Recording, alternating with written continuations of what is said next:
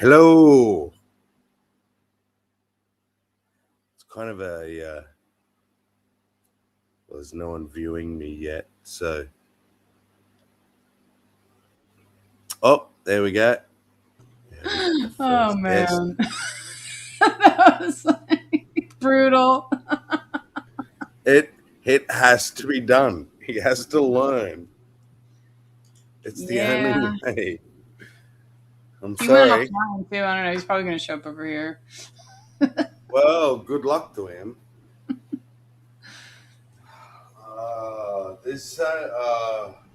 Anyway, serenity now. Serenity now. You're not that autistic. The thing is, if he just wanted to hear the song and like mute himself and rock out alone, that's fine. But he's got to put everyone else through it too. That's the part I don't like. And we all begged. Right?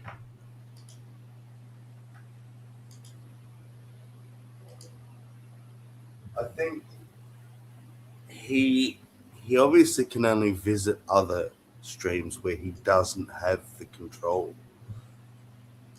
Right. Otherwise, he's yeah. I don't Frustrated. think he has Yeah. control. I want to see this man argue for free will. Go on, Wildheart. Argue for free will. You have the least free will of any human I've ever met. It's like you're totally controlled by something. Like, oh, I heard the word torn. If I don't play the song, what? Your brain will explode? I'd rather see the brain exploding. That would be more entertaining. So would I. Uh, so yeah, we were talking about Epstein, as everyone is. That's all there is to talk about. But Right. um, oh, it was getting really good. Where can you remember where we were sort of at in the conversation? I mean, we talked about like um, evil. We talked about like it. I mean, because I was saying that I didn't think, because I think that lots of people imagined that something like that was going on, but when someone basically said they're killing children and drinking their blood, to a lot of people that seemed out so outrageous that it was unbelievable, Yeah, and that maybe humans weren't, these humans maybe were not capable of that, because that's how we want to think of people, right? We don't want to think of people as capable of that. But I think that like morals go out the window to the ultra wealthy person when they can pay their way out of anything, and it doesn't affect their lives to pay. So there's no consequences for them. There's no punishment. yeah, And so and anything that is possible becomes permissible, because they don't get in trouble. It's no longer a moral issue for them. yeah, You know. yeah. It's zero morals. Right. Like you see those emails, the way they talk about the jerky and the Yeah. I really leaks hope it up that the road. someone has a copy that's totally unredacted and they fucking leak it. I mean, where's Anonymous when you Yeah, need them? Where's all the hackers? We need those yeah, guys. We need the fucking yeah. hackers to infiltrate, or we need someone to let an AI bot loose, in the system to go, uh, jettison it all into the public eye. Yeah. No redactions. The victims have basically already said, please expose everyone. Like, don't let us get in the way. And the only reason that the victims ever like don't want to is for fear of Mm, repercussions. right. But if all the people in like guilty are getting exposed and taken Right. down, there's nothing to fear. Right. Uh, Yeah. Well, and you saw that. Did you see that thing about Bondi saying if we prosecuted everyone, it'll collapse the entire system? Okay, so that means the entire system is involved, Miss Bondi. yeah, I yeah. mean, What an admission. I know. It's nuts. And like, it's so blatant. It's so insulting. It's you're so dumb that I'm gonna say to you, yeah, it's so bad that if we convict everyone, like the whole world will collapse because everyone running the world is involved. That just means different people should So, be running the world. You know? but that we're gonna swallow. Oh, okay, yeah, no, we don't want that to happen. Let's leave these people in power. You think we're actually gonna think that? Right, Even the because dumbest they're person? doing things, they're doing such good things for us, right? Wrong. Wrong. And that Pam Bondi interview, man, that's I think that's the most damning thing I've ever seen in my life. Oh, like when she was in that I, hearing, the way she was yeah, I don't reacting. know how she's still hired. Like, he hasn't fired her yet. Oh, no, But I mean, I think she was hired specifically to to be a do that, propagandist, but to only prop him up, cheerleader, for him, and to never ever ever speak ill of him. Now but that is how like a cult leader wants to be yeah, treated, you know? yeah. Well, the Never way they're speak talking ill. is that they're not. They've pledged allegiance to Donald Trump, not to the Constitution.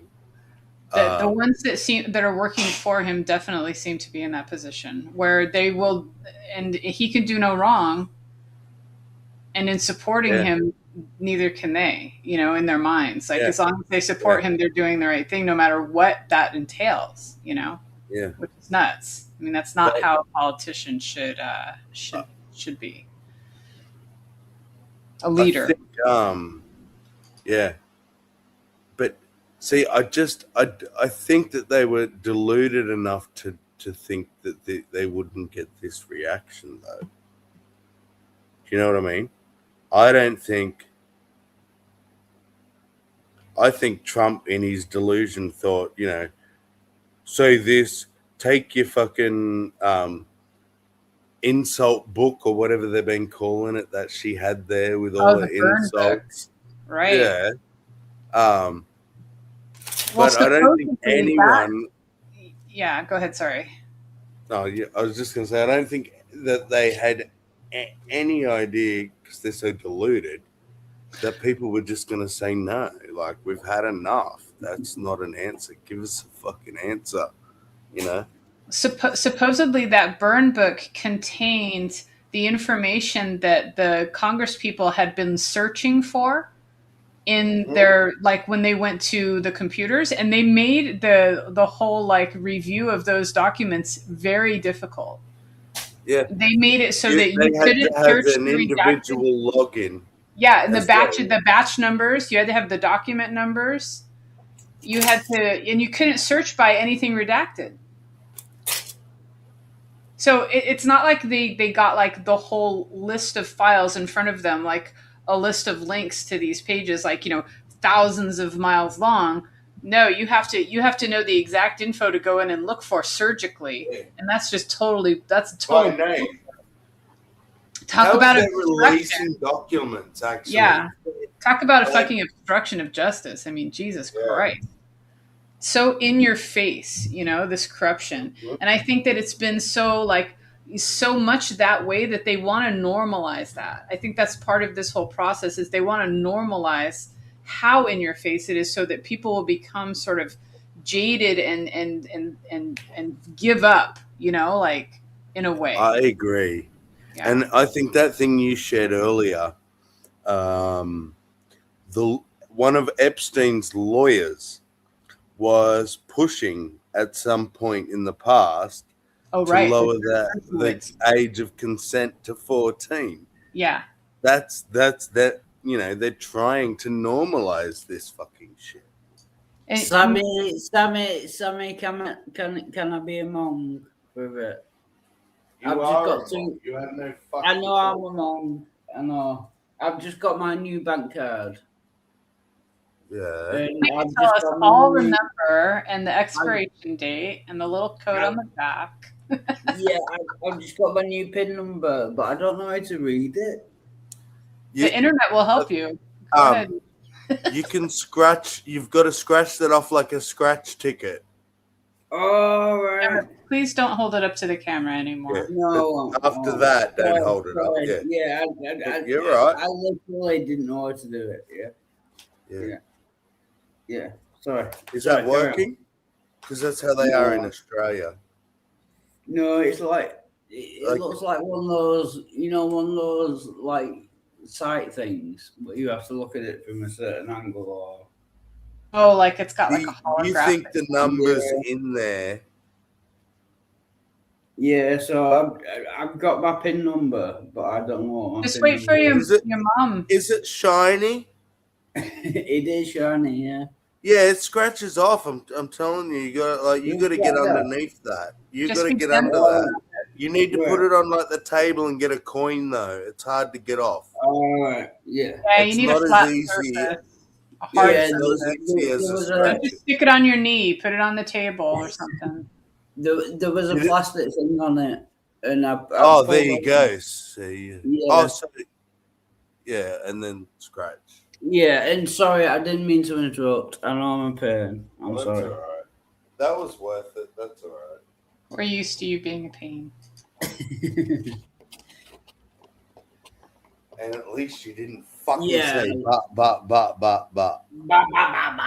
You haven't done that in a long time. I'm very I disappointed. know, and I've got envelopes all over the floor. I'll wait till my mum comes up. It's fine. It's fine. Sorry, carry on. Sorry. Yeah, so with the Epstein thing, I think it's very bad that he was a paedophile and he. It's worse than that. Though. Like he's killed. Yeah. He's either killed people himself or provided like environments where it was perfectly okay for people to kill and possibly even eat children. This shit's getting like a horror movie, dude. Yeah. Do you know what one of the victims has said? A boy who was made to have sex as a child with other girls they were children, right? And after they were filmed, a man walked in and shot the girl in the fucking head. Oh, fuck. And the boy freaks out. Sorry, I know. No. I did. Sorry, I'm not being obnoxious. I just don't want to hear this. That's all right. I'll tell Halsey then. Yeah. The talk about fucking and the trauma. boy freaks out, and some other person there says to the boy, "Don't worry, they won't shoot you. Girls are a dime a dozen. The boys are harder to come by, so you're good." He was participating in snuff films as a child. Now that's really bad. And now, so forget that, put that aside, okay? What's that prime minister with the funny hair you had? Oh, Boris Johnson. Like, imagine him, imagine... He was like the British Trump. Prince Andrew. Okay? Yeah. All these people running shit, in charge of shit. Yeah. They were there doing that. Now do you care? Because they're making your laws. They're running your life. And they're fiddling kids and shit. It's like...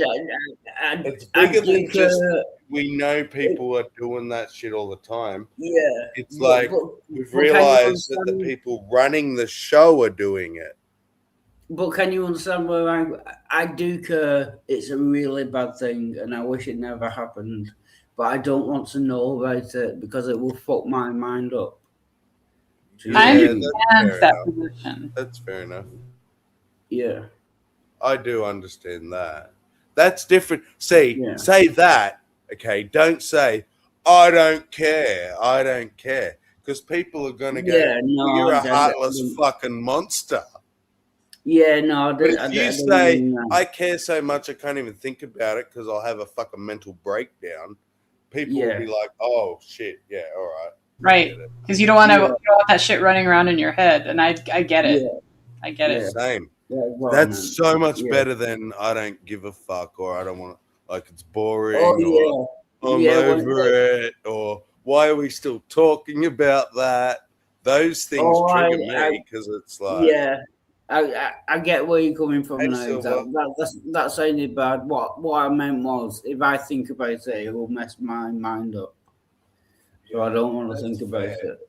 Yeah, And I that's think a what I lot meant. of people are Yeah, at that stage at the moment. They're like, because yeah, they didn't know that it was this bad, and it's yeah, scary as hell. Like, what do we do? yeah, What yeah. does little us do with that feel powerless shit? I want to Yeah, do so much, but like I can do nothing. I think yeah. that's why I The talk about it. severity. Yeah, the I think it's severity of like, it. Yeah, like shooting kids in the. I don't even want to think about that. Do you know what I no, mean? I know It it's blows not something my we should mind up. think about. Yeah, Normal yeah, humans don't think about that stuff, dude. yeah. And so if we're That's thinking what that I meant. Yeah, so if the president and the prime minister and the prince and this, they're Some doing that, Arab we princes and yeah, need to kings be or freaked whatever. out Yeah. about that. We need to be yeah. freaked. I didn't mean that I didn't care. I just meant that I don't want to think about it. You know what I mean? It's horrendous shit. I can understand that. Yeah, Especially, it's one thing if it's like a bad movie, but this is like reality. yeah. So This that is makes it even actually so much happening worse. in real life. Yeah. Yeah, And I yeah, think it's also coping mechanism for me too, Wild, um, yeah, because it's so surreal. Because all this stuff is what I used to think. I used to convince myself, oh, you're being conspiratorial. Oh, it's not that bad. Oh, those conspiracies aren't true. And now it's in yeah, my face, and I'm like, yeah. Some of is them this a are. nightmare? Am Yeah, I like, I, yeah, this has never happened in history. No point in history yeah, have the powerful elite had their shit exposed. Exposed, but This it's yeah. probably been going on for as long as the ultra wealthy has Yeah, it's existed. been going forever, on. Yeah. Yeah, thousands of years. I think. I Have you think ever yeah. this is have you But ever it's never seen been a going. movie that was I think it was out in the gosh, late 70s or early 80s, put out by Hustler, right? Hustler, like the magazine, right? Called Caligula. You know about that I don't movie? think so. Oh, Caligula, yeah, You the know the guy Roman that was the lead in emperor. Clockwork Orange. Yeah, Well, Oh he yeah. plays the emperor Caligula, and Caligula was famous for his Yes. cruelty and his madness, and Debauchery. kind of like Nero, right? His But I don't know which was debauchery. Yeah. worse. yeah, Like there's this one scene where he finds one of his guards a little bit drunk, and so he orders his other guards to put a big funnel in his mouth, and they pour wine into him until he's like practically exploding, and then he knifes him in the guts. And Oh that's like no. his consequences for being a little bit drunk on the job. Like, the guy screws his yeah, own sister. I mean, there's just, it's depravity, right? But he's the guy at the top that gets to call the shots with no consequences. And that's in yeah, ancient Rome. It's probably been going on, ever since then, or even maybe yeah, before then. Just this position of yeah, power and lack of punishment. Um, that's what yeah, I human. have never seen humans as more than horny little monkeys that the males of the species will try and stick their dick in whatever they can at whatever cost they can, and not even whatever they can, what they want. It's animal. It's pure animalistic. Do you know what I mean? It's not. Right. But that's like It's the basic. thing that we say we've grown beyond Past, right? as a Oh, species. Sammy. I know I'm being obnoxious at the moment. Can I just thank you for letting me on? Yourself. Yeah. No. Okay. No, you can't. Oh, good morning, Sandy. It's so Good funny, morning, Wildcard, how Sandy. you ask permission for everything. You do too. I don't know if you notice it, but you do. Oh, good morning, Depluke. That is Good Sandy. job. Yeah, is that Sandy? Yeah, It yeah. certainly is. And Viking But Civil. yeah, It's been a while. and Yeah. I think these people, because they're in power, and like Halsey said, they have no consequences. If the people that give the consequences are doing it, who's going to give them consequences? Yeah, if they're in Um, control. Yeah, then they're so not they going just have to find. never, Yeah, I'm going to say it, evolved beyond their yeah, animalistic fucking filth. Like, and it's only filth because we're so sociologically past it, you know. You know, they touched yeah. on a tiny bit of it in that movie Eyes Wide Shut. Remember? Did you? I I've like never what watched I've heard it of because that. it, Oh, you should watch it. Yeah, You should watch it. It's not like a great movie or anything, but it's interesting, and but it depicts like the the very very rich having these like secret orgies and stuff. Right? When I saw it, I'm like, okay, yeah, they're having like a masked, like anonymous orgy. To me, that's decadent, right? But it's not evil, especially if everyone there is consenting, right? But yeah. then it's That's right. revealed that exactly. Yeah, not everyone is, right? Like they're like dragging people that are definitely yeah, not consenting into certain situations. But then like so you think, okay, well that's bad, right? Like that's whatever if people want to do what they want to do, but if they're forcing people, if they're, if harm is coming to them, then that's where the line is drawn. But then like so people had a certain impression of that movie and they thought, "Oh, this is what happens in those circles." But then it's just so much worse. Yeah, It's like the worst you could possibly imagine and then some, because most of yeah. us only imagine to a certain level of depravity It's and like, what we would consider evil. yeah. yeah. And the people who I used to consider absolutely nut jobs, right? They're eating the babies. They're turning the fucking frogs gay. They're vampires drinking each other's blood. Right. And most of us here are just trying to pay our bills and have a little Yeah. time to go out and have some what we would consider fun, which is what having like a few drinks with some Have a friends or smoke, have a watching a drink. movie. Yeah. That's pleasure in our arena. What the Well, fuck is wrong with these other people? that they gotta be Yeah. eating babies and shit There's to like get off. Like, yeah, there's like weird, and then there's weird. You know what I mean? and I'd be There's like, cool. Like, yeah, I Jeffrey Epstein, weird, and like weird is a little bit like kinky. You know what I mean?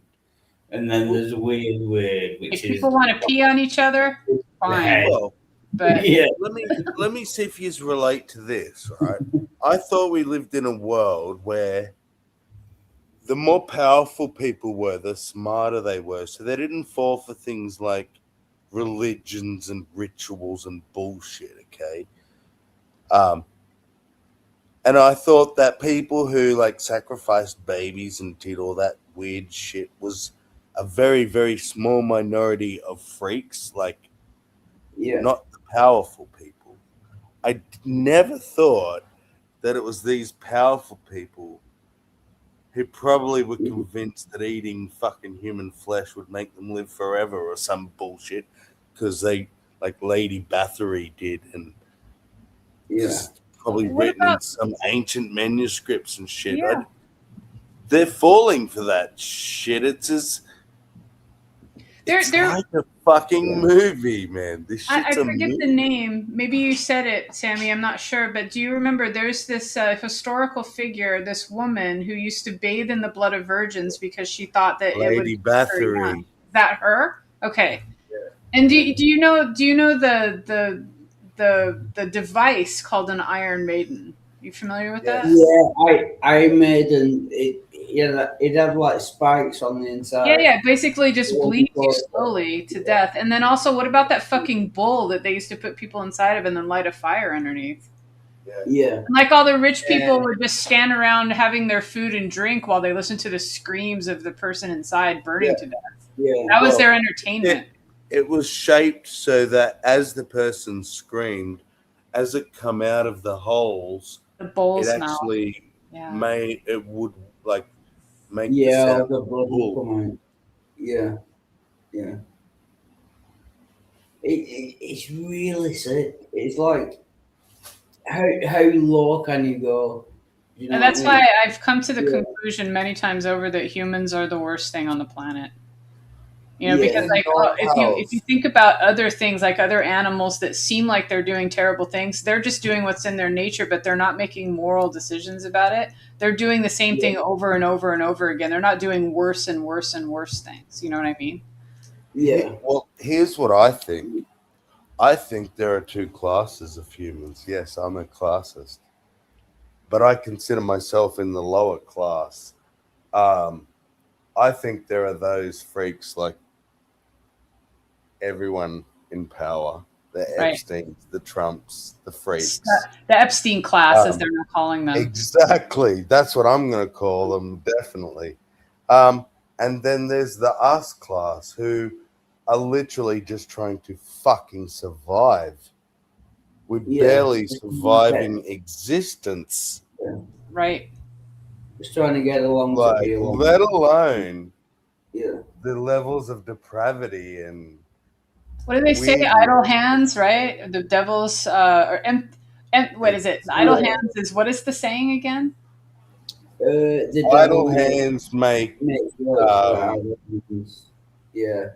So if you're not doing anything, basically, the devil will make you do things that. Well, and that's implying that you don't have to do anything. If your hands are idle, that means you don't have to do anything to work. You know what I mean? Yeah, Like your hands are uh, idle because you're idle because you don't have to be anything else. You know? idle hands are the devil's workshop or playground There we go. or I heard playground. empty pockets are the devil's playground, but that implies that when poor people will do evil things, which okay, Then you sometimes got it. poor people do things that are morally questionable to survive, but I don't see it on the same level as the things that idle hands do because they don't need to work because they're so rich. Dude, yeah. The majority of Australia's yeah, population yeah. began from people But stealing in a loaf history, in middle of a history, fucking sentence. but in history, the rich Middle people of a own. fucking sentence. Sorry. That's all right. Okay. The majority of Australia's population began from convicts that were sent here from stealing a loaf of bread Yeah, just to feed their kids and shit. So they shouldn't yeah. have even been criminals, but they were And not only I, separated from their family, but imprisoned for years, like in hard and I, labor. I was going to say that the majority of rich people in the past have owned slaves. So it's the rich people what own the poor people. You know what I mean? So that's a bad thing, I That's think. the part of humanity that I think, House, I agree with you. They're disgusting. They're the worst thing that's ever happened to this planet. I Yeah. think the average human is just ignorant, is their biggest fault. Ignorance. I think Yeah, education is 99.9% of the average human's problem. We Yeah. just don't yeah, know.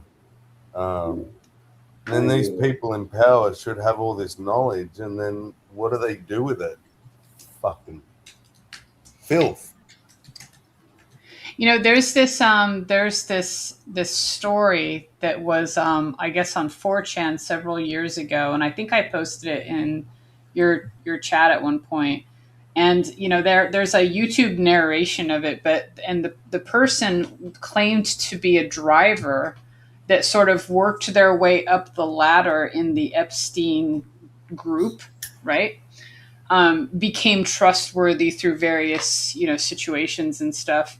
And then somebody like later in the YouTube comments said that that person came back like a few years later and said they made it all up. But I think that that person probably said that to protect themselves so that they wouldn't feel like they exposed something, because the things that they said several years ago match pretty much exactly what we're finding out now. And it's a fascinating story. And Fascinating. Yeah. and as someone that's like totally removed from anything Epstein, I myself have noticed the weird pattern of people who have either suicided or disappeared Mhm. Yeah. relating to that, and now Yeah. people who have spoken out. So I can see that people would be like, "Yeah, oh, no, I made it up." Right. It's all Like, bullshit. Now I'm going to go because the disappear. dude involved is now the president. Yeah. Think about Yeah. that. Yep. Well, I mean, and it's funny because, Epstein in one of his emails said that Trump was the worst person he'd ever met and that there wasn't a one redeemable bone in his body. And imagine the kinds of people that Epstein ran with to be able to say that. Out of Yeah. all The the kind of scumbags. person he was. Yeah. Yeah. Yeah. Yeah. From Epstein, that's quite a statement. Yeah. And some people say, oh, well, look at who was saying it. Like, obviously, he's not credible. And I'm like, I don't see it that way. Like, people think of Epstein as the devil. So he's the devil saying, "Man, Trump's fucking something else." You think I'm bad. This guy, Yeah. though. Yeah. But I'm I'm telling the you, devil, I have but my own, but Trump is worse. yeah, my own opinion of the photos. And now I understand. I started to think maybe Trump wasn't so involved because all the correspondence from Epstein was making fun of Trump. But now I understand. Trump was trafficking girls to Epstein from Mar-a-Lago. Yeah. He was selling the girls. Trump, yeah, Epstein was buying them and raping them and putting them in cages and whatever. Trump was selling them. It's like Is that filtering them through Yeah. his pageants and his modeling Through his agency. pageants. And And someone said, Yeah. one of the victims that disappeared or something said, "Follow the pageants or look at the pageants. Yeah, Forget about that's. the island. Look at Trump's pageants. right. I'm, That's I'm, where you'll get him." I'm trying to work out whether that's worse or not. Is it worse to sell a girl into Oh, like sex slaves, or is it worse to? To be the buyer? I, Or what? Yeah. I'll say they're equally as bad. Yeah, Yeah. yeah, Um, yeah, I think both human beings are fit for the wood chipper. I yeah, think yeah, as a yeah. I species, would agree with that. Yeah, there are some few circumstances I think capital punishment should still be here. And I Yeah. And think I'm this not is really a kind of one of believer in them. the death penalty unless it's the Me most either. heinous situation, But in this yeah, case, I'm like, put them all in the wood chipper, man. Feet yeah. first, because I want them to live as long as possible. Yeah, All I that think shit that grinds. counts. Yeah, but being an atheist, obviously, we don't believe in life after death. So killing Sucks them, they're not going to hell. yeah, just But, put them in jail forever. You know what I but mean? Never let them out. yeah, but I then don't you know need whether to that's be worth like or not. maybe I don't know. doing whatever they were doing to the girls needs to be being Yeah, done to them at the very yeah, least. yeah, Just putting them in a little room, yeah. Just like is justice. that it? Yeah, To some people, is that for some crimes? If I like just steal from the local store, and I get put in jail for yeah, 2 weeks, that's a worthy punishment. yeah. You know? But for If those, I've raped 1,000 little girls, is just putting me in a little yeah, room till I die enough? Maybe, I don't know. yeah.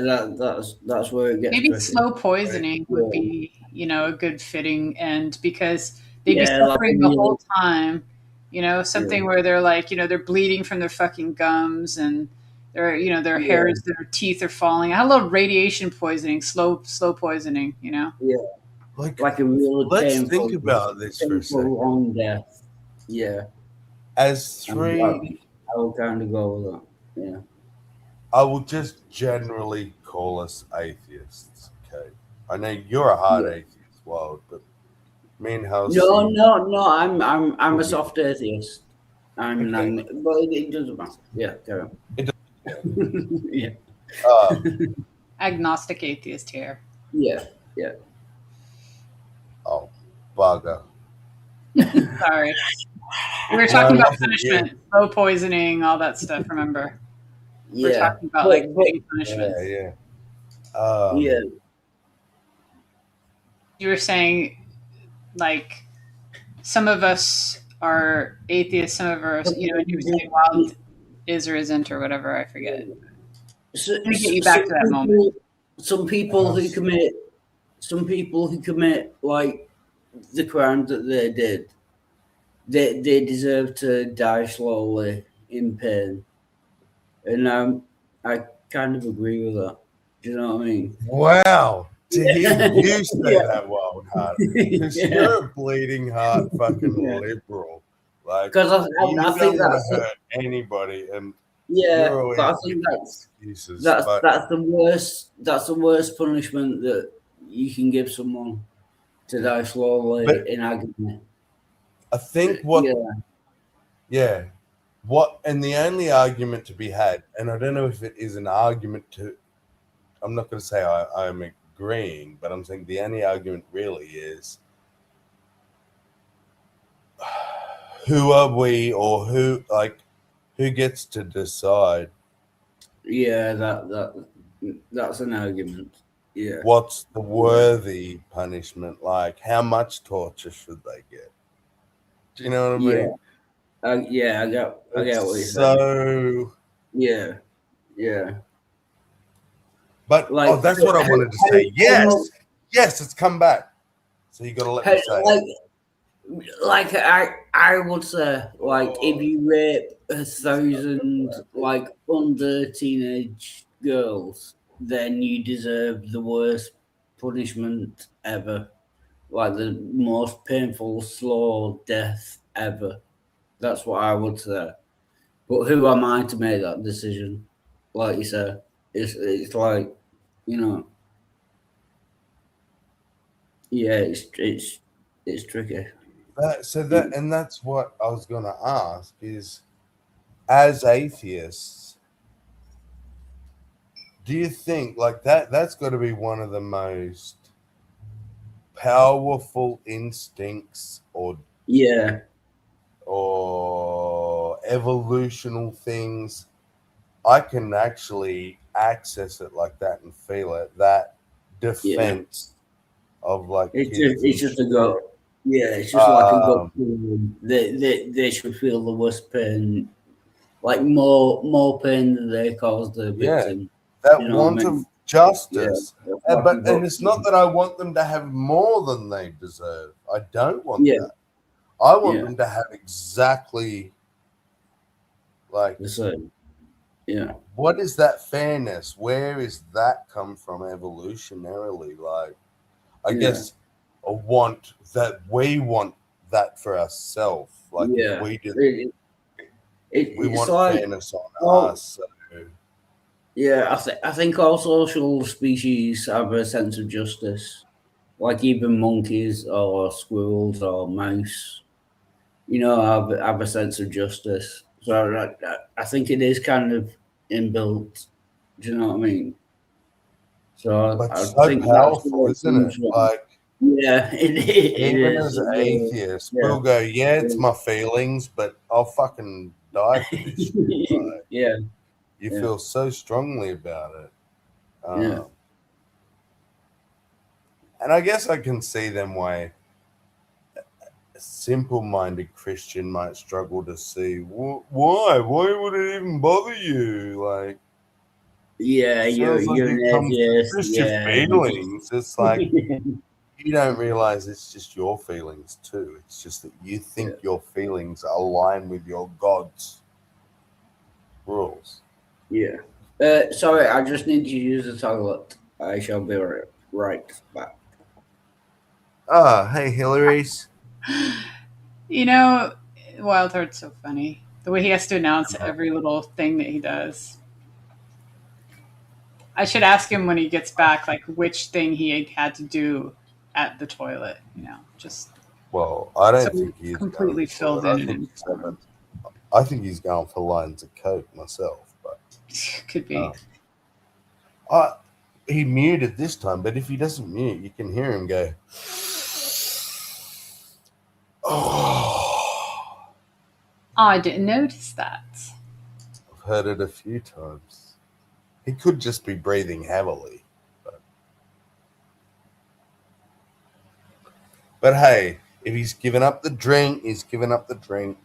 I'll pay kudos where kudos is due. Number one or number two, Halsey. She's keeping a log. I'm not sure I want to know. I'm keeping a log. A log. Healthy. Yes. What? I love you. I fucking love you, Halsey. You just say you're brilliant. Could I just say thank you for being here? Did you want to ask me something? To be honest, I just went to the toilet. I had a number one.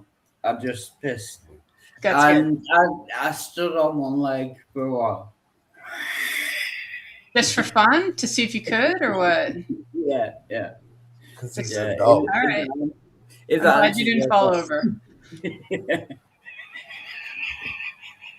He lifted his leg. He didn't squat. Oh, like a dog. Okay. I was just pissing, but I stood on one leg. Yeah. Hello. I keep forgetting this is my channel. Yeah, well, Hi, you have people at the back. Let them in. But no, this is my channel, so. I'll fucking. Don't you okay, remove that was yourself. weird. You removed me. You removed yourself. No, I didn't. Can you do some cocaine, please? Well, I'd already added you. Yeah, let's do that.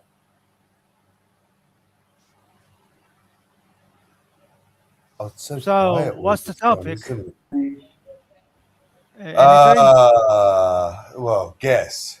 The only topic that's happening in the world at the moment. Okay, Epstein. That's cool. Yep. Epstein. Listen, who the hell is he even talking to out there? His food. Friday the 13th before Valentine's Day. So Hey, like Halsey. creepy day before Love Day. Yeah. Halsey, did you like Knuckles the Echidna? The what? I posted a GIF of the Knuckles the Echidna. You were talking about I'm not echidnas. understanding past when you say I posted a He GIF of. posted a picture of Knuckles the Echidna from Sonic the Hedgehog. Oh, I'm Thank not. you, I'm not Jesus. familiar at all with anything having to do with Sonic. No, well, you were talking about echidnas. I'm like, you know what? I'm gonna post There's this a Sonic echidna. cat character. And sorry, just to be totally honest, sorry Sammy, I know it's on your channel. Someone has just buzzed into my flats and they're getting me £50 worth of cocaine. Cool, buddy. That's really cool. I'm so happy for you.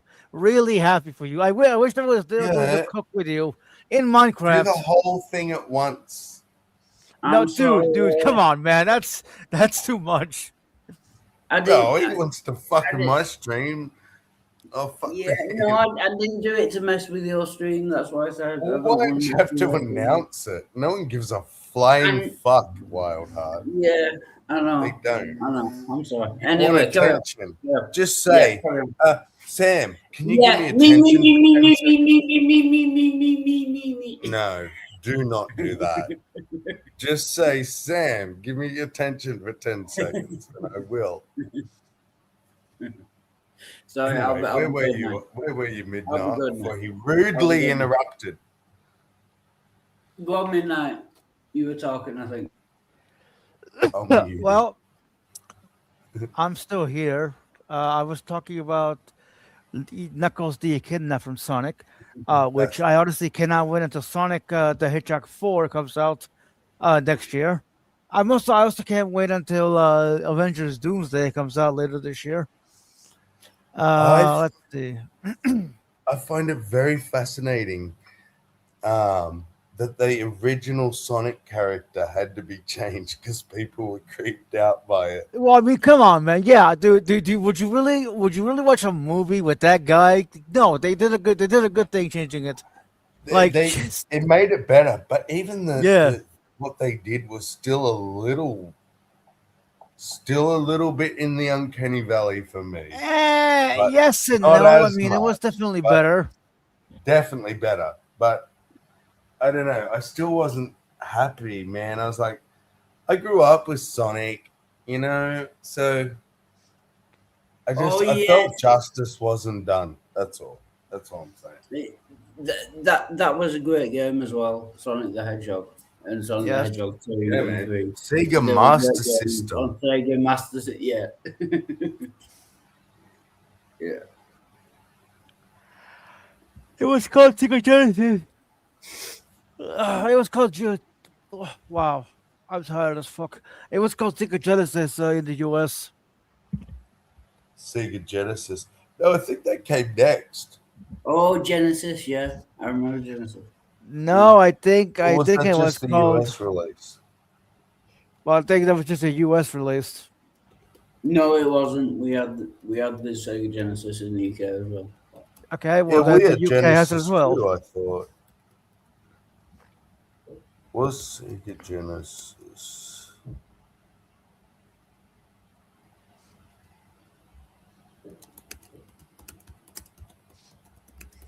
Yeah, You there know was what the my Sega favorite Genesis, game was? the Nemesis It's toss up 64. between Yeah. Alex Kidd and Yep, Wonder that was a Boy. good game. Uh, Vector Man was pretty good. Remember Vector Man? no, I don't know that I ever played Victory. Sammy, No, you keep the freezing up. I'm not sure what's oh, do up. I? Video wise, not your voice, but Oh, that's okay. Sega Genesis was the Mega Drive.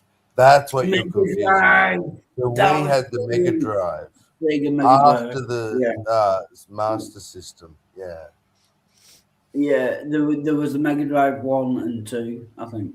yeah. No, Yeah, well, Master System and then Master System 2 and then Mega yeah. Drive. Mega Yeah. Drive. And Yeah. then and There was, possibly there Mega was, Drive. there was, there was this one game I really loved playing. It was called Postman. Right, the story was about that this scientist creates an AI that he falls in love with, and their kid is Postman. Pulse Man. Yes, I I have love it. very limited experience Um, with video games. What was that? I said I have My, very limited experience with video games because up until not too long ago, I had this problem with hand-eye connection, like where I would have to be looking at the controller, right? As soon as I looked away from the controller, like it's like my brain would forget what all the buttons did, yeah. and I I wouldn't. have I'd lose experience. track so easily, and I'd be constantly looking, and so I wouldn't be able to shoot people and stuff because I'd be like constantly looking down to make sure my yeah. hands were doing the right thing. House. But I, anyway, I, I, I, whatever you just said, it is. I totally have the same thing. I haven't played video games since the Sega Master System 2.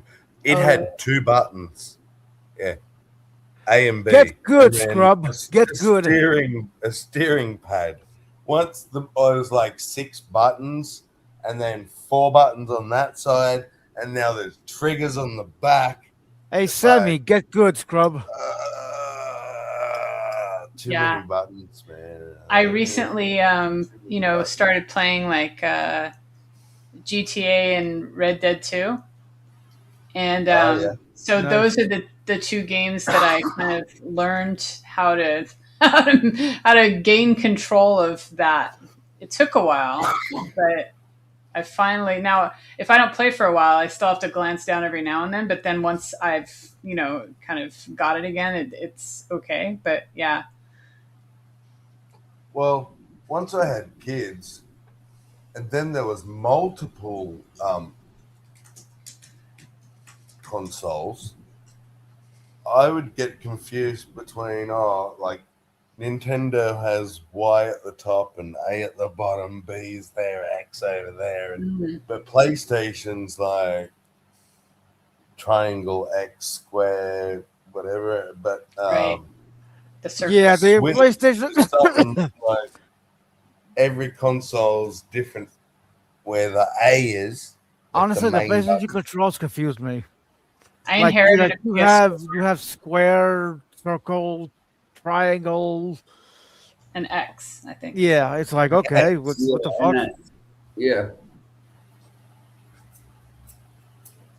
yeah. It's the same with Xbox as well. An Xbox, I have so many No, Xbox controllers. Xbox had A, B, X, Y. Those make sense. Yeah, but I had so many of them that fucked up. You know what I mean? It was the thumbsticks that always went wrong. And, yeah, How many of them did you destroy? I didn't destroy them on purpose. They always went wrong.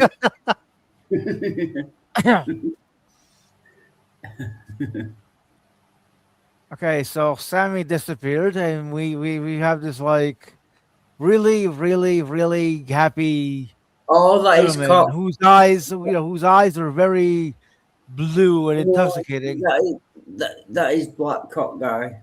Oh, I can't remember his name. You're gay.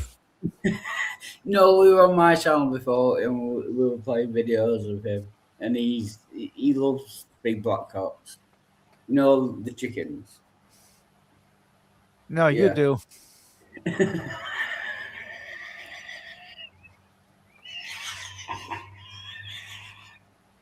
You are so high.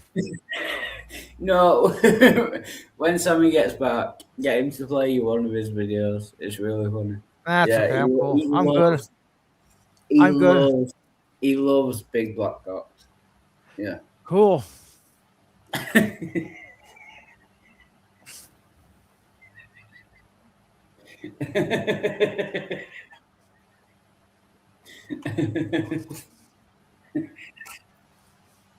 So have you, have you,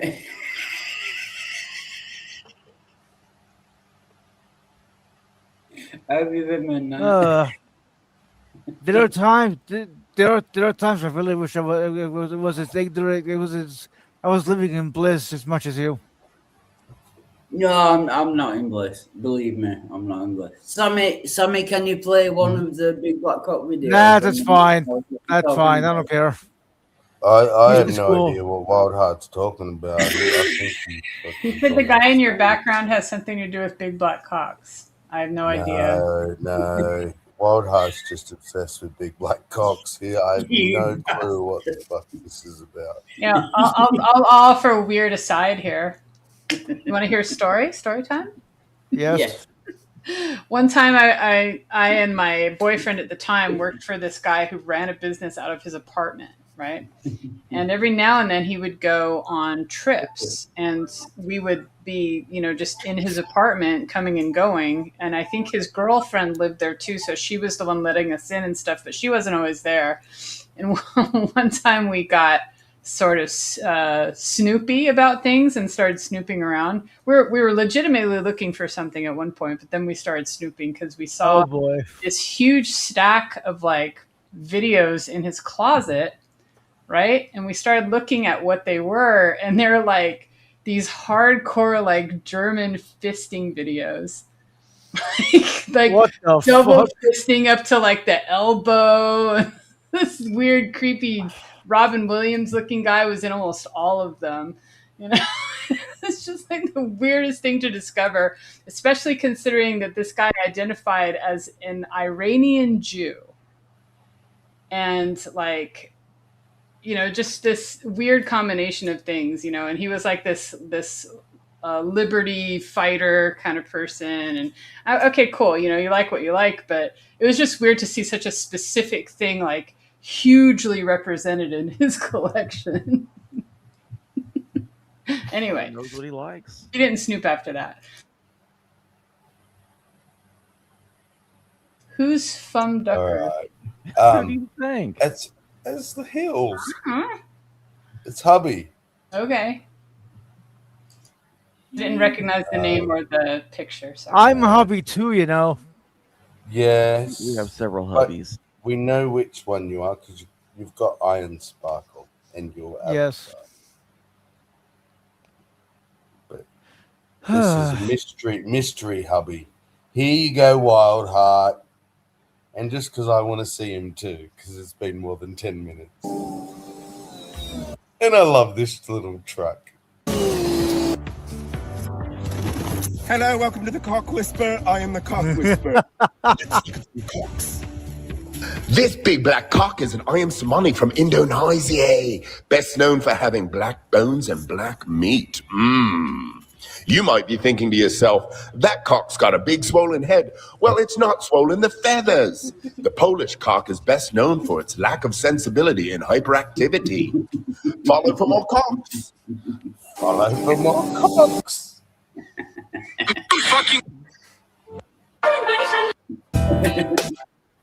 Oh, I thought we might get more cocks automatically. Yeah. Sammy, can we please have more cocks? No. You want? No. I want more big black cocks. Yeah. All right, one more. How to measure your cock?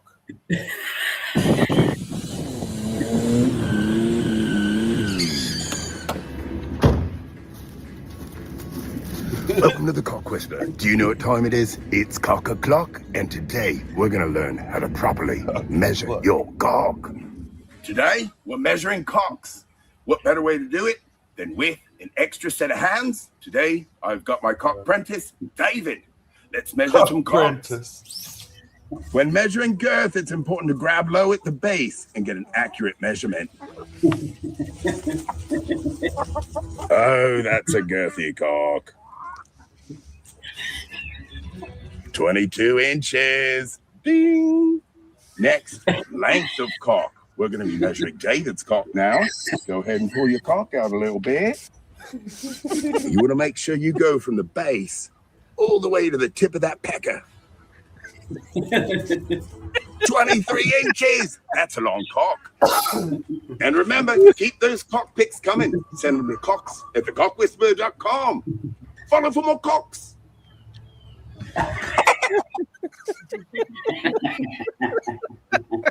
Okay, that was funny. I'll admit it. That was good. Thank you. That guy is brilliantly funny. Oh.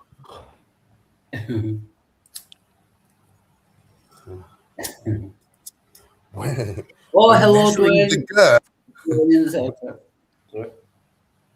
You're right. Isn't it interesting when some of us come in? Like, I came in right as Housey was talking about, and now Dwayne is here for this. And can I just confirm that Hillary's has a massive big black cock? Well, thank you. Yeah, I'll be sure from the screenshot. Yeah, he has a What is Love- wrong, baby? I Don't would hurt love me. to taste that. Don't hurt me. It's nice and juicy. No more. Jesus Christ. This is the people I hang out with.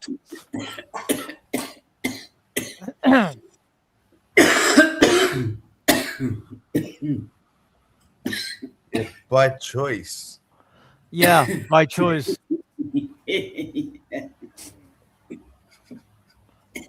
Housey got a pretty painting. What's that a painting of?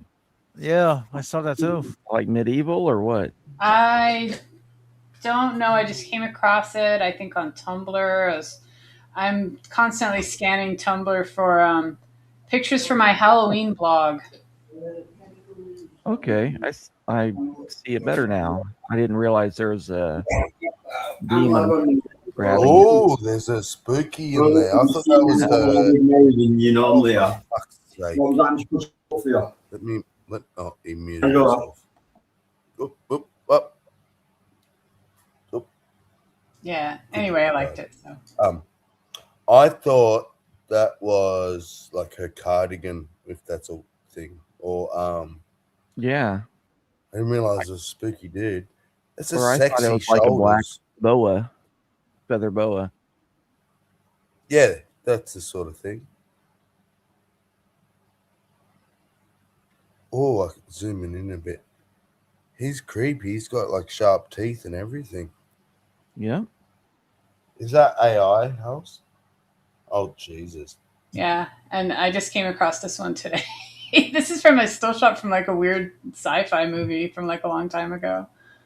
It's like a cyclops person with a gun. It Oh. looks like almost claymation.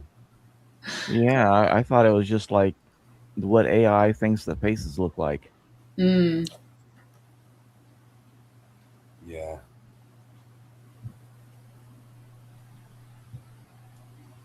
That's And then, does anyone know who this is? I'd have to see a full screen. No. That's the father in Eraserhead, the movie. But there's this scene where they're all having dinner and some weird stuff happens, and the father just like stares like that for like a whole like 2 minutes, like at their guest. I just love that moment. It's so awkward. He doesn't know what to do. Film, just heard about it. I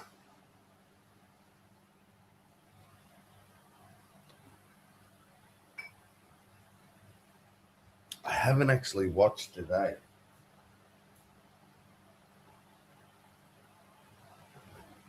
No, Midnight disappeared. It's a strange fever dream. Okay. Well, I've heard a lot about it. You know, it's on my list. I just haven't gotten to it yet. So,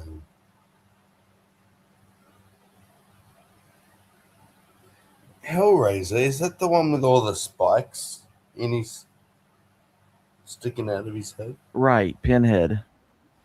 Pinhead.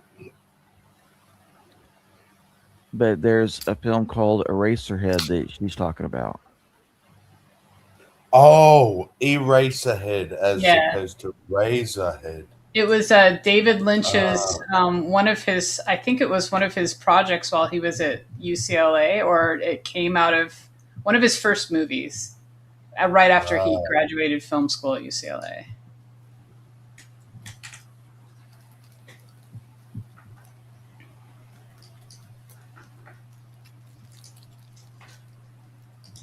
So, how about that old Epstein, eh? Yeah. Wild stuff. It's given me like a daily fix at this point. Something every day. What did like I haven't really seen many streams. Maybe Brojo might have touched on it. I don't know. But has anyone really talked about that Pam Bondi fucking debacle? I mean, I got in touch with someone that is hard libertarian and was pretty much a supporter of most of what was going on up until not too long ago, and he's just completely appalled. Especially at her and Levitt. They're like twins, though. You know, they're in lockstep with each other as far as how they deal with things. You know. What about you, Hills? What do you think of that? Have you seen her deposition or whatever the fuck it's called that she gave? The hearing. Her non-responses, like her ad homs, the weird tangents, and like she was all over the shop. I've never seen anything like it, except like with Trump. Really, it's like Trump. He says you'll never see, like, we've never seen anything like it a lot. He says that a lot about lots of things. Have you noticed that? Yeah. Yeah. whatever shiny thing he sees is the most important thing that ever was. And he'll say stuff like, you know, it's a hurricane, so much water, we've never seen anything like it. And it's like, you know Yeah. what this? Do you know what that means? And those people that live in those areas have seen it over and over and over again. It's not like it's anything new, you know.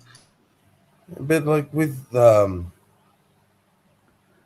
Lovey, whatever her name was, it's like, but look, Miss Bondi, we're saying, why did you redact the perpetrators on this document here and not the victims? When you're like given the list of victim names and somehow you've done the reverse. And her response was, well, you tried to fucking impeach the president. Are you gonna apologize? Are you going to apologize for that? What the fuck does that have to do with why something? Like, there's a lot of crime in California, you know, and it's like, okay. Not even subtle. She wasn't even subtle in trying to dodge the questions. It was a circus. Like, would you agree, Hillary's? I have not watched it, but it definitely sounds like it. No, I'm not paying any attention to the Epstein stuff. It's too frustrating. Once something actually happens, you know, and they start prosecuting people, and then I'll pay more attention.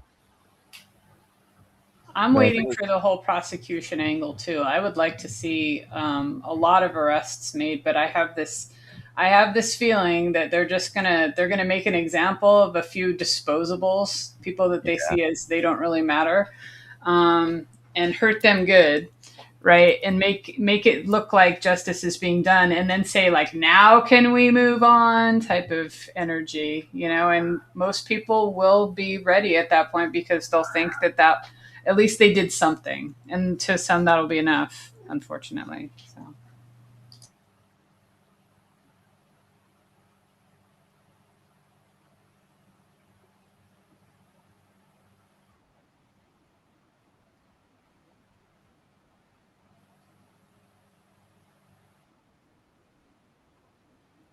Let's see, this is a short video.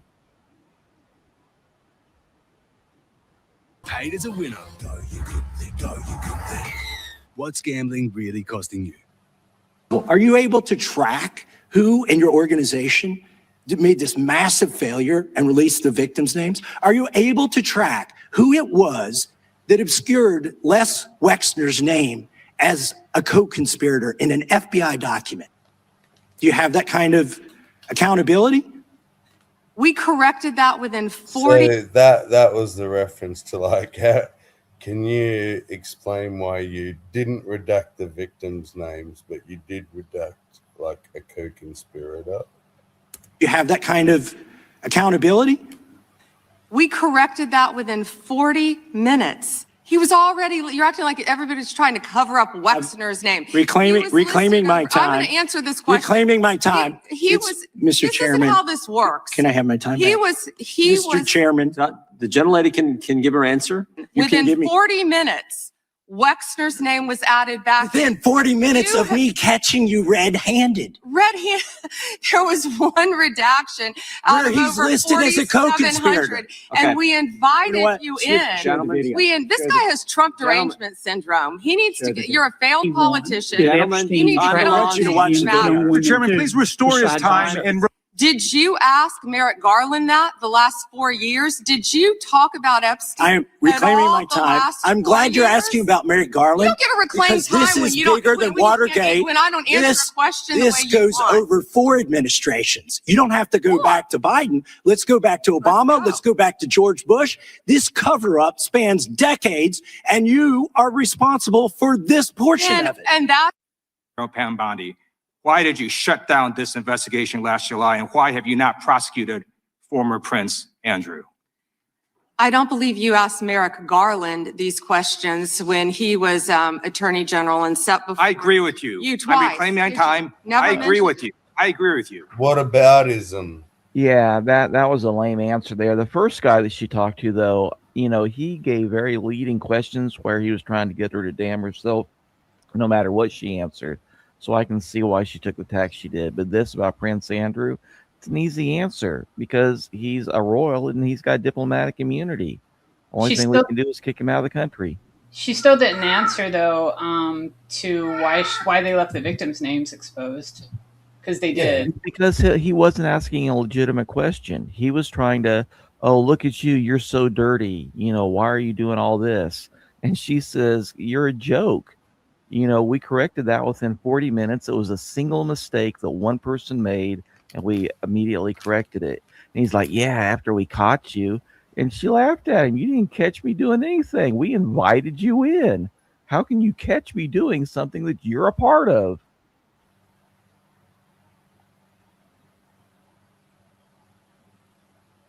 During the Biden administration, I called for people looking at Epstein files. Merrick Garland dropped the ball, as did Attorney General Bill Barr, as did Alex Acosta, a whole string of failures. But you are in charge. You have the power to change things, to hold these men accountable, and you're doing the opposite. You're protecting them. I really think that is a disgraceful approach to the homicides of American citizens, and really does nothing to bring credit to your department. And Mr. Chairman, I would yield back. Gentlelady yields back. May I answer? Attorney General can respond. I find it interesting that she keeps going after President Trump, the greatest president in American history. And if they could maintain their composure, this isn't a circus, this is a hearing.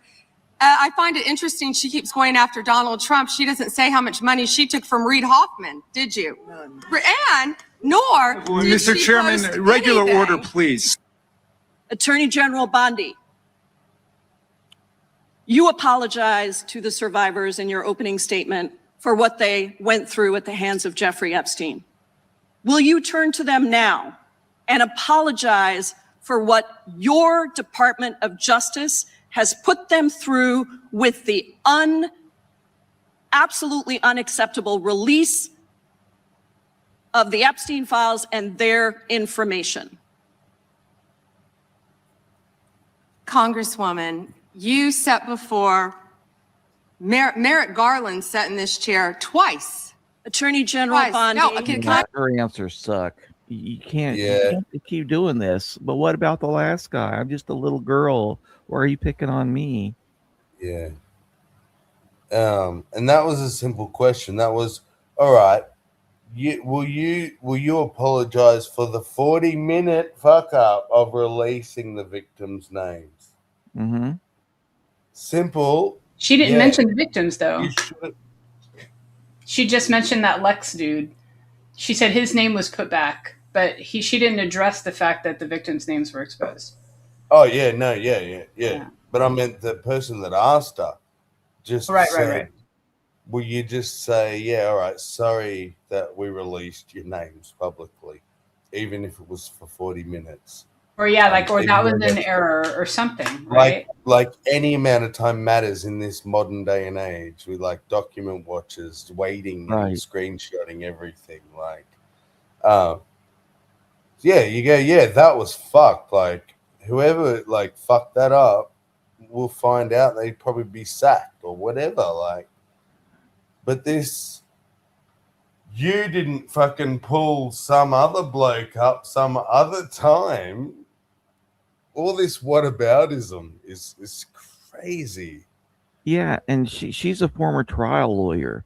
She should hop on that like a gift that she was given and say, yes, absolutely, that was our mistake, and I am extremely sorry. You all have my deepest, and go on and on. Use up the woman's, question time.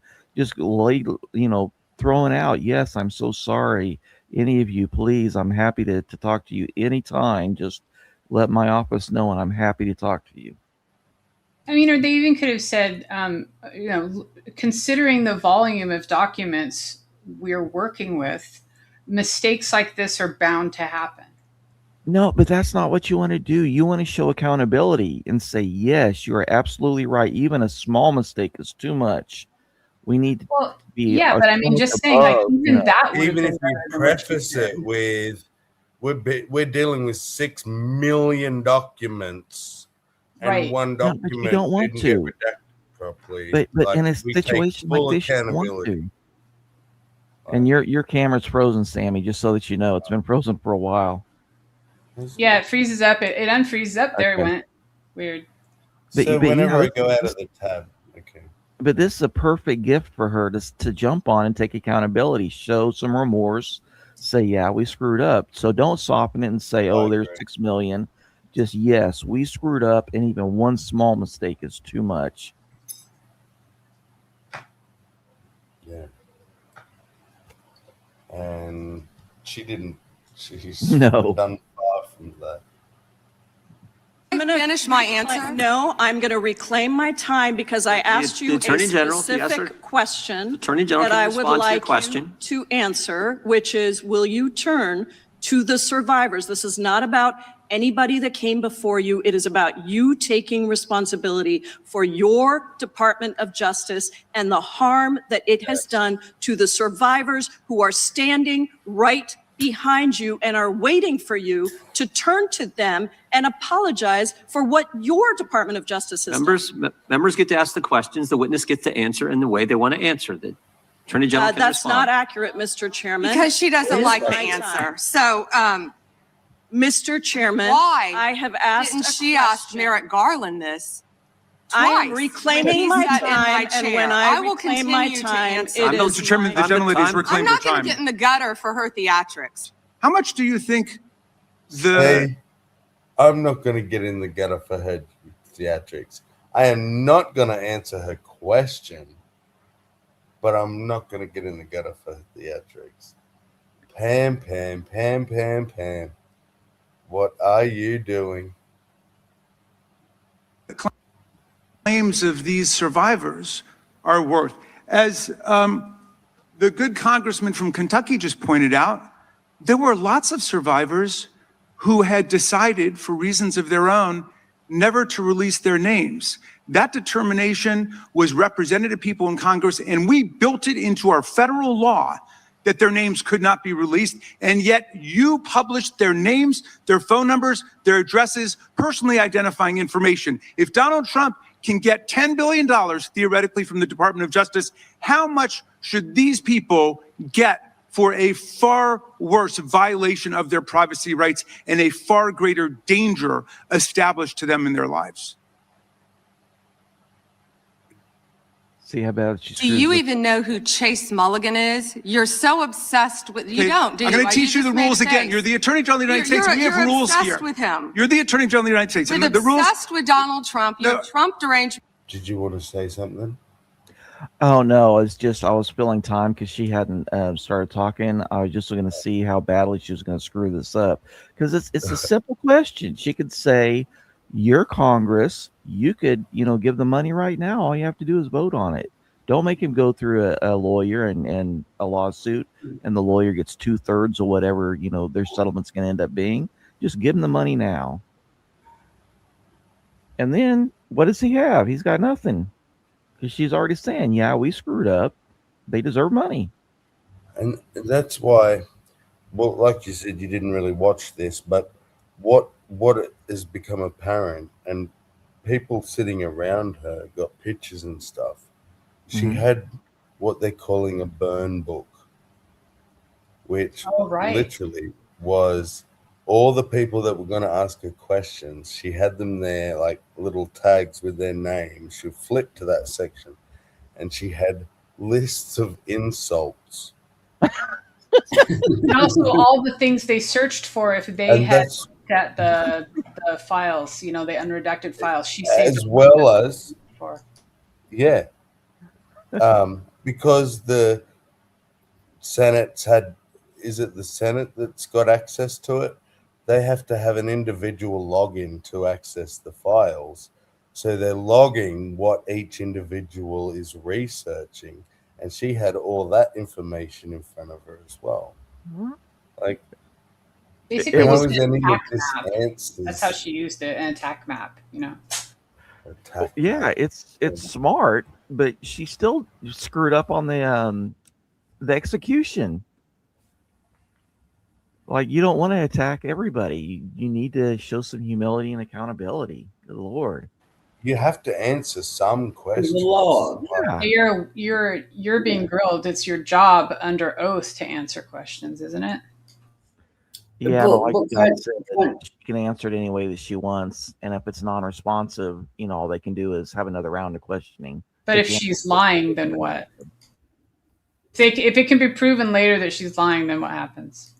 If she's lying, then about they can anything, contempt of court. But if she just simply refuses to answer the questions that they ask, then there's nothing they can do except have another round of questioning.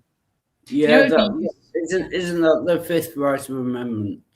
The right in to not some answer. ways, in front of Congress, it's a condition of her employment that she has to answer, so she can't claim the fifth. Oh, okay. I mean, she's the Attorney General at the Department of Justice, right? Mhm.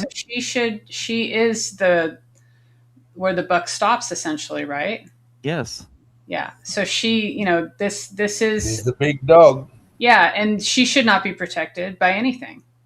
Sorry, she should have zero protection against the truth. She should not be able to obscure the truth for anyone or for herself. You're obsessed with him. You're the Attorney General of the United States. With and the rules, obsessed with Donald Trump. You have Trump derangement syndrome. Mr. Chairman, I'd like my Mulligan time will be restored. I'd like my sentenced time next week restored. in your district.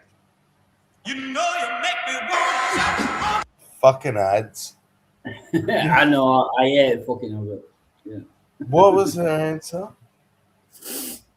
That he's got Trump derangement syndrome. That was about all that I got out of it. That's her strategy, is just to run them out of time and answer whatever she wants, not the question that they ask. But isn't there like a non-religious thing that you can say? What do you mean non-religious? Is she a good Attorney General for what she's doing? No, like which doesn't mention God.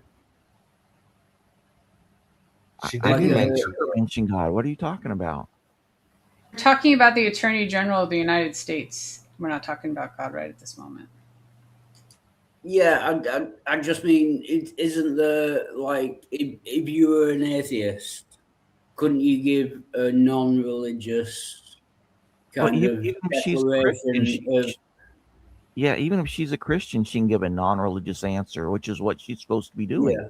Yeah, we're not talking about religious matters really in these questions and answers. I mean, we're talking about if we can get as close to objective truth as we can, this is what this process is for. But it's just being like obscured and derailed and deflected. There's not a lot of progress going on in these questions and answers. Yeah, sorry, I've just been out for a couple of minutes, that's all, so I'm a little bit behind. Sandy noticed he's been out for a couple of minutes.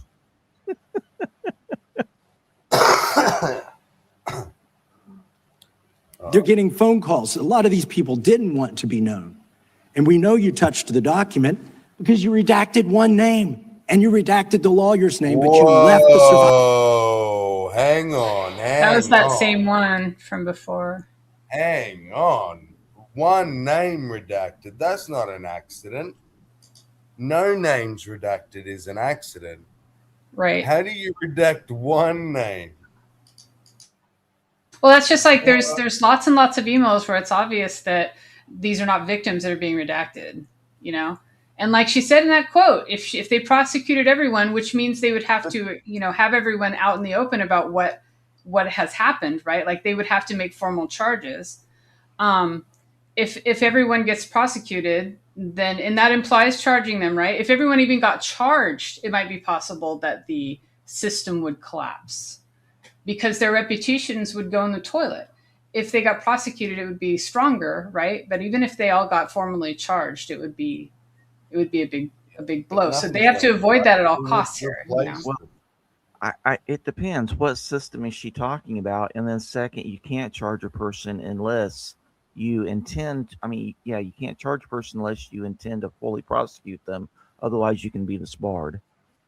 Right, but like we have talked about the idea that even if you're found not guilty, it doesn't mean you didn't do the thing that you're being accused of and just got away with it, you know?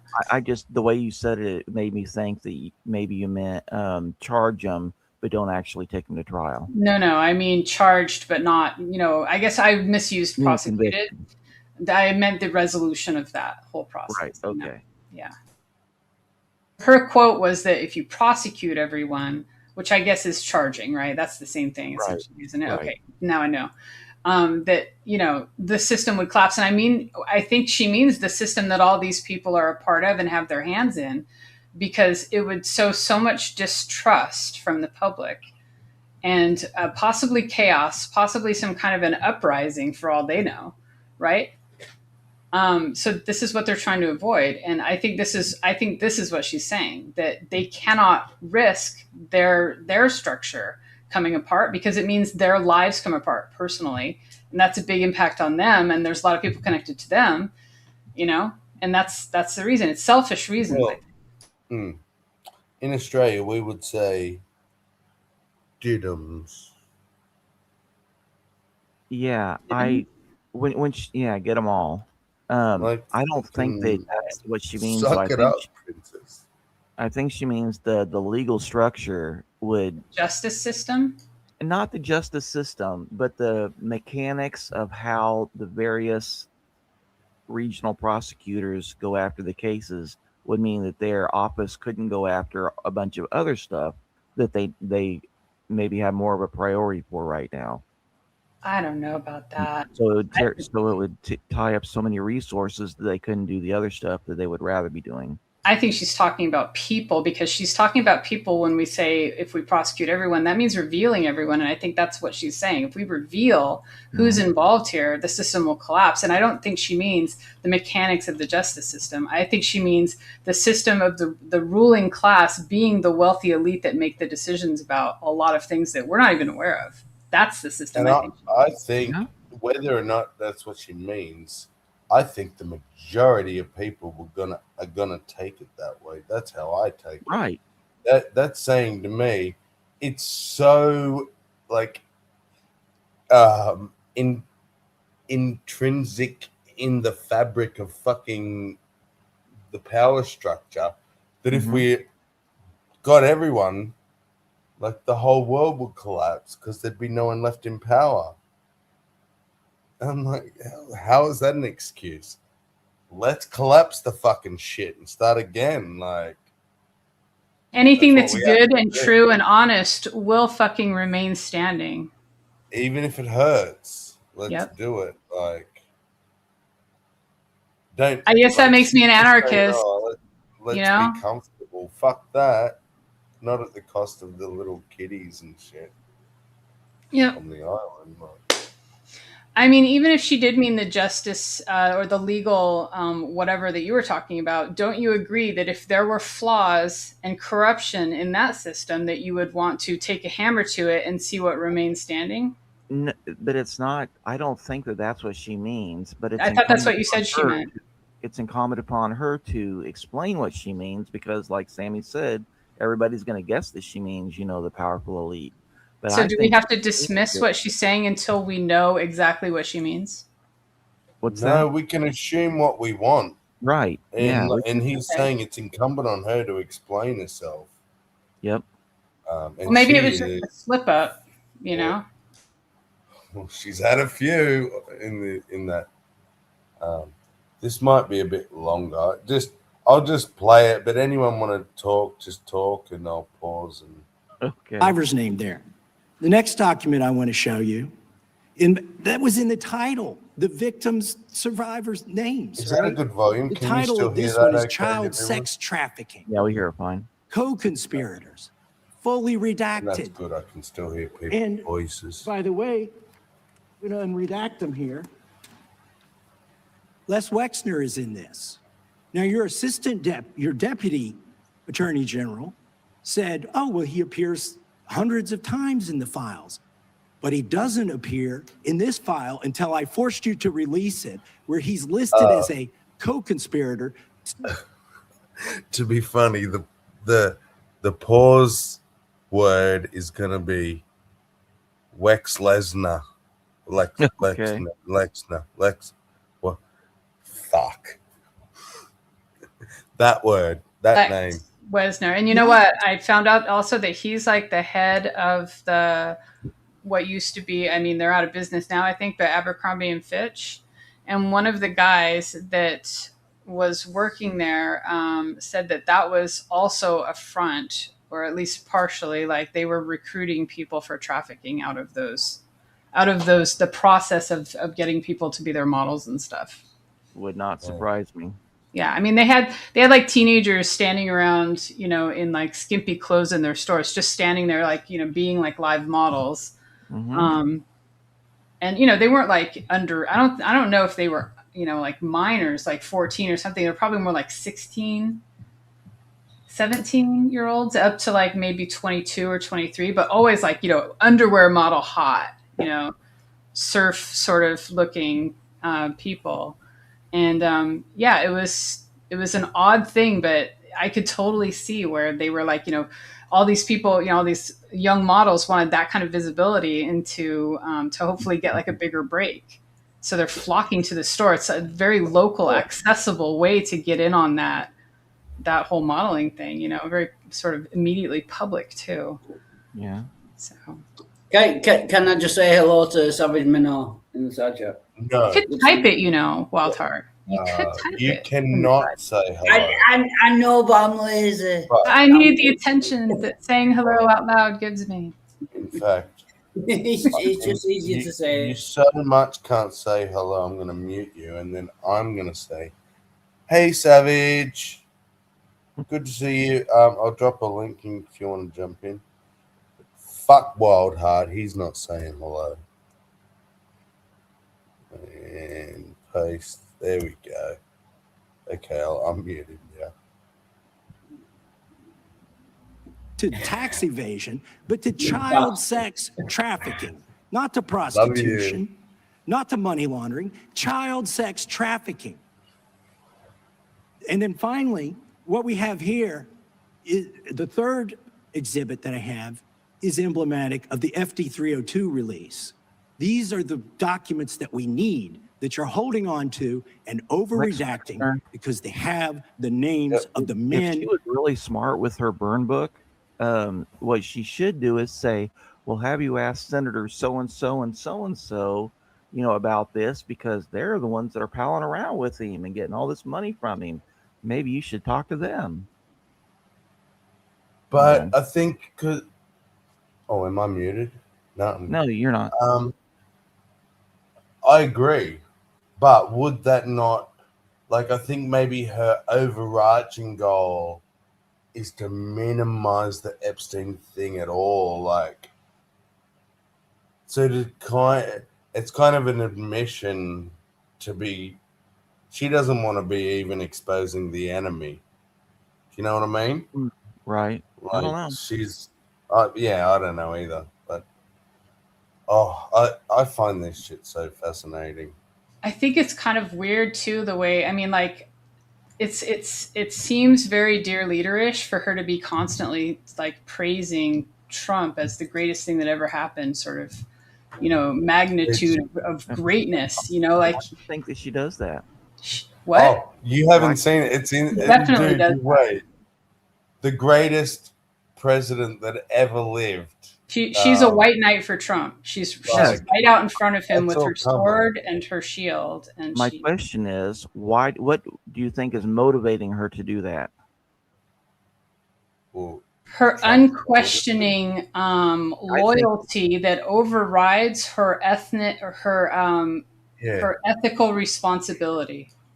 I think it's beating it into their staff during meetings. Hey, you need to be out there telling them how great I am and the this and the that. And so then she gets exactly. Hey, I need to be a fanboy. I just need to say how great exactly. Trump is. Spot on. I don't think that Trump tells her that. They have made. All right, he does. He does tell them. Trust me, he tells them. But he doesn't need to tell them, I think is your point, Halsey, and I would agree with that. They already know. But they already fully invested in that idea. They don't necessarily. yes, If they knew, see, I have a problem with saying they know, because that implies that it's absolutely true, right? Well, here's the thing.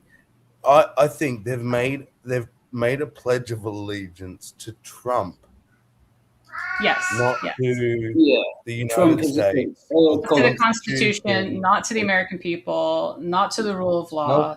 Nope, right. to Trump. But that's just my opinion. But here's like what I've seen. Sort of the mental process is they say, I know I am loyal to those things, and then they find ways to make it that description. You know what I mean? Yeah, Trump is a cult. Like a religion or a cult. Yeah. Yeah. I think we can all agree. When the leader can do no wrong, or when the wrongs that are found are trivial and non-consequential, those are the only ones that anyone magnifies on. Did anyone watch Apprentice? No. When it was on TV? Yeah. A little bit. Yeah. I saw less than a dozen episodes from all the seasons, but I saw that kind of stuff in him. Like, he'll try to set people against each other, and then he'll set it up where they're dependent upon him. They have to tell him how great he is and how honored they are to serve him, just in order to get past that stage. And I think that's the way he probably runs his staff meetings. Yeah, he kicked Gene Simmons. Gene Simmons from Kiss. He kicked Gene Simmons from The Apprentice. Why is that a big deal to you? It's the second time you've been. What a massive, massive, massive cult. Didn't he kick all kinds of people? I mean, why is Gene Simmons like a problem for you? Just because I like Gene Simmons. He's got very weird hair, is all I can say. It's like an odd texture right now. It's just like cloud around his head. It's probably not even real. Yeah. Who It's are real. implicated. How do we know? Because the survivors gave testimony to the FBI, and it's in there. And what happens when you go to the portal at the DOJ to look at what's behind this redaction? Another redaction. So we can't even see them. And then there's some of these files you've pulled down from the website that we will never see because we can't search the redactions. So I have several questions for you. Who's responsible? Are you able to track who in your organization made this massive failure and released the victims' names? Are you able to track who it was that obscured Les Wexner's name as a co-conspirator in an FBI document? Do you have that kind of accountability? I believe Wexner's name was listed more than 4,000 times. Yeah, I already told you that. This is where. But see, he's being petulant now. She's making a point. It's listed 4,000 times. The fact that it's not listed 4,001 really isn't that big of a deal. And then he's trying to say, yeah, I already told you. But what about the Yeah, victim? you told us like days late. We told you, and then you repeated it to me in the hearing, and now you're acting like you're the guy that came up with the idea? The redaction of his name isn't as big of a deal as the non-redaction of the victims' names. Right. And Right. if he was better at this, then he would make that point of it's not even a matter of, that. It's, He answer says my both, but she question. focuses on Lex. And that's where the focus of the whole conversation goes, because that's how their time runs out. So he could have gone to the other place, but he didn't. Can someone put his question in a sentence for me? Why was the name of the victim or the names of the victims left unredacted while the offender or whatever the accused was redacted? I'm going to say it differently. Do you have enough authority over your own organization to be able to tell us which employee it is that is responsible for releasing all the victims' names? Right. He did say, can you track that? Right. Yep. Okay. What's the answer, though? For argument, let's go with Hillary's. Do you have the authority, or do you know? Because he didn't even say, do you have the authority, but it's implied, I guess, to tell us who fucked this shit up. And her response was what? Wes Wexner was something 1,000 times. hang on, how is that an answer to, do you have the authority to tell us who fucked this shit up? Right, like are you tracking who's responsible for these redactions, basically? And Answer the the answer was a question. non-answer because listen, if they say yes, that means that they have to eventually give a name.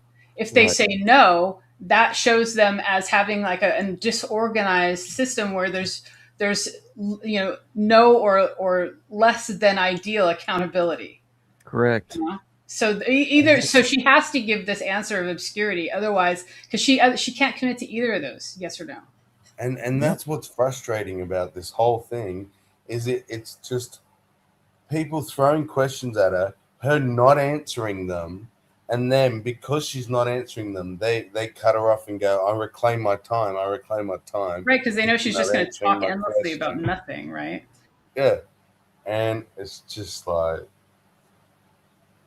round and round. But she's kind of shot herself in the foot. That's what I enjoy about it. You know, she could have Mhm. this is her opportunity, and well, this is it. We're watching it. And she And- could have been like stone faced and answering Grey Rock style, right? I don't recall. I'll Yeah. have to look into that, right? Dude, And not she like let her laugh emotions and get the insult. better of her. Yeah. She Yeah, she lost had control. emotional spikes for sure. You're not even a real politician. Right. Like, You're a failed politician, that or off you the have cuff derangement shit. syndrome, just all Yeah. these insults, That's so not. This is a classic attack the person and not the argument situation, though, isn't it? Yeah. I mean, it's Exactly. it's a textbook True example. ad hom.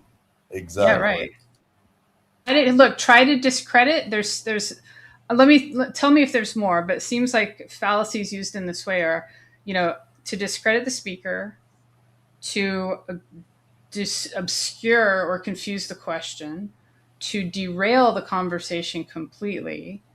What else is there? What other strategic use of fallacies do you see, like in these kinds of situations? Because we're seeing great strategic use of dirty pool as far as these kinds of conversations go here, Yeah, but it's not an issue of fallacies because she's not making a logical argument. She's intentionally chapping and just saying, let's muddy the water as much as we can. And Right. waste She's time. using fallacious means in response. Right. I'm not I saying agree. that he's making or either of them are making specific arguments, but she's basically, like I said, attacking the speaker instead of the question on the table. Yep. And she's doing a it's very sad. poor job. It's sad to me that in 2026 that a dumbass such as me can see the absolute ridiculousness of the farce that this whole political bullshit is.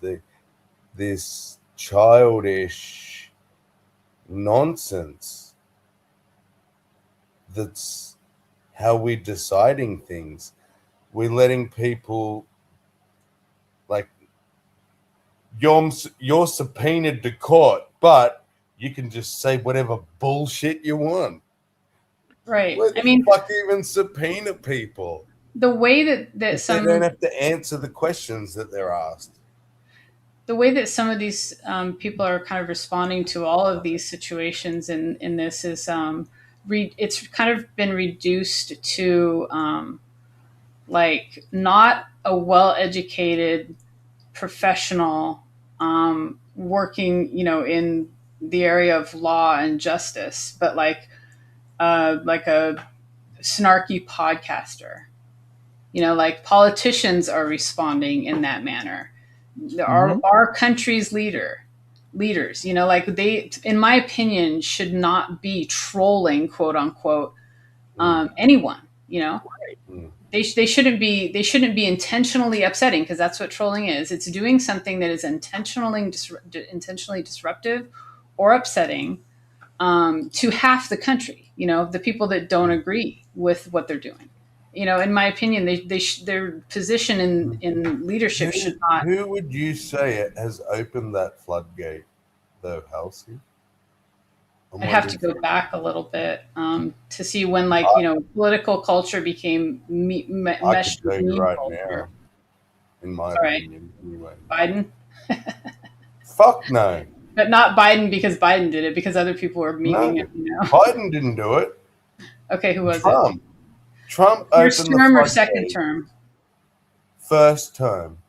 Trump was the pioneer of, tell me a president who has ever said something, even as people are making it out like it's not a big deal. Something is not a big deal as I grab women by the pussy without asking their permission first because I'm cool, right? Well, when you're famous, Tell me a president tell me a president who could say that on record and then still get voted in.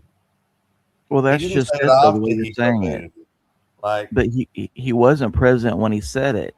And no, if you want to do exactly. that, we can go back to the 60s and JFK, where he just had, Marilyn Monroe killed because she was sleeping with both him and Bobby at the same time. But did he just go on?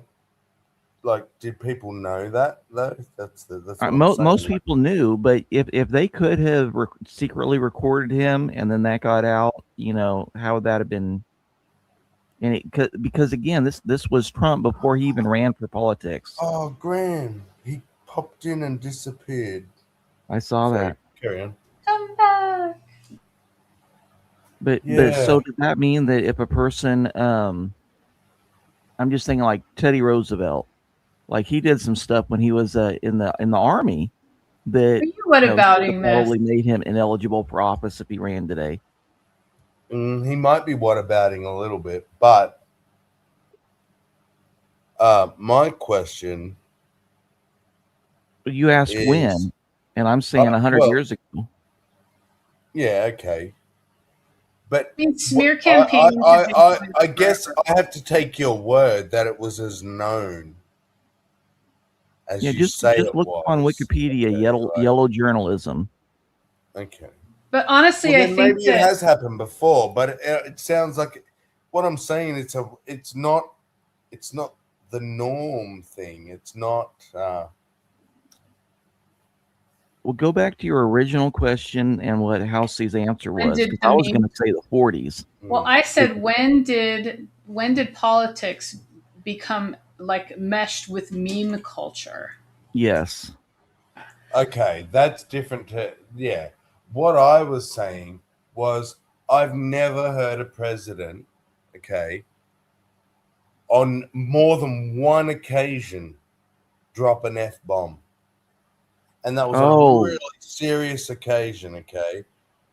Or just like Trump changed the way politicians are allowed to act. The decorum, the level of expectation is changed. I might struggle. We can go back to the 1800s. They were doing this.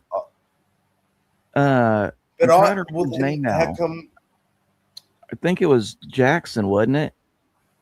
He's the one that said, Congress can make whatever laws that they want, let them enforce it, because he knew that it was the executive's job. It was his job to punish himself, and he wasn't going to do it. So that's going back 200 years. As far as grabbing them by the pussy and shit. Yeah, as far as that, Kennedy said they can't do anything. They can't touch me while I'm alive, and after I'm dead, I won't care. I think that's a lot worse. In regards to what? Anything. He could have sounds people like corruption killed. to me. It's also worth noting that Jackson's inauguration became a riot at the White House, where the populace basically, it became a party where they ended up looting everything. Talk about your lack of decorum. Welcome, Graham. So long since we've. I've been in the chat a few times. I just have a few extra minutes this morning. I really appreciate that. Yeah, no, I was going to say I'm the old dude yelling, "Get off my weeds!" Here, it's the. I remember my first. No, I don't have enough grass to call it a lawn. It's weeds.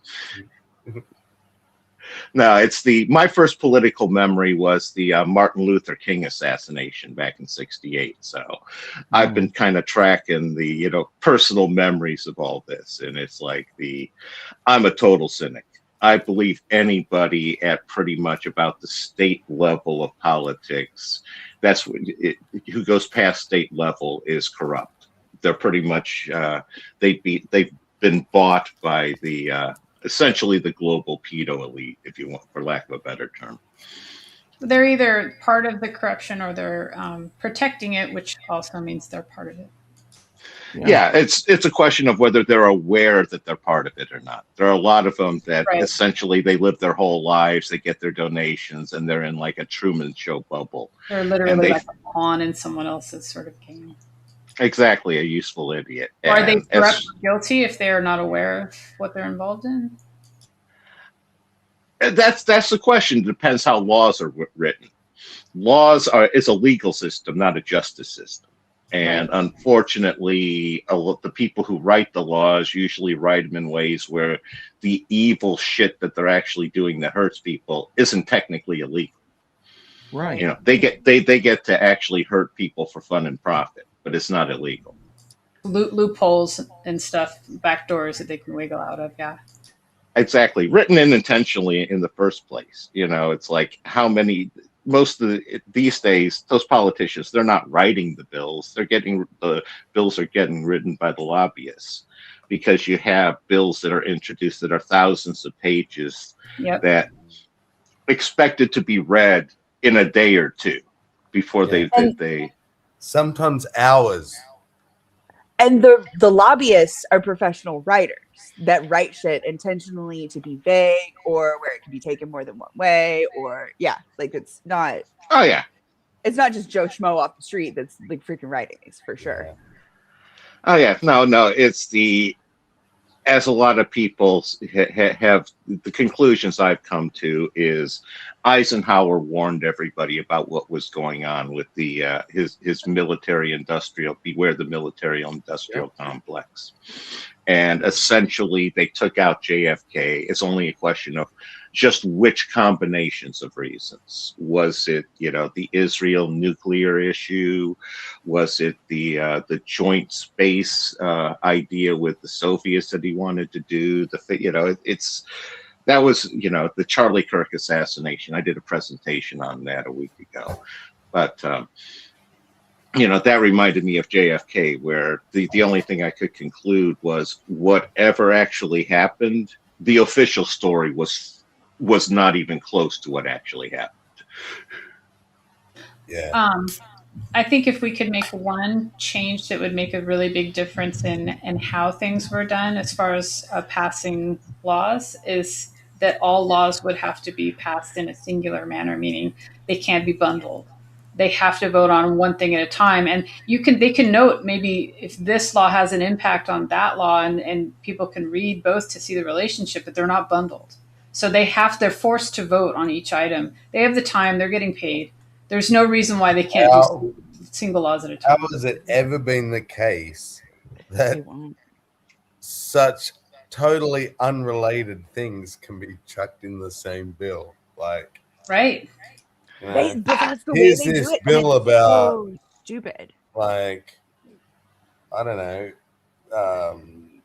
something to do with power rates and so on and so forth. But while we're here, we're going to chuck in an anti-abortion thing. Or school lunches. Or what the fuck is that got to do with how much we pay for our electricity? I'm even more cynic. How are they on the same fucking bill? So I can explain that if you want. And it's stupid. But the reason why they do it is it's like you scratch my back, I'll scratch yours type thing. Mm-hmm. And so they will say, okay, if you vote for my bill, we'll add in this line about this thing that affects this thing that you really want. So we'll throw in the line about school lunches or whatever, or anti-abortion or whatever. But how is that allowed in our because they're the ones that make the rules. bordering on bribery, especially when special things are offered in exchange for these decisions. Like, oh, you can stay in my house in the Caribbean, and I'll fly you out there, you and your whole family, for 2 weeks, and you could visit or whatever. And this is part of their motivation for doing their part in this process. Yeah, and Sammy, every 2 years when a new Congress gets sworn in, the new ruling power gets to rewrite all the rules of order. Not all, I'm exaggerating, but they get to rewrite the way things are done, like how much for a filibuster and how much for this and that. So that's why every 2 years it can get worse and worse. And then the new people may want to come in and say, we want it to get better, but we've been getting screwed for the last 8 years, so we're going to screw them at least for 4 years before we try to clean up the system. And so it just keeps going on and on. And there's so much to clean up that it's like I Yeah. feel like in Australia, there's like this sort of like, everybody like gets their turn and like whatever, like you give it a go, Here, it's like the main thing is like fucking other people over. It's like when I get in there, I'm going to fuck over this list of people first. And then when I get done listing, like fucking over that list of I've people, then it's noticed that about Americans, and it's like your very own president is like, someone said to him, like, this is your opportunity to say you won't take revenge, like your legacy and everything. And he's like, he wouldn't Yeah, do why it. would He you say couldn't that? say it. He's like, I want revenge, bitch. Like, Well, it's on both sides there. I mean, when I don't- Obama that's- got in there, Obama was supposed to be the great uniter. And when he had his first sit down with the Republicans, and when they wanted some input, he looked at him and his response was, I won. End of conversation. Yep. I think part of the problem is people are too naive as to how the system actually functions. People don't sit there and evaluate the merits of the bill. It's basically, which team are you on? Your vote is bought before you ever get sworn into Congress. You're part of this lobby, and whatever that lobby says, you're going to be voting for. That's pretty much just how the system works. And it's to try to think that things are getting decided on merit as opposed to which team is going to get first chomp at the trough, because that's really what it is which one gets the first chomp. And you were talking about the way the bills get structured. I remember back when I was in the Air Force, it was when the B-2 bomber was coming around, and everybody was complaining about how inferior it was to the B-1. But the reason why the B-2 bomber went into production and got deployed was because the B-2 bomber had parts built in every single one of the 500 whatever congressional districts. And that's how they got approved for it, because enough people were getting kickbacks and getting the bacon coming back. And even the most anti-pork politicians like Ron Paul, he was one of the biggest ones for bringing home federal money to his district. He says the words that he's against the game, but when you look at the actions, he's chomping at the trough just like all of them. And that's why I'm a plague on all of their houses. I've been of the opinion that since 2000, it's been a question of which party commits the better election fraud. It's between ballast harvesting and computer votes that get switched and number manipulation after the fact. I don't think we've had anything remotely resembling a fair election in almost 30 years here in the U.S. I can't disagree with anything you've said since you've come into the stream. But what about the proof of the fraud? Like, do we have proof of the kind of fraud you're talking about? Because you're talking about you said we've never had a free election. So, well, that's the question. That's what the narcissists are dealing with, and that's why I don't live in a debunk kind of world. Because, part of it because I was trained by one of the world's best mathematicians, but it's a matter of proof requires there's no chance that an alternative possibility is true, and virtually nothing in the real world is subject to proof. I use the word demonstration instead, and it's a question of what level of demonstration and how convinced an individual is. Tag. I guess evidence is the better word, but I mean, like before, like computer-based voting, how would election fraud happen with just paper votes? Would ballots get stolen? Like what's the scenario there? Well, it's the traditional one with Chicago with Mayor Daley. Daley ran Chicago for decades, and then his son took over and ran it. But between he and Lyndon Johnson essentially delivered John Kennedy into the White House via election fraud. And in Chicago, what they sit there, the old joke is the most important demographic in a Chicago election is the dead vote, because they have so many dead voters that still, back in the day that those votes were still being counted. And, LBJ had all sorts of things set up. One of the big ones these days is all of a sudden you find uncounted boxes of ballots in the trunks of cars. Mm-hmm. I mean, they have reports of voting districts that have 130% voter turnout. It's not a question of is election fraud happening. It's a question of just how much and how much it's impacted. Right, but part of like when they look at the ballots, they look at the status of the person's registration. I mean, isn't there any kind of checking when they look at, and then they can eliminate what is possible, isn't valid? Yes. Well, there is checking, but you have all sorts of. There is checking, but it's a question of how deep the checking is. When I go in to vote, all I have to do is show my ID. Tag. Not only that, though, but if you can prove, okay, there are 1,000 votes that are illegal and invalid, you know what happens? They don't just say, oh, well, let's just remove those 1,000 votes. Then they said, okay, then we'll take those 1,000 votes out, but we're also going to take 1,000 votes from your side. So what have you done? You haven't corrected the problem. You just magnified it.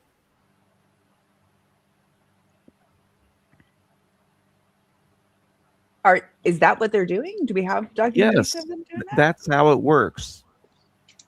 Well, you say that, but that's what I'm saying is, do we have documentation of that?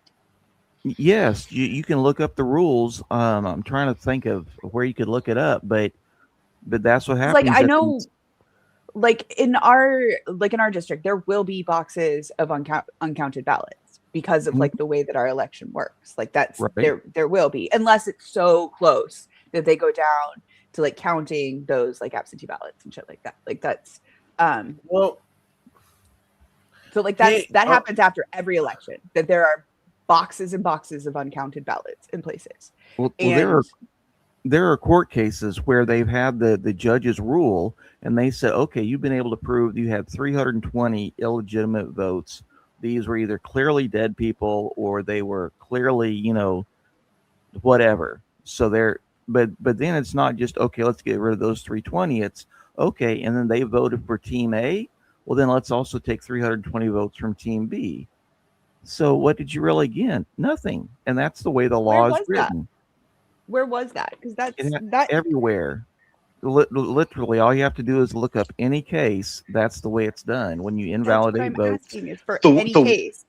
Here's an example for you. That's one of the most recent cancers that's been injected into the U.S. voting system, and that's ballot harvesting. And essentially what's happened is you end up people going around and they're basically saying that it's allegedly getting agreement from people that they're not going to be able to get to the polls, so this person's going to vote for them. And you have people who end up going to the polls that never agreed to that, and they find out, oh, no, your ballot got harvested. And it appears that, this was the Democrats leaned heavy into that. And that looks like to be how they managed to turn some traditional Republican districts in California.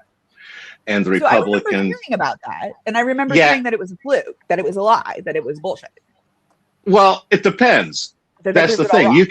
You can always, in any situation, one of the things I love to do, I used to go to, it was real politics, but the whole real cycle back, I dropped out in 2020. But back in the day, what I liked about that one is they would have an article from both sides. It's like point counterpoint. like the Republican side and the Democrat side, because that's the thing is I don't trust either of them, because you can find a whole army of experts to support each point. That's why the whole bunk debunk thing is, it's like, well, I found my expert that says you're wrong, so now I can just slot in you're wrong and go forward in life, rather than have to actually come to my own conclusion about it. But what I was going to say on ballot harvesting is the Republican response is they turned TPUSA into a Republican ballot harvesting machine, where they're going around and doing the same sort of techniques the Democrats were. And that's why I'm saying it's a question of election fraud. You have which one of the two parties commits better, illegal ballot harvesting. It's this whole system is utterly corrupt. It needs to be just something new and healthy needs to be built. Can we say more successful instead of better? I hate thinking of it as better as far as election fraud and ballot harvesting and all that stuff goes. But, so the bottom line here, though, isn't it corruption? I mean, the system and the people that support it and keep it a secret are all corrupt. So how do we build a system that is uncorruptible? How do we find people and have ways of making it so that there's little to no possibility of that level, the kind of corruption that they can get away with. Put it that way. If they Let me say, use AI. I wanted to jump in because most of what you are saying, over the years, I've slowly got my head around American politics, but it's still mostly like in Australia. Okay, we have what's called the electoral roll, and if you die, boom, you're gone off it automatically. Okay, so dead people can't vote, like even by fraud and shit. But even like, let's say somehow they left dead people in it or whatever. But when would it not be by fraud? I'm just wondering. No, yeah, sorry. I don't know why I said it that way. That was really odd. Anyway, so we have the electoral roll, okay? And you can actually live your whole life in Australia. If you don't ever enroll, you don't need to vote. Like we call it, it's mandatory, blah, blah, blah. But if you never enroll, you never have to vote. Once you do enroll, though, you need to vote every year or they can fine you $50. I've had plenty of years I didn't vote and I've never been fined. So when they say compulsory, it's not, they don't even enforce it. But either way, when we go in to vote, we're actually marked off the electoral roll, right? And those rolls are kept. So I can go to any number of places and my name's in each of those books. But if it's crossed off more than once, because I've voted more than once, or someone's voted in my name more than once, there is a physical record. Yeah, ours too. There's no machines. We've never had fucking machine voting and shit. You vote physically on a physical piece of paper. You have it. But I think the main thing is they cross your fucking name off a list. We have the same thing. You're all now, and in the So U.S., you're how only allowed do to you go to one. get dead people to vote and shit? They don't. Like, Yeah, They don't. U.S. abandoned paper trail voting a good 20 years ago. There are districts that haven't had, it's been entirely on screen and there's been no paper trail for 20 years. So I give Australia full props. how do you know where your vote's going? My grandmother, when she was alive, she had like a name that was not as unique as my name, so on my mother's side. And there was a woman who had the same first and last name as my grandmother, who was like clinically insane. She was like deemed incompetent or whatever. And my Nana went to go vote and didn't realize that this woman had moved into her county that had the same name as her. And they like stopped her and like wouldn't let her vote. And they're like, sorry, ma'am, like you've been deemed incompetent. Like you can't vote. Like you can vote by absentee ballot and then they'll clear like all of your, whatever. And she did. She like filled out an absentee ballot and it never got counted because our county wasn't close enough to where they would count the absentee ballots. But like, I remember it like being a thing where she was like, she felt like she was denied her right, which she wasn't. She was. But it was one of those things. She wasn't, In a because she way, still got by to vote accident. by absentee Oh, ballot. oh, yeah. But it didn't not get counted the way because she I wanted to. Exactly. right. What's But the point it of was voting? because if it was for safety to make sure that our elections are valid. Like that's Ella, I don't know what state you're in, but not every state does Missouri. it that way. And there are some states that they have sent out letters and said, this person is 130 years old. We need to know if they're still alive because they're still on the ballot. And they've been voting every 2 years. They still vote at 128, 130 years old. For Biden, there were people that they're Civil War veterans that were voting. I mean, when my dad died, they cut his Social Security off the next day. Yeah. Okay, but that's because it got into the system. In Texas, and this is going clear back to Civil War times also. People just bury their own, or what? Like, how does If that you work? sign up for any sort of government assistance, like food stamps or anything, you automatically get put on the voter registry. You don't have to agree to it. They don't ask you. It's automatic. So you might be on 6 different times. And if you did it once, if you got assistance at one office in one county, and then a couple of years later you did it 2 counties over, and then you went up north and did it, at a different county, you may be on the voter rolls in 6 different counties. All a person has to do is go in and say, oh, I noticed this person hasn't voted for the last 2 election cycles. We'll just go ahead and make sure that they do vote this time. And then at some point, then you don't think that happens here? It doesn't it doesn't work like that. So It does. when I moved for what college, part of Texas are you a vote volunteer in? So my ex actually used to work for election protection in Texas, I believe it was in Austin. Like and it's very, very similar. That's no, that it's not how it works. Once you are registered in one county, your registration from the other county is removed. How does that happen? By the election board. How do they get notified? When they register you, they check your registration and remove it from the other rolls. If they have your new address, right, they will remove your old one. So I got a letter the other day saying, hey, you're in this town for college. Should we remove you from the voting rolls in the town that your permanent address is in? And I'm like, no. I agree with you 100%. That's how the system is designed to function and how it should function. I'm also would be willing to bet $1 million that there are people in Texas who that has not happened for.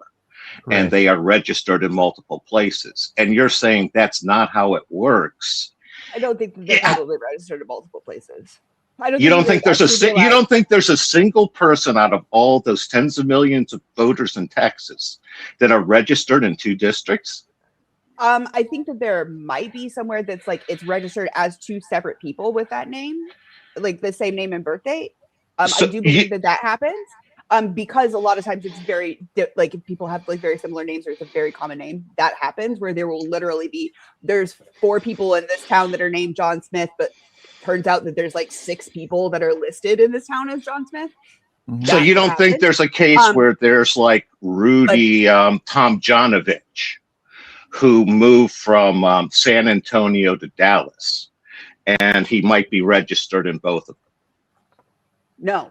Or because there are 8 Consuela Hermanezes in Houston, that they might also be 8 more of them in Dallas, and they're the same people. But they will be registered in one place, and once they get registered in the other place, they're removed from the registration in the first place. There's no way. That's how the voting registration works. No, it's all I have to say is this: it's supposed to work. It's not how it does work. That's the disconnect. Yeah, that's where I'm at there. But I'll shorthand this to this is where we are living in 2 different worlds. The world you're living in is not one that I recognize. What you're describing is how the Texas election system actually functions. is contrary to how the facts that I've been able to observe about the Texas election. So that's the only thing is there's no sense in us arguing over it because we're living in two different worlds as far as how that functions. Okay. But it sounded like when you were asked for facts, you basically said that you didn't like that process of bunking or debunking. You didn't invest it in anymore, and so basically you're saying, "I don't have evidence." But he What it gave a sounds reason like, why, anyway. and that's not what he said. Okay. Can you provide said evidence that what's just happening because a person claims that they have debunked something, that's like if Pam Bondi says that she debunked the question that the guy asked because she didn't answer it. Is That's not asking for evidence a bunking or debunking process, or is it just part of the normal process of? Well, here, if you're asking it of me, here's where I'm coming from. She's asking me to believe that there is a flaw in reality. There's a flawless system that manages to always catch when one of these things happen, like the like mail getting forwarded. I'm not sure if she's saying there's a flawless system. I think she's no, that's exactly what you're saying. You told me there's not a single one of those tens of millions of Texas voters who are replicated. To say that there's not a single replication. That's not what I said at all. Yeah, it is. You sat there and said there's no repeat way. What you said, You have multiple people here saying that's not what she said. She's sitting here saying that's not what I said, and you have decided in your head that is what No. This is the exact question that I asked. It was recorded. Now you're talking over me, and that is rude. And what I found of people who are just projecting their opinion and expecting others to believe it. Now I'm going to sit here and I'm going to tag out and I'm going to. You just did it again. What the hell is wrong with you? Do you not have the self-control? I'm going to answer it. If you pause and wait for somebody to answer, I'm going to jump in. That's how a conversation. That was not a pause. That was not a pause. You consider the space between two words a pause, apparently. What the hell is wrong with you? How are you raised to make you so rude? I'm asking questions and I'm not done. When I say tag, I'm done. What the hell happened to you to make you this sort of monster? I asked you a very specific question and you told me an answer of yes, which implied that the Texas election system did not make mistakes. And that is what I went with. And now you're denying that you said it, which is 100% inconsistent. You're once again, you failed again at simple common courtesy. Do not tell me to calm down. Do not control me. What the fuck kind of monster are you? I'm glad this is getting recorded. I love this. Thank you, Sammy, for this opportunity. Tag, and I want to hear what Sammy has to say. I'll let Ella respond. I think she was waiting to say something. I don't need to respond to that. She was most certainly not fucking waiting. Whatever she was doing, it was not waiting like a common, decent human being would have. She was something other than that. I'm a monster. Yeah. For having conversation with somebody, asking for evidence. Keep laughing like that. Thank you, Erica Kirk. So what was the Ooh, that's an insult. What now. was the? Yeah, now we're insulting. Yeah, you've been insulting me for a while now. Haha. But what was the original disagreement though? Was the Texas? The disagreement is she somehow thinks the system actually works, as opposed to my position that the system is rotten in the core. I asked for evidence. That's what happened. And I asked for what your position was as far as an identical individual in Texas moving from one district to another and having registration in both. And you said you could not imagine that happening. And I've that given implies several different examples of like ways that it could and couldn't happen. Yeah. you said that It you did could not not. believe that that actually happened. That one person with an unusual name would be registered in 2 different districts. The specific example that you gave, and I can't remember the the districts that you gave, but they were both like well-known districts that were like districts with like a decent amount of money, not like some shitty like hole in the wall district where like there's like 2 guys who work there, that kind of shit. Oh, Yeah. so now you're walking you back your answer. I'm saying You any asked me 2 a districts specific in question. Texas. This district and district. You said this guy with this name. I and this still don't district think and it could this happen between Dallas Okay, and Dallas. By the way, I gave you cities, not districts. That's right. Now you're sliding your definitions. I gave cities, not districts. You said districts that were in cities. Oh my God. It means maybe that there's more than 2 people working in the department. Use your brain much, buddy? And you're saying mistakes can't happen even in that situation. You're saying mistakes have not happened. You're saying it's impossible for mistakes to happen. I literally pointed out several instances in which mistakes would happen and absolutely could happen. So now you're saying that your answer to me. No, what I started with, buddy. No, that's what I actually said before the question. Then That was let's specific, rephrase like, this. really- Then let's settle this by rephrasing the question, and you can answer it. Can you see how any given district at random in Texas, a person with an unusual last name like Sienkiewicz could move from one district to another and not have them being registered in both districts? Do you see that possible? Yeah, I literally said that multiple times. Just because it's That's not possible, what's though, doesn't happening mean all the it's time. probable. Boom. Right. You have to. I'm going with possible first. Now, what do you think the odds are of that happening? Okay, can you like stop with the yelling? Because like it's literally hurting my ears. Like, can you stop with the giggling? Because it's literally sending. I'll try, but you're being fucking hilarious. And you're being freaking narcissistic as hell.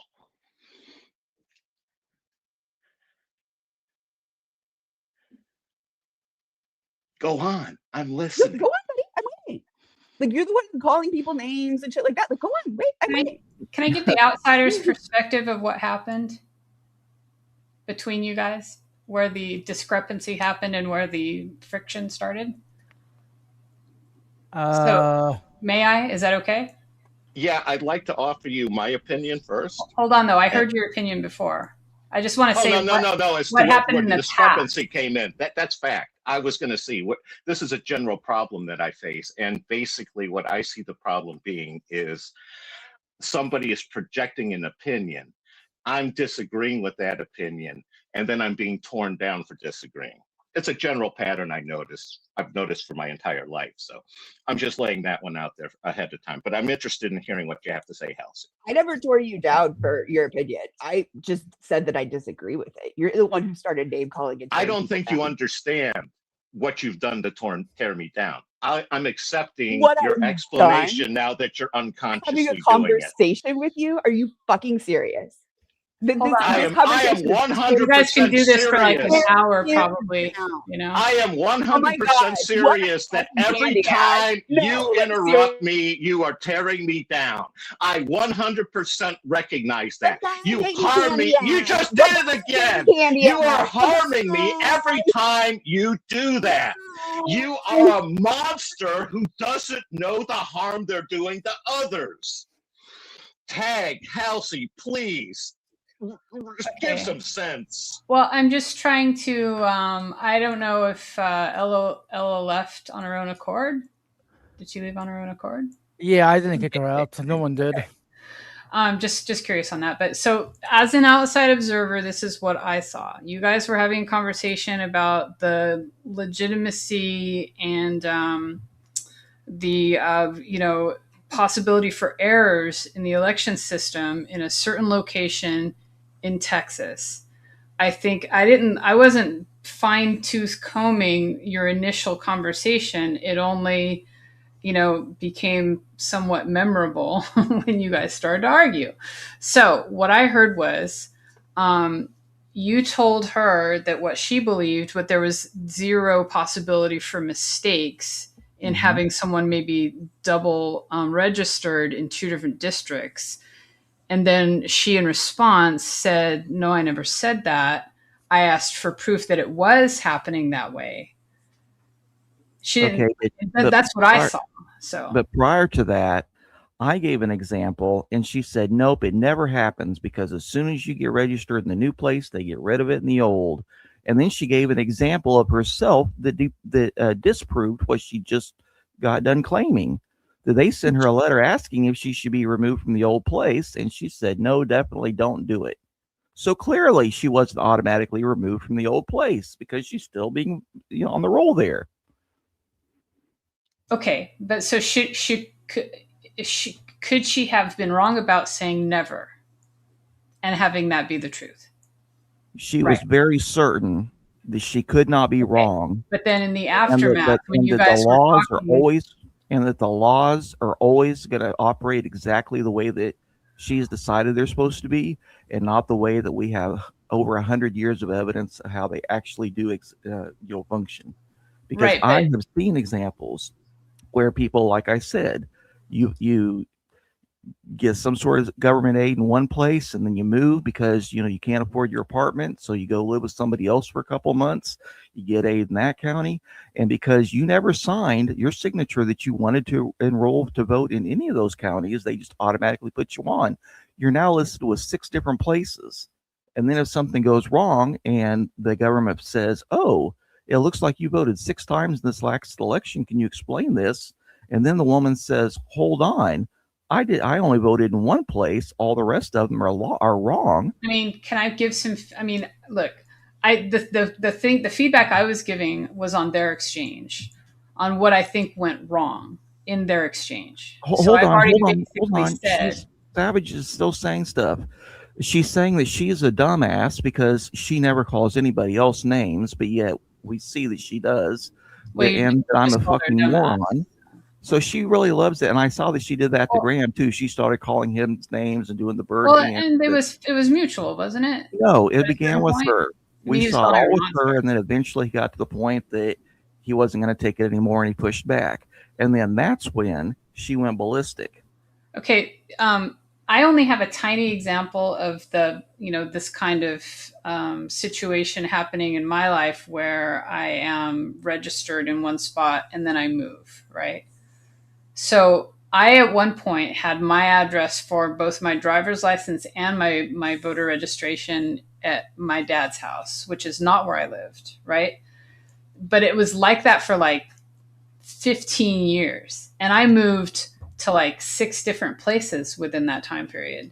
And I never got like car registration info, driver's license renewal stuff, or voter info at any of those new addresses. I only ever got it. He would call me and be like, "You've got some mail here," because those were the only bits of business. And I think my bank statement went there at one point too.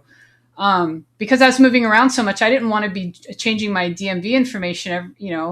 Next year I go somewhere else, blah blah blah blah. And they never re-registered me at any of those new addresses. Just saying, right? I don't know if that's the same situation or not. Like, no, it's nowhere nearly analogous, because you just pointed out that it is totally not at all the same. That you didn't have a government agency going in and registering you in multiple different counties. But I've never experienced an automatic registering in any like situation. There's a checkbox when you go to like renew your driver's license as to whether or not you want to be registered, or if you go in to get a duplicate. At that time, and they ask you right there if the address that you're using on your driver's license is the same address that you'd like to be registered under, and you say yes or no right there, or correct it to a different one. And that you have to sign that, and then right. House, you do live in a state. That's the California Department of Motor Vehicles that does that. Right. Mississippi might be different. Ohio might be different. So that's the whole point. There's 50 different states. And I'm telling you that, yes, you didn't see this because you never applied for food stamps or WIC or anything in Texas. If you did and you went through this process, you would see how it unfolds. I mean, I applied for federal aid for school In at one point. Texas. I had a different address at that point, but it In didn't. Texas. No, in California. Exactly. So you're saying some states are more flawed than others as far as how their systems work, or? In fact, yes. In fact, yes. And I earlier, like 20 minutes ago, explained why. This goes clear back to the Civil War. The states that seceded got put on the naughty list, and they have to get special permission anytime they want to change the way that they do things. Not all states have to go through that. So, for instance, we have really, like with Jasmine Crockett's district, it is horribly racially gerrymandered. And then Trump said, you know what, Texas, the last administration wanted racial segregation. We don't want it. We think that, you should have a nice, fairly normal looking, chunk on the map of which district is what. Not if you live on this side of the street, it's one thing. If you live on the other side, you're in a different district. But if you go 3 blocks down past that side, you're back in a different district again. So that's the issue. And Texas had to ask the government, the federal government, for special permission every time that we redrew our district. And there are a few other states that are like this. Same thing with the registration, because they're so worried that we're going to discriminate and not allow people to vote. It is almost impossible to be stricken off the voter registration list. So if you're there on 6 different counties, none of those counties are going to stick their neck out and say, we're going to take you off of our roll because now you're committing a federal crime and you can go to prison for that. Yeah, you're hitting on one of the big problems. This is a huge problem in the U.S. system, and that's the state versus federal disconnect. Where it's like food stamps is a federal program, but it's administered on the state level. All the federal government does is ship money to the states, and then the states decide how that money gets shifted around.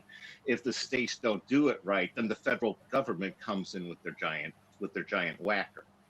It's a this is just an inefficient, screwed up system. And it's designed for the people in charge to profit. This world is designed for profit, not human benefit. And that's one of the biggest reasons why I say the system is rotten in the core and something better needs to get constructed. Tag. Well, and that's why I said before. So, in essence, at the foundation of the problem, what we come up against is corruption and corruptibility. And the people that are invested in and maintain and protect that system, like that's the problem. And so what is the solution? Regardless of what we see that has happened so far and what's wrong with it, what is the solution and how is it even possible to have one? And if we can't have a solution, what's the next best thing? I don't see it as an all or nothing situation. Well, it's follow the money. It's the idea that, again, you go to the U.S. founders. The nation the U.S. founders constructed basically was dismantled by corporations during the Civil War.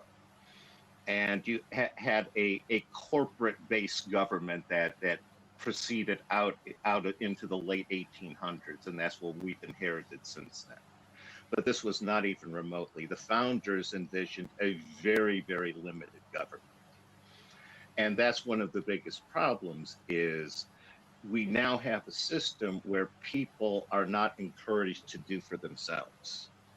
In fact, they're almost making it illegal for people to actually do things for themselves. It's like if you want something done, you have to hire somebody else who has a certificate, who paid to get that certificate in order to be qualified to do it. And they pay every year to maintain that certificate with the government.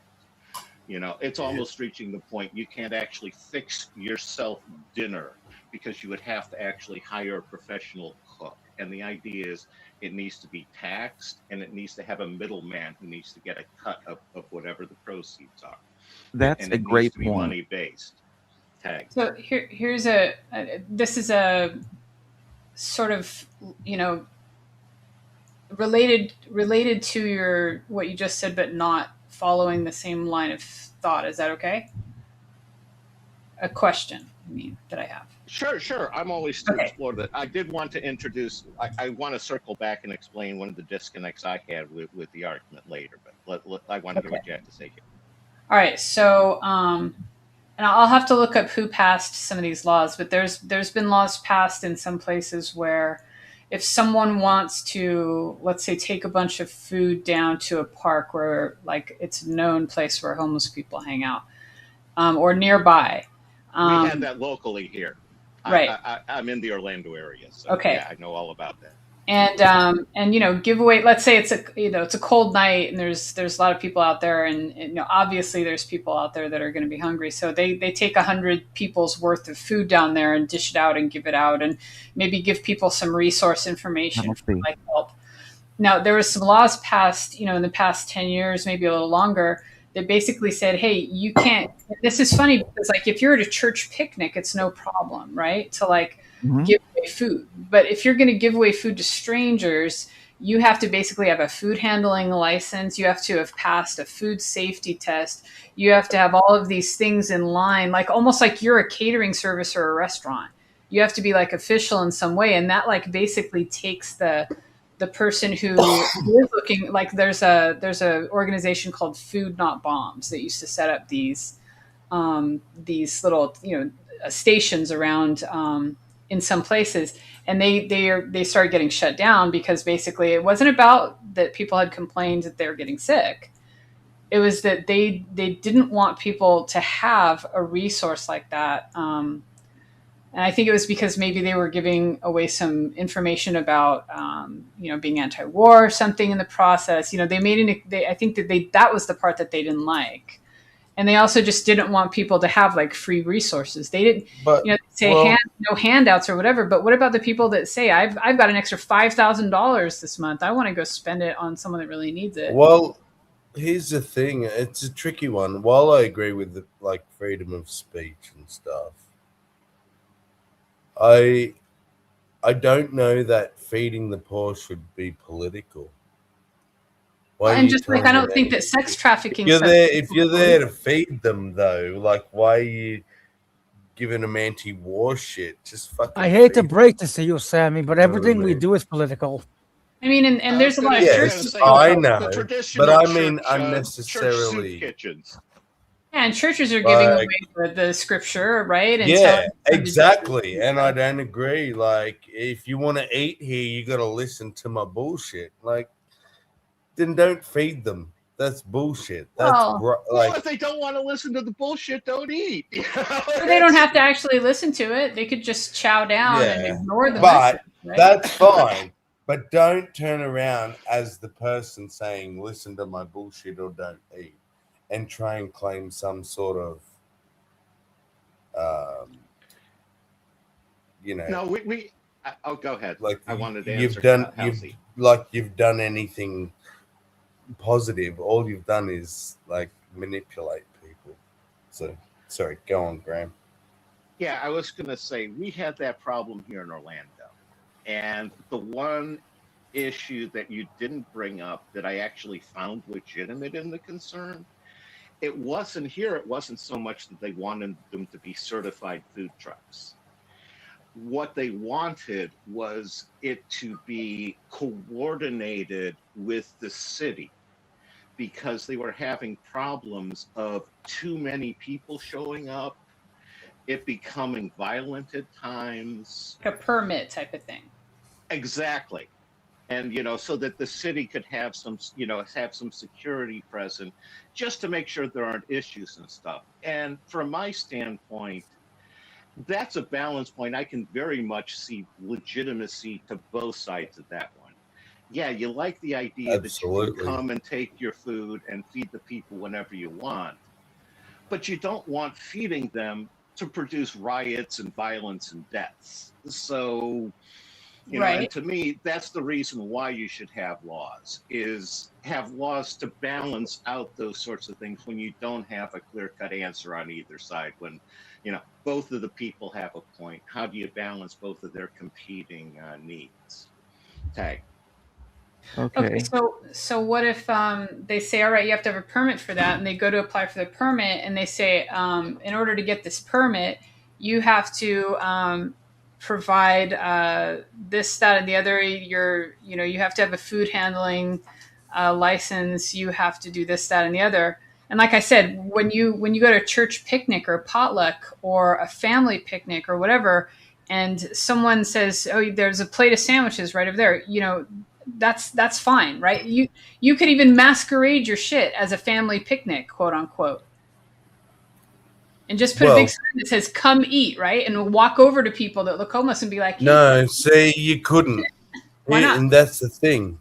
As soon as you put a sign up saying "Come eat," anything that then you could say happens, friends you picnic." are liable for, and that's where it comes down to liability. If it's a picnic, a church thing, a whatever thing, like you're choosing to eat the food and blah blah blah.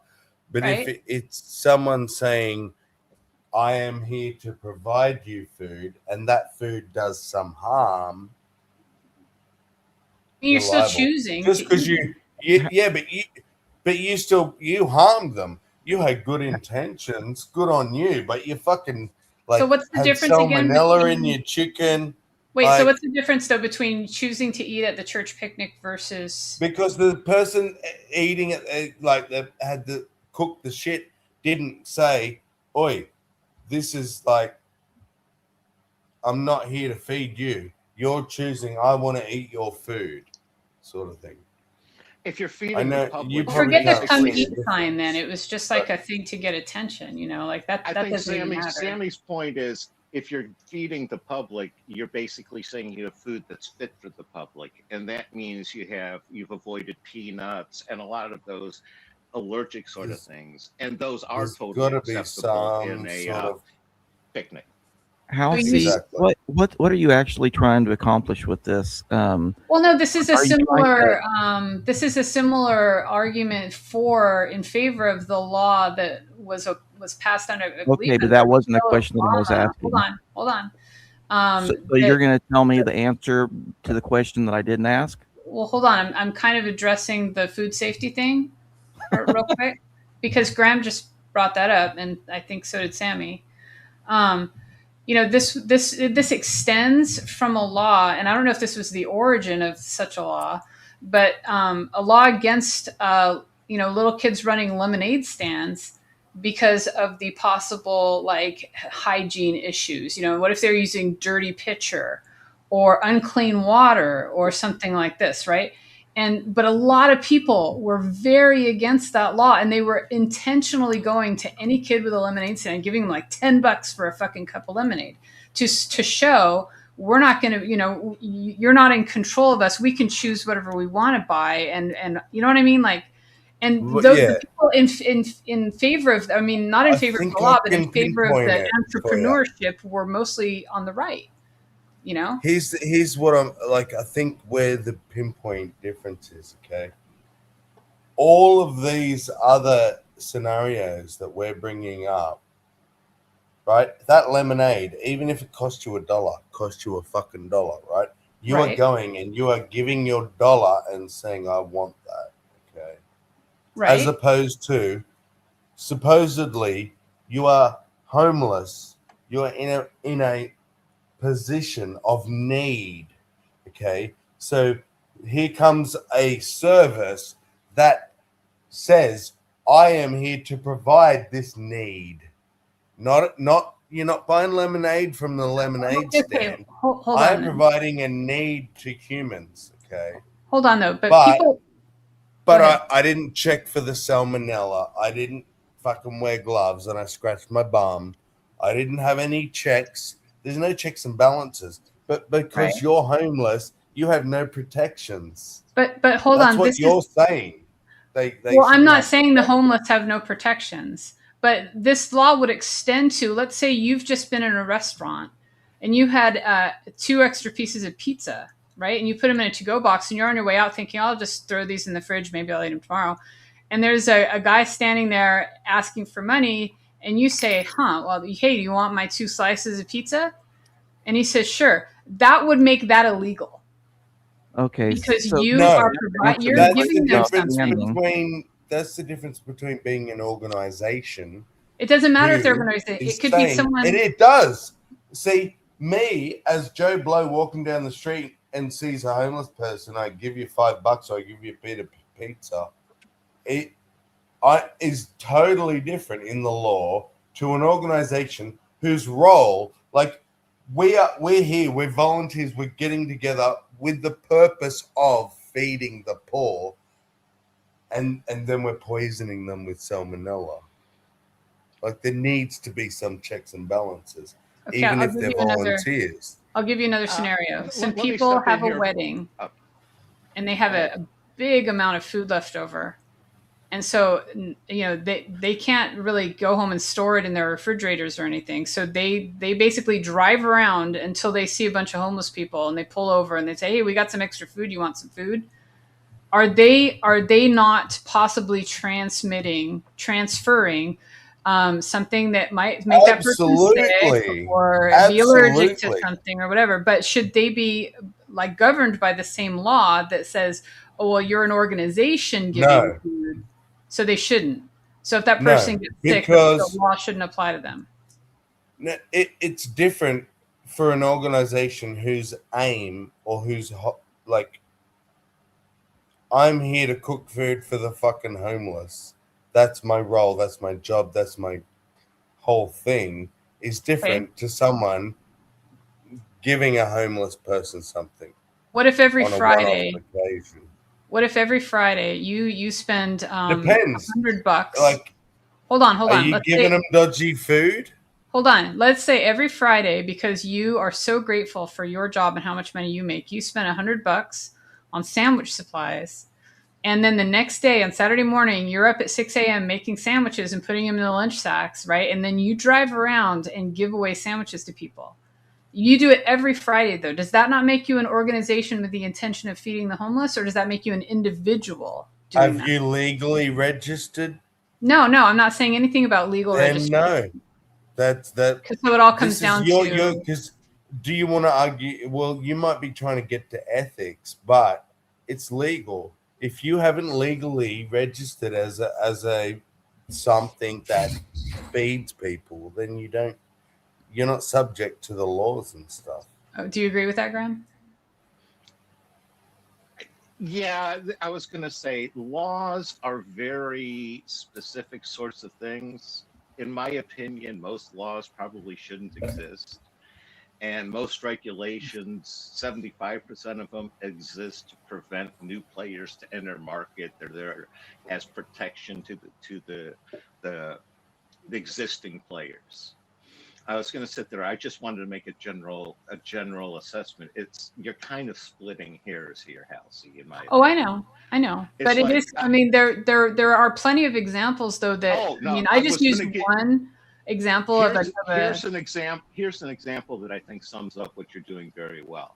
What you're trying to do is differentiate between somebody picking up a prostitute, handing her $100, going to a motel, and her leaving, as opposed to picking up a woman in a bar, taking her to a motel, and her picking up the $100 on the dresser as she goes out the door. I don't know if that's a good analogy. I was just saying that I chose one organization, which was Food Not Bombs, because they made it public that they had been shut down.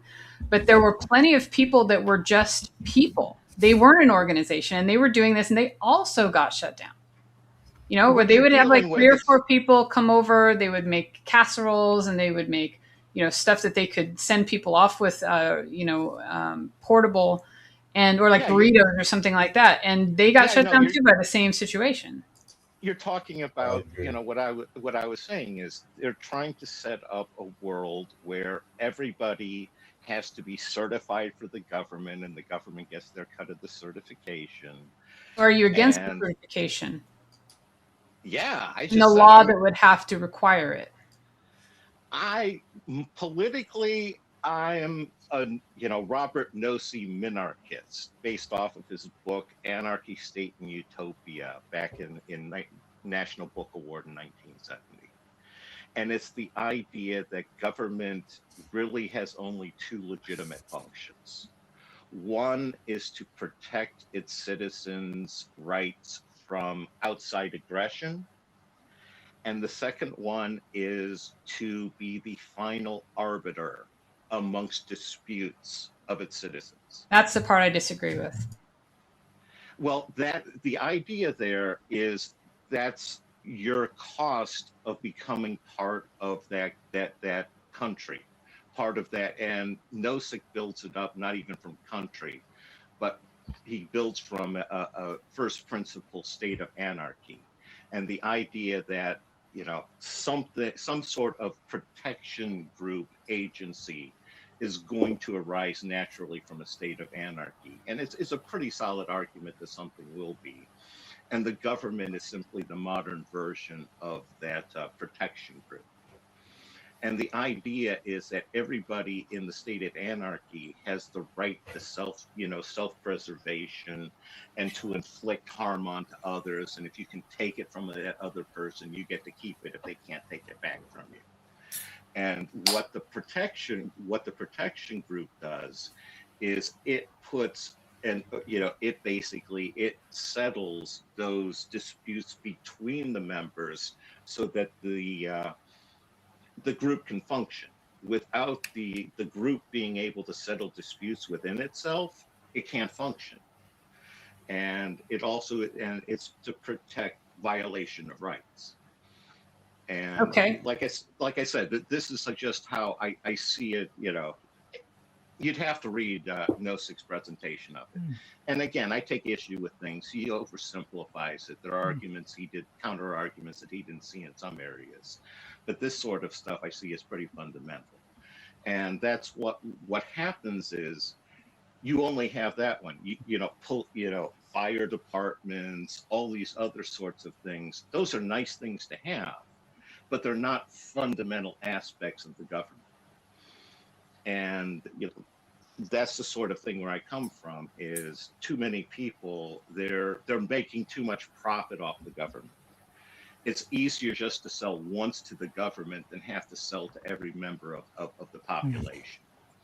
It's easier to make your money off the fire hose than to have to, go around and try to collect every raindrop.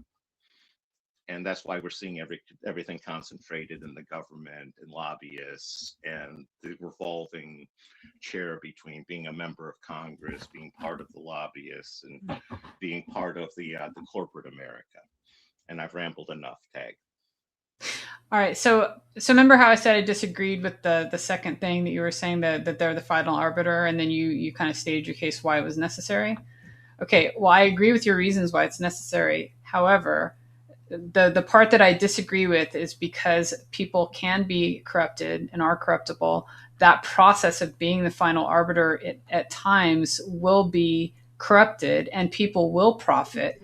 And since that is possible, then it becomes, to me, not trustworthy. And the thing that I see that would make more sense is if America were more like Europe, where we had each state making decisions about its policies and how it did business, especially with the other states. States could form coalitions with each other and in unions with each other, but the whole country is not unified. And yet we would have to have an agreement that states are not going to attack each other and start little civil wars. That's the only problem with that, because I think that if we did have every state more like a country, then some states would be like, oh, well, time to go to war, time to take over that person's resources, that state's resources, and claim it all as our own, et cetera, et cetera, I hear what you're saying. Do you not see it inherently contradictory that you're saying that they're separate, but they have this mutual agreement to not attack each other? Well, kind of like why don't European countries constantly attack each other? They're right next to each other. They could, right, but they don't. What agreement and allyships or whatever make it so that they don't? Like, can't we have the same thing, or is it going to sort of devolve when the U.S. is concerned? Don't we already I have a very important question here, Halsey. Okay. When did European nations stop attacking each other? What I'm talking about is like right now, let's Right say in now the we have Western Russia and Europe, right now we have Russia and Ukraine at war. right? You know, we've had war. But what else do we have going on over there, especially in Western Europe? France is pretty much falling apart from the inside.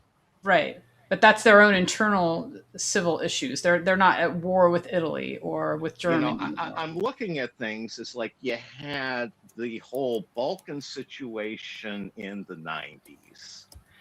You had the fall. You know, you had the fall of the communism. You know, end of the 80s, beginning of the 90s. Right. Yeah. Ireland, they've been, you know, they I suppose technically they've been at peace for a few decades now, but right. You know, they have like a religious war going on, right? Basically, Yeah, political, religious. You know, I'm just saying, from my standpoint, I don't notice you're really having stopped being at war. It's the you know, it's you know, to me that seems much more of the standard state, that they've had a few less wars since the whole European Union came out, which again, that's something new within my lifetime. I like I said, my first memory was Martin Luther King getting killed in '68. So. But apart from like Russia and the Ukraine, there are no actual wars in like Europe. You know what I mean? There might be disputes and you know things like that, but apart from Russia and Ukraine, there's no actual wars in Europe. Sorry, I've just joined. I've just got back, so I've not been listening. But yeah, there are no actual wars in Europe. Not right now. I mean, you would count what happened in the Balkans back in the 90s as wars, right? Oh, the Balkans, yeah. Yeah, that was a war. Yeah. Okay. Yeah. That was Argentina, wasn't it? Oh, something like that. No, not Falklands. The Yugoslavia. Oh, Kosovo. Right. Yeah. Okay. Kosovo. Yeah, Kosovo. Yeah. Yeah. And my only point in bringing that up is, you know, I personally believe that the United States is too large to have one central government. And if anything, it should be split into 2, 3, or 4 regions where it, you know, those regions either elect their own overseeing government or whatever, but, you know, or not, or the states have way more autonomy and they're more like countries. And they can establish how liberal, how socialist, how, you know, authoritarian, how restrictive they want to be, and the people can move and give their business to the states that, you know, suit them. And that would be the end of that, you know? No, I hear there's a lot of that going on right now. And I don't know what you're looking at for the system in America to change from its current state, because you've had, you know, you had the big, you know, rush to California, you know, 100 years ago. More recently, you've had the flood away from California and New York to the red states, where you have people who made a lot of money in California realizing, you know, I can buy twice the house for half as much somewhere else and have a much better lifestyle. So you have that sort of thing going on here in America. So I'm not sure what you're looking for to change. Hey. Well, like, for instance, isn't that kind of what you're saying, House? Yeah. Is what America began as, what the idea was, like, was the multi-states, and the idea was you went to the state that suited what you wanted environmentally, what you wanted socially, politically, economically, because every state, I believe every state should be able to choose, you know, and by a democratic process, their own policies on things like immigration or abortion or gay marriage or those kinds of things, you know, like. Okay, here's a question for you, Halsey. If I'm running a state, should I be able to set up my smelters right along my state border where the wind's blowing across to the state next door? So that you're polluting the next state over? Well, I'm not polluting their state. I'm putting stuff into the air. That's what I mean. That's just like if you were upriver of another state and you were dumping a bunch of chemicals and you know just over the border basically of the next state south of you, and the waters were running south. The point is, House, what if you as a state decide it's not pollution? Yeah, So I'm setting up the business. I'm setting up the regulations for business in my state. It's not my fault that pipe is coming 5 feet away from my state border, and you know all the pollution and sewage and everything in my state's flowing into the river. No, I understand the direction you're going here, and this is where, like, if we were to have any kind of central government, its powers should be limited to things that are very specific, like preserving the cleanliness of water and the air, and you know, intentional destruction or depletion of resources. But you should still be culpable for if you pollute someone else's like territory. That's like but the question they're asking is culpable to who? Because if my state says this isn't against the law, and your state says it is, like you're doing bad shit. Like, so you need someone to step in and say. You always have to remember, pollution is the byproduct of economic activity. So pollution equals profit. If pollution's happening, that means there's somebody profiting and making money. Right. And they're definitely going to want to pay the government to make sure they keep making that money. And that's part of where we get this cycle here is those politicians, they don't care that they're dumping, that pipe is 5 feet away from the state border. As long as they keep getting money for their campaigns, they get their kickbacks. And that's where, remember how you said that you thought that the government should have two roles to protect from outside aggression and to be the final arbiter. Like, and I'm going to add in some areas, condition to that. And what I said, the problem with that part of it, that I had, is that what you just said, basically, people are corruptible. Systems are corruptible. Profit is more important to some people than acting morally correct, ethically correct, right? So our problem is always going to be corruption, it seems. It seems like that's the bottom line, the foundational problem. Well, you can have humans are corruptible. Again, it's the Tocqueville was absolute power tends to corrupt absolutely. There are people who absolute power wouldn't corrupt, but those are the very people who would not want to be in charge of any government. Unfortunately. Right. But one of the things you need to think about is the difference between an abstract entity like a corporation or a government and an individual. A corporation or a government is filled with roles. That role isn't corruptible. A person within that role is corruptible. Yes. So what you can try to do is and this is what the founders of the U.S. tried to do with their whole checks and balances. They recognized anybody's going to be corruptible in any of those roles. So what they tried to do is make sure you had checks on them. You had other corruptible people who were basically making sure that all of that one of them wasn't going to go corrupt, and you had them in separate siloed organizations, and they had good ideas. Okay. Well, like Sammy said, if you have states next to each other and if one is affecting the other, you need an overarching government over the whole of the states to, sort out the disputes between them. And and I don't have a problem with that, Walter. I think that's absolutely necessary with those things in mind, right? Yeah. But the problem, like Graham was just pointing out and made an example of, is the corruptibility of people, and how, let's say these two states come to the government and say, look, these guys are polluting us. And then the other place says, oh, well, these chemicals aren't harmful, right? And so the government, but the people that say they have the not harmful chemicals give the person who's making the decisions, $50,000 or $2 million or whatever it fucking takes. And they say, well, there's no real evidence that those chemicals are harmful. That's what the government says now, because, you know what I mean? And there's the problem. There's the fucking weak link.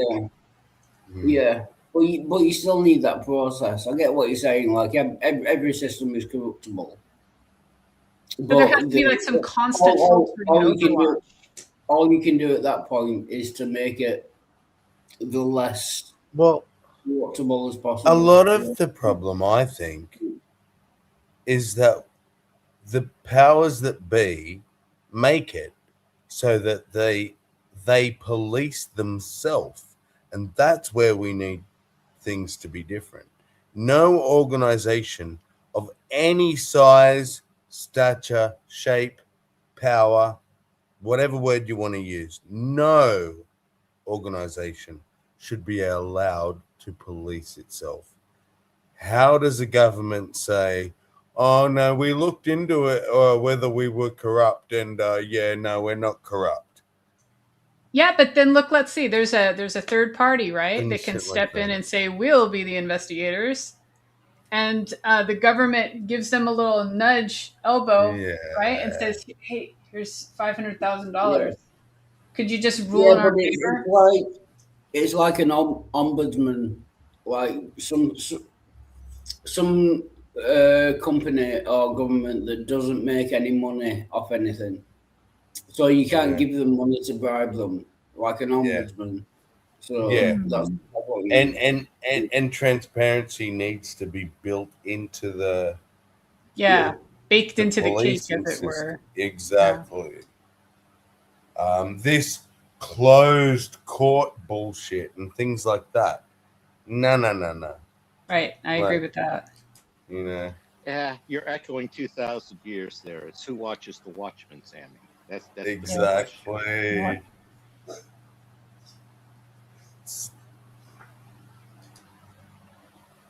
Well, I don't know. What do you think about this Epstein stuff, Graham? Do you think it's different than anything that sort of, at least in our lifetimes, that we've experienced? Do you think there's more exposure here than before has been before, or do you think this is just par for the course? Yeah, so it's kind of a little of both.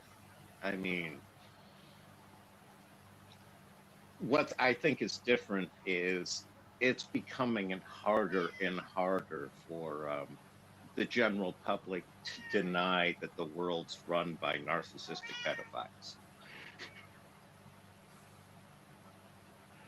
Yeah, it's Well not said. like it's not like that hasn't been going on before, you know.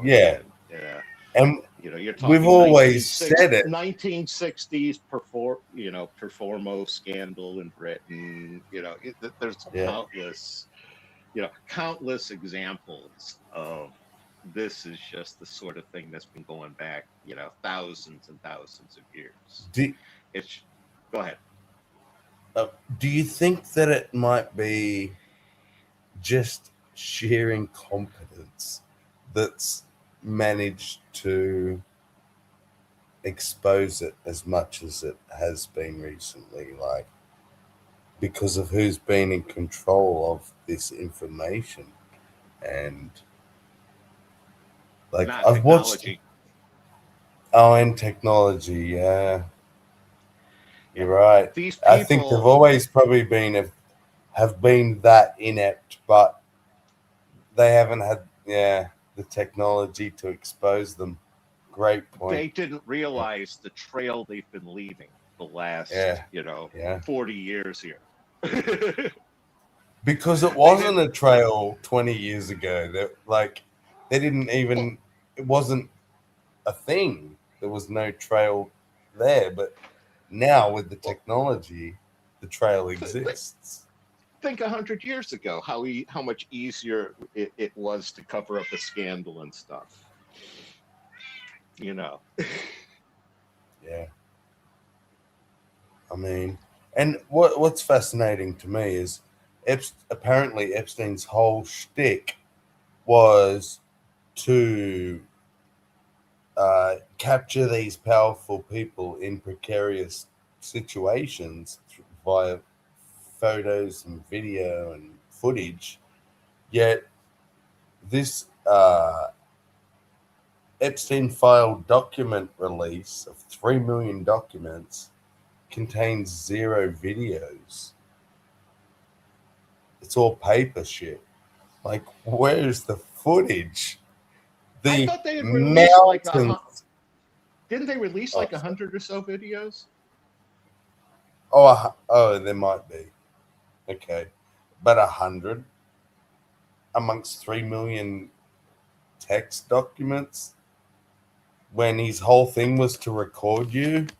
Like, where is the video? That's what I want to see. You know what's interesting is I forget where I saw it, but there was some, and I wonder if it was a congressperson. I don't think so, but they were searching through the PDFs of the Epstein files, and they had to put in the exact file name to find it.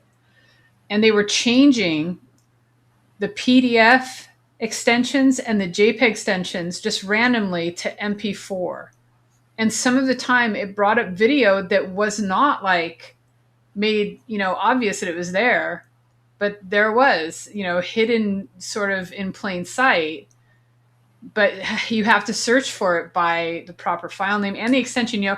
Like there's this thing in like searching with some, I think Windows does this. I don't know how it is for Mac, but you can say like, you can put like the first 3 or first 2 letters of a file and then put like a little tilde, right? And then dot, and then whatever you think the file extension is, right? Like text or exe or whatever. And it'll look for everything that starts that way, and you don't have to have the full file name and everything, right? If you put WE, it'll show you everything that's a .exe that starts with WE. And I don't know if there's a way to do that, like, in all computers now. It used to be like that, but it's kind of like, it should be like that, with these documents. Mac, yeah, go ahead. Here's the thing, and this is why they are hiding shit on purpose. Macs, you said you don't know about Macs. Well, I have Mac. It does it automatically. I type one letter and all the files starting with that letter will pop up. I type the second letter, then it reloads all the shit that has the second letter will pop up. Right. Oh, I mean, I have a Mac so too. Basic. Yeah, but I mean, like on Windows, but the fact that they've made it so that they need the exact file name of any single file they want to look for. And what's a fucking file name? AZ46274 right, dash blah blah blah blah. Right, exactly. But Mac's pretty sophisticated. Like if you have let's say a picture that has some text on it, you can actually look for any part of the text and it'll bring up that picture, which is pretty cool. It's pretty cool. Yeah. And this is just our desktops. So they could have released the files. They haven't. They've the files are there, but if you don't know the name of the file you won't be able to see it. Is that really releasing the files? Have they got around the law somehow and dodgily? Here's the question: how many people actually think Epstein's dead? I recently don't think. I'm questioning it very much. I've not got a clue. I've not looked into it enough to have an opinion.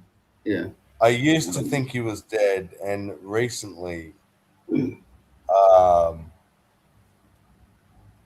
I can't say, obviously, but I would not even be shocked if something come out and said, "Oh, look, here's Epstein, he's still alive." I'd probably go, thought so. Yeah, that was another like JFK and Charlie Kirk. Yeah. Yeah. I wouldn't be shocked if he was still. Yeah. So. Go ahead. No, I'm just saying I wouldn't be shocked if he was still alive. But like I said, I've not really looked into it. So. Yeah. What were you going to say about Charlie Kirk? Oh, I was going to say it was one of those cases where whatever actually happened, the official story was not it. Mm. And it's like with Epstein. Absolutely. I know what sort of compromise material. You're wondering why I thought he stepped into Jeffrey Maxwell's Mossad operation and took over that. And it had all the compromised sexual material on pretty much every sort of, sleazy leader in the world, be they intellectual, corporate, political, whatever. And again, things like, you know, you know, Maxwell owned the same yacht that Trump bought later. That was all filled with cameras. The sleaziness is just, you want to just soak yourself in alcohol after reading about these people. Yeah. And I think that if they were going to be honest about the redactions and about the releasing of the documents, instead of keeping them for months and spending, thousands of people and 1 million man hours, and they said that as if it were a good thing, doing the redacting, they could have just dribbled them out little by little in a continual process of redacting the right way that they should have. And just let it take shape as it did, but instead they scrubbed them. I mean, they right now, like, according to the people that were able to look at those files, those were supposed to be totally unredacted. They were supposed to be the unredacted version, but instead they found that they were still redacted, and that the Department of Justice said, well, this is how we got them from the FBI, which means that those originals might not even exist anymore. And do you know what I think I'm realizing? Is because watching these videos, watching Pam Bundy, okay, watching Trump, watching anyone, these people are not intelligent. As in, comparatively to me, as a layman who knows fuck all, I watch these people and I think, either idiots. You're right, or they're hoping that you're not intelligent. I think they are so separated from the average human experience because of the way the lives they live and the privileges they have or whatever, but there's got to be this massive disconnect. I feel like there's two almost species of human, if you know what I mean. At least two classes. Yeah. Oh, definitely. I mean, imagine though living your whole life in a world where you never even saw a utility bill. There was never a question as to whether you were going to get your car repaired or take your dog to the vet, or some other big choice where you had to decide where that extra couple of $100 that you managed to save was going to go, or a couple of thousand if you were lucky. But those and you never your spending never made a dent. You could spend as much as you want and still really never make a dent in your immediate personal finances. There was always more. Imagine that kind of level of I don't like calling it privilege because I think it's something else. It's privilege in a way, but it's something else too. Kelsey, you sound like somebody who's never had the stress of trying to decide between going to the family beach house or the family ski chalet for vacation. Right. Such a hard decision. Should I go to Madrid this weekend to party with my friends, or should I, go tour the Ivy League college that I've just been, bought into for $100,000, that I might go to in 2 years? Oh, 100,000 doesn't get you in these days. You usually got to pay a couple of million in order to get a wing onto a library. That's what I mean. First time in my whole life, couple months, couple weeks, couple months, recently back, I had like series of days, I don't know the longest period, where I didn't even have meals because I was so broke. But to try and imagine such an extreme opposite of like, he wouldn't know what a utility bill is. Like, there are people who are paying those bills for him out of bank accounts and shit. Like, utility bill, what the fuck is that? Yeah, he wouldn't be doing it himself. Yeah, he has people that take care of that. Yeah, I get what But you're let saying. alone stressing about whether he can pay it. That's the point. Like, Yeah, Yeah, it's yeah, the having to actually balance a budget as opposed yeah, to, well, more's coming in than I could possibly spend. And yeah, in all honesty, I can't fault a dude who gets whose family puts him in that situation. Somebody's no, born into it. It's not his fault he never had that experience. And that's one of the things I try to no, say yeah, is everything is both blessing and curse.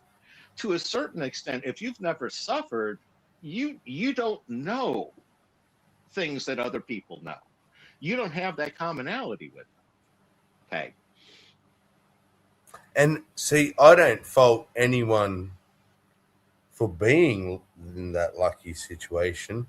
But then what do you do with that situation? Like, do you go and buy fucking underage girls and whatever? Yeah. Then I'm not, still not faulting that you got the money on, but I'm faulting the Or even decisions you've. middle ground. You take over your father dies, you take over the family company, and you shut down the factory in the town, ship it to Southeast Asia where they're going to make it for you 25 cents on the dollar. Yeah, but that whole town you just put into poverty. Everything there's totally legal, but you're kind of an SOB if you do that in my book. Hey.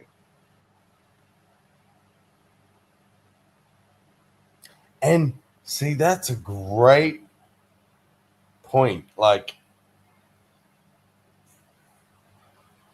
but we would not judge that person as harshly, would we? Like, they could leave a whole town, but they didn't like diddle any 14-year-olds.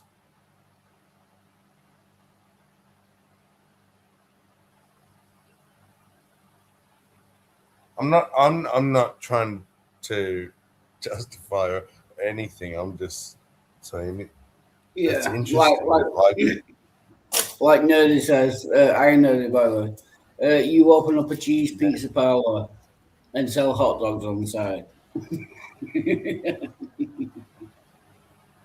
so given the power that the church has, it would therefore be safe to assume that they have no conscience.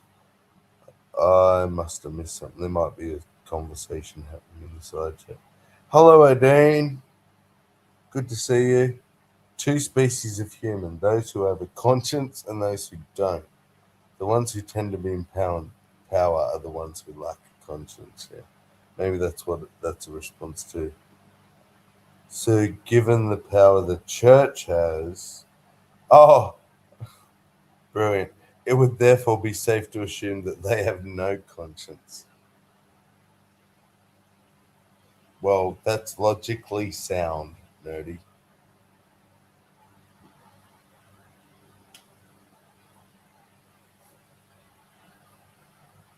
But,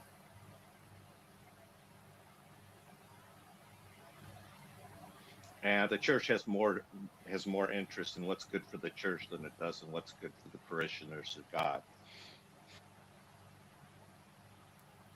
absolutely.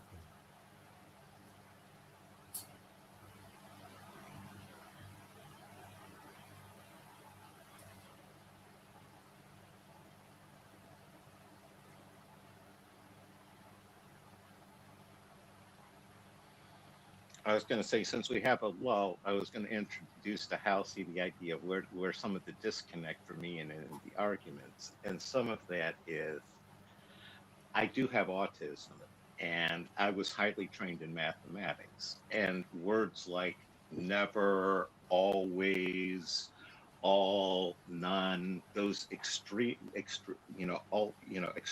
words are like red flags to me.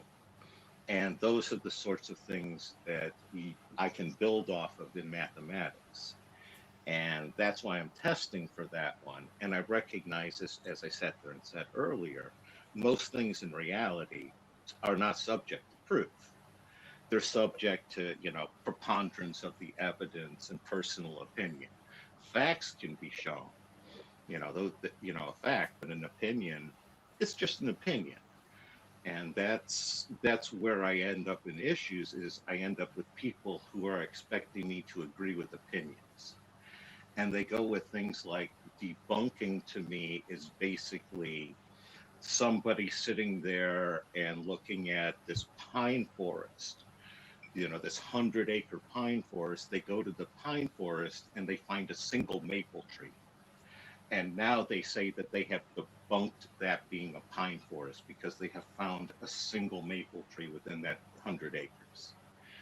And to me, they're operating not under the rules of logic, but under the rules of rhetoric, where logical fallacies are acceptable. And that's fine if they want to play that way. But that's just not a world that I can live in. It's not a world I do live in. It's one where I feel like I'm at a tennis match watching it bounce back and forth.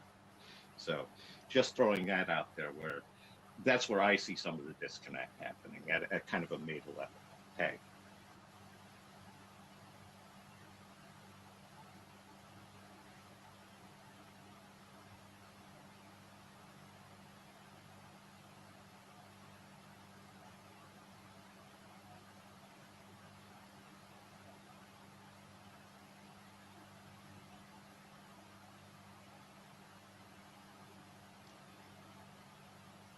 And maybe Halsey stepped away. Oh yeah, she said she'd be right back in the private chat. Yeah. Okay.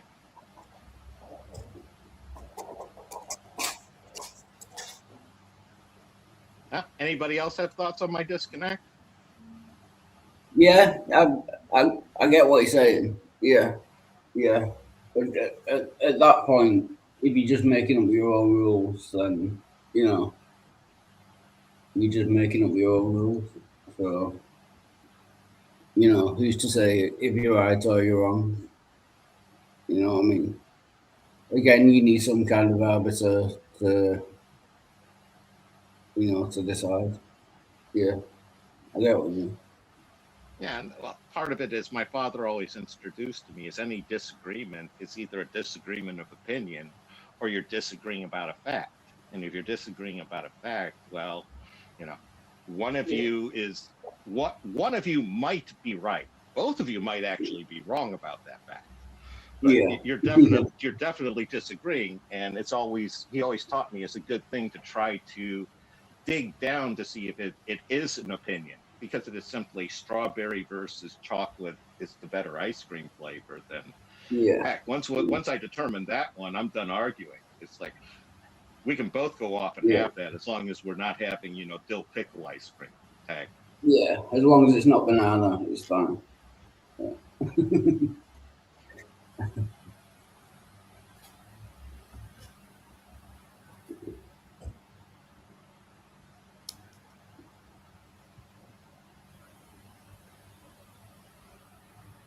Yeah, it's like with religions. They can't all be right, but they could all be wrong. That kind of thing. Yeah. I don't know. When it comes to people, I'm pretty convinced all the people can be wrong. Yeah. Myself at the front of that wrong list. yeah. I'll put myself up onto that queue as well. Yeah. I'm probably wrong about most things. Yeah. I'm not going to fight about it. There's enough room at the front of the line. You can go ahead. Yeah. All right. I'll go second behind you. That's right. Oh no, after you.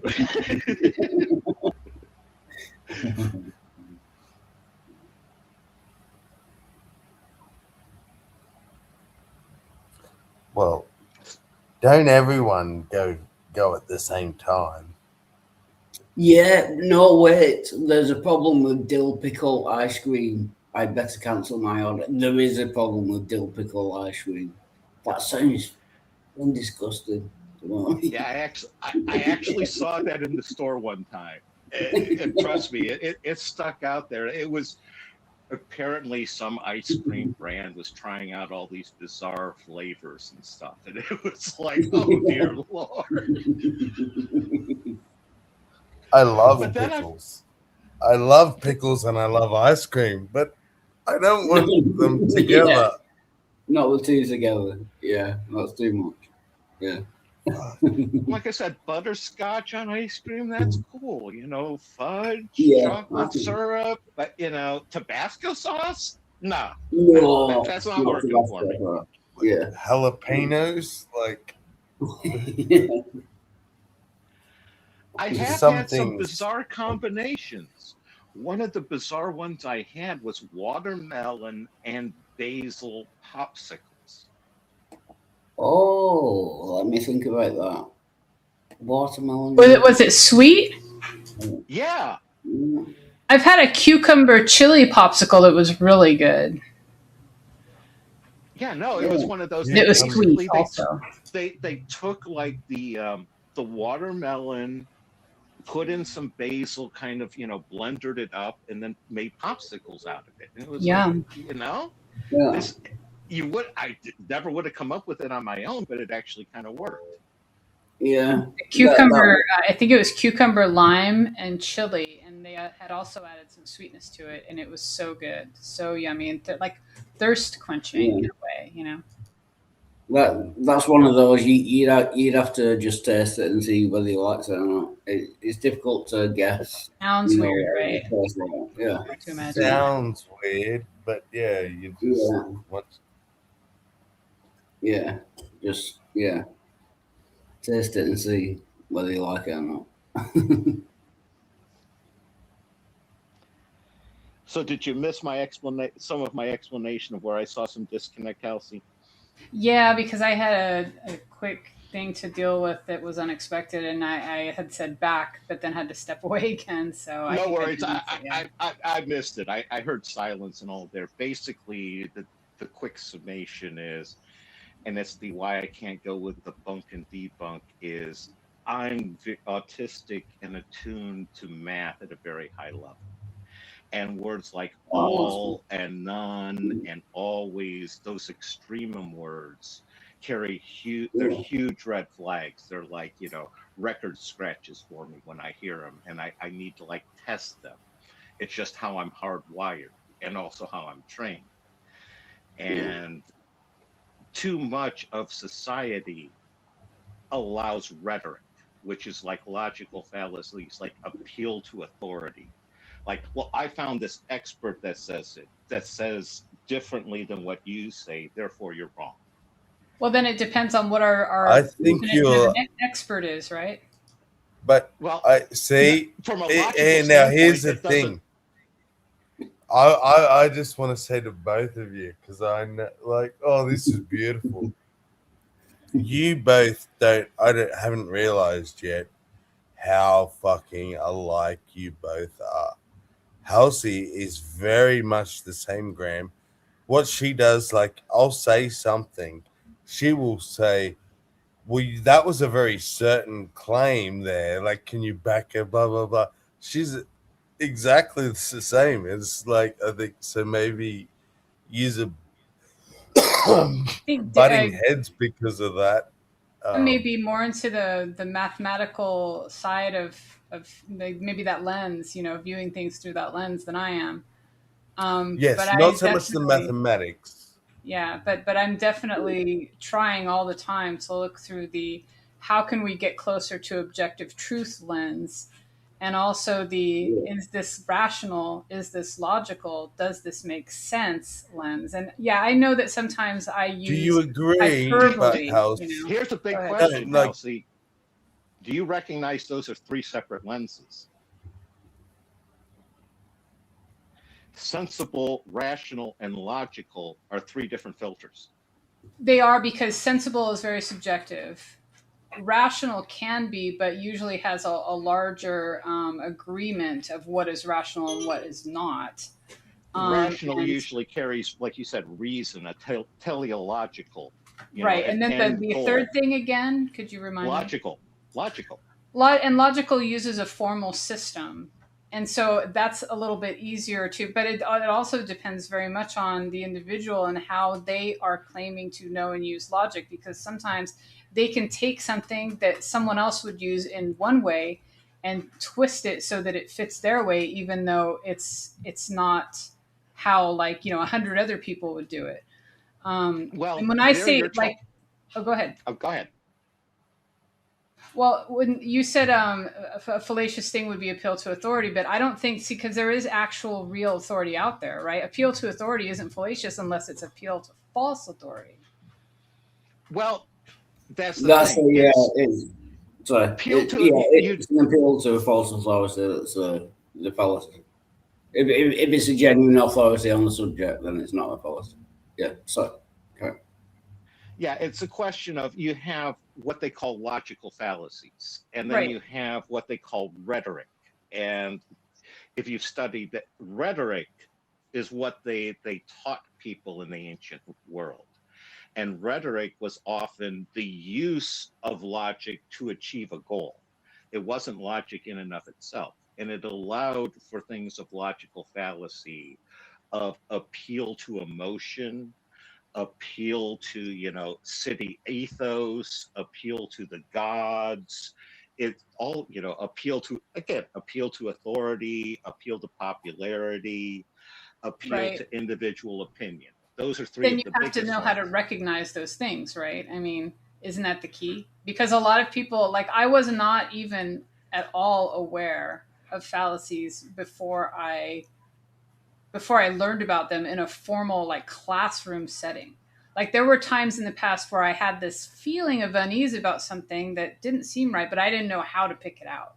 I didn't know how to say, this is what's wrong with this, until, like, I was formally taught, in that setting, and I was like, oh. And but once my eyes were opened, it was really like, there was, first of all, I didn't want to close them again, and I just wanted to know more about those things, because to me it changed how I looked at everything in the world. And I thought that was one of the most valuable things that, like, the general population could understand, was how to see those things more clearly. So you can recognize the sorts of things that I'm talking about, because most of politics these days have very little actual fact in there. It's pretty much all appeal to popularity, appeal to emotion. You can recognize all that, right? Well, when you say most colleges, like, I mean, I was always interested in my instructors a lot No, more I was saying than. politicians, not Oh, colleges. politicians. I thought you said colleges. Could you repeat the No. question now that I have a different. No, most of the things politicians say these days are appeal to emotion and appeal Yes. to, authority and such. They're not actual talking about facts and, Oh, yes. consequences and things like that. Oh, yeah. They're on some level, they're pure sales techniques and manipulative language. And yes, definitely lots of appeal to emotion and popularity. There's a page I always like to point people to, that, and I said always, and I mean it, like to point people to, that might be interested in this sort of thing. But it's this website called changingminds.org, and it's kind of old school. It's very plain, like plain text style website, but they have, like, all of these little bits of information on there about how people think and how to persuade thinking. And there's, like, a whole page of definitions on sales techniques, closing techniques, all of these things, where basically the salesperson is presenting information in such a way that they can almost totally predict how you're going to respond to it. And that's what politicians do too, in my opinion. Oh, absolutely. Put a link in case you want to check out. As I described it, is modern society is totally covered in Bernays sauce, if you catch the reference. Edward Bernays. was thinking of the ingredients of the actual sauce when you said that. Oh, okay. No, I'm talking Edward Bernays, where he was the one who got women smoking back in the day and all that. Yeah, I'm unfamiliar with him actually. Oh, he's the one you need to look at. He's the father of modern marketing and advertising. Really? Okay. Wow. Yeah, there's like there's a section on here called disciplines, techniques, and you'll see, like, if you take a look at some of those, you'll see it's really pretty interesting. Like there's argument, brand management, coaching, communication, counseling, change management, game design, human resources, job finding, leadership, marketing, negotiation, networking, politics, propaganda, psychoanalysis, rhetoric, sales, sociology, storytelling, teaching, warfare, workplace design. These are all under disciplines. And then so that's like the whole ecosystem. I thought this was one of those like coaching seminars where I went to one of those, and those made me sick to my stomach, where it was basically it's all designed to destabilize the customer and force them to make, you know, decisions one way or the other, and how to best herd them to the sale regardless of which one they do. And it was there is something on that, and it's under techniques, and it's called closing techniques. There's a pretty decent sized list there. Here, I'll put it in there just so you have a shortcut to it.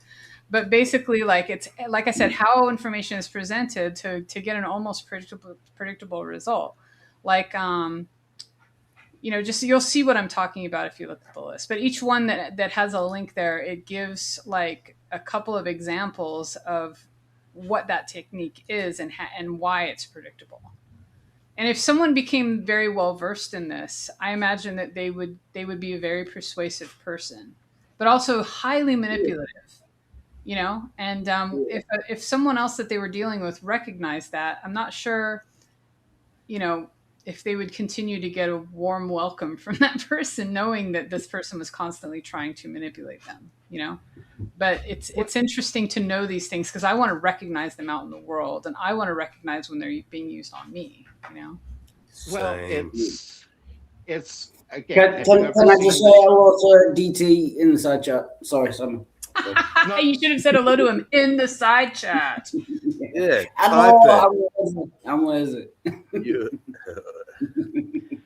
I was going to say, have you ever seen that George Carlin "It's a Big Club and You're Not in It" routine?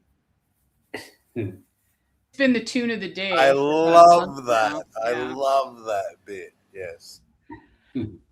Yeah, that's why I sit there and I've tried to explain to people. George Carlin, he wasn't making jokes. He was telling people the truth, and they just found it funny. Deadly serious, like absolutely. He was just spitting facts in their face, and they're sitting there. Oh, it's like, dude, this is serious. Like, he's telling you to your face. Yeah, and that's pretty much how they view it. Is they don't view them. Hello. Hello. Okay, let's see. Let's see this beautiful website that Halsey posted in the back. Changing minds. Whoa! And then did you just wake up and like come back to life? Your mic is so hot. Fucking whoa! Sorry, is it high? I wasn't trying to. That's better. No, you're good. You're good. Go on. Okay, well, I've been listening for a while, kind of falling asleep in and out because I've been up all night, but who gives a shit? And definitely interesting. We may have heard a little bit of snoring, so I may have muted sorry. you. Sorry. Yeah, that's all good. But no, I've been listening, and I think we can owe a lot. We think we can owe a lot of the current techniques that exist in the world to one Gustav Le Bon. He wrote a little book called "The Crowd: The Study of the Popular Mind." Maybe you heard of it. I've heard of that. Yeah, I've not read it, but I've heard of it. Yeah. What about you, Graham? When was this from? No, he wrote the book. He wrote the book back in like 1889. I can look it up right now, but you know what I mean. He was a very he was a very smart psychologist at the time who actually wrote a book about how to manipulate crowds. And I shit you Oh not. yeah, Hold on, like hold on. So, Walhart, quiet. I shit you not. Like everyone from Mussolini to to Goebbels to everyone else, like to Freud too. You know what I mean? Got most of their psychology about people in crowds from that book. yeah. There was another one as well. What was it? The madness of crowds, and yeah, Well, like yeah, but thinking. Waldhard. You gotta Yeah, realize that the Madness of Crowds, yeah, was actually based off Gustav's work. yeah, yeah, yeah. I'm just saying, So, yeah. if you want to blame anybody for today's techniques, blame him, because he gave the blueprint of how to literally control crowds. Well, if you're going to do that, you got to go to the OG himself, Plato. Plato's Cave was the original on how to manipulate an ignorant populace. Yeah. In a sense, yeah, I agree with that. Do you mind if I share something, Sammy? No, yes, maybe. I don't know. Share. All right, 1 second.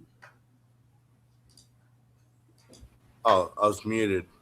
Anyway, she's sharing anyway, so what the fuck? Didn't matter what my response was, did it? Should I not? Should I not share? No, of course. I said absolutely, but your question was, do you mind if I share? Let's go, So let's go. I shouldn't have said absolutely. No. Absolutely, I mind. Fuck off with all that shit. Yeah, I meant to say absolutely not. Share. Okay. All right, here we go. I have this feeling, man, because there's a handful of people actually run everything. That's true. It's provable. It's not I'm not a conspiracy nut. It's provable. Handful, very small elite run and own these corporations, which include the mainstream. Oh, Bill Hicks, I love this. I have this feeling who's ever elected president, like Clinton was, no matter what your promises you promise on the campaign trail, blah, blah, blah. When you win, you go into this smoky room with the 12 industrialists, capitalist scumfucks who got you in there, and you're in this smoky room, and this little film screen comes down, and a big guy in a cigar roll the film, and it's a shot of a Kennedy assassination from an angle you've never seen before. It looks suspiciously off the grassy knoll. And then the screen goes up and the lights come up and they go to the new president. Any questions? Just what my agenda is. First we bomb Baghdad. You got it. But we've got to come to some new ideas about life, okay? I'm not being facetious about abortion. It might be a real issue. It might not. It doesn't really matter to me, because what matters is if you really believe in sanctity of life, then you believe it for people of all ages. That's what I hate about this fucking child worship syndrome going on around there. Take the children. Take the children. How many children were in the wake of the children? Hey, what does that mean? They reach a certain age, they're off your fucking love list? Fuck your children. If that's the way you feel, fuck you with them. You either love people in general from all ages or you shut the fuck up.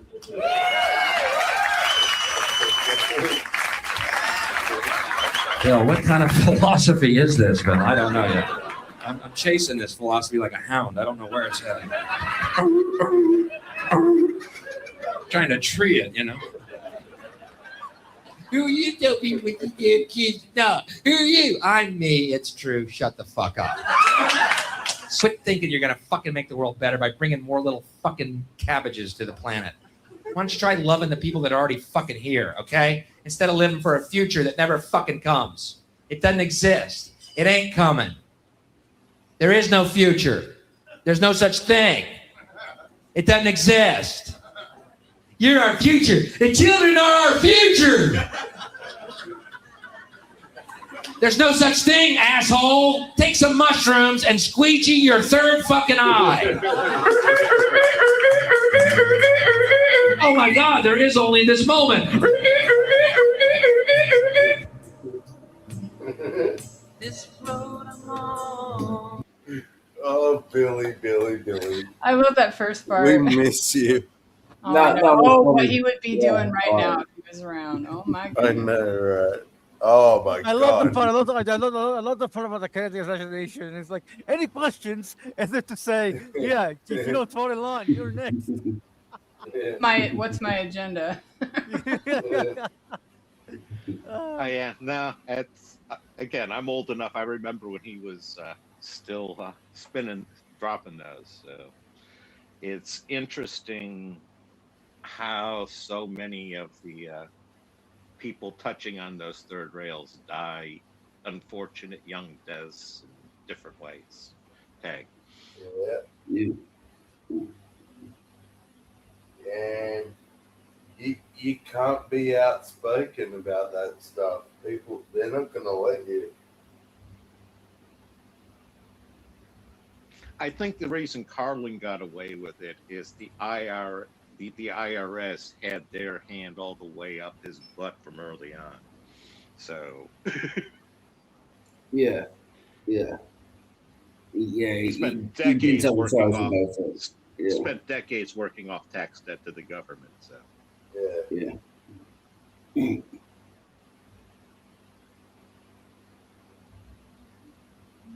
It's like, if we don't kill you, we'll tax you to death.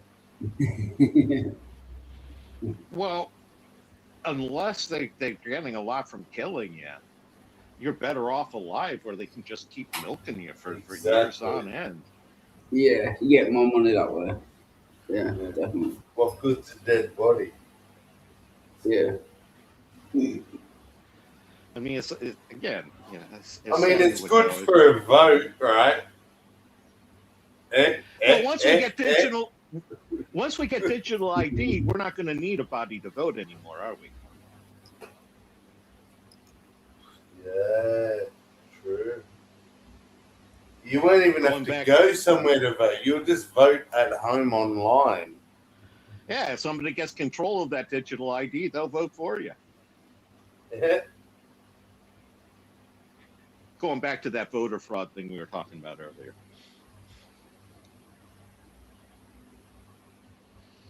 But I was going to say, Halsey, the concept of the debunking thing and where I run afoul of it, I use my pine forest example, where it's like there's 100-acre pine forest. And if this person goes and finds a single maple tree somewhere in that 100 acres, they now consider that's no longer that being a pine forest has now been debunked. And nobody should claim that's a pine forest because they found one maple tree.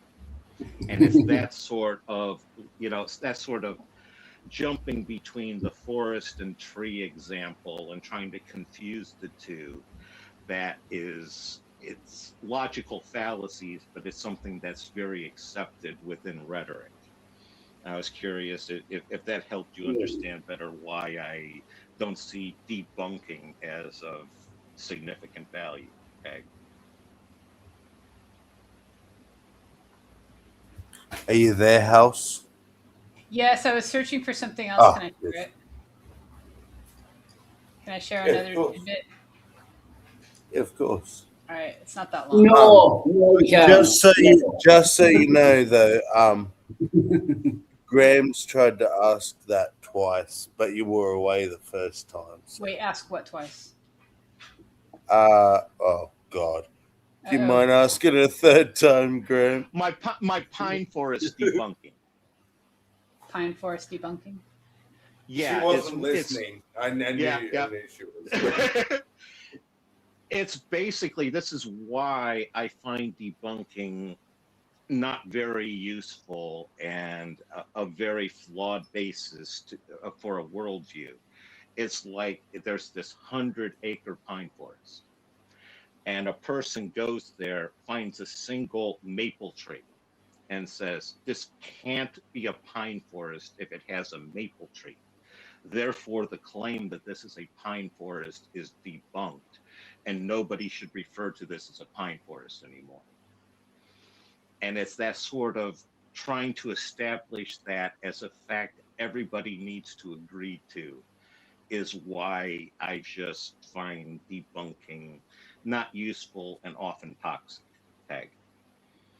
Okay, so then the most honest thing to say is this is a pine forest that contains one maple tree, right? Because if we have somewhere, let's say somebody says plain, this is a pine forest, right? With no additional trees, just this is a pine forest, right? And the person goes and finds that one maple tree, and then they go look up the definition of a forest, and the definition of a forest is a collection of trees, but it doesn't say like a collection of only one kind of tree. It just says a collection of trees. If they designate pine forest, that means that everything in there is pine, right? So, like I said, they shouldn't say this is no longer a pine forest. They should say this is a pine forest with one maple tree that contains one maple tree, right? Because they can't really say it's not a pine forest because it is definitely a pine forest. It's just not exclusively a pine forest. Do you agree with that?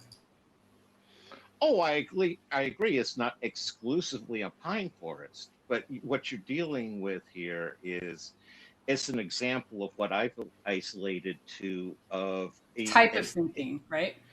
It's an inherent problem of language and that forest tree divide.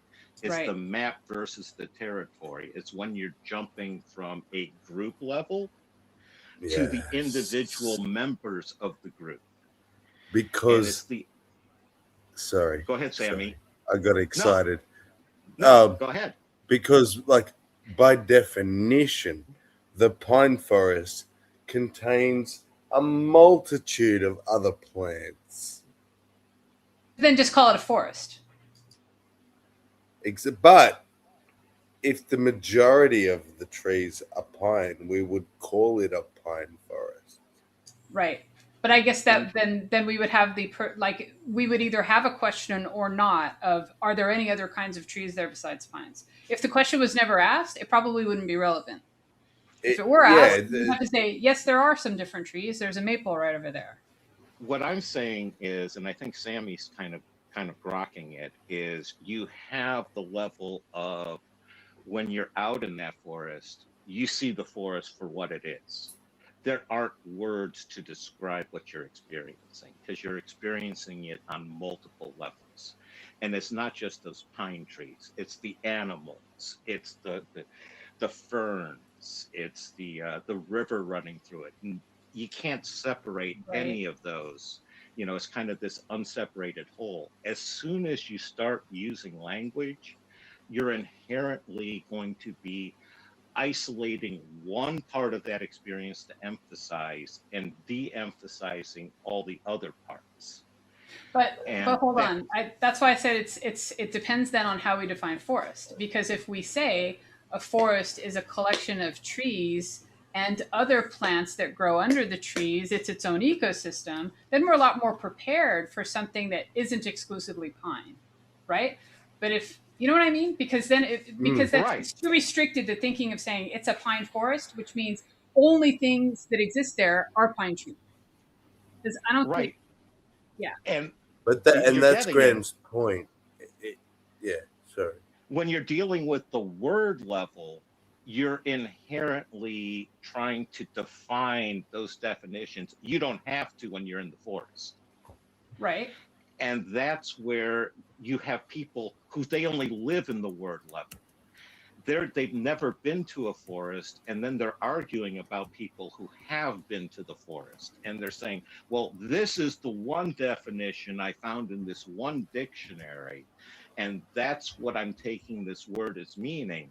That's different than if you've been there and you understand the actual references for the words. And that's where a lot of the disconnect I see coming in is when you start with people arguing on one level and then trying to flip back and forth between the two. And they do things, like I said, it's the lump and dump, where if I can find one counterexample, I can dismiss the entire class as illegitimate. So what about the kind of thinking that says, if I can find one counterexample, my point is that the thing you're saying doesn't exist exclusively. And if we want to go further, we can say to what degree each variant exists too. The thing that you're saying exists versus the other possibilities. Can we even go there? You know what I mean? Oh yeah. Because I know what you're saying. Like like the person who that's what do you call that? That is confirmation bias. Exactly what you're describing. You know, where you look and look and look for the thing that supports your point of view or your point that you're trying to make, but you ignore pretty much everything else that contradicts it, right? Oh, it can even be worse than that. It can be totally unconscious, where because of the words and the way you've been socialized to view this world, you are totally blind and unperceptive to other aspects that other people would see. Right. You know, it's kind of funny. And it made me think of something that's kind of on the side, route. But the other day, my husband asked, "Do we still have mushrooms?" And I look in the fridge and I'm like, or I didn't look in the fridge yet. I said, "Do we have mushrooms?" And he said, "Yeah, I bought them like a week ago." I'm like, "Okay." And I told him, and I realized it was true, and I said it. Is it because I didn't note the mushrooms on the way into the fridge, and because every other time I was looking in the fridge, I was looking for something other than mushrooms? I didn't even see the mushrooms. They weren't even there for me. I was only looking for that targeted thing that I was looking for, and everything else just became a non whatever that was. You know what I mean? That's called psychological framing. Yeah. Where that's a human thing, where they tune their perceptions to what their goal is, and as their goal changes, the perceptions get tuned different. Right. Here, I'm gonna share this really quick. It's a little bit of what we were talking about before, but it's still pretty funny. Is that okay? Yeah. Of course. You know what bugs me though? I know everyone here who's in marketing is now thinking the same thing. Oh, cool. Bill's going for that anti-marketing dollar. That's a huge market.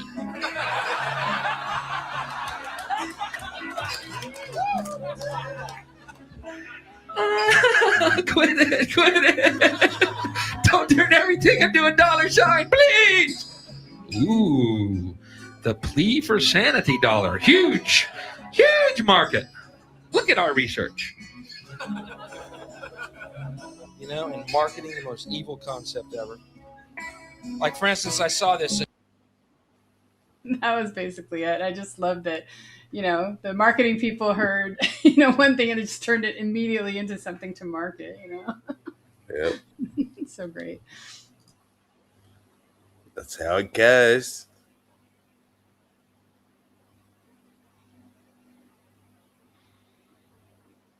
It's all about profit. Is there money? Yeah, exactly. Is there money there? Can we get some money out of this? Yeah, and anywhere, you can get money as well. Yeah, good to Bill see Hicks you. was watching now. Yeah. Oh, good to see you. Yeah.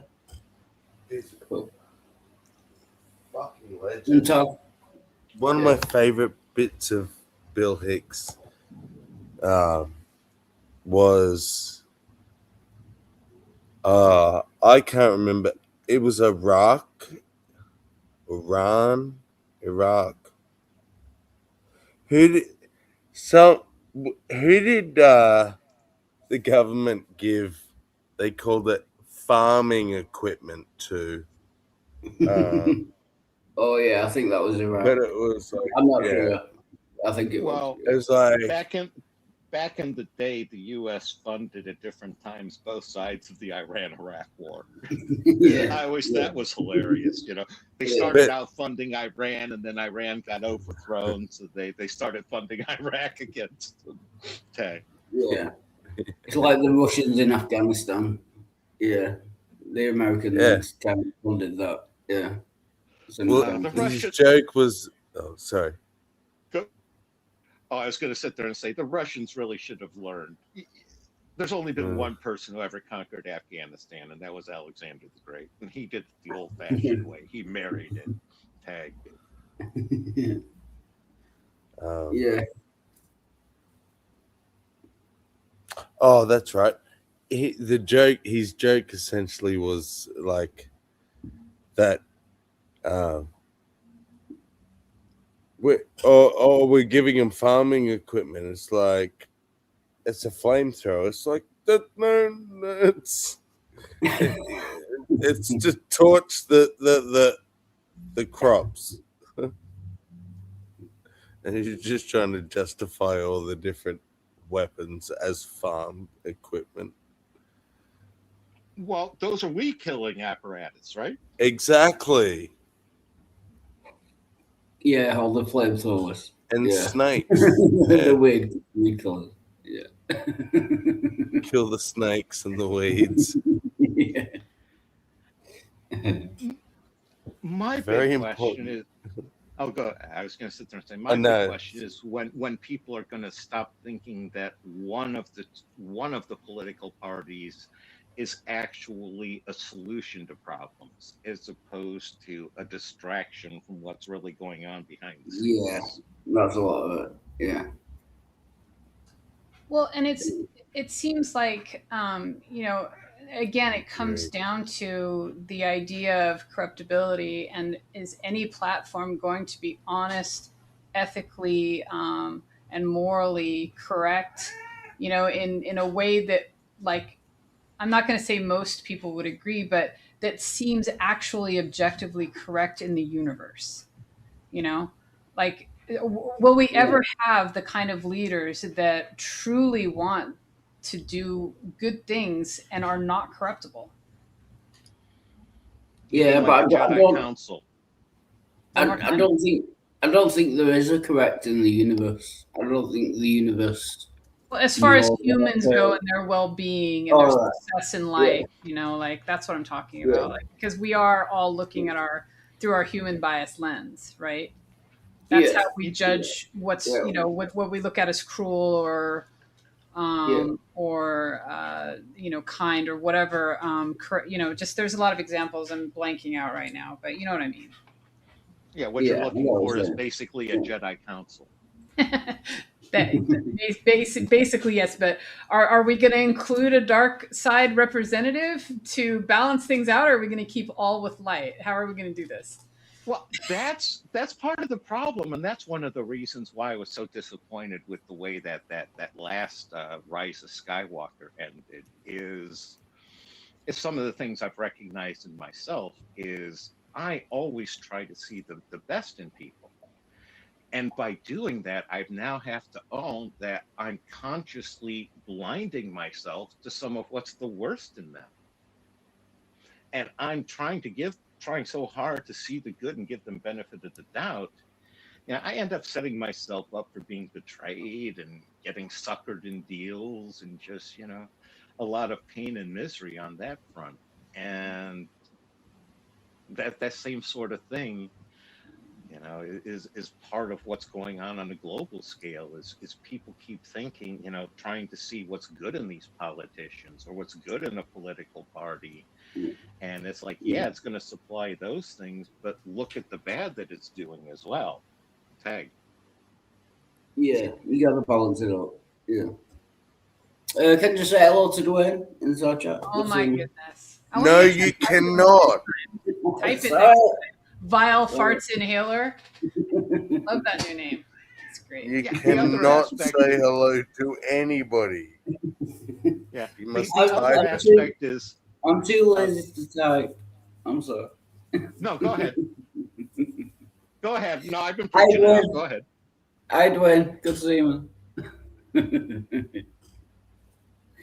I had a response that I'm trying to get back to it because it kind of evaporated. So give me a second.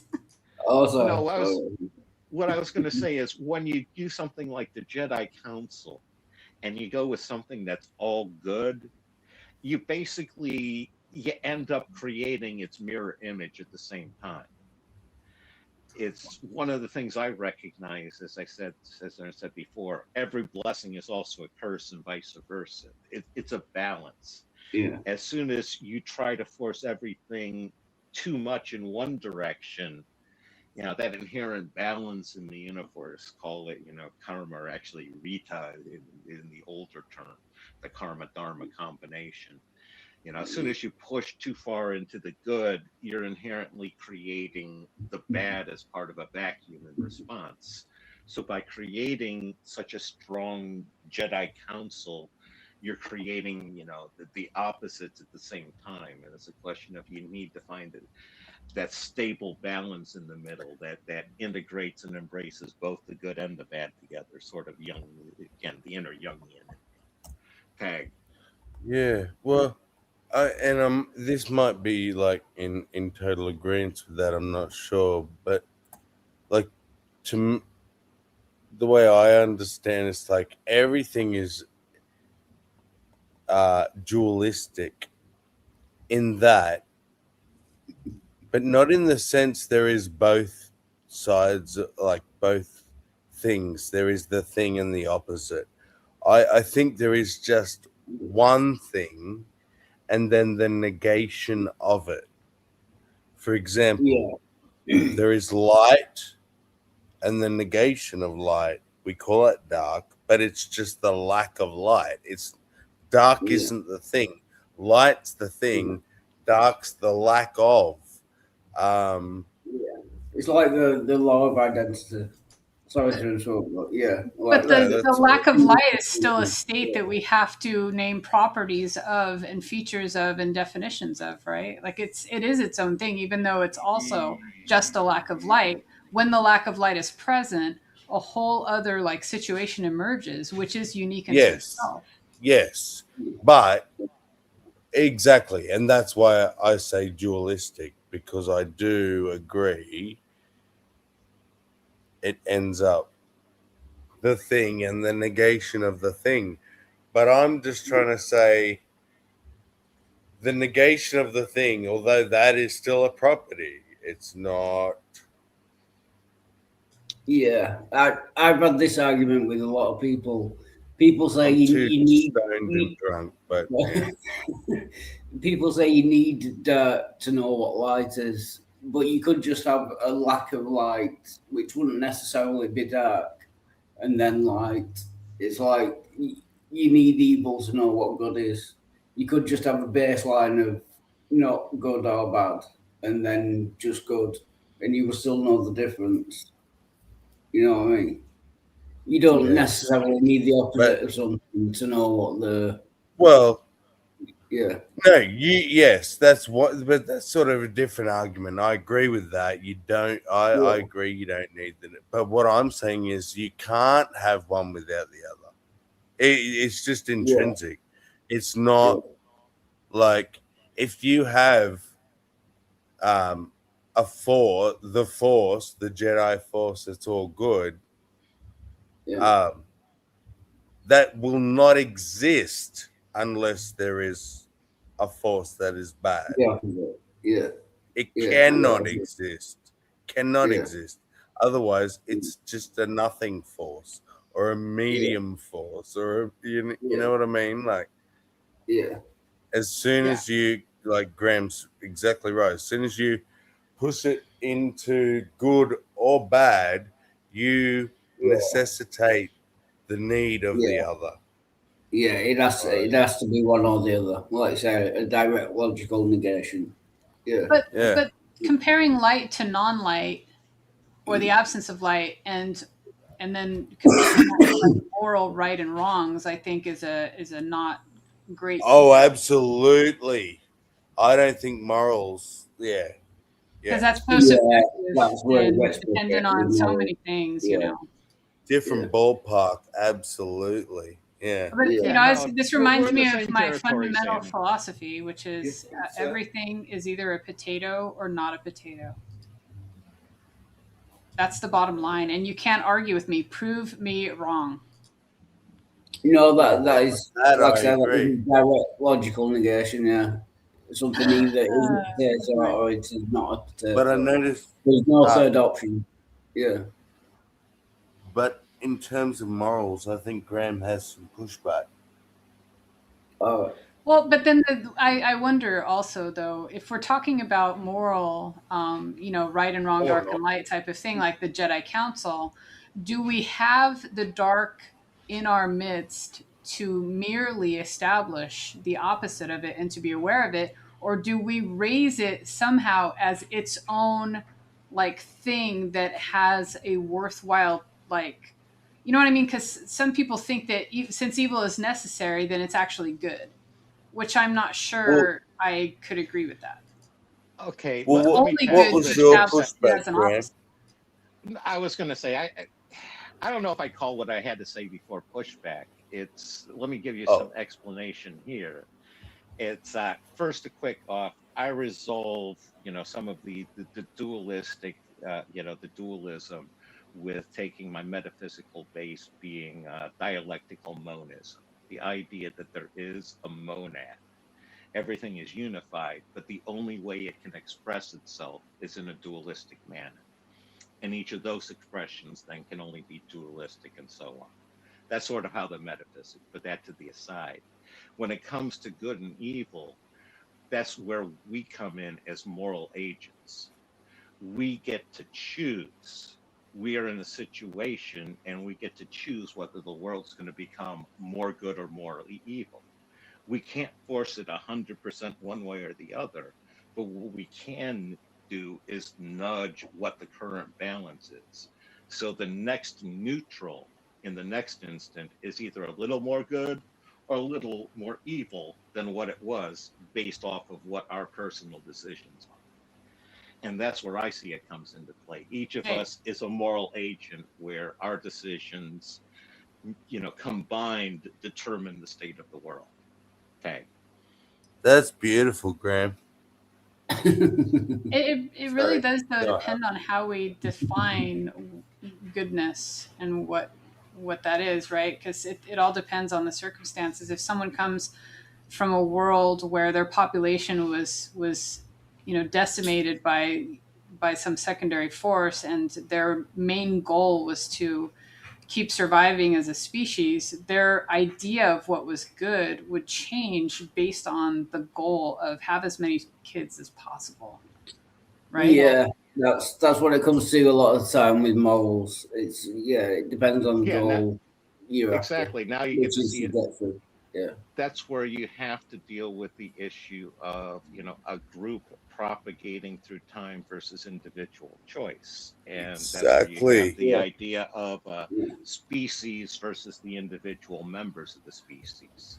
Those individuals have to care about the species in order to make those decisions in that direction, right? Well, neither one of them can be sacrificed for the other.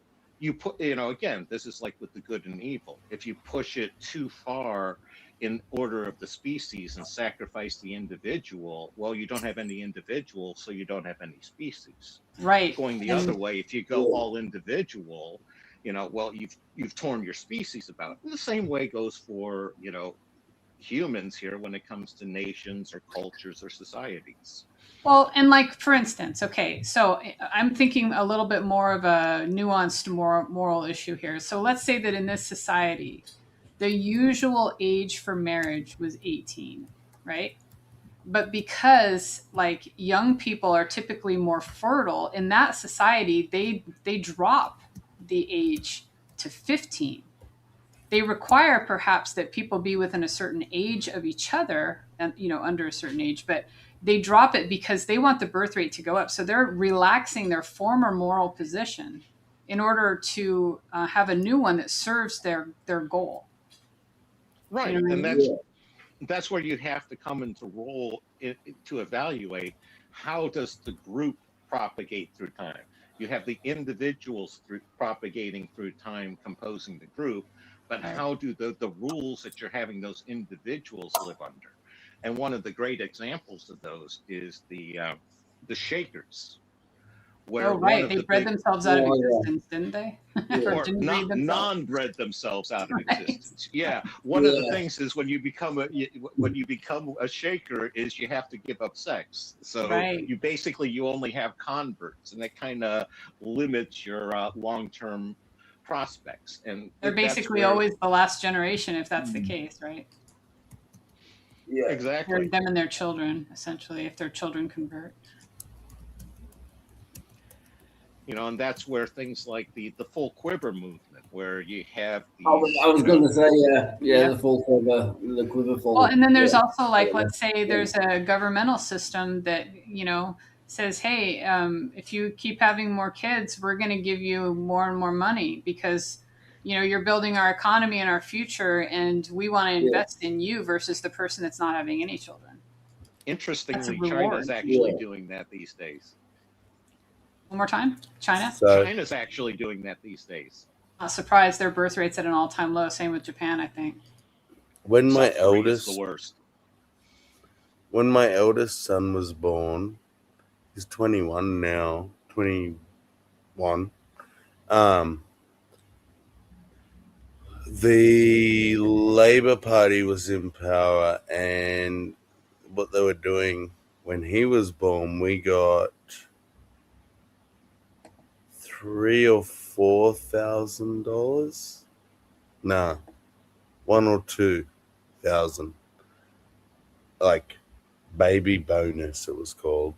Yeah. And then the next year they upped it to $5,000. I was pissed. Then the next year after that they upped it to 10. Wow. I was like, man, now what happened? There was like teenage girls and just unemployed people and Yeah. everyone just having kids. Making them have sex to have kids. Having like a kid every 9 months so they could get the 10 grand. And then for that kind of system, let's say they do have that reward system. Well, the answer to the abuse that you're talking about is to have a cap on it, right? To have a cap on how many benefits can be sort of cashed in on in that scenario. So it doesn't matter if they have 10 more kids, they're not getting any more money for it. But then the argument there is, why are you making all of those kids suffer? Yeah, I suppose. Yeah, you're expecting her to feed 10 kids off of what you're going to give her for 3? No, she shouldn't. She should be thinking about her own ability to support the kids, whether it's through having a husband and a proper house, system set up, or if there's something else in play. Because people do have to be responsible for their decisions to make more humans. They do. I don't see that in the world today. I think that should be the way it is. It's not the way it is, but that should be the way it is. And the thing is, though, if you're going to do that, then you're going to get accusations of cruelty because you're going to let children starve to death because you had parents who brought them into the world who couldn't feed them. Well, that's happening now. I mean, I'm just saying that's what you have to accept. Yeah, but like in a situation like that, what is driving the nonstop births? Is it religious beliefs? Is it rampant rape in the society?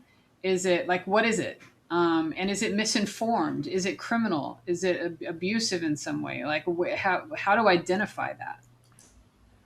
Well, unless I'm sorely mistaken, it's because you have a bunch of women who are opening their legs and having sex with men without protection. That's what's resulting in pregnancy. Well, it's also the men deciding to, pull the trigger on that because they are the ones that are necessary for a pregnancy. Pull the trigger.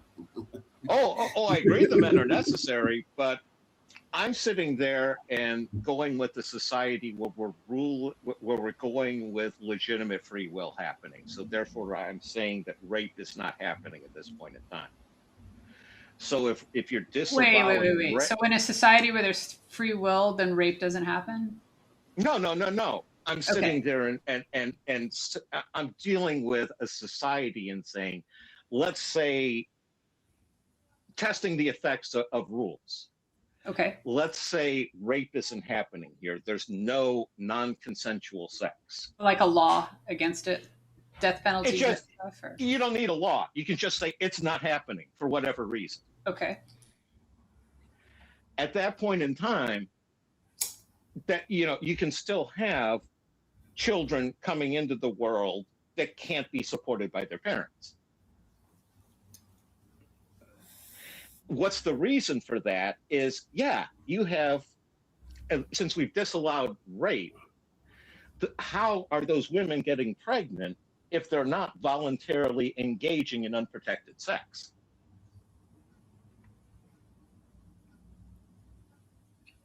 Yeah. if there's, I mean, societally, if there's some other reward, like, let's say their church is telling them that they're they're getting rewarded for that participating in unprotected sex. Right. But that's still why those children are being born.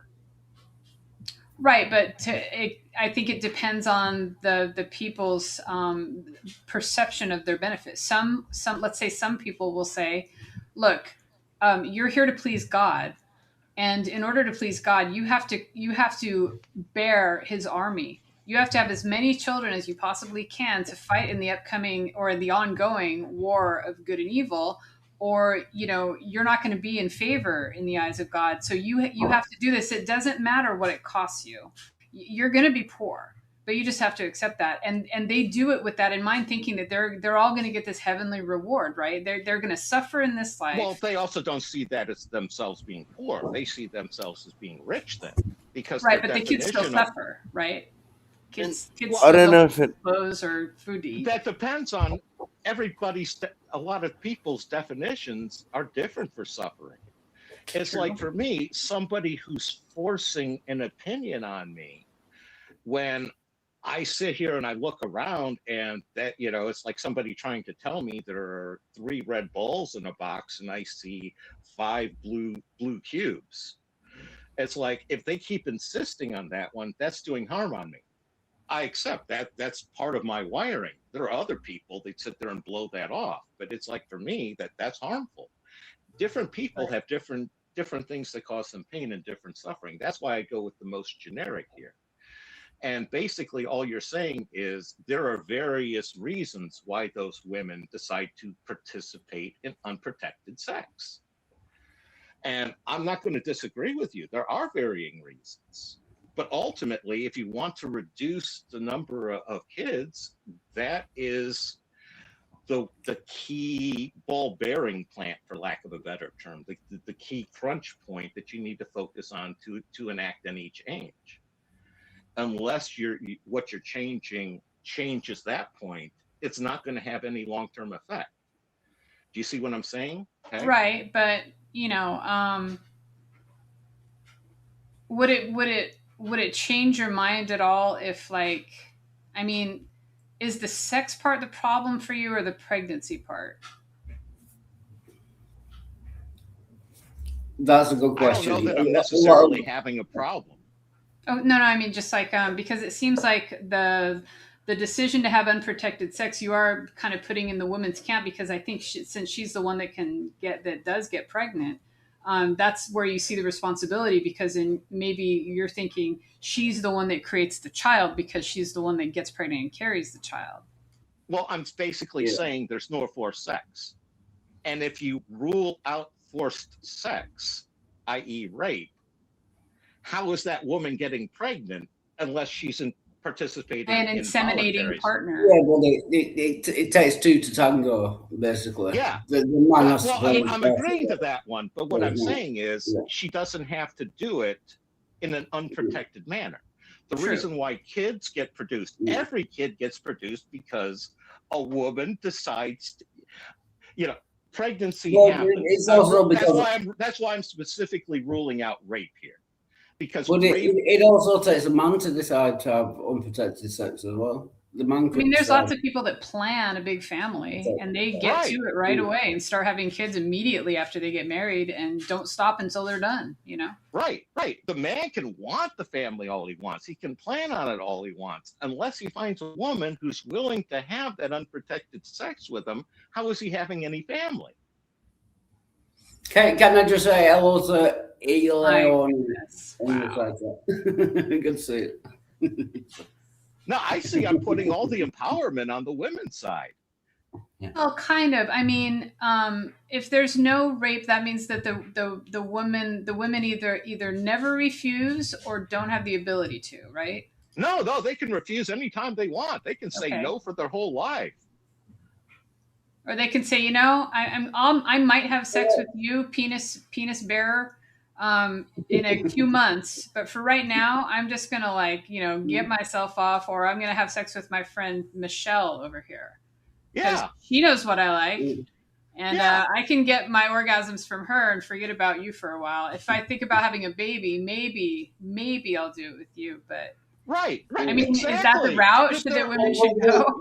The same applies to the man as well. You can't Right. just put all He that can go burden romp on around women. with his guy friends, right? Exactly. Oh, what I'm saying here is men and women need to decide how we're going to interact. And I'm saying we need to rule out forced sex. That just needs to be just off the books. Rape just needs to be off the roofs. Once you rule that out, now it becomes voluntary. You know, the woman can say no, she can do whatever she wants. But all I'm saying is for kids to be born, you need unprotected sex between a man and a woman.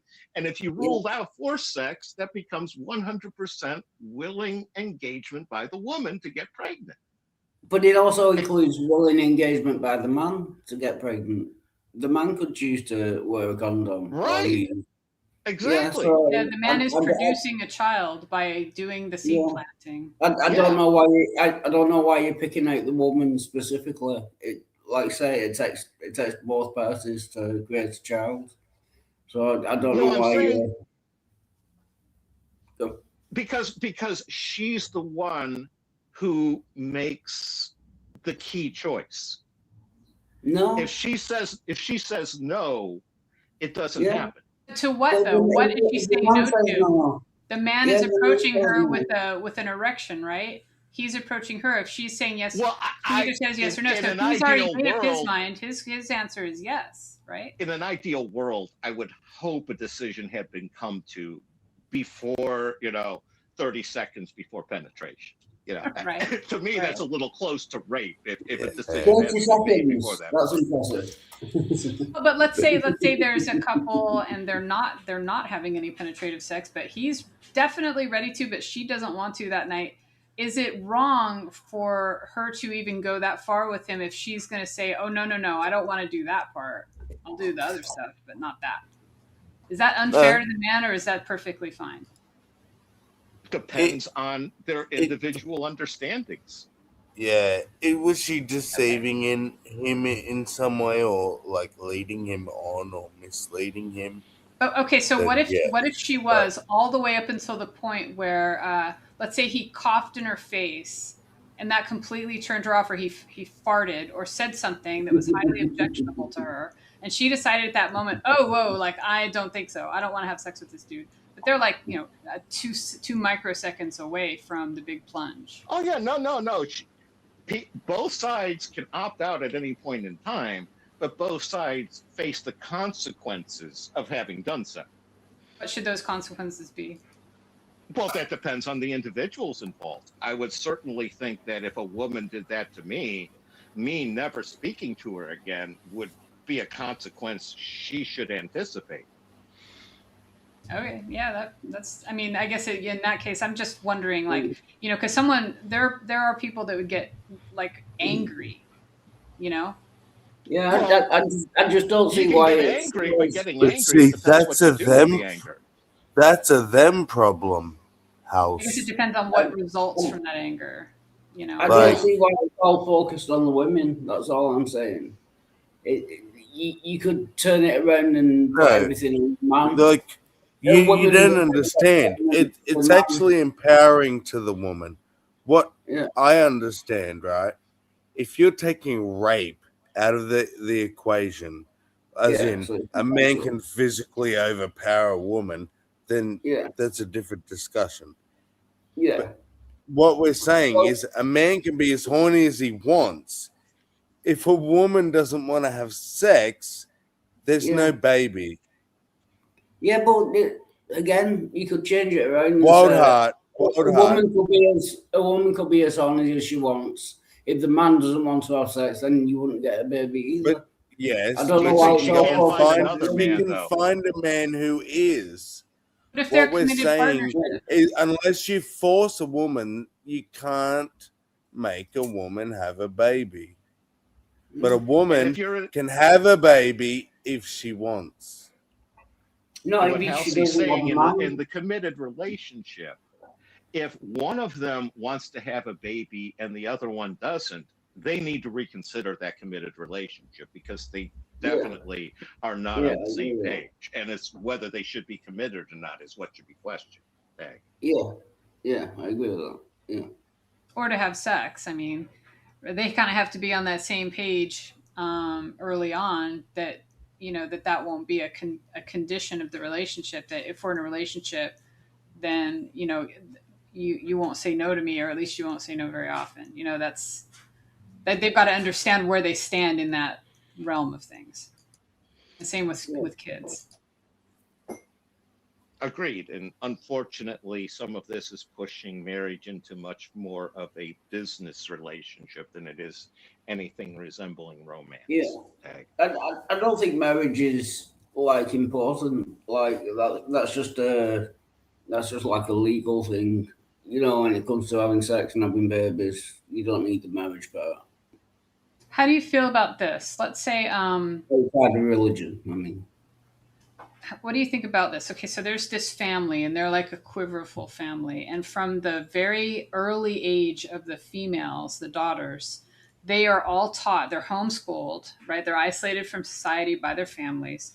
They're very religious, and they're taught from basically as soon as they can learn things that when they grow up, they're going to be a wife and a mother, and that mother is going to serve God and her husband and have as many kids as possible. And that is her role. Like that is her role. And so that the only path that she really has is to comply with that plan, or be like shunned by the family, or shunned by the, in the eyes of God, not living up to her purpose, blah, blah, blah, blah. Do you think that that person can make a proper decision about whether or not they want to have a baby? No, there would be coercion there. It wouldn't be totally fair. I mean, they could make that decision to not have a baby, but like you say, if there was shunning and stuff involved, that would have an effect. Yeah. My way of looking at it, and part of that is because I do alternative history and I look at the ancient world, and a lot of what you're describing, how is it that different than ancient Sparta, where the only way to have your name preserved was to either be a man who died in battle or a woman who died in childbirth? That was the only way you got memorialized. And I understand what you're saying with the full quiver family. And here's the question is, when it comes to freedom of religion and freedom of thought, are they wrong to raise their child that way? And are they wrong to shun a child who decides against those family values? Yeah. I'm not saying that the person shouldn't be able to choose against their family values, but what good are those values if you can't live by them? If you can't say you live by these rules or you're not part of the group, But it's kind of forcing people to do something like family values. So the mother and father say, "We want you to have as many kids as you can." It's kind of a type of coercion. Do you know what I mean? Yeah. And if like the girls, let's say they're kept away from education and stuff for this purpose, so that they will not be asking questions, so they will not rebel. That to me is abusive in a way. And it's also like, we all have the freedom to practice our religion, but that means our personal for ourselves. And I don't know what age it's appropriate to, like take Islam, for example. If you're born a female in certain Islamic countries, female genital mutilation is almost a fact in your life, that when you're like 3 years old, you don't get a say in it. But the religion is thrust upon you and made much that of decision Western for you. culture accepts male genital mutilation as a matter of fact. Oh, I know. And they pass it off as a health and safety and cleanliness thing, when sure it is under certain circumstances, but it doesn't have to be, I don't know. Sometimes it's good to go to the extreme to see what the point is being made. Sometimes that's not a good thing. In my case, because of the way I grew up as a Jehovah's Witness, most of these sorts of things I experienced in the extreme. So I have a very clear answer in my mind. Like, it's wrong. It's just flat out wrong. It's coercion. But because you like the example Halsey gave is good, but I can give an extreme one. Taking blood, right? Fucking JWs. My dad got cancer, needed blood. Long story short, could have lived a better life longer, but chose other medical options that didn't involve blood and had a much shorter and much lower quality of life, length of life, because of this conviction that, yeah, he died like sticking to his fucking convictions. What was the fucking value of that if... Yeah, I'm sorry about that one, by the way. Yeah. No. That, yeah. Sorry. You know what I'm saying? I'm trying to make the example like... It's like parents that won't take their kid to the doctor because they're going to pray for it instead. Same thing. Exactly. No, it's I'm going to be at least a little bit contrary. Where good for your father for picking. Everybody is going to die, and it's a question of what hill are you going to plant your flag to die on? And he picked his hill, and he stuck to it, and he died there. I'm sorry for you, but. Yeah, no, I'm proud of him too for that. Like, I don't take that away from him. Absolutely, yeah. And I go with the classic case but, in America. But do I wish? Sorry, I was. But the it's Christian just Science. Do I wish the that he knew the Christian different? Science parents? The Christian Science parents who allowed their child to die from a bowel impaction. They simply would not allow the doctors to go in with a probe and break up stuck poo and let their kid poo. It was a simple procedure. And the kid died from impacted bowel because the parents refused medical treatment. Yeah. And it's with your father, it's one thing. He picked his hill. When it comes to kids, you're picking the hill your kid's dying on. And I'm uncomfortable with that. But I'm also uncomfortable as picking to it for someone else. Yeah. And when the government can step in. When should the government be allowed to step in and do something? Again, I can sit here and say it's wrong for a person. And abortion is one of those where I came to the conclusion decades ago that unfortunately I am both pro-choice and pro-life and anti-abortion. Because I sat there and looked at the case of anencephalitic babies, where a woman doesn't know until she's 8 months pregnant that the baby did not grow a brain. Everything else about the fetus looks normal, but the brain did not grow. And she's sitting there with a body in her that, if it's born, is going to live a matter of hours. And I sat there and thought about it. And I thought about it on both sides.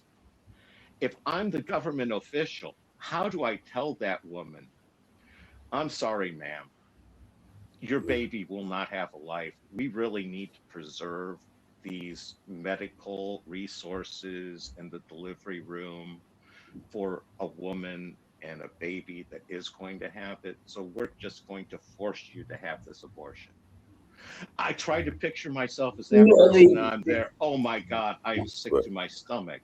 What about though? Hang on, House. Hold on. Hang on. I looked We'll at it get from both there. sides. I know where And you're I going. saw myself as the government official that sits there and tells that woman, ma'am, we know that that baby's not going to live.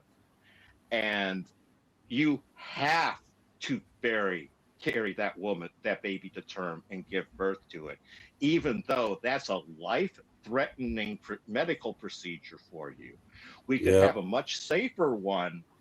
We could have a much safer one right now, but the law will not allow it. We understand you recognize, you consider that never having been a human being since it never had a brain, that is just a lump of unfortunate cells, that there was a genetic error, something happened. We know you don't consider that a baby, but you're going to have it pass through your reproductive system as if it were a baby, doing all that damage, spreading your bones, doing all that to you, because that's the law. And I was sick to my stomach at the thought of having to do that. And I'm sitting there, I'm utterly sick to my stomach either way. The government has no role here. The government has to sit there and say, no, it has no role to play in a pregnancy. Tag, I'm out. Go ahead, Halsey. Okay, so I would just wanted to cover one more angle from that, because you went with the government official on both sides saying you have to get an abortion and then you absolutely cannot get one. I'm interested in, what if you're the woman who there's, like, let's say she could have the baby, right? And because it's been alive in her all that time.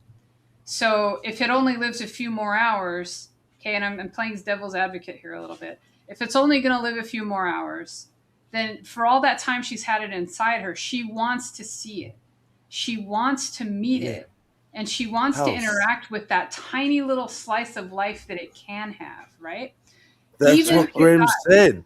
Hold on. He's totally, you're agreeing with him, but I'm not done, because I'm only going from one side here. I'm going to the other side next.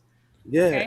And then there's the case where the woman is devastated, right? She's starting to go into a deep depression because this child she had this life in mind for, is not going to happen, like not the way she thought. And it's to the point where it's the whole thing's been devastated. So she wants that abortion, right? Yep. She wants to end it. She also doesn't want to put the child through whatever unfortunate death they're going to experience as the only set of experiences they have in real life, right? Yep. So I'm just looking at it from those perspectives rather than from the government officials' perspective. Yeah, but what I'm saying, House, it's exactly the same. That's like Grant, exactly. Like he said on one scenario that she has to have an abortion. No. I had it for both situations. The from a government legal should have perspective, no role. exactly. He's saying I agree with that. He's saying that it shouldn't be government. It should be the woman. Like the woman is the one that's going to have the fucking trauma, have the suffering. The government. But does it take an unfortunate situation for the baby to motivate that? And what if it's a healthy baby? Do you still think the government has no say in pregnancies? Well, that's a different question. Because he said the government should have no say. It has no place in pregnancies. And that's where that's the unfortunate side effect of where I'm at, is that baby is dependent upon the woman that it is residing within to make the right decisions. And you know what? If that woman decides to abort a healthy baby, oh my God, I'm sick into my stomach. But that's on that woman. Right. I think we have to accept there are sick, twisted women. And you know what? If a woman's going to do that to her child, it might be a good thing that that child didn't come into it and have that as a mother. How good of a mother would she possibly be? Hey. I mean, I hear a lot the argument, and this is, it's one that I understand and I support up to a certain point. If a person is not at all in a position in their mental health, their resources, they are unable to provide, and they the whole like pregnancy scenario of going all that way and having all the health problems that could arise and having the birth itself that could be dangerous. If they decide very, very early in the pregnancy, I think that to a certain point that should be an option, but not past a certain point. And there should have to be a medical necessity from a certain point forward. Yeah. Well, I agree with that 100%. How many cases do you think where the woman used protection, right? Still So got we pregnant. condom was possibly on some sort of contraceptive pill, whatever. Okay. And then got pregnant. Okay, let's talk about those minuscule amount of cases. But if you're talking about chicks who are just having sex and getting pregnant and going, I'm too poor to have a baby, so I'm going to kill it. You were trying to tell me humans don't know if they have sex, they have a baby. And that's the part I won't excuse. Let's say if it's like a dumb teenager that thinks they can't get pregnant if it's their first How time. dumb? How young? How, like, what are we Just saying? uneducated This on is the what I'm topic. saying about To shorthand it, Sammy, you're now. basically Now, saying that abortion is birth control is evil. yes, and we're now talking about what, some dumb 14-year-old.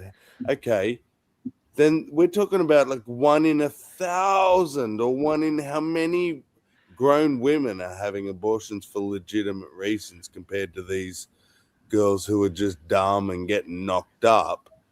Like, there's still got to be some accountability. Where's the parents? Where, like, is there any accountability anywhere along the line? And I bring up this lady that I used to know sometimes as a counterexample because to me she's on a weirdly opposite end of that, where she was super uber Christian, wanted to have it. She was pretty much in the quiverful mindset, right? Without having the full lifestyle. But her and her husband wanted to have as many kids as possible, and they had 3. But then she kept having miscarriages. She had, I think, a total of like 6 miscarriages before they decided to get her tubes tied. But each time another miscarriage, it's kind of like an indication that in some people that's going to keep happening. And so was it irresponsible of her to keep trying and to keep having those babies basically be aborted by her own body? Was that irresponsible because they were wanted? Because, like, she, I don't know if she knew, but like, the more it Not at happens, it seems all. like that's going to be the way of it, Yeah.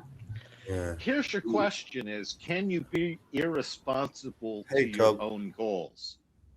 One as more time? opposed to, can you be irresponsible to your own goals as opposed to some societal standard? Because irresponsibility, from my experience, is usually I didn't live up to some societal standard. Right. Well, But if and a on top of person- that, like her husband was autistic, and all 3 of her kids are autistic. So not like that's a huge big deal, but they knew going in that was a possibility, and they produced 3 children. One of which will never be independent because he's just not high functioning enough. The other one is questionable in that area, and there's one that's independent. And is that irresponsible? Given Well, that I'm autistic, yeah. I can't sit here and necessarily say that having autistic children is the most awful thing in the world. No, and I wouldn't propose that it is. I would say, like, it all depends on the situation. Is there love involved? Because if there's a family of like autistics and they don't love each other, that's a weird scenario. What's a family like without love? So they were kind of messed up in their religious. I can never personally fault creating or trying to create life. Having 10 miscarriages, I ain't faulting that. Like getting knocked up 10 times and having 10 abortions, I can fault that. What about disabled people or people that are going to pass on a rare genetic condition that I don't care. They have the fucking human right to have the joy of a child. Even if it's like all on the government's dime, essentially? Absolutely. Here's one that's the traditional problem case there, Sammy. What about 2 Down syndrome couple, each of them Down syndrome? well, just because they're Down syndrome doesn't mean their baby will turn out to be Down syndrome. I think that's true. Yeah. I'm not sure, but I'm just saying that's traditionally what the most extreme case that people sit there and say the government has some right to step in and say, you know what, a child shouldn't be produced from this. See, and this is a societal thing where in Australia, so we have this thing that's called choice and control. And what it says basically is a person, if they have the ability to do something, you have no right to stop them if it's consensual. So no matter how retarded you are, if you can get a hard on and another human wants you to put it in them, no one has the right to stop you. It is your Does that right go- to have sex. It is your right to do whatever the fuck you want. What if you have the mental age of a 5-year-old? How can you have it doesn't matter. These are adults. Do they have to live their entire existence not forgive me, experience Sammy. certain things because you've decided they don't get to have sex? Like, That's a great moral question. I mean, yeah. Forgive me. And I have to No, ask go this question. Is it still acceptable if they find a consensual sheep? is there such a thing as a consensual sheep? Because we don't think there is such a thing as a consensual sheep. Okay. If an adult has the mental and- age of a 5-year-old and that will never change, can they consent to sex, or would you allow them to try to have sex with someone else of the same level of mentality? And this is why the question comes down to, can you or anyone determine, does any human have the right to say this human does not have the capability to enjoy the human natural act of sex? Do you have the right That's what to take flashlights that are right? for. Do you have the right to take that right away from them? I mean, That's what what it do you- comes down to. Okay, Do we how have about the right to take that My right answer would away? be you do have the right if they're doing so in a socially unacceptable manner, i.e., they're raping, Yeah. forcing themselves upon women Okay. and such. Yeah. Or like, Well, that's legal, not social. But like what if it's an that's what adult I'm- male that always has his hand in his pants because he's like a toddler, right? He's just constantly Absolutely. playing with himself. So and he's, so what do you, I I've guess we have to supported keep him a out of public, man. House. I supported a man who all he did was masturbate, right? From the minute he woke up to the minute he slept. And the only time he didn't masturbate was when we took him out into the community. And when you first are introduced to him, you're like, whoa, what the fuck? And they're like, yeah, That's not sweaty palms. he just wanks all day. We have no right to stop him. He has the right to wank his dick all day fucking long. But we have the right to I watch do. too, right? And this is the problem. If I can wank all day long, why can someone go, oh, you're only a 5-year-old capacity, you can't wank all day long? Like, that's what it comes down to. I think if you have 5-year-old capacity, that's like the only allotment in life you get is to wank your own fucking junk at that point. Then I suppose it comes down to, let's say that you do take this person out in public and they, as a stress response, right? Because that's what some of it is sometimes, they start, fondling themselves. Then if because they are of that mental age, are they culpable if they're for like, lewd Nope. acts in public or anything like Nope. that? Or does the law not Not apply? at all. I'll parse Not it, at all I'll are parse they it there, culpable. Halsey. You're talking about the hands in the pants. As long as the hands and all the body parts are in the pants, I'm going to turn a blind eye to it. It's when the parts come out of the Right. pants that I The- think the person's presenting a problem. The responsibility would then fall on the caretaker and the handler of said individual, Exactly. because they're the ones who's ultimately responsible. No. Even if the person can't help doing the sticking, like grabbing their cock or whatever and sniffing it, whatever. And Like What if that's it's all a they can homeless do. person with no handler. But the best part is the handler. So then that's is just not- a natural human in its natural habitat. Leave it be. But yeah, a judge would say like they're not mentally culpable. Like you have to be mentally culpable. You have to know what you were doing was wrong in the eyes of the law. If you have Wait, you no, don't have that's the not. capacity to, you do. You don't have to know the law you broke was a law and you broke it. You have to have the capacity. Okay. to But understand the law. once you are informed that it's wrong, if you continue to do it, you If don't you have the don't have the capacity capacity. to prevent yourself from hurting others. Then the government / society has a need to separate you so that everybody's safe, both you and the rest of society. And this dude wouldn't get taken out in public if he was gonna fucking assault someone every time he went out. They're just not gonna take him out.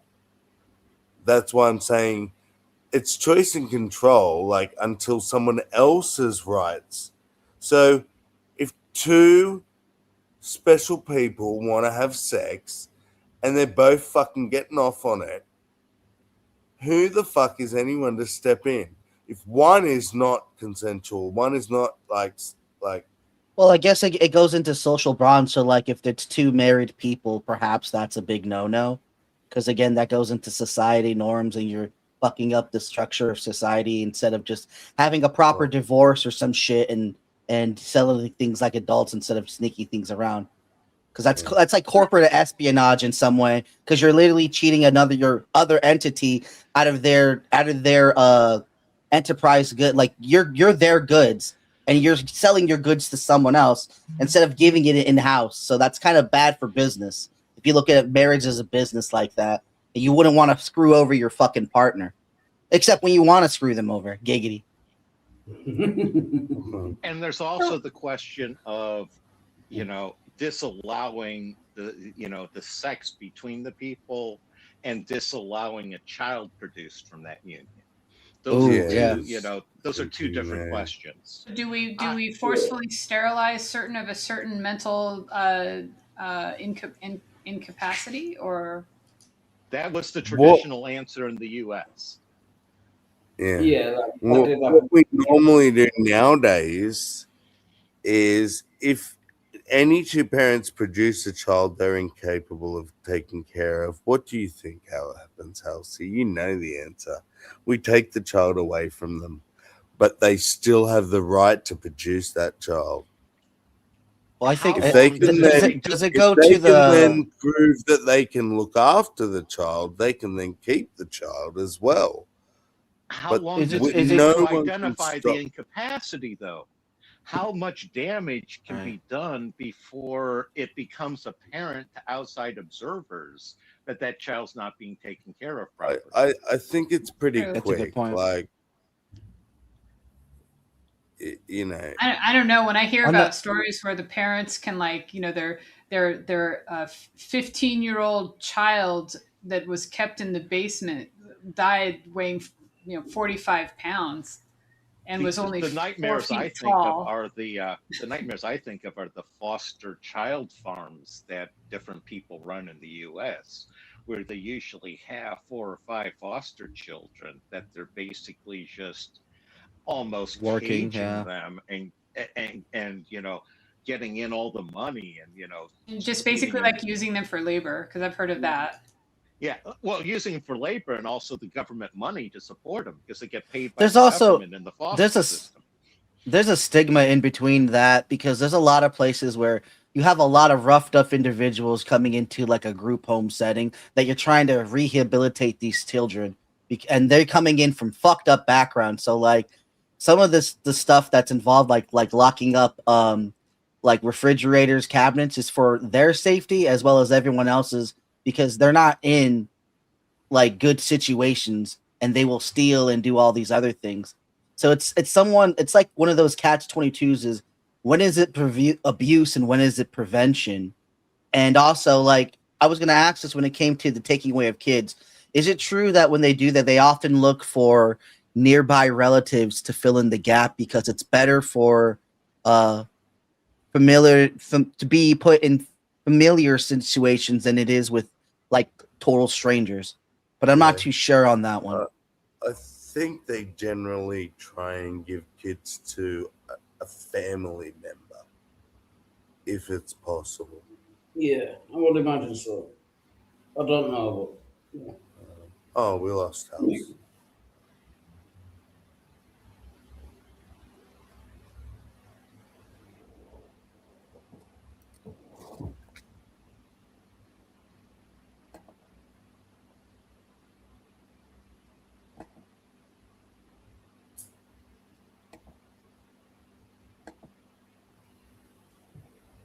Yeah, we lost the one woman off the panel, so yeah. Well, howdy do, boys. How you doing? Ooh. It'll be an interesting chat from now on. Yeah, with four men talking about pregnancy. Roasting weenies now. Halsey and Grandma had the conversation going. I guess I could always go back to where I started. We had like 5 seconds, and then the conversation started. Is where he's listed Can as a I co-conspirator. finish my answer? Come on, let me finish my answer. We corrected that within 40 minutes. He was already, you're acting like everybody's trying to cover up Wexner's name. Reclaiming my time. I'm going to answer this question. Reclaiming my time. He It's- was, Mr. this Chairman. isn't how this works. Can I have my time He back? was, Mr. Chairman. The gentlelady can give her answer. The time belongs to the gentleman from. All right, I'm reclaiming my Can I give time. my answer? So I'm going to put the language of the bill up on the screen. Chairman, because I may I have give another my answer question. on that? Here's It's a political the question. joke, and I need to give my answer Yep, on that. we'll let the Attorney General respond. Wow. What a fucking absolute circus. Didn't she resign today or no? Did she? I thought she resigned last night or something. I might be incorrect. I heard someone resign. I don't know whether it was her or not. Yeah. Let me see. What's her name? Pam Bondi. Did Pam Bondi resign?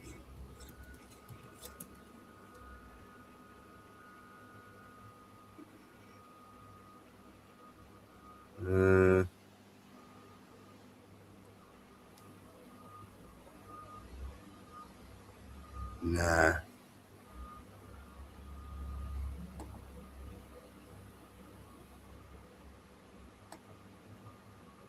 No. They're not. Yeah, no. Well, I can't see anything about it. Yeah. Now that's Man. Megan Kelly, right? One of those bleach blonde, Oh, Megan Kelly did. I mean, they're all interchangeable, aren't they? You find the know. girl, blonde her up, and I just read the title, then said someone retired, so that's all. I don't know who it was. But not retired, resigned immediately. well, what you're seeing there is what I've learned as part of the narcissist playbook. It's she's projecting her opinion, and if you don't agree with that, her opinion, you're wrong. And she talks around her points. It's the idea. If you disagree with her, she'll talk around it. She'll ask you. It's always putting you on the defensive. Asking you to supply something, and then she'll, put her denial of your point or deconstruct your point.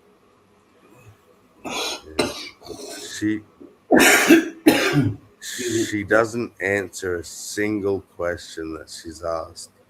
Respond, and then the gentleman can move to the next question. It's my time. Within 40 minutes, you asked me a question. You can give Within me- 40 minutes, Wexner's name was added back. Within 40 minutes of me catching you red-handed. Red-handed.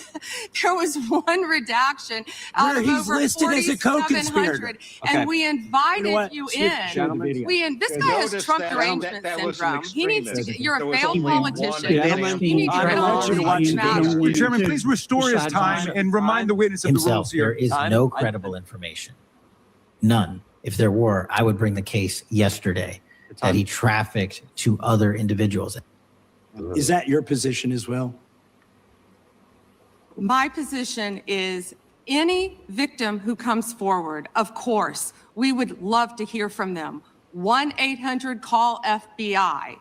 Did you ask Merrick Garland that the last 4 years? Did you talk about Epstein? I'm reclaiming at all my the time. last I'm 4 glad you're years? asking about Merrick Garland. You don't get to reclaim because this time when is you don't- bigger than when you can't- Watergate. when I don't answer a question the This way you goes want. over 4 administrations. You don't have to go back to Biden. Let's go back to Obama. Let's go back.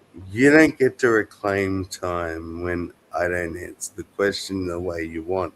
Actually, darling, that's exactly the way it works. It's their time, If they think you're Right. talking shit, they're allowed to say, "I want my Yeah. time back." Yeah. But it's the standard narcissist routine of you project your opinion, and then you start Darvo, deny, attack, and reverse the victim offender. Nerdy says, did they speak to any of the victims, any of them at all? no, they're sitting there behind her. Right. The dude asked a specific question of, do you admit that there were, 2 people trafficked? And instead of answering that as almost a yes or no kind of question, she spun off onto her talking points about, we want to hear from victims. Victims are awful things, and all emotional appeals and, that sort of thing, as opposed to even answering the questions. It's all dancing. Not even close to answering the question. Sorry, I'll be right back. It's what I think it's called a safe answer, or an evasive safe answer. You're giving an answer, but it doesn't answer anything. But it's safe for the individual. I think in this situations, a lot of people just, because it's related to their work, it feels more personal.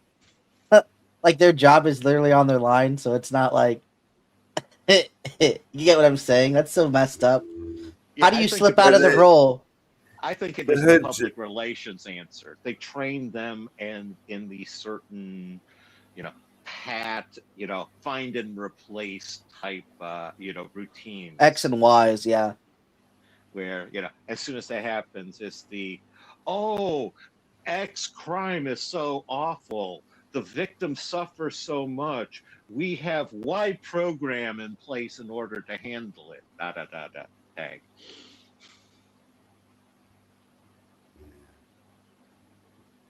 To George Bush, this cover-up spans decades, and you are responsible for this portion of it. And that's now, where the I want to know at what point did the FBI and the DOJ decide that Lex Wessner was not a co-conspirator? Because our Epstein Files Transparency Act requires you, please put it back on the screen, please, to release the internal decision about whether to prosecute him or not. And it's not in the files, and it's not in the files for any of these other men. Time of the gentleman has expired. May she answer? And he's a hypocrite because he voted against the ban that we were talking about on deep fake AI porn. Only 2 people voted against. Sorry. What does he have to do with the equation? How was that There's the attack answer? in Darvo. There's the attack from the Darvo. Yeah. That's Again, it's for me, it's kind of almost fun watching how they follow the Darvo script. Yeah. Frustrating. Well, what's to me the most frustrating part here is they're focusing on freaking Leslie Wexner.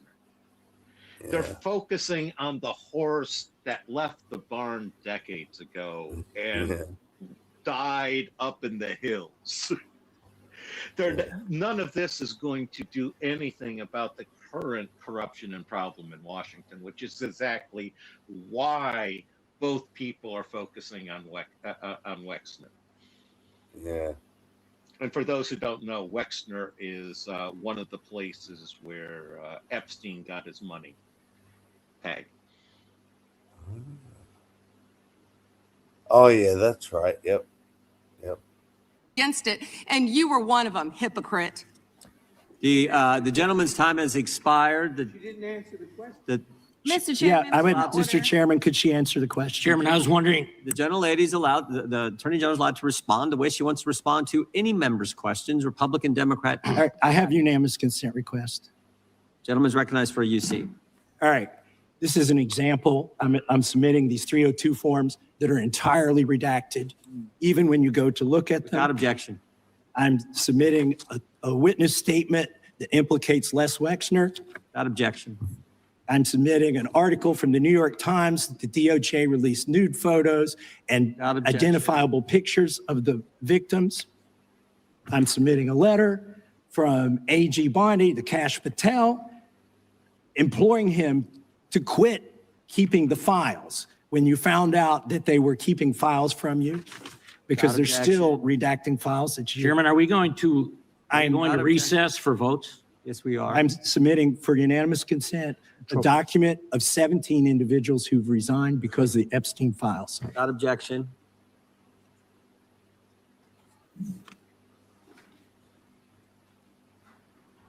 Just want to check on how much time we have left in votes, but one thing I've learned here of late that they'll wait on this. How much time do we have? Oh, they just called. Okay. The chair now Wow.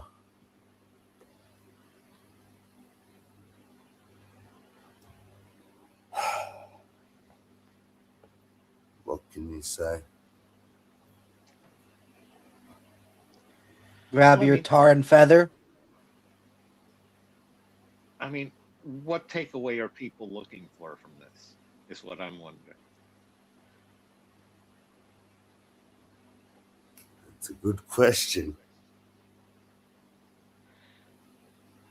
Part of it's, again, as I was saying earlier, the old school Plato's cave, where just what are they using to send these shadow pictures that we're seeing on our screen? Yeah. What are these puppeteers actually doing?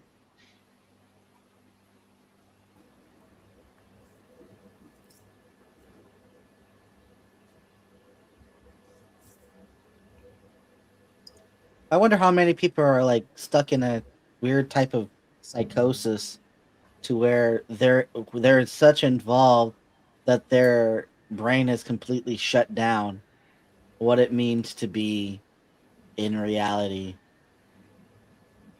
Probably because of all the shit that you get to see because of this shit, you just become so desensitized, you lose your sense of humanity. So then it just becomes about job, because literally that's what we're pushed to do since like we're young, and it just becomes a way of life. Yeah, it must be difficult. I think it's a bit of a rude awakening to a lot of people.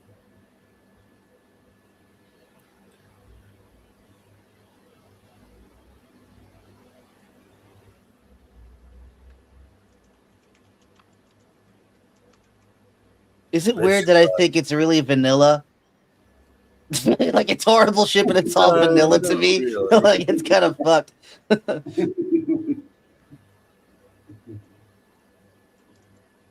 get that. But I mean, like, there's a lot of people, like the MAGA people, who are having to realize that they're the Great White Hope, as he was called at one point. Oh, yeah. Is, possibly a very filthy, fucking dirty human being. Yeah, definitely. Well, he does have a place in Chicago. They thought he was gonna get rid of that corruption. He was gonna drain the swamp or some bullshit. And now they're realizing, he's just as deep in the swamp as anyone else. Well, how else are you gonna drain the swamp if you don't go to the source of the plug? You're gonna have to get dirty. That's the weird thing about that. Like, how much? Go ahead. You don't have to enjoy drinking the swamp water while you go. That's a good point. Very good point. Agreed.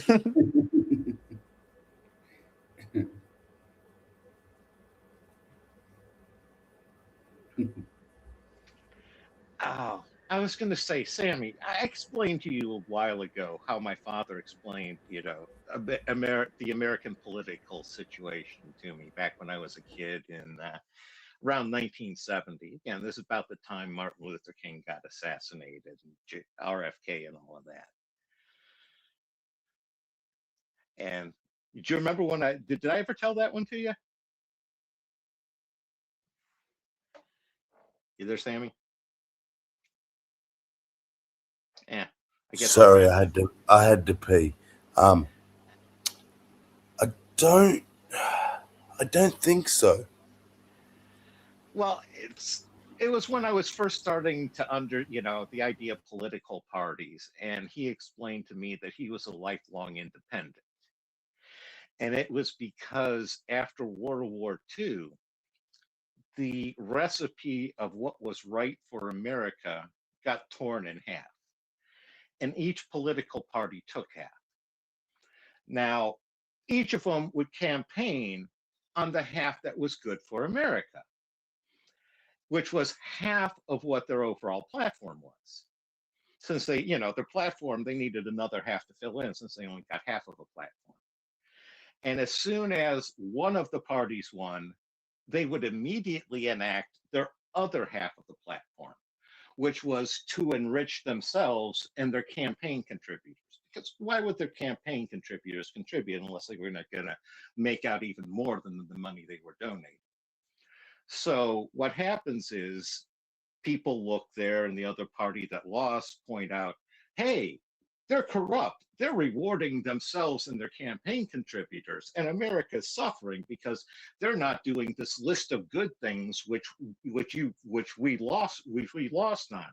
We need to do these good things. And the American public says, you know what? Yeah, they are corrupt to do that. Okay, yeah, that is what we need. That is good for America. So they switch and they vote for the other party. And when the other party wins, they enact naturally the other half of their platform, which was to reward themselves and enrich themselves and their campaign contributors. And this keeps flipping back and forth and saying, hey, they're corrupt and they're doing the wrong things. And the American public thinks it's a matter of the issues that are important not getting enacted, as opposed to each of them is simply rewarding the campaign contributors instead. And notice, I didn't name which party was which. Yeah. Yeah. And my father summed this up with asking he was a clever man. He summed it up with asking me, again, it's the punchline. How do you make sure your horse wins the Kentucky Derby? Any guesses? You would have to give a cut to everyone else. Own every horse running. Or that works too. Look at the list of campaign contributors to all the politicians. 70% of the top 100 campaign contributors are probably going to be the same people on both sides. Yeah. And as Deep Throat said in Watergate, follow the money. There's something in on that. I was gonna, because you were talking about drinking the swamp water, and I was thinking about like the consequences of drinking the water, but also like what if there are such individuals who are deeply invested in undercover territory, and they're working as undercover agents, and so like literally their cover can't be blown. But the fucked up thing about it, what if both sides, like on the spectrum, are all undercover, only to incorporate in these heinous things for more blackmail on both sides, so that another third party could come in and swoop out when everyone's found out dirty in their undercover work because they were all doing the heinous stuff. Like I'm thinking like when an undercover cop goes into a gang and does shit like in the gang in order to get people, and so they get a certain type of veneration into this. So I wonder if that's any type of leverage in this type of dealios with all these high criminal elite people. No, you hit on it. Are you familiar with the concept of compromat, which is the old Soviet idea? Yeah. No. It's the idea of you get compromising material on a person in order to let them in the group.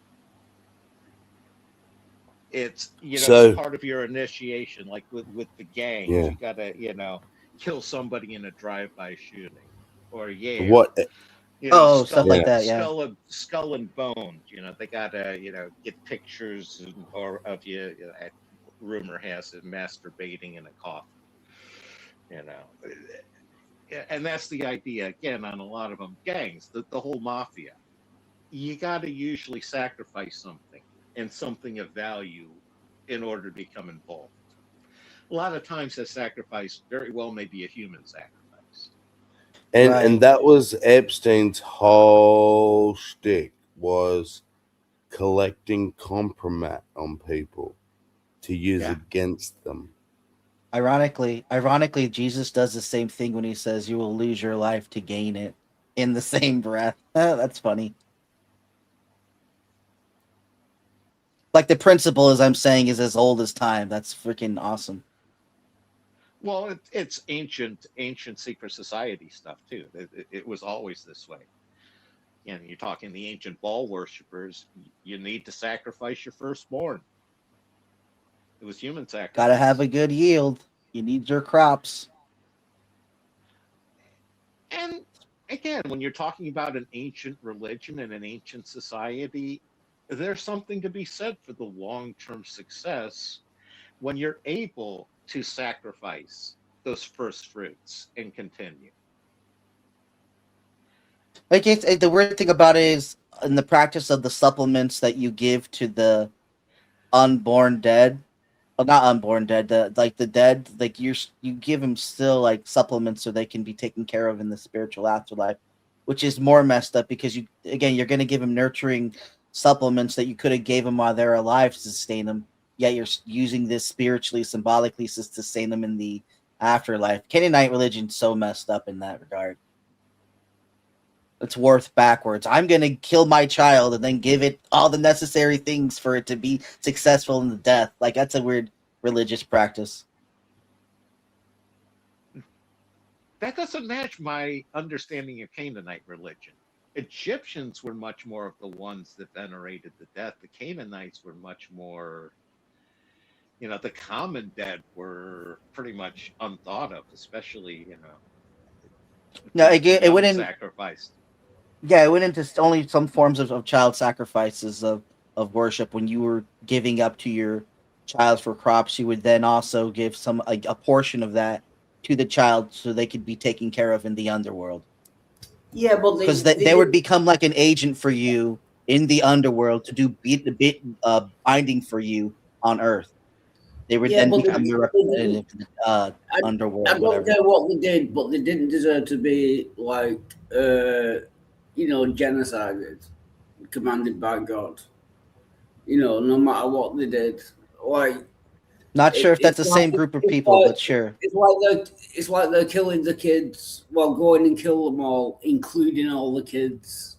That makes no sense whatsoever. Do you know what I mean? The prohibition against the Amalekites. Yeah. The excuse that people gave is that they were killing their own children.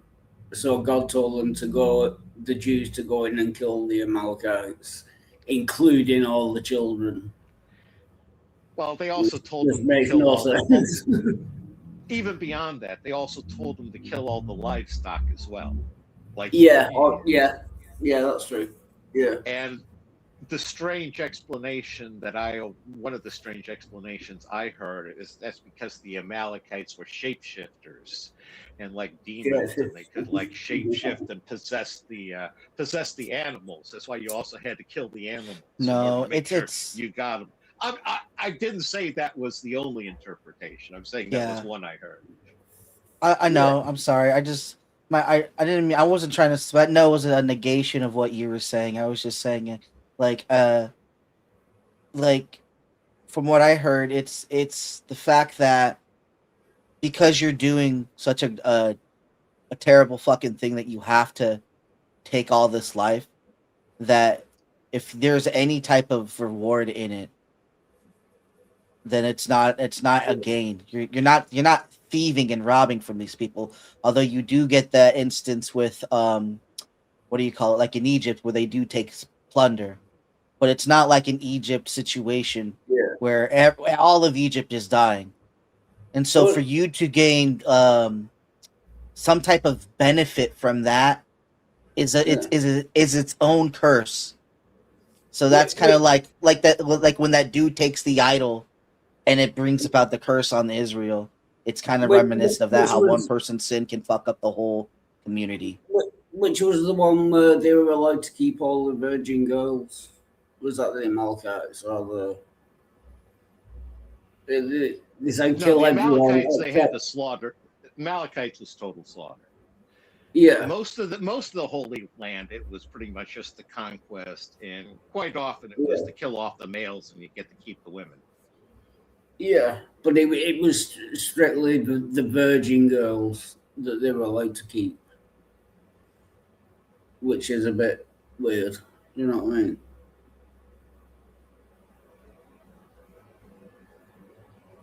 Why not? If it was just the men they wanted skilled, You gotta remember, we're talking about lineage. It's the same things in lion prides, why they kill all the young cubs.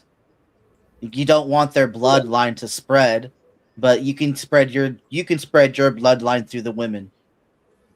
It's just as Hominids simple do as that that. too. I mean, yeah, the chimpanzees and bonobos are closest, primate relatives. They do the same sort of thing at times as well.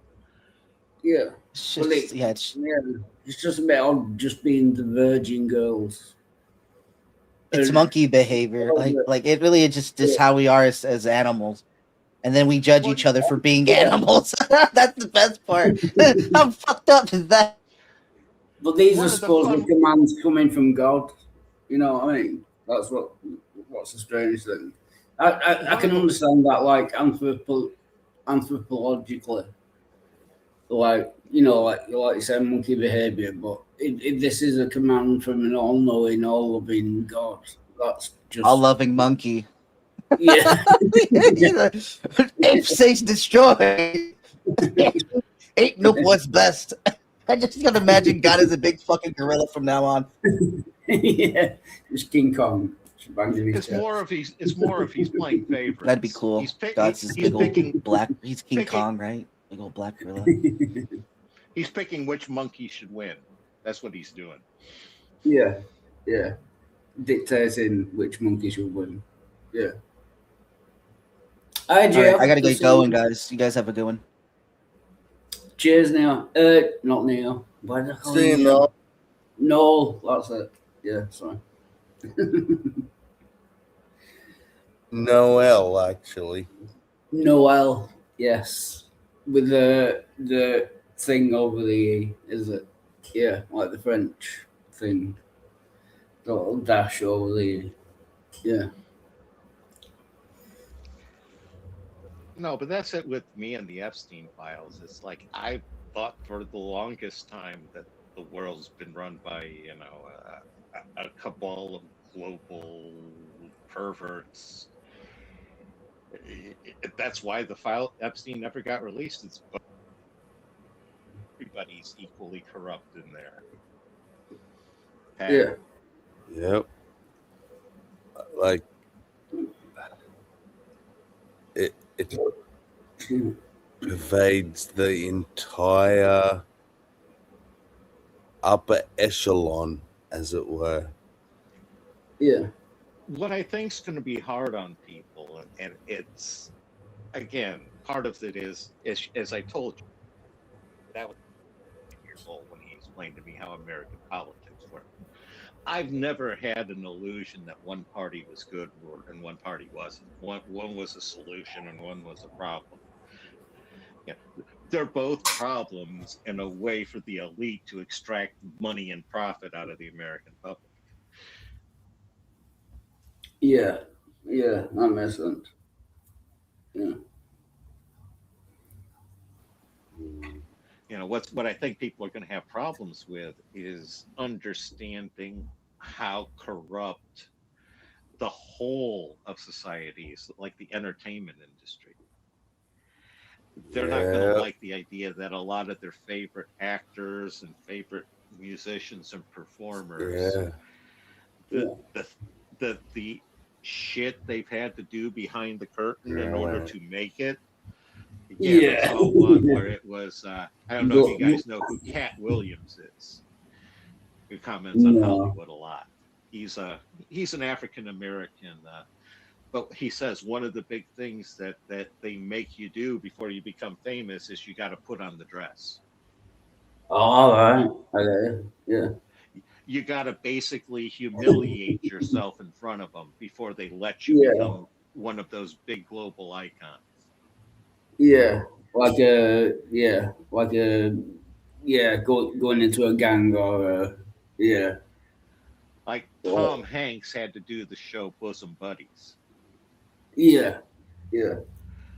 You know, when people find out, you know, Tom Hanks is not a good person, and some of the things that he's been involved with, Yeah. decent people should have nothing to do with. Yet he looks so, you know, all American and clean cut and all, and that's part of it is they have people who can project properly. Yeah. But that's their goal is can you project properly, but Yeah. But you know, gotta be jump through some wholly hoops. corrupt to the Yeah. you know, wholly corrupt and worship to the idol of mammon, of money. Yeah. I think this is a good question. How much corruption are people willing to endure? That is a good question. Is this just gonna get swept under the rug like everything else? Yeah. Is it worth it? Yeah. Is this actually gonna Yeah. achieve anything? Like Graham said, what are people? What's the ultimate goal? Yeah. Well, we all say, "Show us the files." Yeah, okay, cool. Then what? What's the goal? Yeah. Do we want heads to roll like to the limit where, yeah, probably everyone we ever fucking looked up to, everyone we ever watched on TV, every politician we knew, they're all gonna go to jail. That's the outcome. Is that what we want? Like, Yeah. I mean, I throw around a name here in America, and people don't understand what I'm saying. I sat there and said, is, you know, you have no idea what a rip in the British psyche the Jimmy Savile incident was. Oh yeah. Yeah. He was a bad guy. Yeah. But nobody knew that until he was dead. He was Yeah. beloved up Yeah. He until the was. time he died, and then all of a sudden, Yeah. It and all that's came part of the out. problem is it's a rip in the psyche because you have all these great childhood memories and everything, and Yeah. it was all a freaking lie on one level. Yeah. On another level, it really happened. You enjoyed those times. Yeah. yeah. He like had sex with like children But- in like disabled hospitals and stuff like that. Yeah. Well, It he was really supplied bad guy. Lord Mount. Yeah. He was Lord Mountbatten's main purveyor. Yeah. And Yeah. I'm That's not good. American, and I'm American, and it's like I know a lot about British things, and it's like, nah, Yeah. that's Yeah. I was bang out of order. Yeah.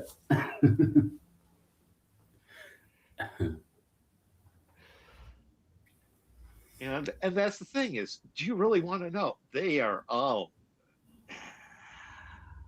Yeah. they're all just that freaking evil, Yeah. inhuman.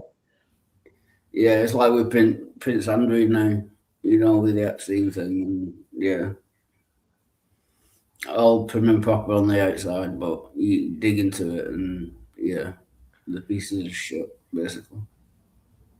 I'll be honest, Prince Andrew doesn't surprise me as much as just how involved Fergie was with things.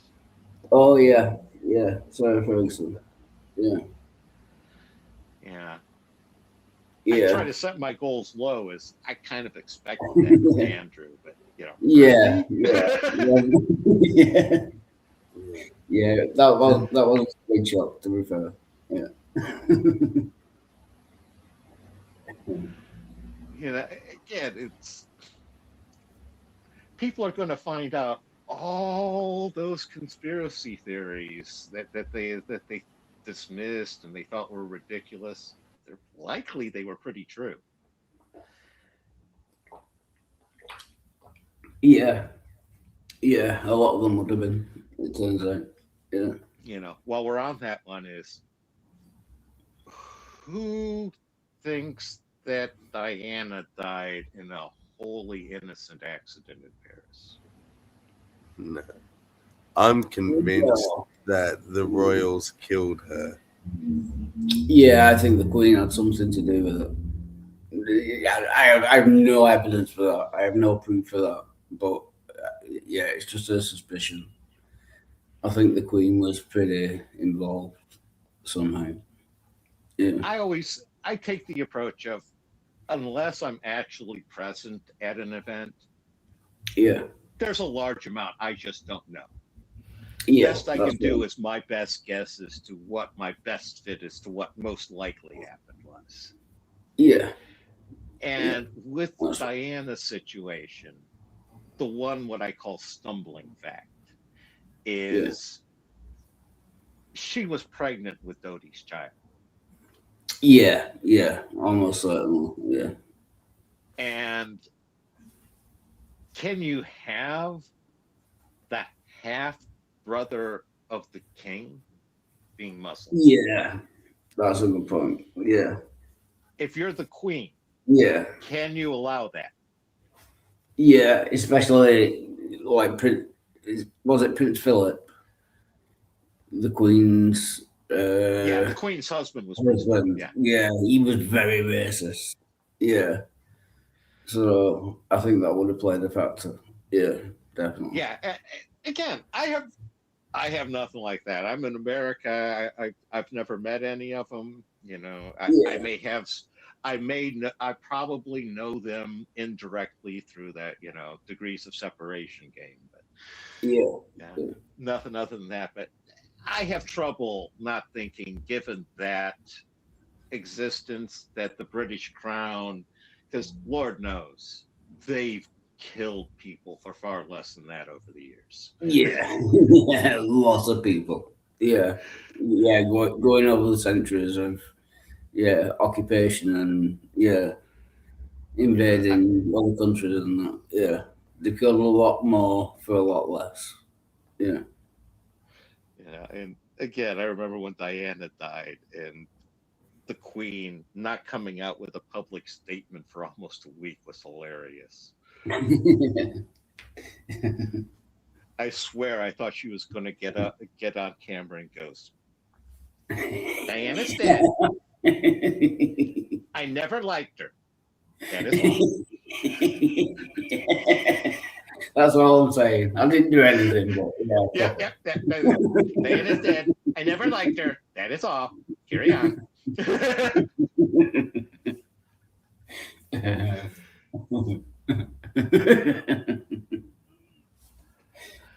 Again, maybe I'm unfair. That's just kind of how Betsy struck me. Yeah, that's how it looks. Yeah. Now, are you Australian? You English? Yeah, I mean, where are you located? I'm English. Yeah. Okay.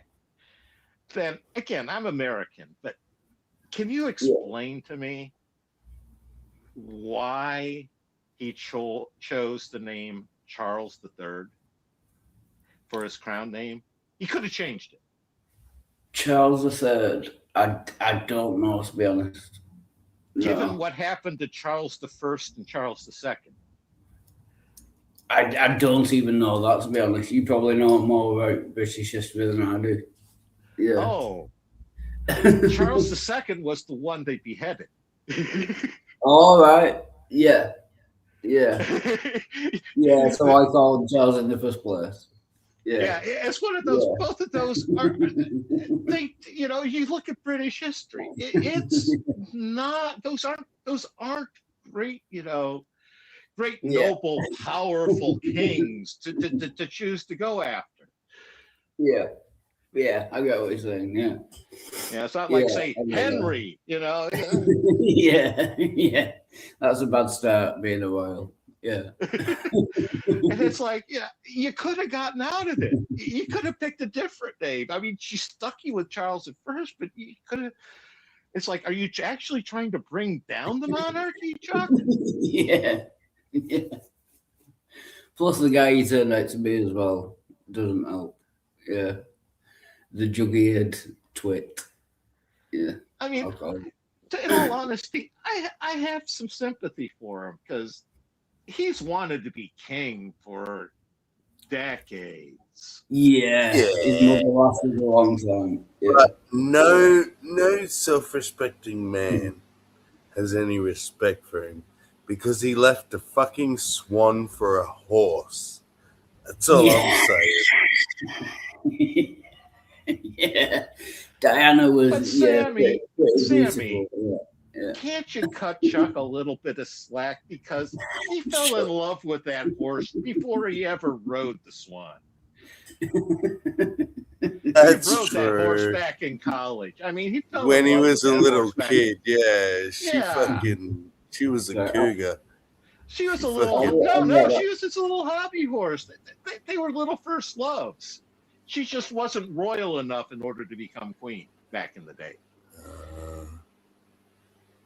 I thought she was older than him, but no. Maybe a wrong. few years, but not by much.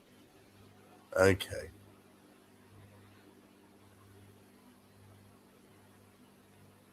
Again, Yeah. what was insulting was what he said to Diana when she found out that he was he was still sleeping with Camilla. When he sat there and said, "I'm not going to be the first Prince of Wales to not have a mistress." Oh. Is that like on public record or something? I think that Or might is have that been in her biography. Yeah. God damn. Hey. You get a secretary and a mistress, and sometimes that's the same, right? Yeah. But a mistress is one thing. Like killing your wife and then marrying the mistress is another thing altogether. Yeah, that's going in I'm that not sure they actually involved Charles in the decision chain to kill Diana. No, that's true. He's probably just a puppet. I'm hoping Betsy kept him out of that had enough decency to keep Chuck out of that conversation because he doesn't need to be involved. We can make that decision without him. Yeah, I think it was his mom trying to maybe protect him. Yeah. The Queen. Yeah, in other words. Yeah. You know, I think it's come to a point where the corruption is interfering with normal operations. They gotta turn it down a notch. Lest they get caught. Yeah. You know? No, I mean, it's more like that. Oh, go ahead. It's always going to be there. It's just a matter of the levels. Yeah. And we're seeing very high levels right now. What they need to do is get their organization straightened out, because we're kind of looking at what was that one Pink Panther movie where you had all the different intelligence agencies trying to assassinate Clouseau, and they all kept failing because they kept tripping over each other. Yeah. Yeah. Too many cooks boil the broth and all that. Yeah. They all need to figure out they're on the same corrupt team. Stop battling against each other and work together. Yeah. But unfortunately, with corruption, that's part of the problem is they can't work together. Yeah, it's a monkey wrench thrown in the works. Yeah. But it's a necessary monkey wrench. Why, I don't know. What we're looking at, something? That's because you need lower level people to take the fall when things go bad. Yeah. You need your little disposable units that end up taking the fall, so that the actual power brokers are untouched. Okay. That's a sad I'm state of affairs. just wondering why this religious illustration It's so sexy. it makes me like feel all fuzzy in my crotch. Yeah. Have you got that warm, fuzzy feeling? Yeah. Just saying. It's very breasty. I know. I Which don't think religion is that? Let me check. Is that a word? Is it religious? Is that what's It going on? is. Yeah. It is now. Yeah. Hang on. I have to stop sharing so you'll see. Is it? Sorry. The Because I private actually chat recognized the image on the right that they ripped off of. That was the cover of Promethea that they photoshopped the base off of. Hashtag box. Nice one, man. I wasn't finding anything religious about it, but I found it interesting. It was entertaining. I Something. wouldn't have gone with religion as the first idea in that image. I am in on, by the way. Good see. A religious poster found at Music with Meaning Show Full of Love channel. Nice. Whatever that is. This dramatic apocalyptic illustration depicts the final moments of a faithful believer during the rise of the Antichrist, followed by her resurrection and transformation at the return of Jesus Christ. On the left side of the image, a young Can I woman is see it? confronted. Yep, Bring it back up. by a I can't read and show it at the same time, but Okay. At the end, then. Sorry. confronted by a militarized enforcer wearing the number 666, symbolizing the mark of the beast. At the center, she is shot for refusing to comply.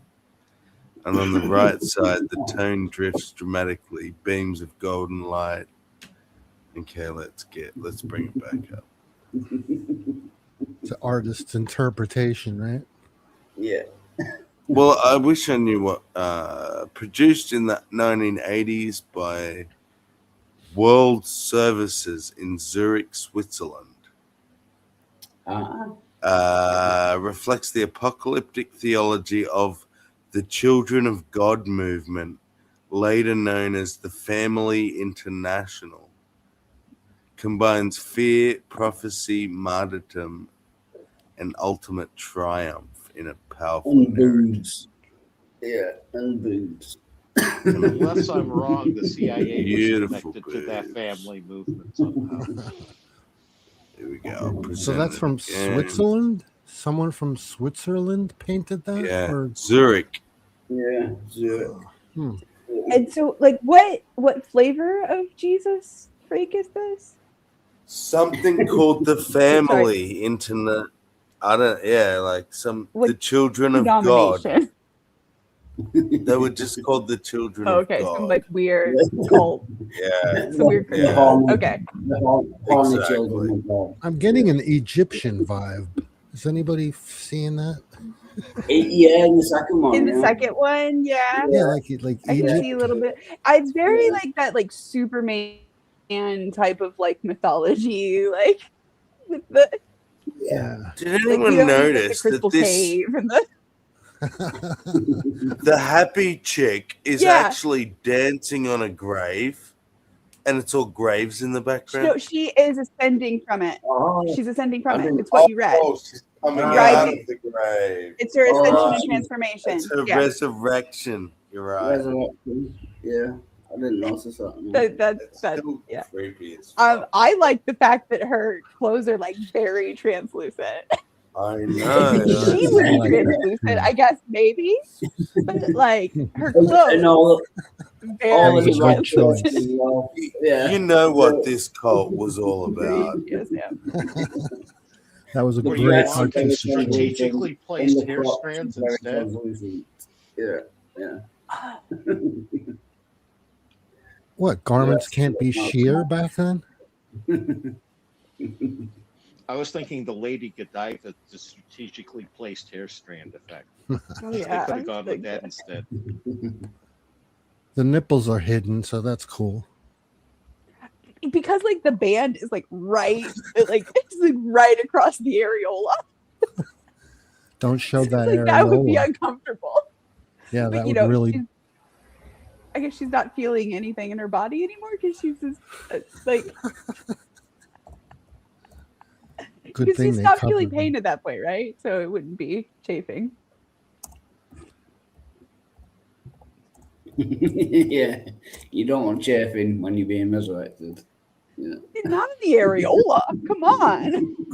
Or after the second coming, she comes back and she's bulletproof. Yeah, so the they second can't coming. Yeah. Pun intended.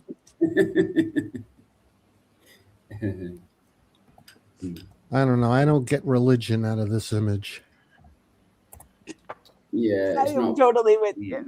Yeah. Sorry. Oh, check this one out. In my Father's house are many mansions. I go to prepare a place for you, that This where looks I religious. am, may you be also. The heavenly city, the holy city.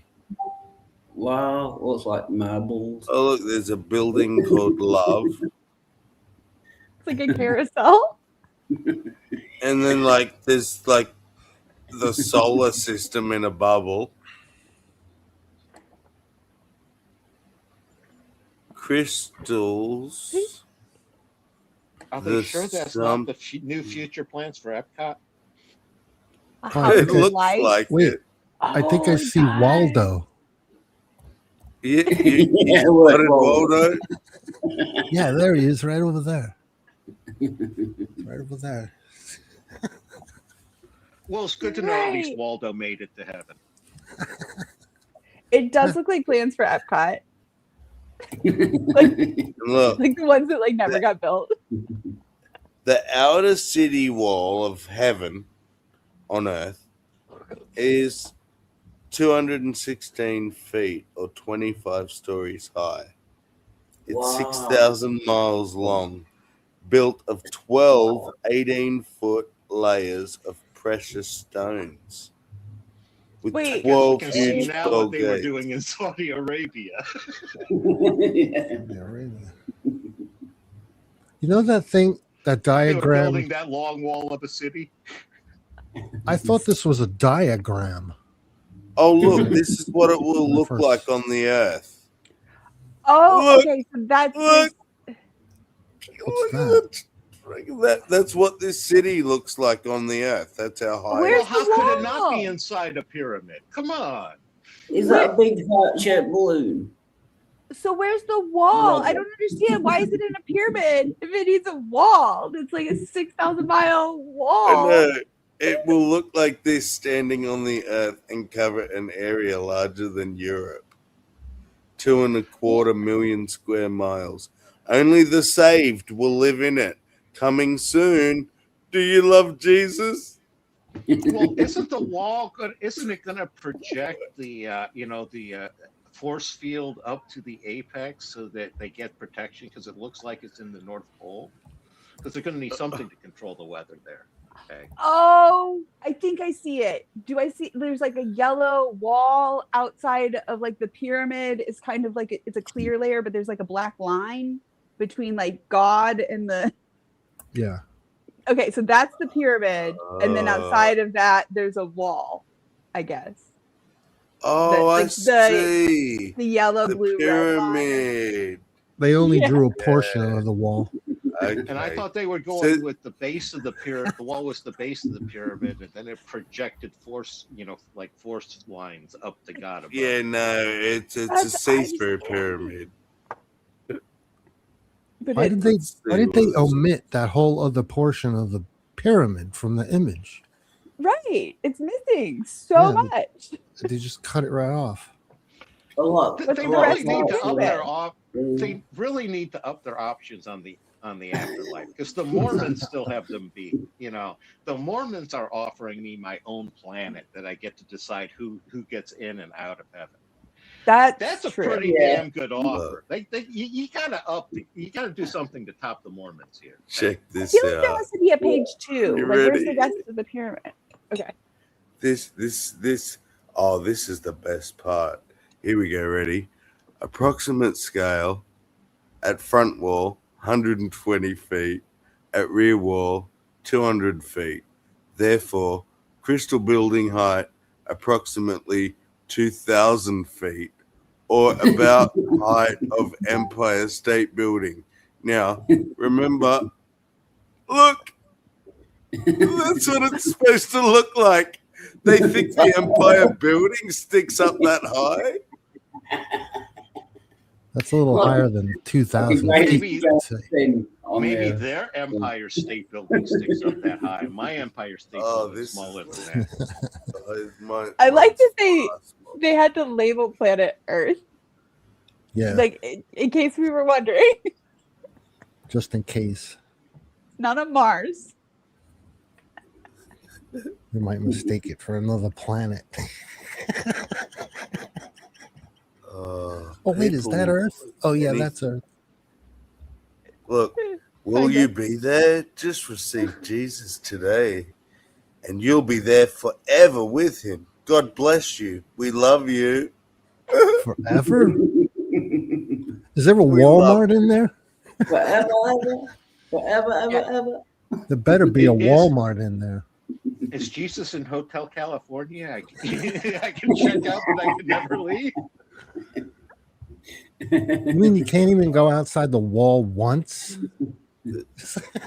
I mean, probably we don't want to, right? Because after all the Christians go inside the wall, and the rest of the world will just be in like terror and corruption. Nah, this is a joke. Gotta be. Look, Sonic Temple Sound Show, 1 Corinthians. So you got the sound show. That's Las Vegas. That was where the Eagles were playing, right? Yeah. Crystal Palace. I'm telling you, That's House the of Light. sphere. The That's Crystal the Cave. sphere from Las Vegas. Yeah. I think it says the history and something of light show. Where's the roller coaster? You can't have something like this without some sort of roller coaster. This looks fun. This is called the Power of God. That ride looks fun. Oh, a Tower of Power? The power is given unto me. Will's in the house. Get in, Will. Let's see. Get in. Get in. The structure of the universe. Crystals, the structure of the universe. Oh, not crystals. Hold on, I got the picture. Look, crystals overhead. Oh, sorry, I didn't mean to. Sorry, go back to that. I wasn't trying to. The crystals. Move it there. Do yours, yeah, there. I was just trying to show the Superman crystals. It looks like the Sonic Temple. Looks like Superman cave. Oh, the Sonic Temple, yeah. Yeah. That's the Doesn't it? sanctuary. That's Superman's sanctuary. Oh, and look, Superman there's sanctuary. yeah, that's where he lives. And there's another flying person, just much smaller. Oh, But this is I didn't realize that's what that was until you pointed it out. No, neither did I. This is Christianity? Yo, I don't know, but look, visit the stars. Astronomy building. I think 3D. it's Christianity upgraded. Visit the stars, astronomy building, 3D planetarium. See the real astral bodies in action. What is this? This is the heavenly city. It has a planetarium. That's what that is. This is like some Cat Kerr level. Cat Kerr Where do I level pay my stuff. tickets? Or an annual pass? I'll take an annual pass, man. Oh, look, You know- there's another flying person. Oh, there's two flying people. You know Cat Kerr, right? You heard of Cat Are we Kerr? like? I think so. Yeah, We're, she like, says all looking up kinds his- of crazy things Sorry. about heaven. That's okay. Is she the one that says like kids are gonna masturbate because they're filthy little animals? So you can tie their hands to the bed. The Yeah, Catholics so tie you their can. hands to the bed. It doesn't work. They're filthy little animals. They're still gonna masturbate. Is that her? Even without hands. Like, how do they masturbate when they're tied to their bed? Like, They find a way. filthy little demonic creatures. Hey, if you want to masturbate, you'll find a way. Well, yeah, I'm not disagreeing. I'm just saying. Hands or no hands? Who says you need hands to masturbate? Look, that's the prayer tower. That's a prayer with tower. with a lovely heart flag coming off it.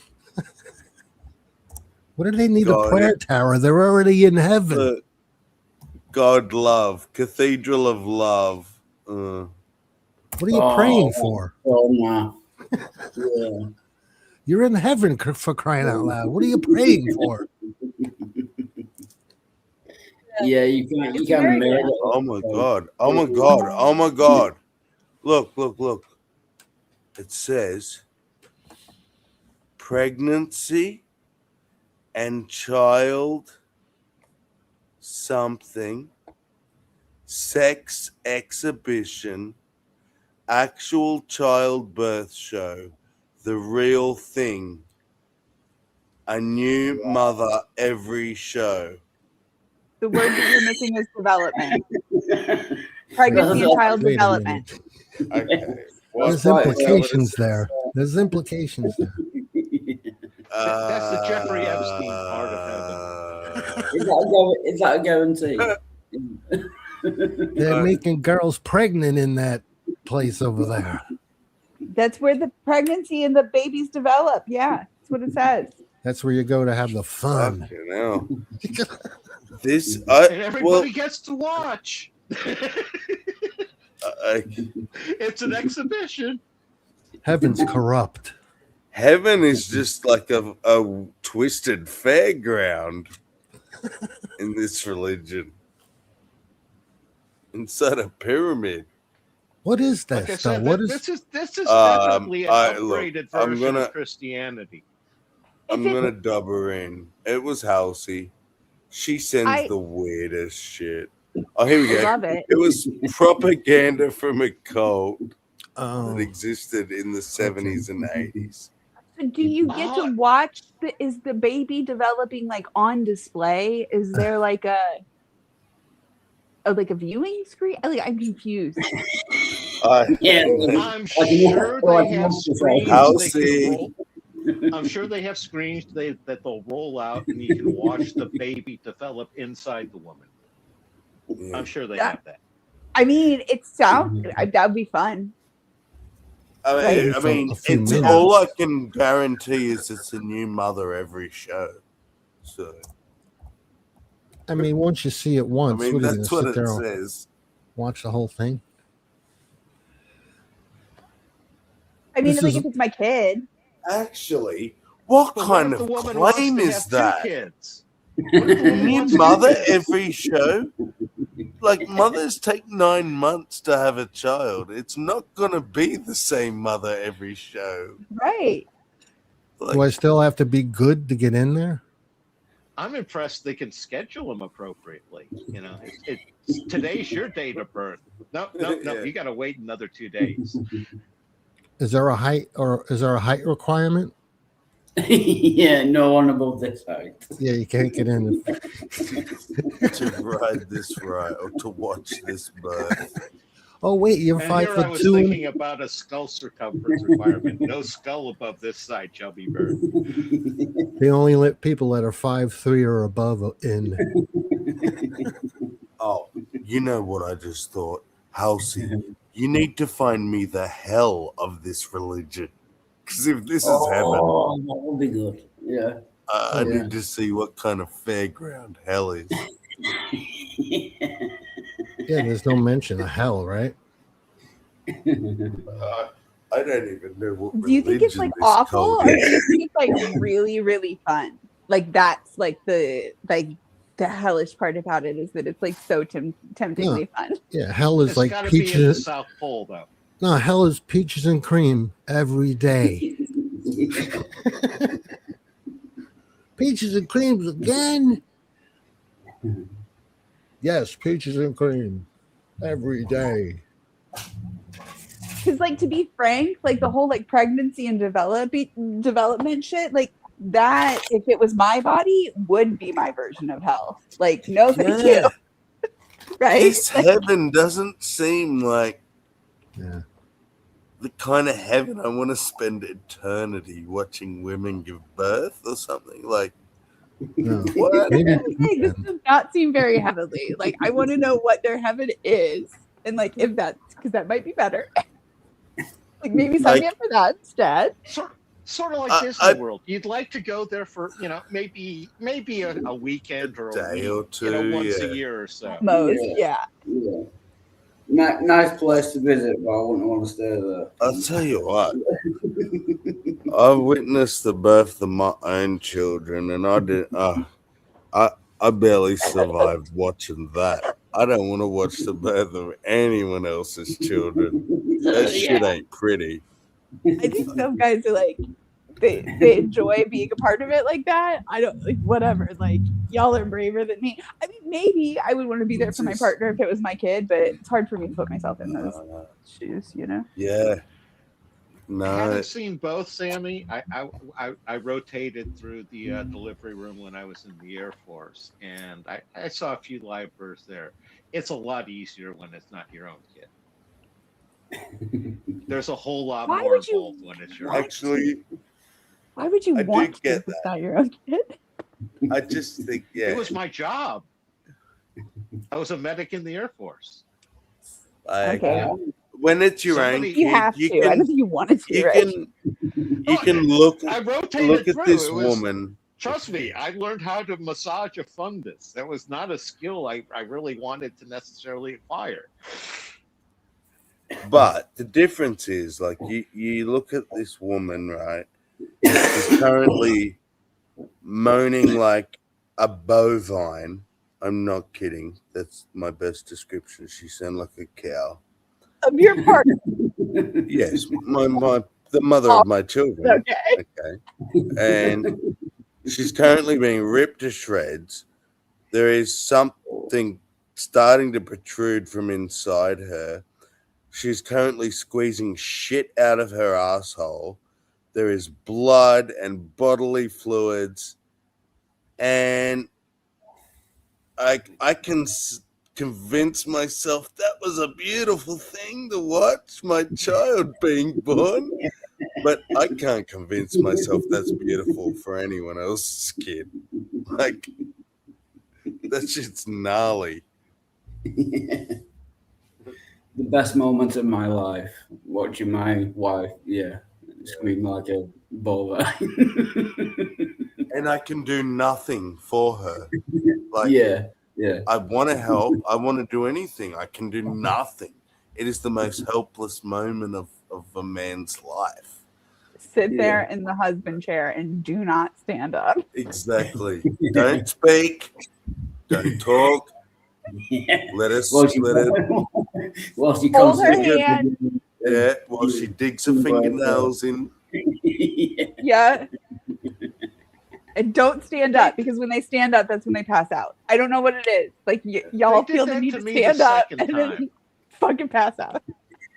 They did that to me the second time when my wife had the C-section, and I wanted to watch it happen because they didn't do a C-section when I rotated through, delivery when I was in the Air Force. I had never seen one. They wanted one patient, not two. Well, I know. I wasn't going to pat. I understand. For a lot of people, they've never seen a surgery before. I've seen, legs get cut open and plates installed, and that wasn't a problem. The first time I was in the fullback position, I was the handoff for the kid. Once the kid was delivered, they handed it off to me. And the most surreal part about that is my son, I swear, he didn't take a breath for the first minute. he just sat there and my arm's not breathing, and it's like, yeah, Wow. you gotta breathe, dude. Come on. You must swap. Is that why they swap? Such a different story my mom told me about when I was born, where, you know, she started hearing me crying and she asked, is it a boy or a girl? And they sat there and said, we can't tell you. That part hasn't come out yet. Tag. My two youngest were both C-section, and because it's a surgery, they put a shield up and you stand with the mother like at her head and you don't get to see anything, right? Yeah. But on the second one, we said we might as well ask. We said we really like feel like we missed out on a lot with the other one. Can you take some? We want to take some pictures. And the nurse said, you can't, but if you give me your camera, I'll take the pictures. And they are the most incredible pictures you will ever see of a C-section. It is That's a really absolutely horrific in It's a one miracle, sense, though. because there's a woman cut open, but it's like It is a miracle. Yeah, and even though we were in a very brightly lit room, surgery room, the camera, whatever happened, it blacked out the background, so all you see is the baby and the mother. They These have like photos are spotlights. incredible. It's like yeah, They have like a spotlight over the surgery. That's why. like there's such good photos that you almost forget what you're looking at. So Yeah. cool. Oh, that's cool. Yeah. That sounds like a treasure to have. Yeah, it is. I was so happy that nurse, because it turns out hospitals have no problem with cameras and stuff. It's as long as like they're in control of it, sort of thing. Because if shit goes wrong, they want to know that they can shut that camera off. But if you've got a camera, then yeah. The rationale of you only want one patient rather than two, that is an understandable rationale. Exactly. It's just, I understand in my case it was one where I wasn't susceptible to that one because of my personal experiences. But again, the hospital, as we've been talking about so often, a lot of Might be different. times you have the choice between deciding for the individual versus deciding for the group, and the rules get put in place for the group, even if it is a Procrustean one-size-fits-all for the individual. Okay? Yeah. Well, and you never know also, like, okay, yeah, you had experience as a medic, but it might be something that's like different for you. Like I have this weird thing with like needles and blood and stuff where like I'm not afraid of needles and blood. I've worked in a vet's office. I can give you a shot. I have no problem with needles, but the second you like stick a needle in my body does like a weird reaction where like part of my brain like shuts down because it's like you're not doing anything about being impaled. And I can't, for some reason, like I will pass out whenever I get a shot, even though like I'm not afraid of needles at all. And you never know that it might be something like that when you see your wife cut open on the table in front of you, that the brain does something different. I understand what you're saying. I can rule that out in my case, and I can say 100% I am susceptible to that one. The only time I have passed out in my entire life was when my father was sewing my knee stitches into my knee after I cut it open, and it's one of the few times I've had stitches actually at all. And it's a question of my own blood and getting shots myself is something. As a medic in the Air Force, weird. I went through the infirmary, and I could turn people into. That was my job, turn people into pin cushions all day long, make sure their shot records are up to date. But when it comes to mine, my father always laughed. He was a doctor. He laughed because I was squinched up in pain before the needle ever went in. And he goes, I haven't even touched you yet. Why are you looking like that? I said, I'm going to look like this eventually. I may as well get it out of the way. Tag. I have a similar thing. Like I will have to like explain to them whenever because I have medical stuff and I have to get blood tests all the time. And I'm like, look, if you're doing more than 3 tubes, like I need the chair where it like lays me back, or like I need to be on a table or something, because it's either that or like I'm going to be on the floor. And like that's really just inconvenient for everybody. I don't think that's psychological. Maybe it is, but I have that. I've had blood tests where they've gone, oh, this is a big one. I'm going to have to take a bit. And I'm like, yeah, whatever. Like my veins are bulging. You could just about take blood with a straw because they're so big. Do it from so I never worry. Yeah, I never worry about it. But and I'm big, so I think I've got plenty of blood or whatever. But I'll leave, and I'll like, whoa! I have to sit down, nearly faint. I'm gonna vomit. Feel like my blood pressure's dropped. Yeah, I'll immediately be on the floor. I'm fine afterwards. One of the problems that I've had is they've looked at me confused when they're drawing the blood and they stick the tube in and it doesn't fill. And they go, I know I hit the veins. And they go, basically what I have to do then is I have to pump my hand and pump it in there. My blood pressure has dropped so low it's not naturally flowing into the tube like it should. I have to actually pump up the arm in order to get some of those filled. And they go, it's the strangest thing. Like I said, it's one of those. It's just my reaction to my body versus I can take care of other people. I know how to do it, but it is a strange thing, yourself versus somebody else. Hey. Yeah, they always do that with me, get me, put my hands. Then your veins bulge up. Yeah. Yeah, they do that. I think a lot of nurses are really good at it. The ones who are really bad at it, I hate to say this, doctors. Like, don't let a fucking doctor stick you with a needle. It might be different where you are, Nerdy, but here, like the nurses, older nurses are who you want to do it. The young ones are still figuring it all out, but older nurses will like find the vein straight up. And when the doctor struggles and everyone's struggling, the old head nurse comes in and she just hits it straight up because she has taken so many. Yeah, from my experiences, the doctors would be the first ones to tell you don't want the doctors to draw your blood. Yeah, absolutely. They know they're incompetent at it. Doctors tend to be smart, and they know they don't do it at all, and they know they're not good.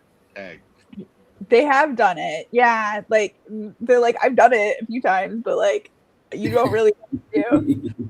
Now, if you have a phlebotomist on staff, that's definitely the person that you want doing it. I will say occasionally, like the one here, there is a young woman who's younger than me, and she's just fucking good at it. And she's a nurse, and she's the one where I just like know, like when I go in, I'm like, hey, like, is Danielle working today? Like, especially if it's like a new nurse who's never taken mine before, I'm like, hey, like, just heads up, like I have like tiny veins and they always have a hard time. And like, if Danielle's here today, like she knows me and she like knows how it goes, but like, whatever. I try to be like polite about it, but yeah, she's the one that is just make sure you get a phlebotomist as opposed to a lobotomist. 2 different outcomes. Very important. So, or that moment when you're counting down from 10 and they're like putting you under, and the doctor goes, "Don't worry, sir, your sex change operation will be just fine." No, I'm here for my tonsils. Just before you fall asleep. Yeah. That happened to me at the VA. Is that why you're a man now? Yeah, Gia used to be a woman. Oh, Good looking. No. I had to explain. I was in the VA. I was getting just a general checkup. I'm waiting. There was another person in the room, and they came in with the gurney, and we're going to take me out instead of the other guy. And I was like, no, I'm not here for no operation. And I was like, well, the chart says I'm like, and I was like, no, not me, maybe him. Him. I don't know what he's here for. But they wanted to wheel me out. They weren't fucking checking that shit.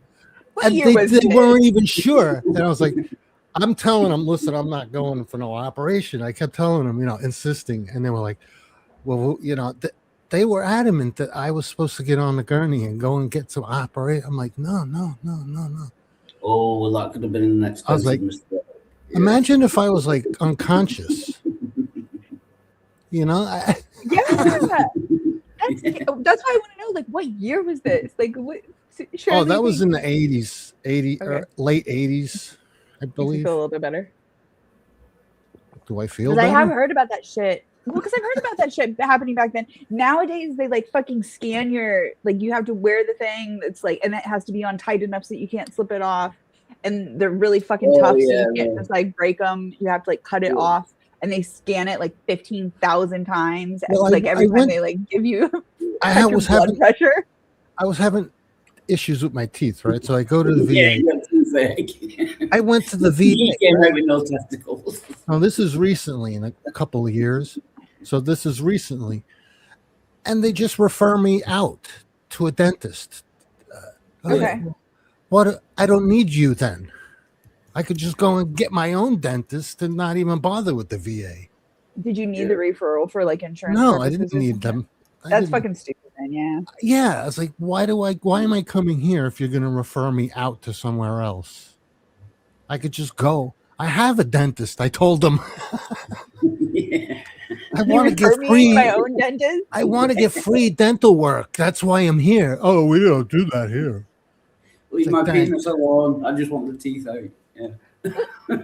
Sorry, like this is the VA. Like, what the fuck did you serve the country for? They tried really hard, but it didn't go anywhere. It's just- Asshole. they were nice. I'll give them that. Okay, maybe not assholes, but take it back. You made me think of something with the things they put on you in hospital. Yeah. It's great for adults, but this is my local hospital. Oh God. First few days as a new parent can be overwhelming, even when things go well. For new mums, Kira and Brianna, complications at birth saw their babies spend time in intensive care. It was only when Brianna got home that she realised the name on her baby's ID bracelet wasn't hers. Bum, bum. What do you do? The old You just gave birth, you get home, and it's the wrong name. Bill. How does that happen? This happened 4 months ago. 3 months ago? This is a brand new hospital, mind you. Brand new. Yeah. Tell us more. So I could have taken home somebody else's baby. They could have immunised her with the wrong immunisations. I'm definitely traumatized. If I was to ever have another baby, I will not be going back to that hospital.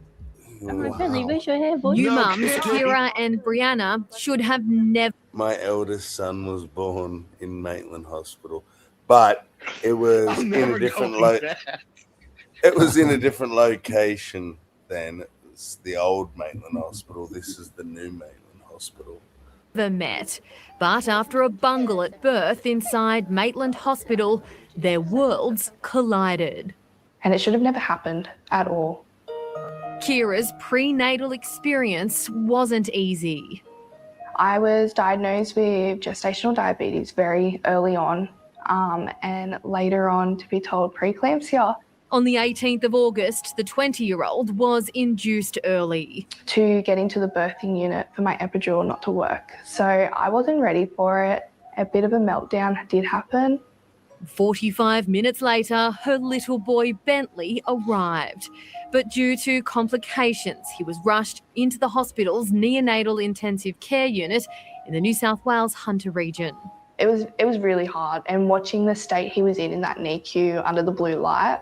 Bentley was in the NICU for 6 days, where his mum says her active little boy kept kicking the identification bracelets off his ankles.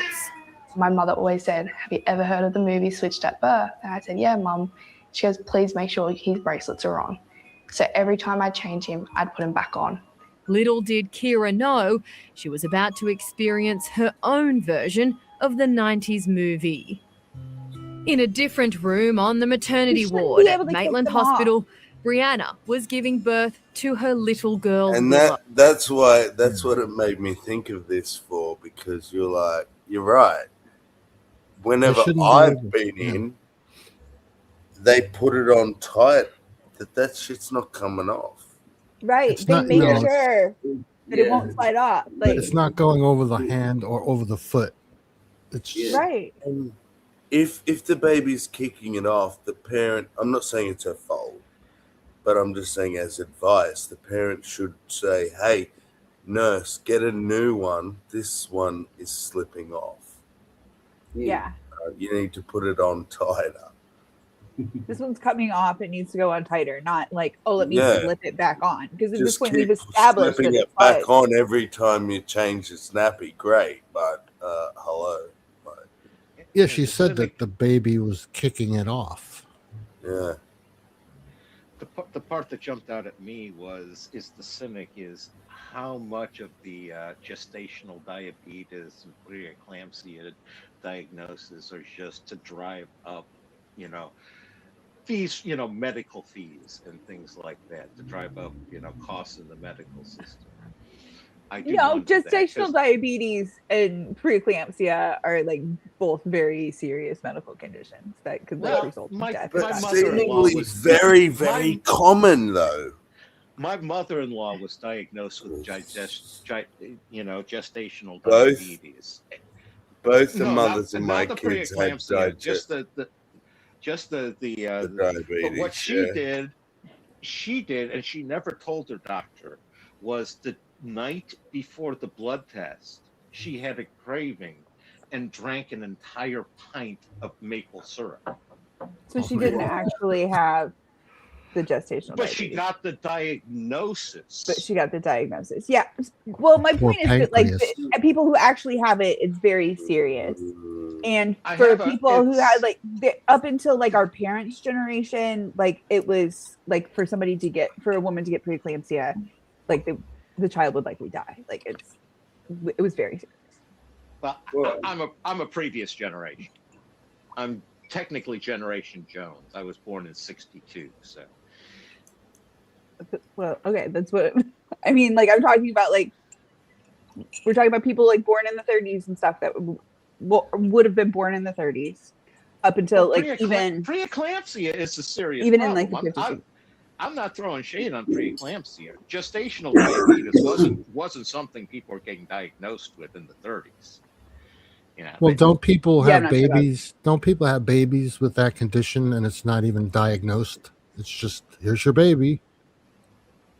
Yeah, Yeah. and Yeah, it can be. people have It babies. could also cause really serious complications.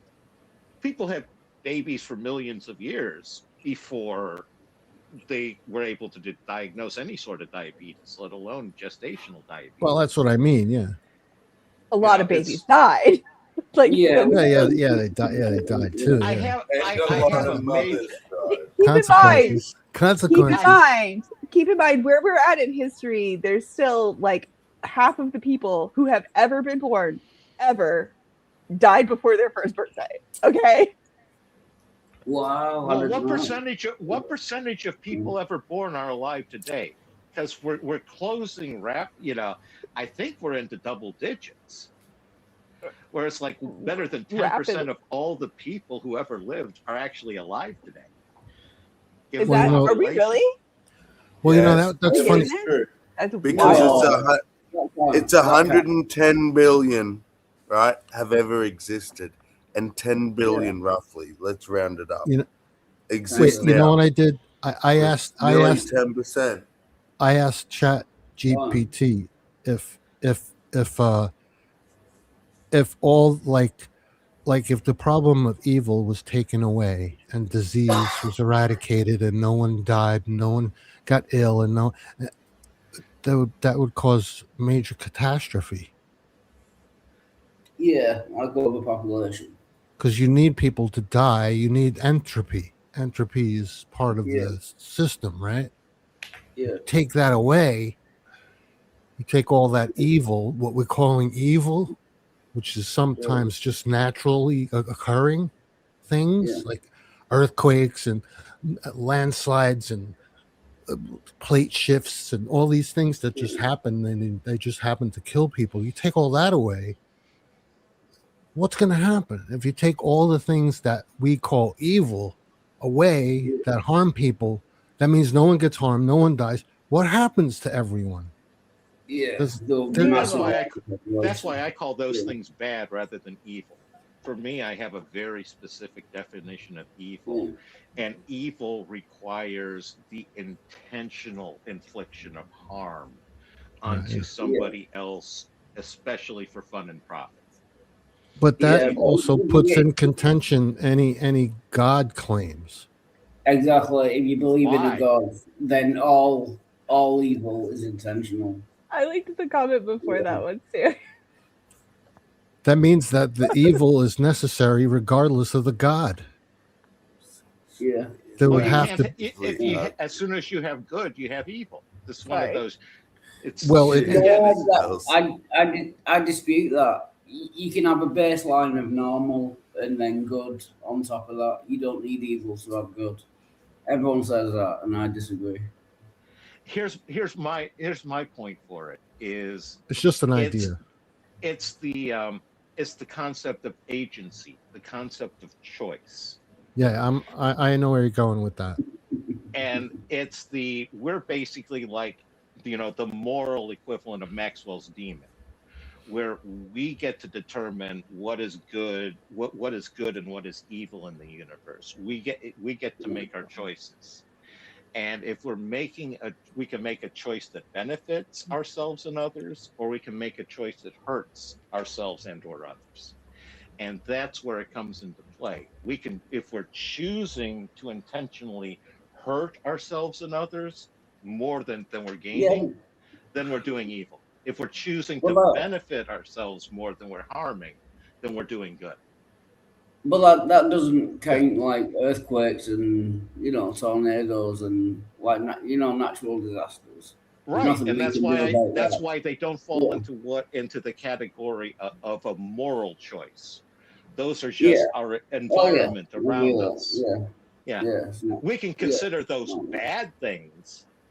But, that's where I'm going. Is it? They're bad. I want to avoid it. I regret that they happened, but that's just part of the natural flow of the world. You don't have to inflict. You don't have to pull a gun and rob from somebody. That's not part of the natural flow of the world. That's an agency moral choice. It's the unnecessary suffering, I think, is what's the crux of the deal. Yeah, and I stole that from, all fairness, I stole that from Jordan Peterson when he was exploring the idea of the coup. Can't stand that. Can't stand that guy. Don't say that name. I was listening to him before he went political. So that's where I was listening to his college lectures of his psychological classes. Yeah. So I totally understand when he became a sponsored sock puppet of right-wing neocons. That was a different Jordan Peterson than the one I encountered. That name, when you say that name, it makes me, when you say that name, it makes me want to bite myself. But you understand where I'm coming from on that. Make me kind of queasy. Oh, I get it. The person I encountered wasn't that person that legitimately makes you queasy. I'm just giving him full credit where he was exploring the idea, and what he came across for evil was the Nazi concentration camps, where they were making the prisoners carry sandbags 100 yards and restack them. and then move them that 100 Just, yards back. Yeah, And it's just like, to it's cover that. bad enough that you have him in this death camp. That you actually do that to him, he goes, how can anybody deny that that's evil? And again, I don't care who gives an example like that to me. If they're right, they're right. Tag. Yeah, that's fair enough. Well, no, you could be an idiot and still make a few good points, you know. Yeah. Or as I was raised, the thing I was raised with, twice a day. Yeah. the thing I was raised with was even Hitler thought 2 + 2 = 4. Tag.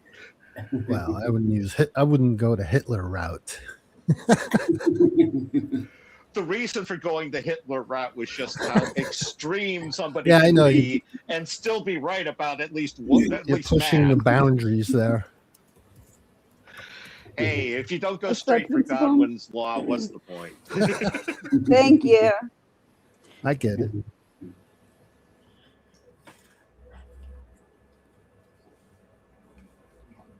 Yeah. Yay. I had something Got to my say first about that. exams this week. Oh, I was going to say more about the entropy thing and Go, how go. it kind of, well, the way the universe is kind of like, it's like inevitable that heat death is going to occur as far as scientifically known. You know what I mean? Yeah. Billions of years from now, it's just going to all just be gone, right? Heat death is going to take everything. It's going to, unless it's a bouncing universe, you know. It right. So gets this is baked in, right? Yeah.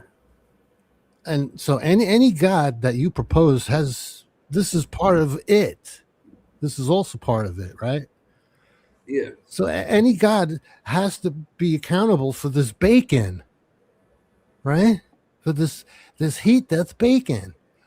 Who else would be accountable? Now that's an argument from ignorance, right? But if you're proposing that this is just this one God that created everything, then he created the inevitable death of the universe. But it counts for everything. If God created the universe, then he is literally responsible for everything, good and bad. Including the heat death of the universe. Yeah. Now, why would you create a universe like that? Does that make any sense? Yeah, I know what you're saying. Yeah. Well, I was going to say there are some perspectives that it can make sense in some things. Again, Well, a lot of the explorations there. You really have to do a lot of dancing around the flagpole to make sense out of that. No, you can just go nested. Oh well, because then. Okay. a lot of the current theories, they're exploring the idea that our entire universe is very similar to both a proton and a black hole. The idea that our entire universe is sitting inside a black hole, which would be inside another universe with all of these stars and black holes and so on. Again, kind of as the Cosmos movie with Sagan and Jodie Foster kind of had that sort of concept of linked wormholes and things like that. Right. You know, that's one way around that sort of concept, that while this universe may pass away, there are others that exist and we could easily be in long before this one passes away. Okay? Yeah, but we're in this one. If God existed, then he created this universe, and he created it knowing that heat death would occur. That's the point. Well, what we do know, to say knowing there's is a step farther than I'm willing to go. Well, I understand what you're saying, but you see, what we do know is that the heat death is inevitable from what the science tells us. If you calculate it to its inevitability. Yeah. Now, we don't know what you just claimed. We don't have any starting point or any nothing. We have no beginning and no end. It's all unfalsifiable. Yeah. So the last I heard, they had not. Again, they keep going back and forth over the years, where the big crunch isn't inherently ruled out for the whole idea of a cyclical universe instead of a heat death that's going to contract to a point and then expand again. So, yeah, I was going to again, say that's that. the fun part about cosmology is they start changing the underlying assumptions and it changes their theories. Hey. That is a hypothetical. It could be a Big Bang, Big Crunch, Big Bang, Big Crunch. Yeah, but we make these hypotheses from the knowledge that we gain from the things that we actually do know about the universe, right? So we do know is that it will inevitably burn out, right? Here's the point. No, that's a theory. Going back. If there's a big crunch, then time will start going backwards. So there'll be the heat death of the universe. Then time will start going backwards. Yeah, that's one of the things. It's a conclusion based off of facts, as opposed to the facts themselves. Yeah. I get what you're saying. That is the most common thought at the moment. But Nerdy in the chat has said it's based on reliable, testable, and repeatable experiments that can show that this is so.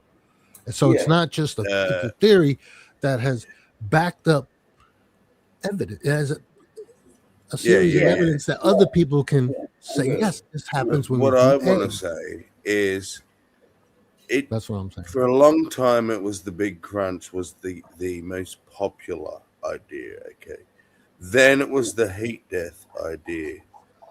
What is now the most popular idea among cosmologists is becoming again the Big Crunch idea. The Big Crunch. Right, but and Graham's right. They swang. Jesus, swung. Swang. No, there's no swang. You don't swang. You swing or swung. Back and forwards from the crunch to the heat death, back to the crunch. I like swang better. In like the point about we go where the science goes, but it keeps changing.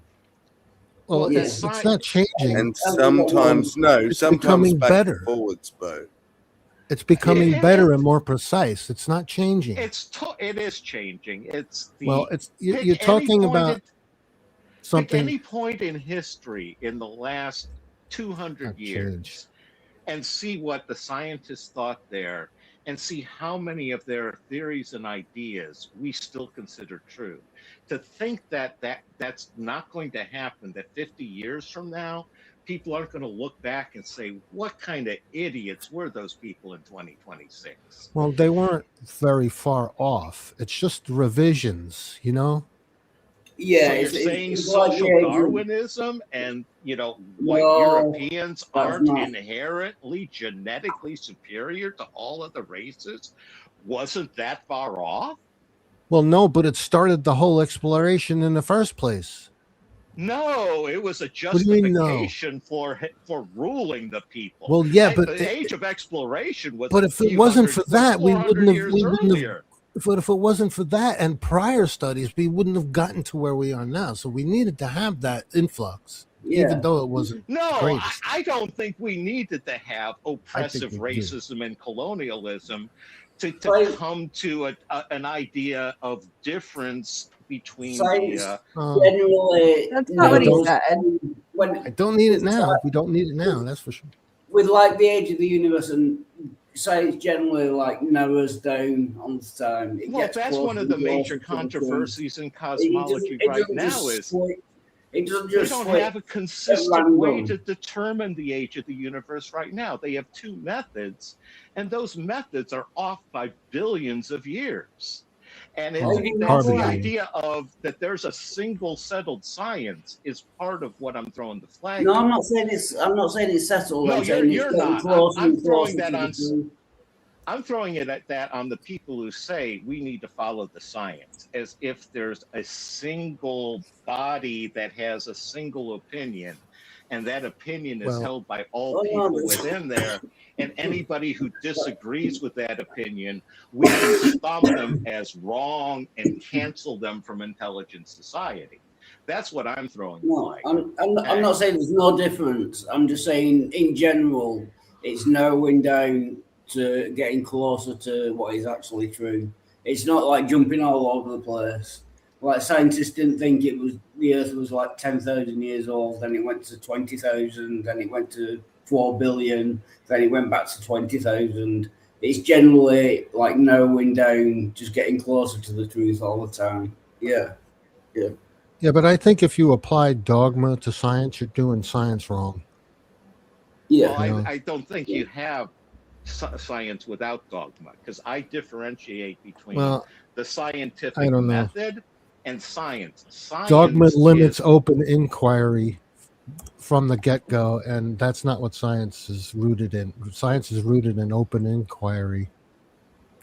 well, I see science as rooted in the opinions of existing scientists and their, what they share with each other and what they believe to be true. Now, the scientific That would be scientific method, opinion. well, how do you differentiate when people say you need to trust the science? Isn't that what they're saying? You need to trust the opinion of the existing scientists? And whatever they say, we're just deferring our personal judgment to them?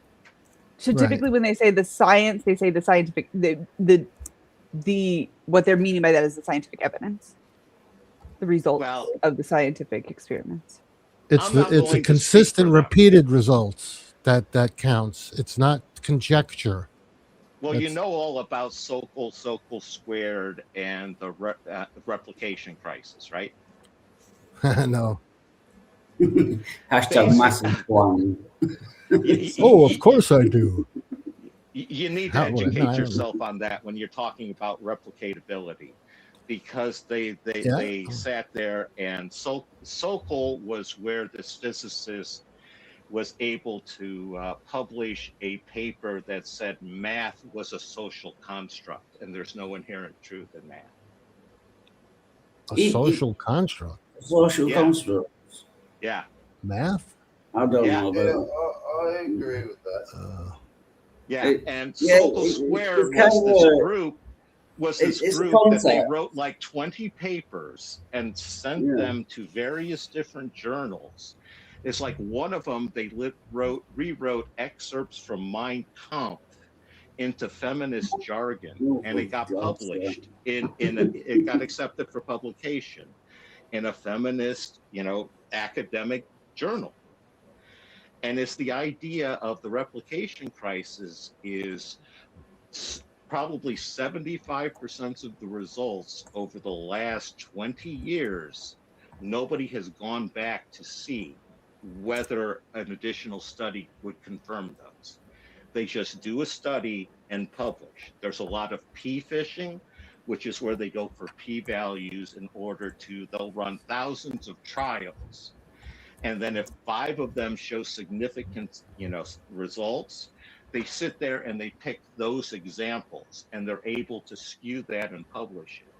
When you, on top of that, the whole plagiarism crisis in academia these days, where how many of these leaders have resigned because they've basically stolen the work of better colleagues, but they were able to monetize it in order to become president of Harvard or whatever.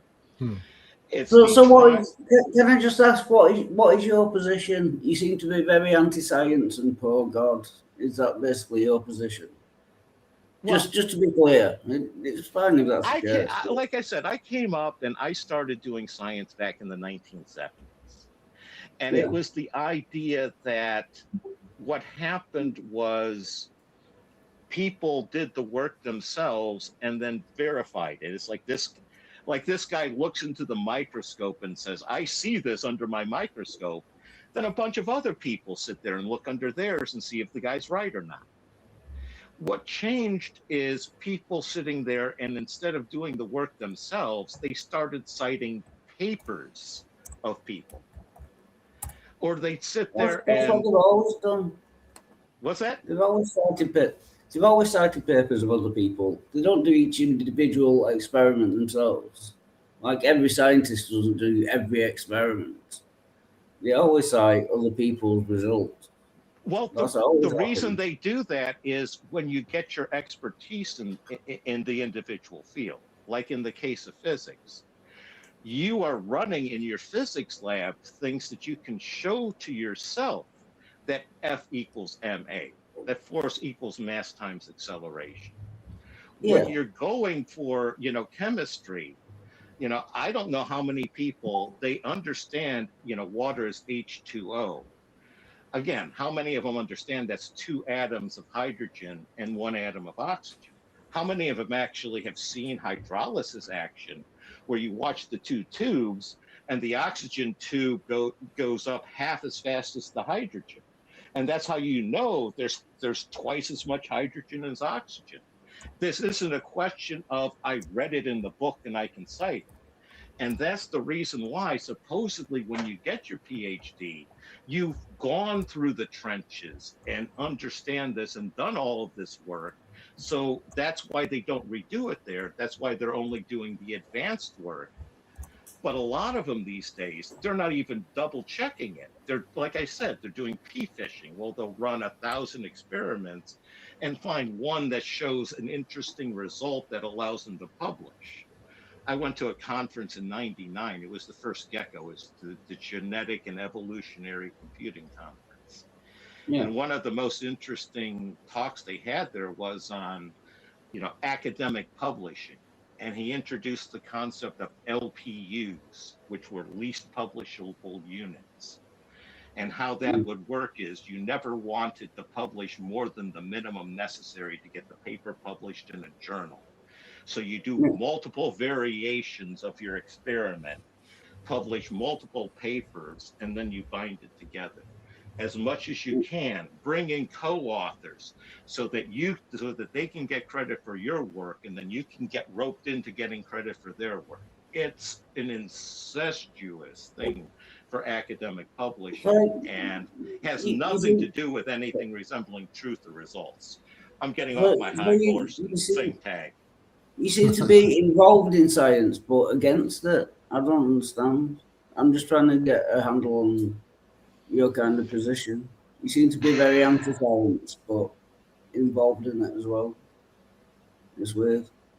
I'm pro scientific method.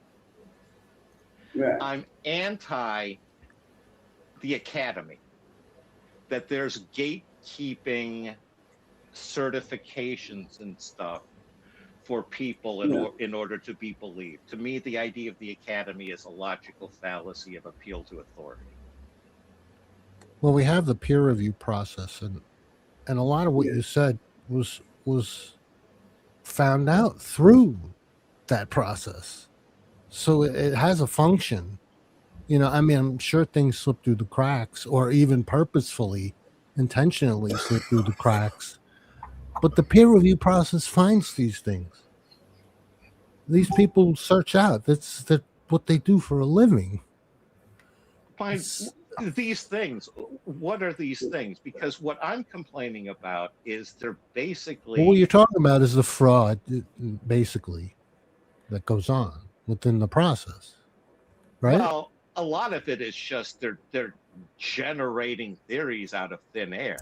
Well, that's fraud. That's what I mean. Yeah, fraudulent theories or papers or whatever, and they just get in. They get in for peer review, and maybe they get passed, but maybe they get found out. They're accepted into the fundamental metaphysics. Yeah, but they don't last, and they don't go very far, and then they eventually get tossed out, don't they? So the peer review process does have a function. Here's the thing: critical theory in its very forms, dating back, again, the original researchers like Derrida and deconstructionists are one thing, but the way it's been used recently, it undermines the very idea that objective truth actually exists. It basically says there's only power and who gets to wield that power. Well, it's not infallible. You know that. We all know that. I mean, we're not that. We know that, right? That's the basic metaphysics of the university. You have critical race theory, critical gender theory, critical class theory. Every sort of it's basically, if you're within the academic environment, which is where all the thinkers are coming up from. That's what they're getting indoctrinated with. And But it's these the are idea. specific courses you're talking about. No, I'm talking the underlying idea. It's the idea that there is the oppressor and the oppressed. And it's a question of which you want to be.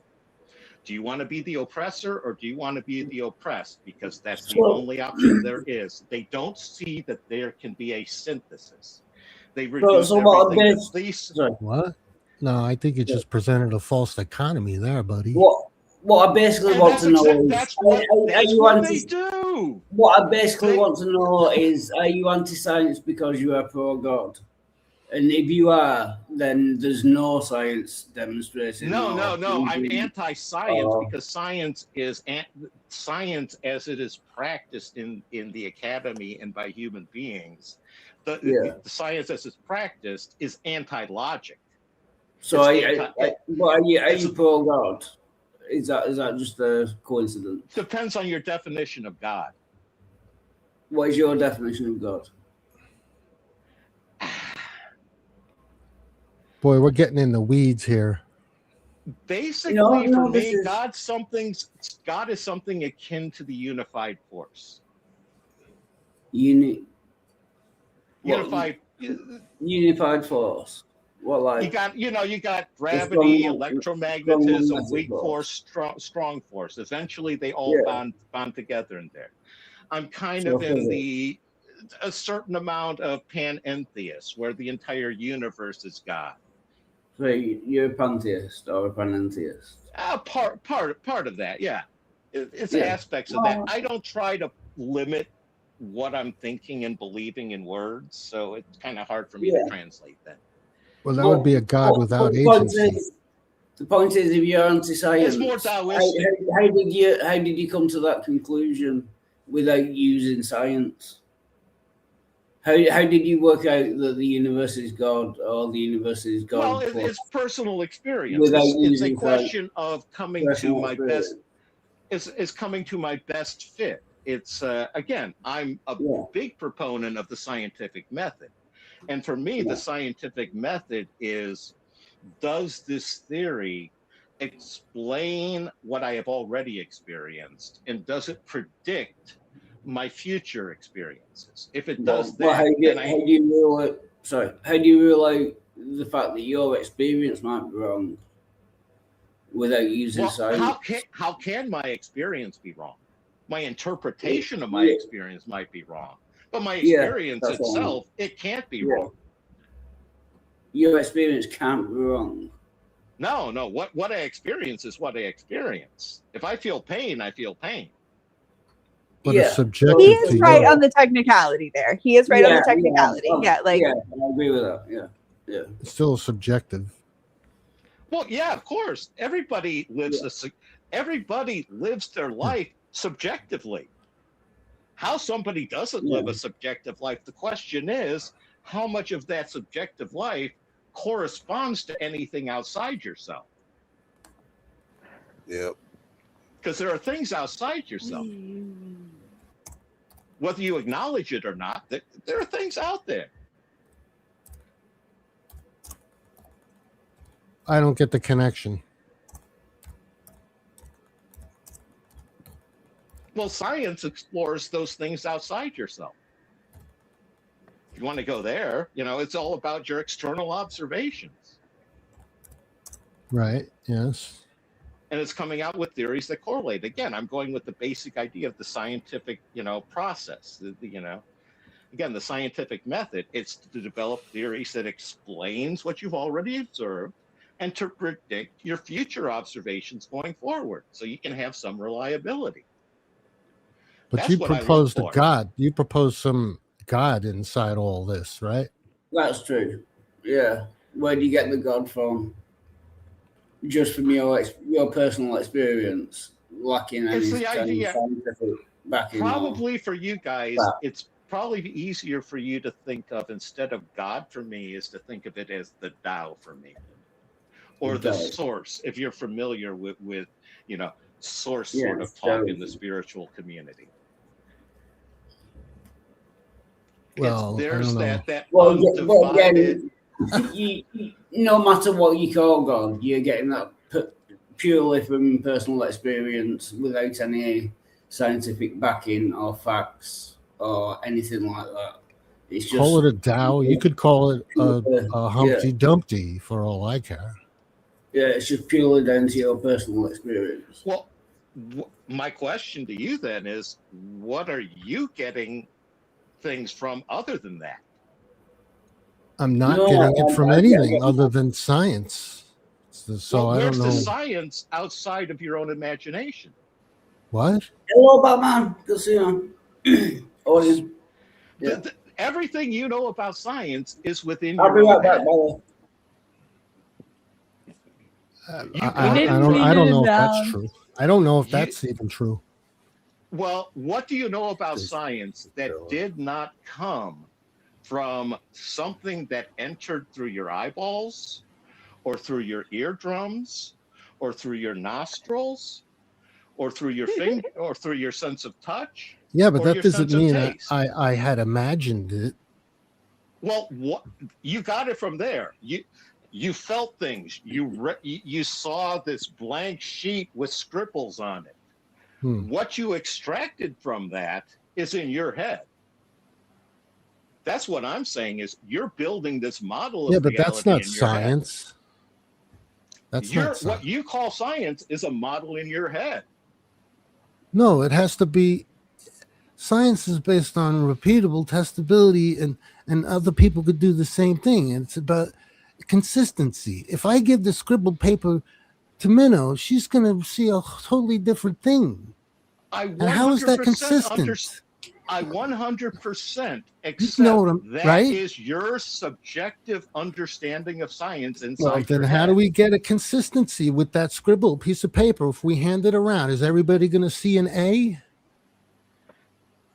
No, they're not. I guarantee you go around this world, you will find people who do not see an A when you hand that to them. Especially No, I'm the saying, people on North will Central everybody see the same A if we hand them that scribbly piece of paper? Absolutely not. That's why. No, but it's that's what your science is looking subjective for. Experience. But that's what I'm trying to say. Science is looking for that same experience consistently over with the same data.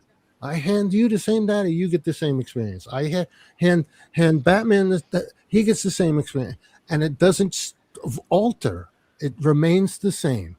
A consistent, What you're repeatable, talking testable. about is experimental science. Yeah, but what you follows do the in your head scientific is not method. testable for anybody else, and repeatable.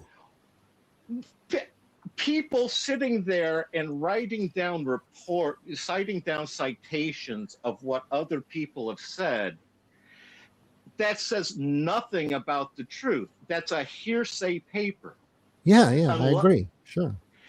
That is a good 75% of what is produced by what's called quote quote science in the last 20 years. Well, how do we know that? Because we have a peer review system that found that, right? Or we have a system that found that. Well, then how do we know these statistics if we didn't find them out? Here's what you So I don't understand what you're arguing. We found the flaws. We find the flaws. No, we find the flaws, right? Are you saying we don't find the flaws? I'm saying the peer review system itself is a flaw. It's a question of opinion of a bunch of people. If I manage to convince this small group of 5 people, then everybody needs to accept it. It's inherently illogical. You don't have to accept it. It's a consensus. It's what's the most likely. No. It becomes if I'm able to get a paper. So you're turning this into a dogma. You're turning this into some science dogma that isn't so. Science has become a dogma, No, with PhD being the new It's not. priesthood. No, it's just not. It's like excuse me. How many times have people? Why Science does isn't- Graham science Hancock isn't get perfect. shut up because he doesn't have he's a journalist rather than a PhD? Science Why isn't is that perfect. even remotely a legitimate argument against somebody? Well, they should look at his stuff and review it, whether he's a PhD or not. That's what they should do. I'm saying that's not how the world works. Well, they looked at it anyway, didn't they? He's not going for peer review. That's the problem. Peer review is just a circle jerk among people in the freaking ivory tower. If you want to sit there and say somehow that's the standard, that's the gold standard of truth, that's fine. But you're going places I didn't can't say follow that. there. No, you said that. But I didn't say Then what are you saying? What is truth? I'll ask you the have to pilot have a question. measure. What I'm is not truth? looking for truth. I'm not looking for truth. I'm just looking for consistency and reliability. That's all. And I know there's going to be flaws because that's the way it's going to be. Then here's where consistent really and reliability, it is in our mutual experiences. I want to keep it simple as possible. You're keeping it simple, but you're being inaccurate from my position. Well, the inaccuracies do can a be one- weeded out. I mean, that's what the system is for. And I'm saying that you are inherently having a question of what gets published is opinion. Once it's published, it's considered fact. It's Listen, considered. I know where you're coming from, and I think you're taking a very dogmatic stance on it, and I don't think that's the best way to go. I don't. How many times have you butted heads with people who do take that dogmatic stance? Your reputation seems to be personal experience, which is less than useless. Do you know what I mean? You're saying science isn't perfect and there are problems with it, which I agree with. Well, what's the alternative? Your alternative is personal experience. The alternative is people find truth. Here's another thing I understood. Objective truth is objective reality is simply shared subjective reality. Something's objective only if we all agree that it's true. But you believe in a pantheist or panentheist God based on personal experience. That's worse than science. Even though science has flaws, you're just going off personal experience. That's bullshit. I'm saying it's the same bullshit everybody uses. Yeah. I'm saying that nobody can come to a conclusion unless they're using their personal experience. I think you make a lot of good points, but I think it's there. It has a purpose and it does function. And the things you brought up were found out because of the system, and that's a testament of its functionality. If that might be, just another. I see the scientific system as being dysfunctional since the time of Immanuel Kant, and science making the choice to go a 100% materialistic Kantian metaphysics, as opposed to the Goethean alternative, where Goethe had an entire science based off of transformation. Well, I don't think anybody's in science today is saying, "Listen, we're not going to investigate anything else. We're just going to stay in our little bubble and not investigate anything outside of our little bubbles." But what I'm saying is that by adopting the Kantian framework, they inherently blinded themselves. The scientist can never be part of what he's examining. He can only examine something other than himself. Well, maybe we need you to. Well, what I'm going to say is we need you to inspire young scientists to encourage them to do that. I mean, I don't know. Hello, everyone. Oh, trust me, I do. I encourage people to come to their own conclusions, especially conclusions that are different than mine. If somebody can find a better explanation than I have, Dean. for God's sake, come share it with me so I can start being better off. Hey, hello. Man.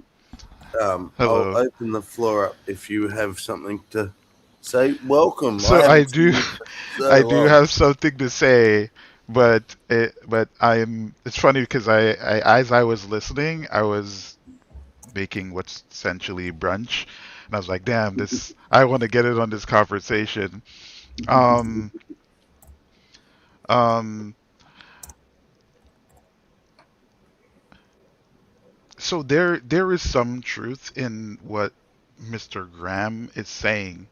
Um, so there's a few people who used to be in the field where they complain about um, not enough papers being published based on experimentation, right? Um, and specifically, one of the particular things that's studied that they kind of point out was string theory, right? And there's no solid evidence that it's something that exists, right? And a large percentage of the papers that get published are either basically saying, well, this is my theory, and the best way to do this is to build, to verify is to build another larger collider, right? Um, and so her criticism is that, hey, listen, I think we should mostly focus on papers that can be tested, right? Versus mathematical meanderings essentially, right? And so I think maybe that's what Graham's referring to. Um, Believe it or not, I actually have been working on uh, publishing a paper. And so far, I've posted it on Zenodo. It's a science journal. It's more of one of those open ones. Um, but there is a actual process that you do have to go through. Um, there is a format you have to write your paper in as well. Um, there's so much to it. And to be honest with you, I don't necessarily mind the gatekeeping to an extent, mainly because I like the idea of them having a set standard in which you have to submit your work. So, your peers, right, anyone who's looking at your paper won't have any issues to um, examining your work and kind of gaining an understanding. Like, for example, I've learned that you can't really even use metaphors or like examples per se when you're writing a scientific paper, right? Especially when there's math included. Um, so it's an interesting process. It's not easy. And I definitely commend the people who definitely put in the effort because in the theory that I'm publishing, I've reached a point where the only way for me to verify it is literally through experimental data. Like I have to get this to people in a wet lab to, you know, do the things that I tell them to do to see if it's going to confirm my theory, to see if it makes sense.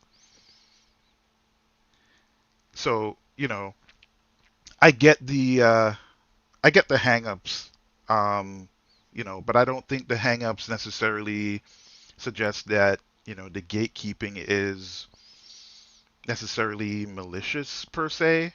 I think it's a situation where there's like a very strong overcorrection where there are some people who want to publish ideas without, wild ideas without any kind of experimental data available to them, or even religious ideas and trying to present it as science, right? And so they're kind of very strong against that. They call it for example, I've learned of a term um, called teleophobia, and this is something I learned from someone who's a PhD, who I actually asked to help me with my paper. Um, and there's a certain words you can't use, even though that's what you might be depicting, right? So this is a very interesting conversation, but I understand both sides of the argument. I'm gonna go back to eating my sandwich now. Thank you.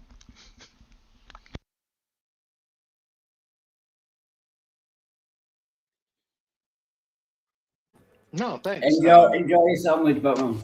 Good to see you. I was going to say my only follow-up would be, I understand where you're coming from as far as you have experiments and such, and you're actually asking for people to run them and to verify them. And if part of my big criticism, and a lot of this comes from a lot of the social sciences, they don't have anything resembling the same level of replicatable experiments. You know, a lot of times they'll do those experiments they do run, you know, they just kind of, like I said, they'll try them a bunch of times, and if they get a result that they like, they'll run with that result, publish it, and that becomes scientific fact if it's accepted by the peer review journal. And if you know, again, I'm talking about things like more of the critical theory stuff, like women's studies, race studies, gender studies, stuff like that. And, you know, that's more where my focus is, tag.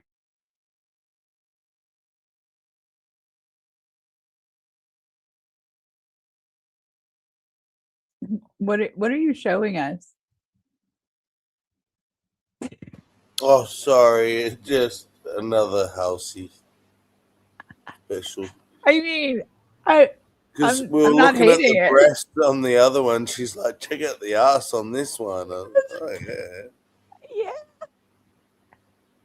Like, I still Well, want to join this religion. right? I don't know if I really want to join though. It seems like it would be No, fun for a no. weekend. Maybe, yeah. Just a weekend.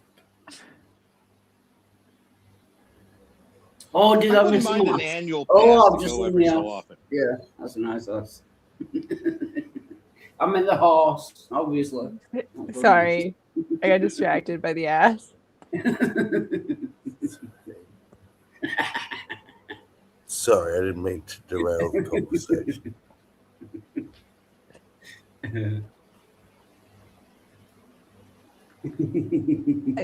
I thought it was an interesting. I didn't have like a whole lot to add, but I thought it was interesting the back and forth. Yeah.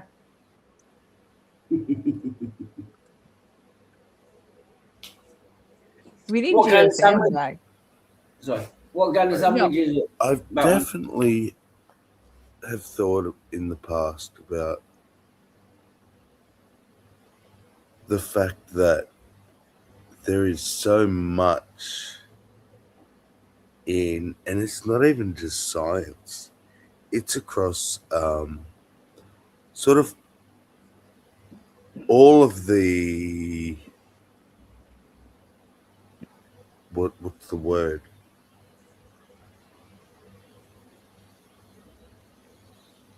all the genres of education, like Academic it's all genres. based on, we say the shoulders of the, we stand on the shoulders of giants, but what we do is we just cite papers. Yeah. And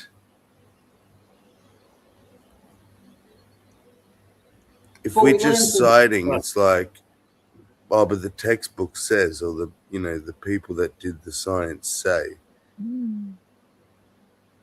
What if they were wrong, and everything was based from that point onwards?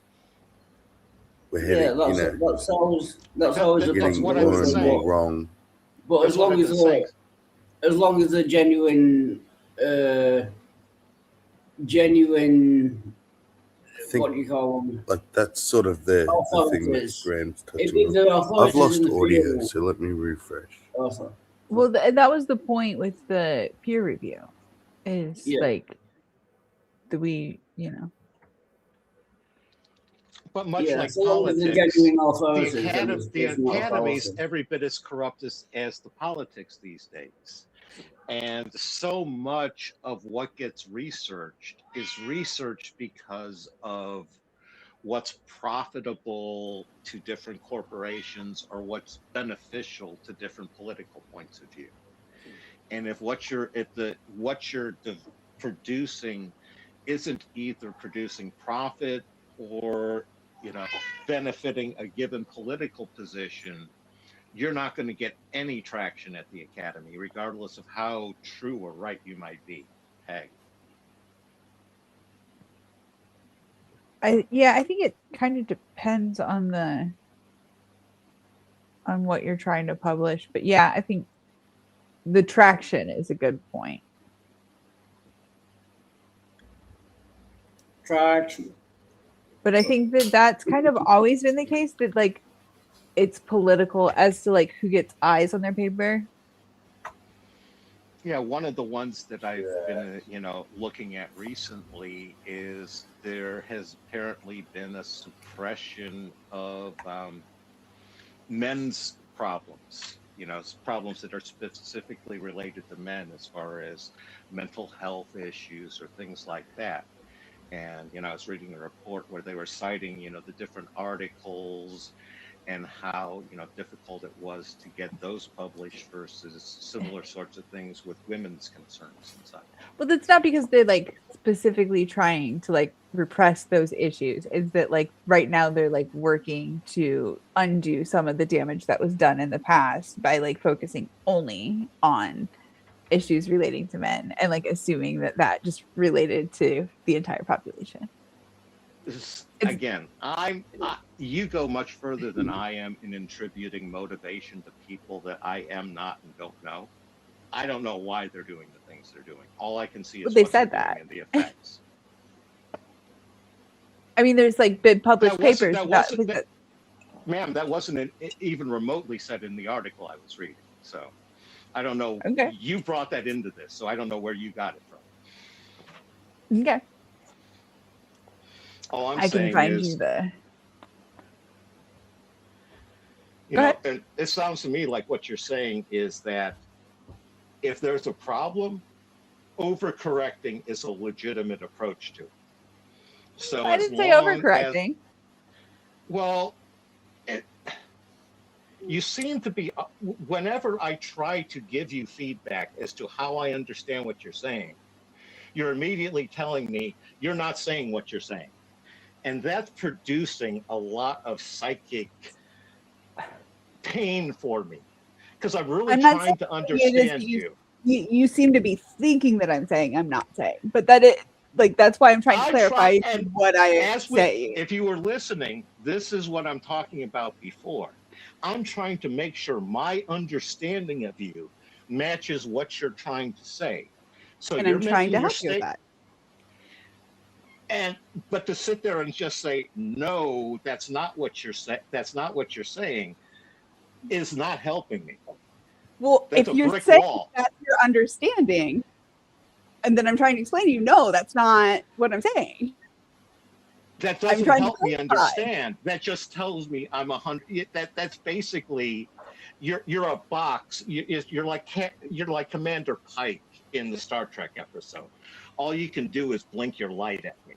You can't sit there and explain what right actually looks like. I don't know what it is she's hitting at. She can be saying something and you misunderstand what she's saying. Right, and that's where it's the communication loop. Yeah, it's she makes a statement. Yeah, I do my best to understand it. Yeah. I give my feedback, so this is my best understanding that she can listen and match that to hers. And then the next step is for her to give me the corrected message, a better message, so I can improve my understanding. For me, this is where it's breaking down because all I'm getting back is a blinking light that says no, and the loop stopping at that point. Well, in order to clarify your understanding, I have to clarify that indeed your understanding is wrong. That's kind of the first step in that. Yeah, no, but then I think he's saying, okay, he's wrong, but so you're not explaining where I'm wrong or how I'm wrong. Yeah. I'm not pulling what I think out of a vacuum. Well, every time I try to explain, I get cut off. I don't know which one. Well, go. There's your chance. Well, she asked me what I want. What I want is for you to say, here is a closer version of right from your standpoint. well, we've established that like the way that I communicate it isn't something that you are able to grasp. So I need more than just like, because No, I've it's not tried that I to can't explain it the grasp way it. that I'm It comfortable causes. explaining it. It's not that I can't grasp it. It causes psychic disconnect and pain for me. Again, it's no different than I can sit here and I can run across gravel in my bare feet. I don't necessarily like it, but I can do it. So go ahead. I'm trying to understand you. I really, really am. No, I don't get your point. I'm trying to understand what you're like. What are you missing?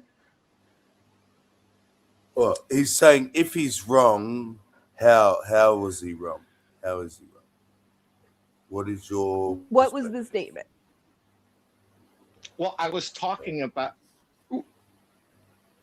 discussing about the issues of like men's rights, men's concerns, and this being part of the gender issue that's being swept under the rug by the academy because of the prevailing political agenda of the academy.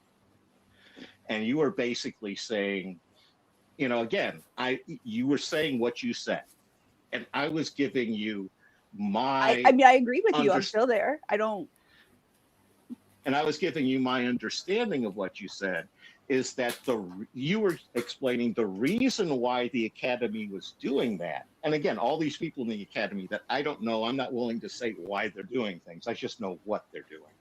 I can judge actions. I try my best not to attribute motivation. But you were basically saying that the reason why they were doing that was because women's issues needed to be overcorrected and focused on because men's issues had been the focus for too long, and therefore men's issues should be mothballed and sidelined in favor of women's issues as a method of overcorrection. And again, these are my words to paraphrase in essence what you were trying to say. Tag, I'm here to I would disagree with that. What's closer is. So I would say that for a very long time, we have focused on men's issues to the complete exclusion of women's issues and attempt to correct for that, not overcorrect for that. Okay, the focus has shifted more. Can I finish what the fuck I'm saying? Like, seriously, like I waited. Okay. I will ask you periodically. I will ask you periodically to pause so I can take notes. Okay. Go ahead. So that has been the case in the past, that it has excluded any study of women's issues. And in an attempt to correct some of that yes, lately some issues that would be considered quote unquote men's issues have not been considered to be as important because like we have more important issues to deal with to deal with some of this correction. That's not to say that we don't study men's issues whatsoever, though. That's not. We've never excluded men's issues. That's never been the case, and that isn't the case now. Okay. You used a lot of extremist talk there. The first one I would like to sit there and call out. You said women's issues were never focused on in history until apparently some date recently. I would like to know what is the date in which you see women's issues historically ever being addressed. So it's been kind of a slow burn, really. No, but if you said never. Never is not a slow burn. I don't think that if I there was a actually never, said never. There's a starting date. I'm asking, No, what's that date? I Was said it that we've had- 1970? Was it No, that's not what I 1500? said. Yes, you Dude, did. that's not what I said. That's why I'm dealing with this one step at a time. You said women's issues were never addressed. No, I said that men's issues were dealt with to the exclusion of women's issues, meaning that like the majority women's was issues men, are not and that addressed. women's That's a issues got logical pushed to the implication. side. That's how words work. Yeah, exclusively is the logical implication of no concern. And you, once again, you're agreeing men's issues were the only ones dealt with up to a Never certain point said in the time. only ones. They were the only ones that were published for quite a long time. This Because is the it was point that I'm assumed. talking about how you make these statements, but you don't stand by them. Or you just don't understand what I'm saying. May I comment? Sure. Please. So I think probably the best way to approach this is to do like a Q&A to get understanding. Because if I'm understanding, Graham doesn't like long drawn out answers, and Ella likes to fully explain her position in one go. So I think maybe like a more concise Q&A thing would probably be better. So like, for example, I'll ask Ella, um, you know, what are the men's issues that have been focused on and worked out throughout history? So for instance, we have found out recently that like there's a lot of like medical like medications and shit that like affect women differently, but throughout history of medical trials, they've always just experimented on men. They use men in like medical trials and shit because they don't have to account for as many factors, right? And I get it. Like it makes sense. It's easier, but the result of that is that like a lot of medications, the vast majority of mental health medications have never been even like gone through a clinical trial on women at all. We don't know. That's an Okay. example. So Graham, what are your thoughts on that response? That example that she gave. I think that she doesn't even remotely factor in men as experimental guinea pigs in history. It seems like her sense of medical history starts when medical journals started, 150 years ago, as opposed to medicine, something that dates back to Asclepius and before. We're drawing, it seems like, from two very different bodies of knowledge or points of reference. To me, what she's citing as medicine was, yeah, the first ones they wrote about men because that's what they were dealing with. I don't see women as having been inherently neglected over the millennia.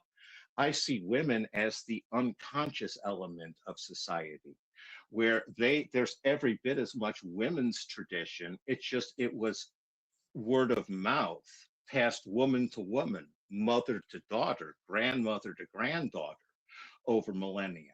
Men, they had to do it differently. That's why the men's stuff was written down. And that's one of the big problems that I see, is that this whole critical theory that we've been talking about is forced people into saying men are good, women are bad, or women are bad, men are good. It's, or vice versa. And it's a question of, no, they're different. And what's successful is the two of them getting along together. And so that's where I'm coming from at it. Tag. Okay, so I'm gonna steal Mandis, and you can let me know if if my steel man is correct. So I just want to basically, correct what he's saying, like, but sure, you can do that, but let's make sure okay. we sum up everything. So Mr. Graham, you're basically saying I that would also like to point out here her phraseology of "I would like to correct him" as opposed to "I would like to share my perspective." I would like to correct him is inherently grating, aggressive, and offensive, as opposed to I would like to share my perspective, which I consider You said it much was more neutral. my opinion. I'm going to correct what you said about my opinion. Yes. Like, okay. How else the fuck would you say that? Yeah. You decided that you knew what I thought, and you're wrong. If you're correcting so I'm my going to take correct on history, if it's my take on history, that's not your opinion. So think about your fucking take on history, bro. Fucking so chill. basically, what Graham is saying right is back that at you.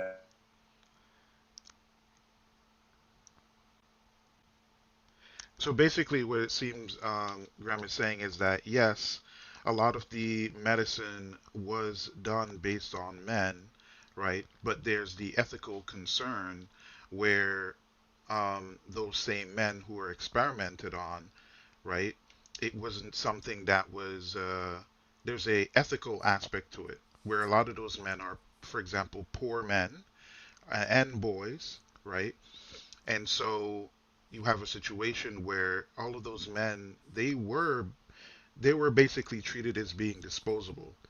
Where it's a situation where part of the reason why women weren't used for those experimentations was inherently because of the value of women. And when I say value, I don't mean in the value in terms of I don't mean in the sense of like women are valued less than men. It's They're just valued that they more. have they have a There's about particular factors. they have They a would have to view. account for like their menstrual cycle and like pregnancies and all of that shit. The reason why they don't is because there's literally just too many factors to factor in. Also, It's also because one man can get 20 women pregnant and produce 20 kids a whole lot easier than it Yeah, is for but I'm that one woman to produce 20. yeah, but That I'm has talking nothing to about do with even like medication mic check. and trials, though. what's up, Midnight? We hear you. Yeah, okay. So, So okay, Odin, I have to say that you're way too excited for this and it's illegal. Okay, you need to stop right now because you're getting way too excited about who am I this. who, I who am get I it, getting okay? I get excited? it, buddy. I get it. It's a big thing for you. Just fucking, dude. I just woke up. I figured I'd come in. You know, I figured I'd stop you from taking over this. Just kidding. Go ahead. Oh wow, you want to stop me from taking over the stream? Yes. Damn it. Come Damn on. it. You called me out, bro. You called me out. Yeah. I get it. You're excited. Okay. No, I am interested. I will say that. Um, but yeah, I'm just saying, like, even before modern medicine as we know it, right? It was a situation where most of the experimentation that took place was on men, and mainly it was poor men and boys, right? And so, you know, I don't think it's as simple an answer as women just had more stuff going on with them biologically. I think it's just there's a societal aspect of it that exists where they don't think women should go through those processes, right? So, what are Yeah, your well, we have like thoughts? we have it published, like that's literally like academic like publications that talk about that. It's Sure, not sure, well but what I'm documented saying, history. sure, but you can find documentation that shows how men or society view women in the past, no? It's a categorical error to equate So yeah, documentation so with what there's two actually happened in things. the past. So there's two ways. What we're suggesting is there's two ways you have to look at this. You have to look at it from the medical and experimental perspective, right? And you have to look at it from the social psychological perspective. Because if you were a poor man back then and you didn't have anything, any resources, right? If you got into trouble, you could be subject to experimentation back in the day, depending on the country that you live in, right? What So, are you talking about specifically? I don't understand what you're relating this to. I so don't what I'm I don't understand the example you're giving. so what I'm relating this to is that there is a inherent aspect of society where men are seen as disposable, and so that's always been the case throughout history, right? Would you agree with that or disagree with that? No, I would not agree with that. I don't. So And so you're hitting on a key point of our disagreement, where I'm 100% with what you're saying. If when I look at history, I sit there and see war. Whenever you had excess male population, you soon see a war thereafter. You needed to do something in order to cull that excess male herd, and you needed to I figure absolutely out see which times in ones. history where that was the case. Yeah. That's been the consistent pattern since the dawn of mankind. the times it doesn't I happen wouldn't agree with that. is, well, what time since the beginning of mankind did you have an excess population of men that you didn't have a war happen afterwards? Again, like I didn't say that isn't the case. Like what are you getting at? Like, we're not always sending men over to war. Yeah. Exactly. I said since the beginning of time, that's been the pattern. When you have an excess population of men, the war happened afterwards. It's a cause and effect. It's like sitting there and saying, the winter came, there's a whole bunch of snow up on the mountains. Oh my God, that snow's gonna melt and the Nile's gonna rise. Shock of shock, it happens every freaking year. It's like to me, you're arguing against cause and effect. And it's like you're doing that if you can find a single example. This is that whole pine forest. If you can find a single maple tree in a pine forest, you get to debunk it as a pine forest problem. Yes. Okay, well, I'm sorry that you are misunderstanding. Let me clarify. When I said excess, when the male population was below the excess level, no, wars tended not to happen voluntarily. You tended to get invaded rather than going off to war. When the male population rose above a certain point, wars tended to happen after that. Once it gets too high, war becomes almost inevitable. This is a pattern that I see consistently dating back, like I said, to Sumerian days. And you're saying you disagree. I accept that you may disagree. But for you to disagree, that means you have a counter-example. I agree with you. That means you have a counterexample. You can give me an example of either a huge male surplus where a war didn't happen, or you can give me a case where there was a low level of male population where that country went off to war anyway. Are you like? I feel like are you? You are like this is listening entirely to like factual, logical. Right? This is like math. This is like math. Okay. 1 + 1 equals 2. Are you gonna let me work or not? Okay. Cool. Yeah, exactly. Can you do so without laughing in a ridiculing manner? So if something has been, oh my god, and you, like, I don't hear me laughing. I don't get why you're being so fucking ridiculous. Like you say, it has always been the history. There's never been a break in this in the entire history of humankind up until recently. 100% of all of human history, this has been the case. Oh, that's not the case? Well, it absolutely has been, except for this case, and except for this case, and except for this case, and except for this case, except for this case. You are the one who's fucking backtracking on what you're fucking saying. If you're gonna fucking backtrack, give me some of these cases. You're just referring to these nebulous things. You want to backtrack it to like actual like real shit? Yeah, I'll agree with your real shit. Absolutely. But when you want to fucking like jump off and say, oh, absolutely 100% of all of human history that like men have always been considered fucking disposable. No, that's fucking bullshit. Do you miss the word tend in sentences? Do you miss qualifiers? You said it was all of fucking history. I said throughout all of history, men tended to be disposable. It's like you can't hear both words in the same sentence and process two at the same time. You didn't say the word tend in the same fucking sentence, bro. Now you fucking walk it back. Now you want to walk it back. I'd be willing to walk the whole stream back to see because I'm glad this is recorded because you can walk the stream back to see. I can't believe they got it. Sorry, this game is getting crazy. No, it's the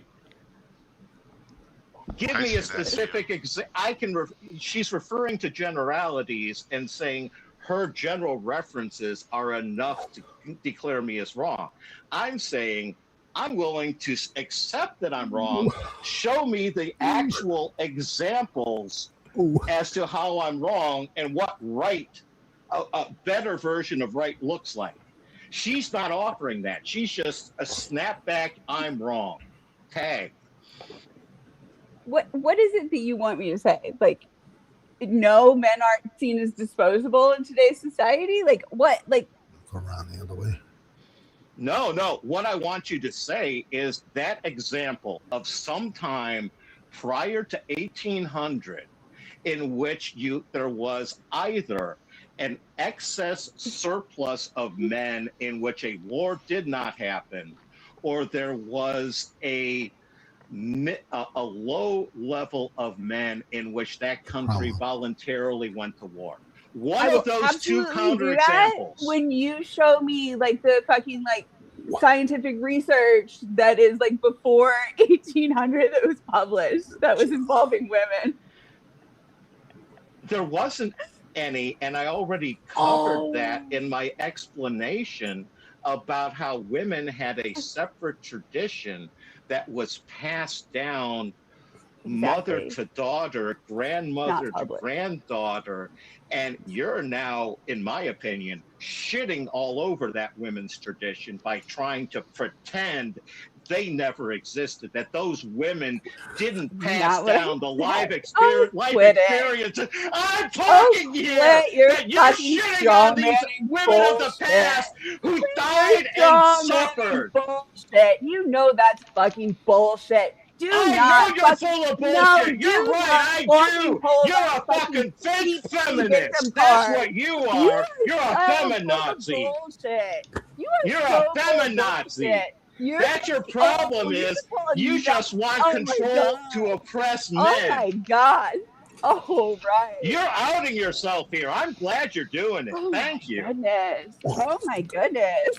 Keep laughing. Laughing will prove me right. Oh yeah, petty. What the fuck? Well, my peepees are hurt. What is going on? More appeal He's to losing emotion. his shit because he got his fucking feelings hurt because I fucking called him on his shit. Like logical fallacy. Give no, me facts and evidence and logic. All you got is logical fallacies. Show me the fucking scientific research that's been published by Common Post. Debunk game just like a critical theorist. No, you that's really need to get a new stick. We're talking about scientific research, right? We're talking there's about more to science than critical theory. Do you actually think there's no more to science than critical that's theory? Not what I said. No, that's not what I said. Not you what I never said. say what you say. That's the one takeaway we can get from this whole stream. We are not talking about. You never say what you say. We're not talking about any of like Eastern medicine. None of that. I'm not saying that any of that is valid. We are talking specifically about published research. That's what you were complaining about. That lately it's all been focused on that's what you were complaining about. Stop putting words into my mouth. Remember your feet what are a freaking narc, man. We all do research on women's issues lately, and your little man feet were hurt because somebody got told it was your turn before, and now it's the turn for the women that we're going to actually do some experiments and research on women's issues. And you got your fucking feet hurt. And that's why we were talking about scientific research. I'm sorry your tits are in a fucking vice and you got some sort of yeast infection or whatever going on. Jesus Christ, you're a monster. All right, I'm just going to do this. Now, if we think about it, we're not born as friends of God because we're born as sinful offspring of Adam. Actually, if we think about it, we're born as enemies of God. Sometimes you'll hear people say of a little baby, look at that little angel. But more accurate would be to say, look at that little enemy of God.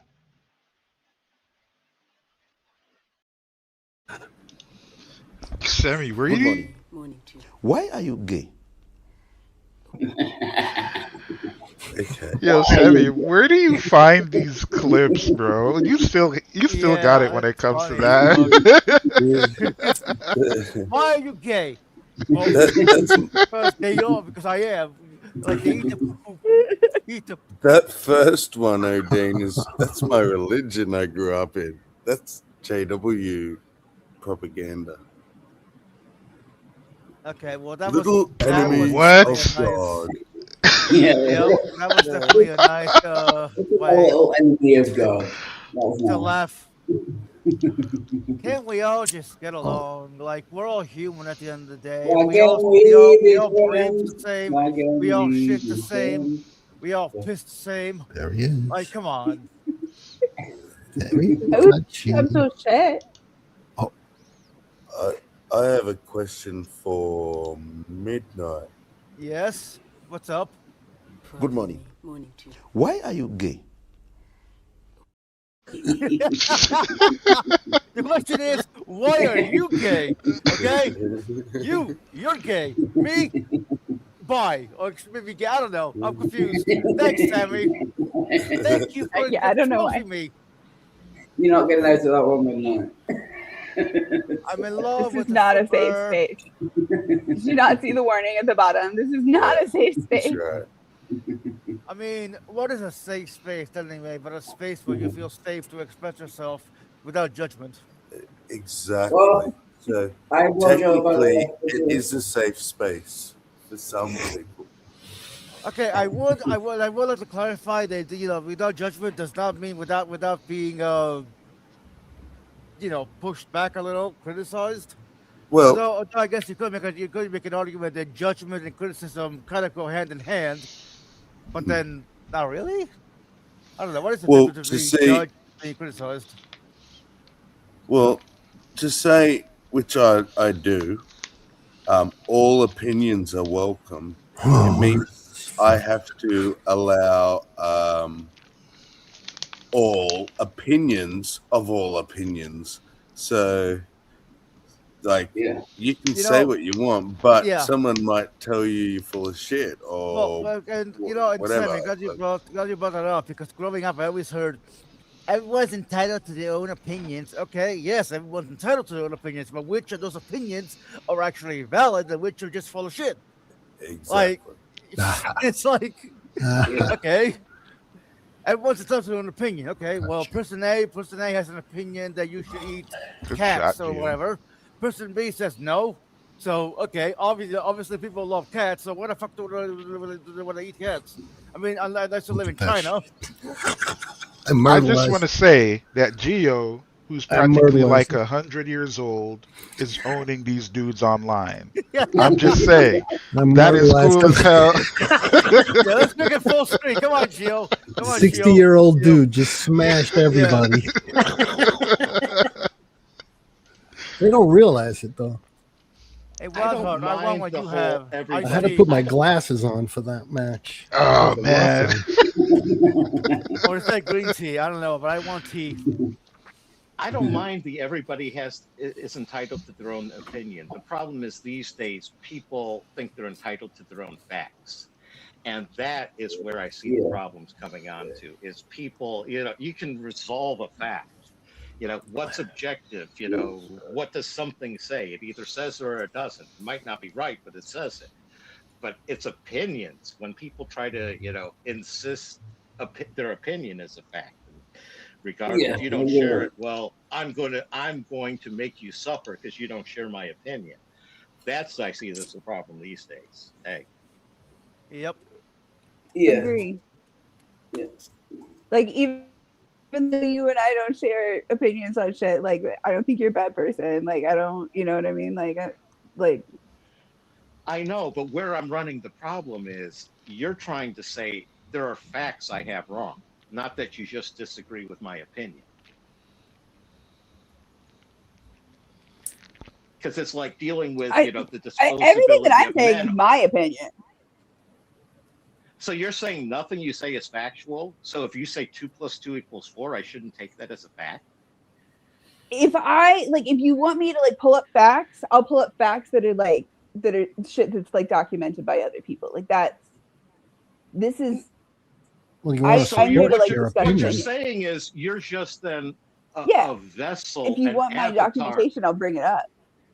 So what you're saying is you're just a vessel or an avatar. You don't have your own opinion. You just sort of channel the opinions of others. I'm trying to understand here because what you're saying makes no sense. I have my own opinion that's based on.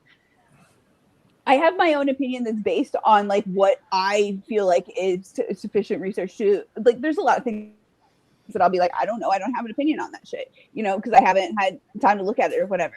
But if you bring me like facts and shit to like show me that like what the opinion, the idea that I have formed is wrong, like yeah, like absolutely I'll change my opinion. Like I don't, good argumentation doesn't that. always include factual statements. You know what I mean? It includes just being able to argue in a reasonable way.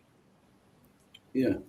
You're going to a rhetoric standpoint that because of my autism is just places that I don't go, and it's dangerous for me to spend a lot of time there in seriousness. Well, the facts, if you make a claim, someone can dispute the claim, and then you start providing facts that back up your opinions, right? Well, that claim can't be disputed. That's here's where I'm coming Say again, from. sorry, background noise. I didn't hear what you said. Something about couldn't be disputed. Yeah, I'm coming from a stand. I'm saying what claim can't be disputed, because I'm coming from almost a Descartesian, metaphysical doubt kind of standpoint. I was raised pretty much from birth. There's only one thing I have to do, and that's die. Everything else happens to be optional. And it's a question of what effect the optional choices I make are. So, that's kind of where I'm coming from. And, and because I build up from that standpoint, and, that's where I'm coming from is I'm trying to integrate these other people's point of view into where I'm coming from, because I'm coming from almost an absolutely fatalistic stoic position. I recognize that's how I was raised, but that was how I was raised. That's just how my default wiring are. Okay. Life is better than that, bro. But yeah, go on. Well, oh no, I enjoy life. I can gamify anything. Good. It's it's a question of it's within limits. Well, don't you agree that certain things, we don't need to go and qualify everything we say? You know what I mean? Correct. I mean, it would be a daunting task to communicate with somebody and have to qualify every little thing. Right, and that's why I was raised where you don't have to do that, certainly as long as everybody's in agreement. Yeah. But I was raised that if there's a disagreement, there's one of two things going on. Either it's a disagreement over a point of fact, in which case at least one, if not both parties are wrong. Both people can be wrong about a fact. Or it's a disagreement of opinion, in which case it's chocolate ice cream versus strawberry ice cream. And for me, as soon as I hear a disagreement, I'm excited because I can either find out something about that other person or myself because we have a difference of opinion. And I can figure out, why do they like that flavor of ice cream that I kind of don't? Or I can reveal that, I can find out one of us was wrong. Maybe I was wrong about something, in which case I can become more right by digging down and finding out I was wrong. And I'm not trying to defend myself being right. I want to find out that I'm, whether or not I'm wrong. If I get verified that it turns out, well, I happen to be the right one, in a lot of ways, that's disappointing to me, because all that means is I'm in the same state I started in. I'm not any better off. And I would agree with that. Can I also add one option? Sure. Sorry, I didn't hear what you say. I would say I agree with that it's a lot of times either there's an argument of fact or an argument of opinion. Also, sometimes there's like a miscommunication. I feel like maybe is a third option sometimes. Oh, that can be like a resolved miscommunication. That's why the first place I go to is seeing whether it's a definitional issue, because a lot of times two people can be using the same word for entirely different uses. Well, you offered two options only. It's either. Well, sometimes you can reduce things to two options. Well, we're just trying to figure out what people are saying to each other. That's all we're doing, So I'm fine with it. We clarified. It's cool. Yeah. A little more leeway to our conversations and not be so rigid. I think it's like maybe all of our types of autism all like butting up against each other. I mean, I don't know. I'm just a suggestion. as I sit there and say, I was trained to be rigid and to take rigid to the extremes. I have a presentation out there on AM Bytes on my math mentor I did for his 100th birthday. That was Dr. Peter Hilton, who worked with Alan Turing in Bletchley Park, cracking the codes, and happened to be one of Turing's best friends. And I studied under him for 3 years. Wow. So it's that's the thing is proof is proof. That's why I normally use the word demonstration for most things that people use proof of. It's a Because tautology. yeah, well, there are some things that can be proved, but you have to go through a lot of work. And I was trained in exactly how much work you have to go through to generate a proof of something, because it's a lot of rigorous mental work. It's math and science. It's a whole different thing than some of the social sciences that I've been complaining about. I would strongly agree with that. On this paper that that I'm trying to get like a finalized version of it to publish, I have like a 200-page manuscript. Right? It was just trying to demonstrate something that I observe and trying to explain it the best possible way that I can in a way that is clinical. So when professionals read it, they're not like, well, I'm just going to throw this in the garbage, because it's not even necessarily, half the time it's not that the theory or idea is wrong or bad. It's how you convey it, right? And if you can't convey it in a way, that is, for example, testable and can, if you don't provide a way for them to replicate your experiment, if you did an experiment, then you're kind of just wasting people's time, you know. So yeah, I didn't know the process would have been this crazy, but it has been a very interesting learning experience. I will say that. I don't know about the soft sciences, so to speak. Um, I don't know the process when it comes to um, that aspect of publishing and peer review. Um, but for what I'm trying to do, yeah, it's very strict, man.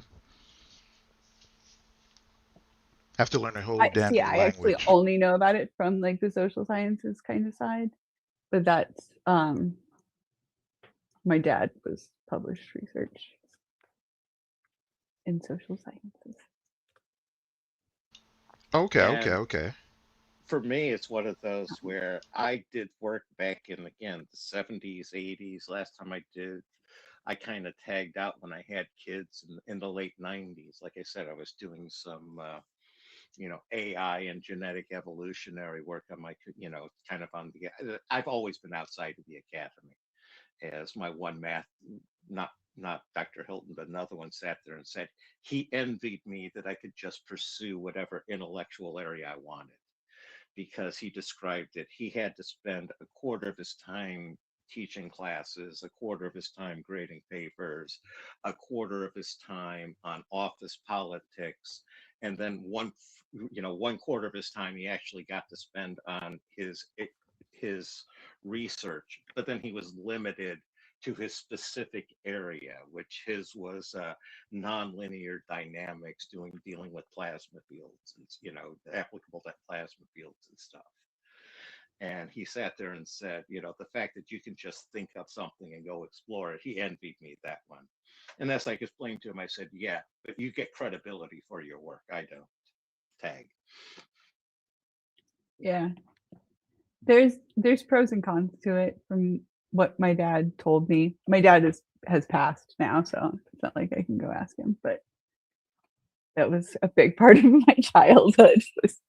That was what he was fucking focused on.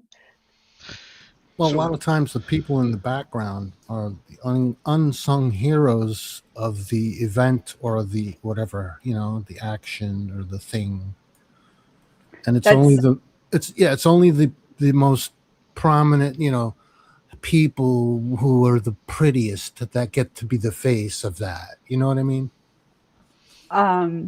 I joke that so my dad, his published research was in the area of educational psychology, like developmental psychology for young children, and he used me and my brothers like basically as guinea pigs.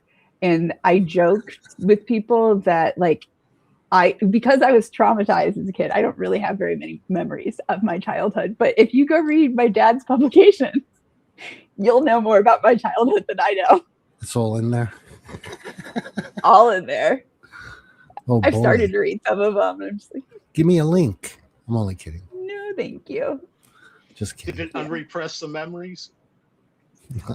Some of it, yeah. Yeah, in like weird ways. Yeah. Well, you know, I had such a normal, I say normal with air quotes, childhood that I hear other people's stories and I'm like, wow, it blows me away. You know, I'm like so far removed from abuse and neglect that it just, I had a great childhood, man. I'm sorry. No, Some like way- good. No, good on In you. some ways, I feel guilty. Like I should have some story where. Stop the survivor's remorse. Yeah, no, don't. Like seriously. No, man. I've like tried to explain this to my brother before because like me and my older brother had it the worst. And by the time my little brother came around, well, A, like my dad was done with a lot of his research, and like B, he like learned better.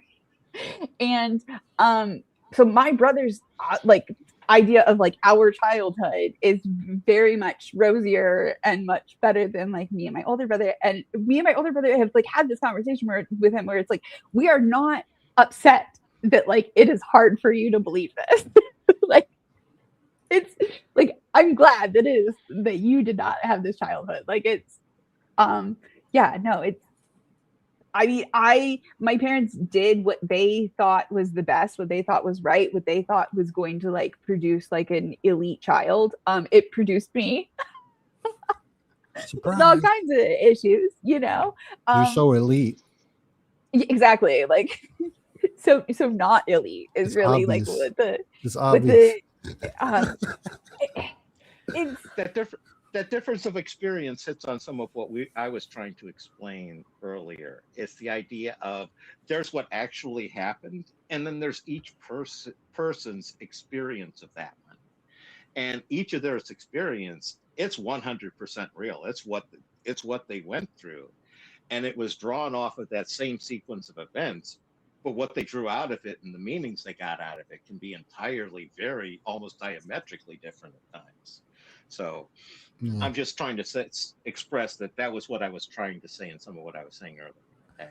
I agree with you on that point. But yeah. I hear a lot of horror stories that children, you know, grown up people that I know in the community that have grown up with horrible situations in their childhoods, and it pales in comparison to anything I've ever experienced in my life. You know what I mean?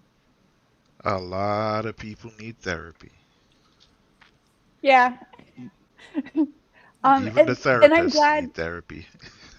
And I'm glad that like people are like able to say that now. Hey, because like I'll even let though you it prove you was can do it a yourself. psychologist that fucked me up, like still Yeah, you gotta the majority of you gotta rat yourself out. I think if you harboring these resentments and these ideas, you should let it out, man. Hey, Gio, you know What? what's interesting? You know what's What? interesting? You could be your own therapist if you know how. Oh, I agree. I agree. But you need someone to bounce ideas off of, and it's like. Well, obviously. I think they have like rules about that. You can't be your own therapist. I did it for 5 years, and look at me. Well, that's clinical, right? Clinical. You're crazy. That's why you're crazy. Oh, I know. Okay. No wonder. I know. Is that the excuse you use? I'm crazy because I'm my own therapist. You need somebody outside yourself to pop those balloons you inflate every so often. Yeah, you need an outside perspective. Occasionally. I mean, I have talked to others. I didn't just sit in the cave, build my own Iron Man suit. Oh wait. Good. Well, good. I said occasionally, you don't have to. But I am Iron Man. I was going to say, not all therapists are created equal. It took me a while to find one that could actually Hard work agree. with. As I sat there and said, I finally found one where she understood that the goal wasn't to make me normal. It was to have me get along with normal people. Well, let me give you. that. Let me hold on. Let me give you an example of a shitty therapist I had. It only lasted 2 sessions.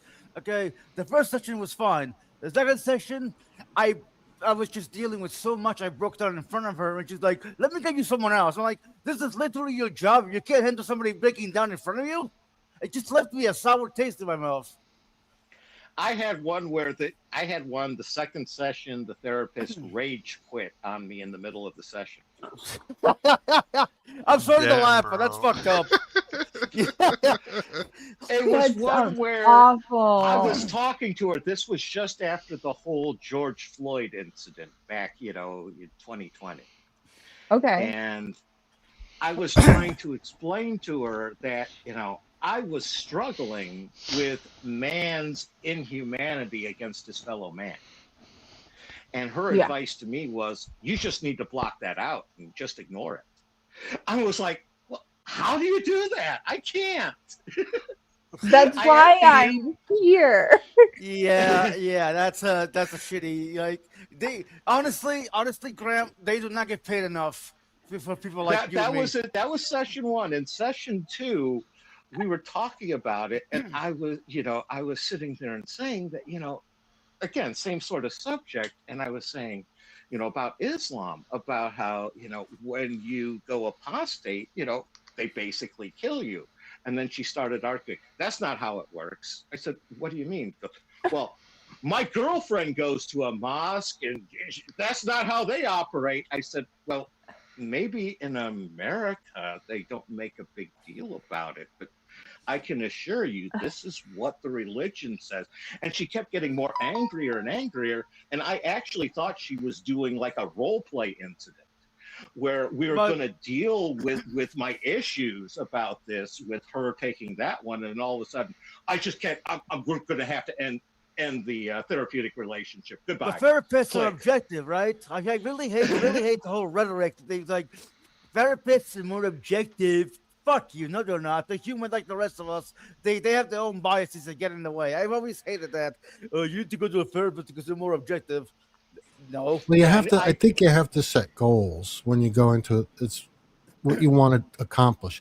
Now, I went to a therapist. I didn't care who the hell was there. I just needed somebody to vent and to talk to at the time, and that was the best thing I did for myself. I was in a real bad spot, and I had nobody, and I needed someone. I didn't care who it was, Yeah.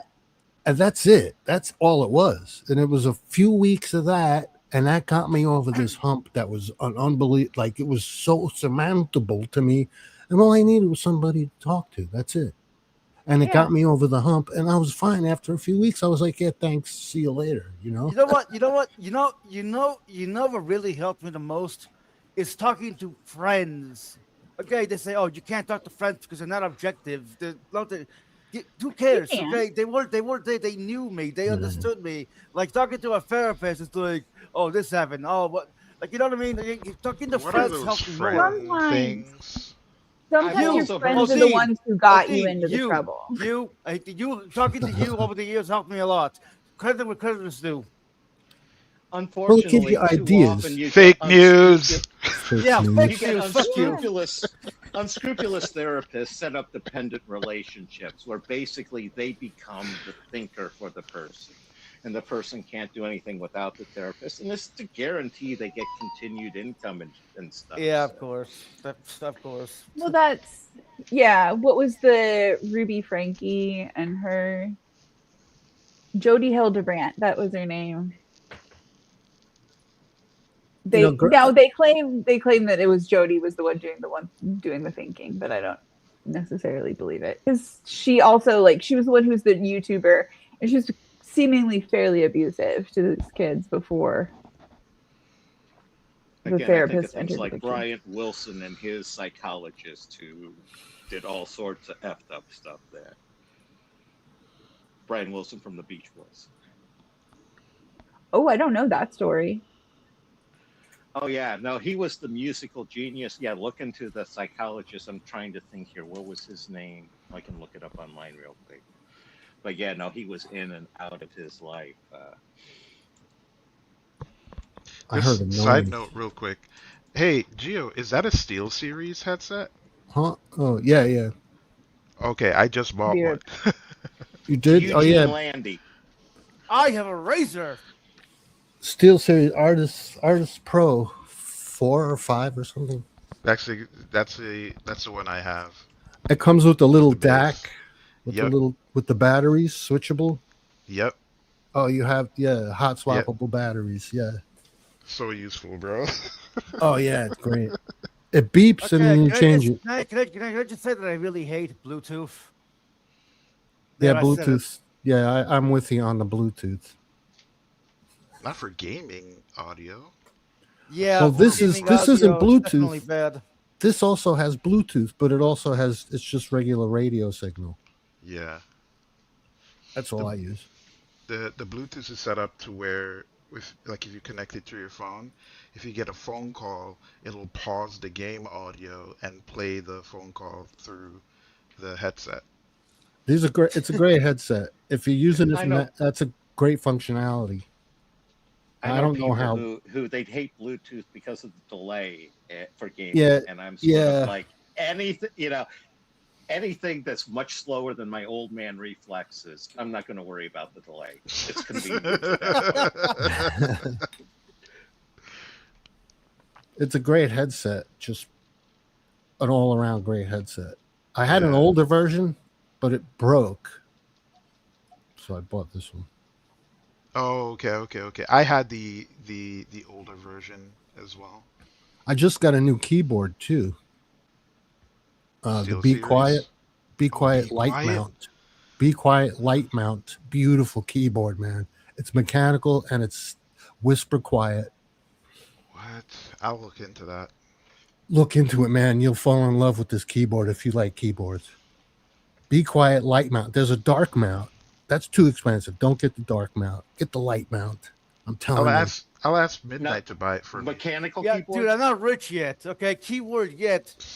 Maybe one day. And who knows? Is it mechanical keyboard Dean, maybe with this yeah, it's paper, you'll be mechanical. rich. Good. Those are the better.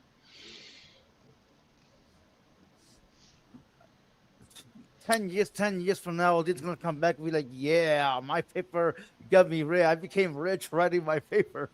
Yeah, suck it."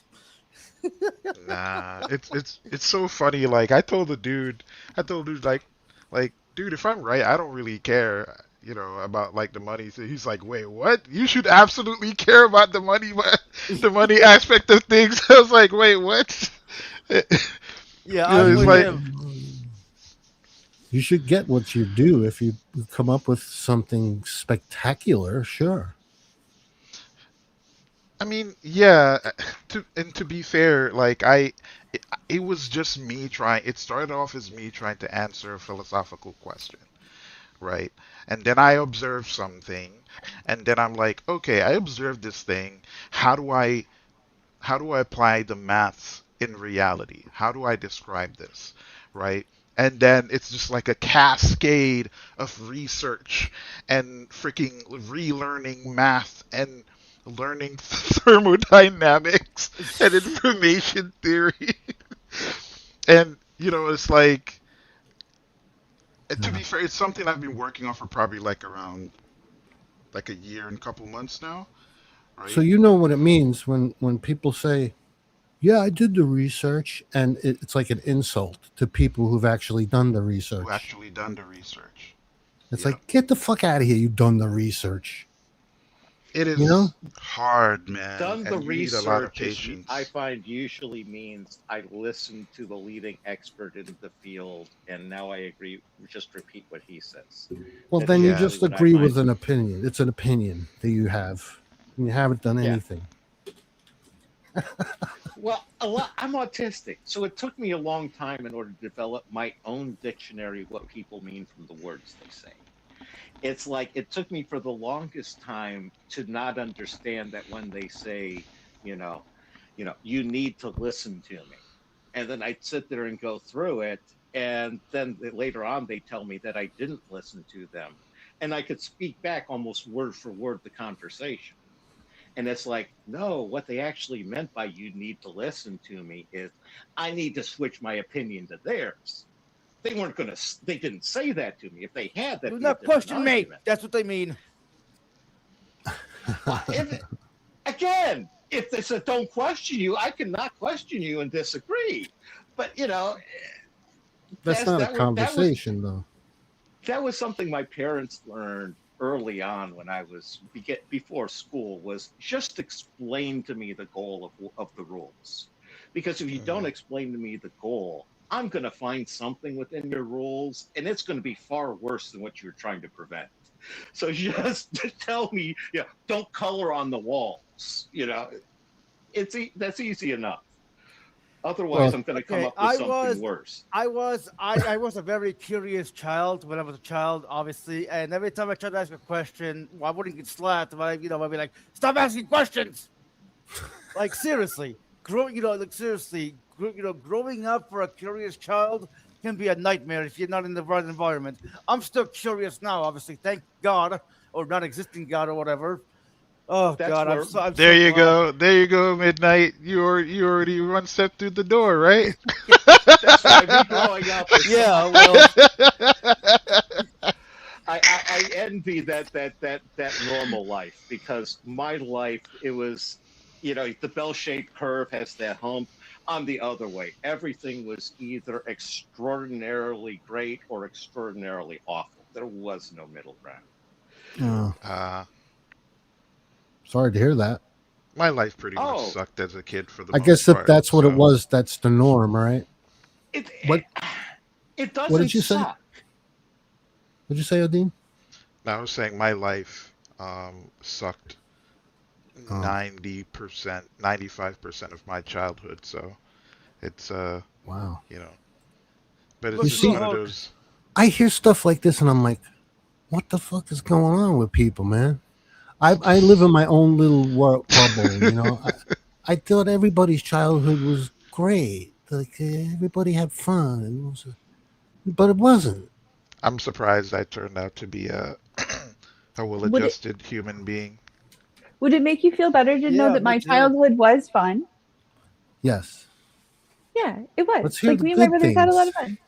fun. When I was a little kid, when I was 6 years old, because we lived on this estate next to my grandmother, and so it was maybe quarter mile, less than that, walk to my grandmother's house. But at 6 years old, right, it felt so independent. And so I remember loading up my wagon with all of my art supplies and going over to my Nana's house and getting her to pay me $5 to draw her portrait. She put that shit up on the wall next to the one that she literally had painted by a professional painter. That was where it lived for many years. We had a pond that was a fishing pond with bass and crappie, and we learned how to go fishing and right. So it wasn't all doom and gloom and heartbreak and frustration and it wasn't all that. So that's great. I like that. Yeah. I like that. Hi, Doubting Thomas. DT's in the house. Hello there. Thomas is doubting. Hello, DT.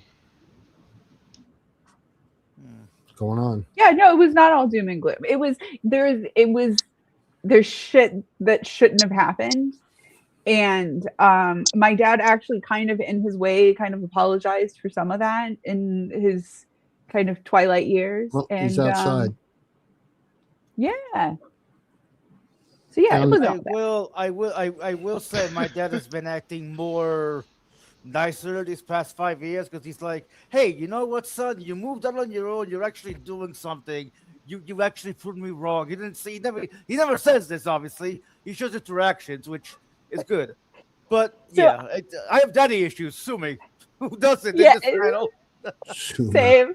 That I found with a few of my relatives when they get into their twilight years, that they start saying the shit that they never said before. So like for my Nana, she started going around and like telling like all of the men in her life, like, hey, this is fucking bullshit that you did. And like I'm like I put up with it for however many years, but like you really need to like think about where you are and like the women that and the two women in her life, to be fair, she was kind of hard on us, really, really hard on us most of our lives. And she was like really fucking nice to us the last few years. And I remember both my brother and my uncle being like, why the fuck is she so nice to you and mom right now? And it's like, because we've heard all this shit for 20 fucking years, 30 fucking years,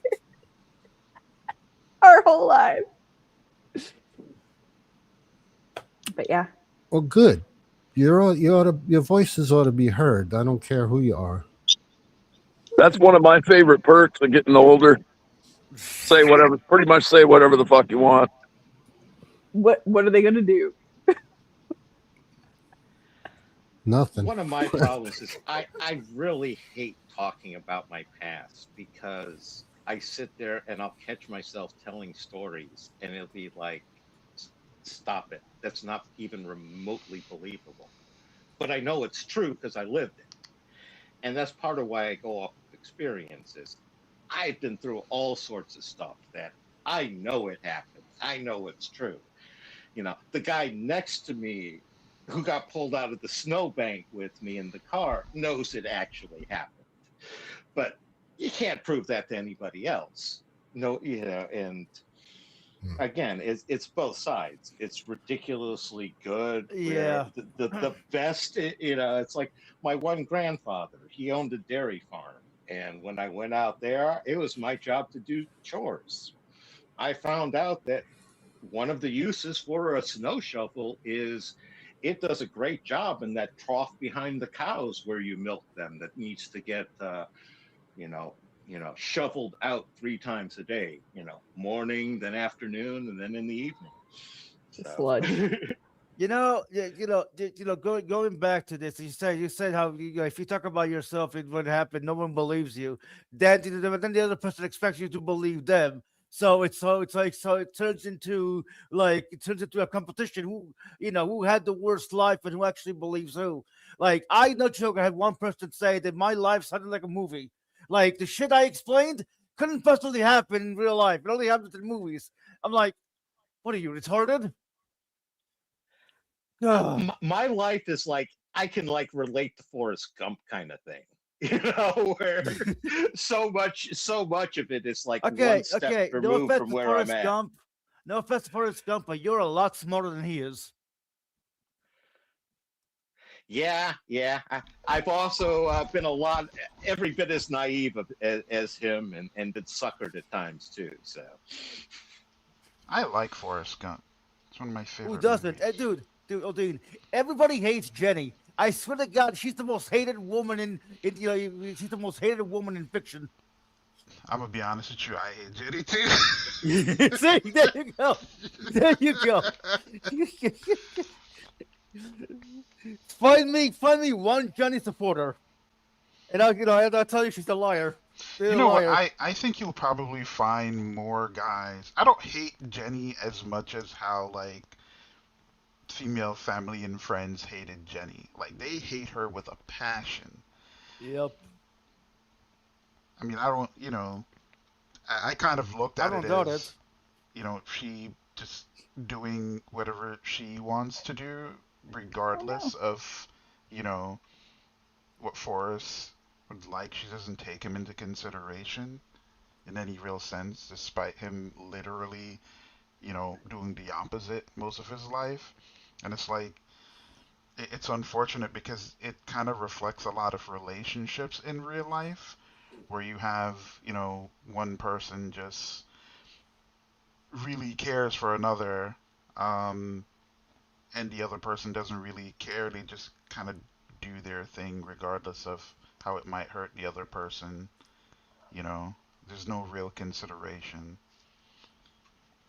Yeah. Well, you're opening up a bigger can of worms there because what is consideration? Not being allowed to do whatever I want. Isn't that repressing somebody? I mean, I think it depends. I don't think it's as like black and white. I don't think consideration is equivalent to repression or suppression. Like even if you're gonna do what you want, right? Like you can say, "Hey, listen, I understand how you feel, but I'm just gonna do what I want."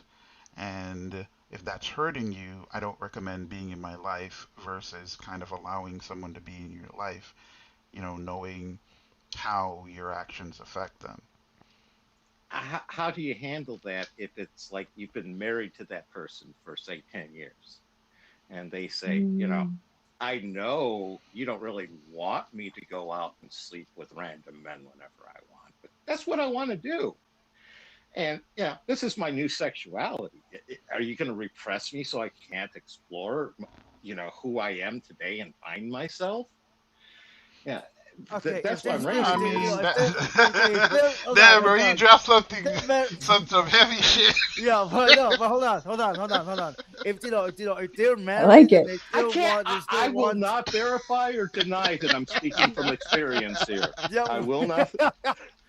Well, okay, look. If they're married to someone and they still want to go out and fuck, then then there's nothing really wrong with them. Like if they're if they're in their 20s or whatever and go have fun or whatever before they get married, then okay, fine, whatever, it's the past. But if they still want to do that, like no, get divorced or something, or get a prenup, just do something because no, like Yeah.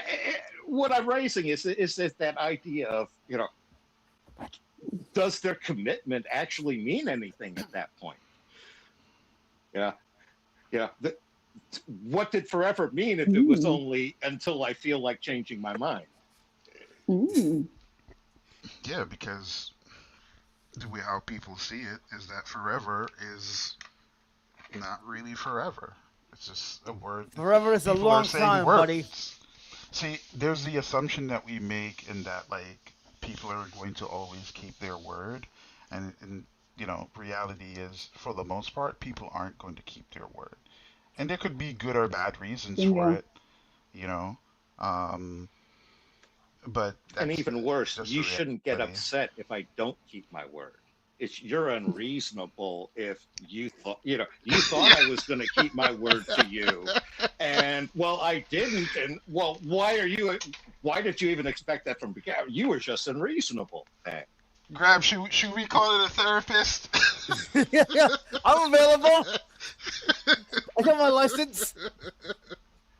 Oh, I've worked for this and all. This is just past residual anger. Get it You out, sure? brother. Get it out. You sure? You sure about that? Oh yeah, no, it's Yeah. the fact that I'll never trust a human being ever again.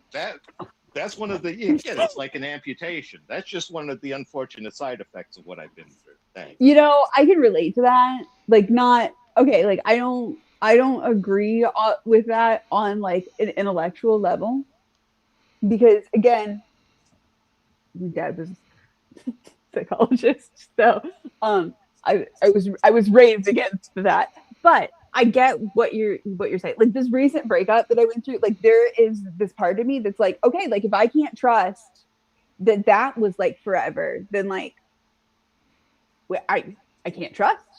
Period. Guess I'm gonna be alone forever because I can't trust anybody now. Like I get it. But I also get from like an intellectual standpoint that like no, like that's not really how it works. No, I was going to sit there and say, again, this is where personal experience comes into play and where I sit there and say, my life is Forrest Gump, both to the positive and negative. Again, I kind of blame that idiot who sat there and said, in order for a tree's branches to reach to heaven, its roots must go to hell. But I like that. Yeah, that's really wow. that was Graham, Carl I haven't Jung. heard that That is saying fun, in yeah. a long time, man. I How old never are you, heard bro? that saying. That's new to me. Really? That was Yeah, I Carl never Jung. heard that That's from saying. Forrest Gump. What's that? Where is that from? That's Carl What Jung, is? the Oh, psychologist. it's Carl Jung. Okay, Oh, I missed wow, that yeah, I part never where heard you were that. Oh, saying wow. Yeah. that's Yeah, no, that surprises me. Yeah. No, I literally had one of those go through the looking glass moments back in 2020 where, you know, June 11, you put a bullet through my head. I die a happy man, thinking I had loving family, wife, kids, siblings, everything peachy, wonderful life. And next day, get physically attacked by my wife and son and find out pretty much, yeah, pretty much find out if you put that list of, you know, like say the 20 people closest to you, all of them were 100% bought in on the scheme against me. Did you have a lot of insurance? No.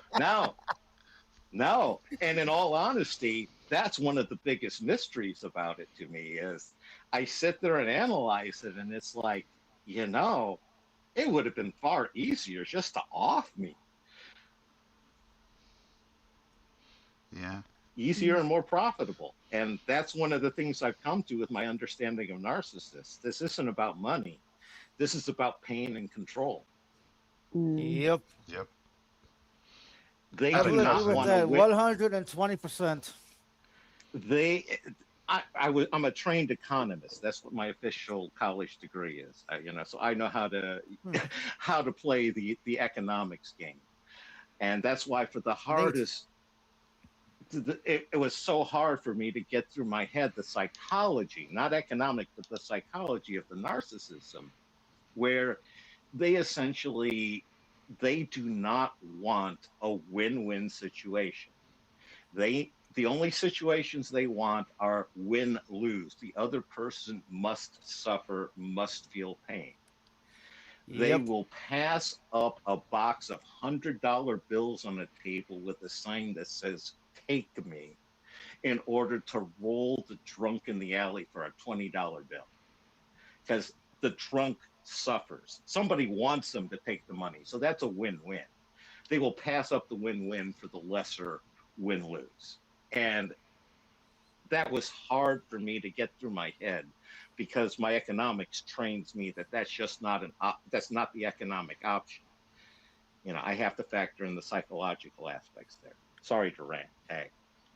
No, by all means, rant away. Remember, midnight's your therapist. Yes. I might have to jump to the back room here for a little bit again, but No. yeah, but yeah, I'm go ahead and thankful rant. You're right.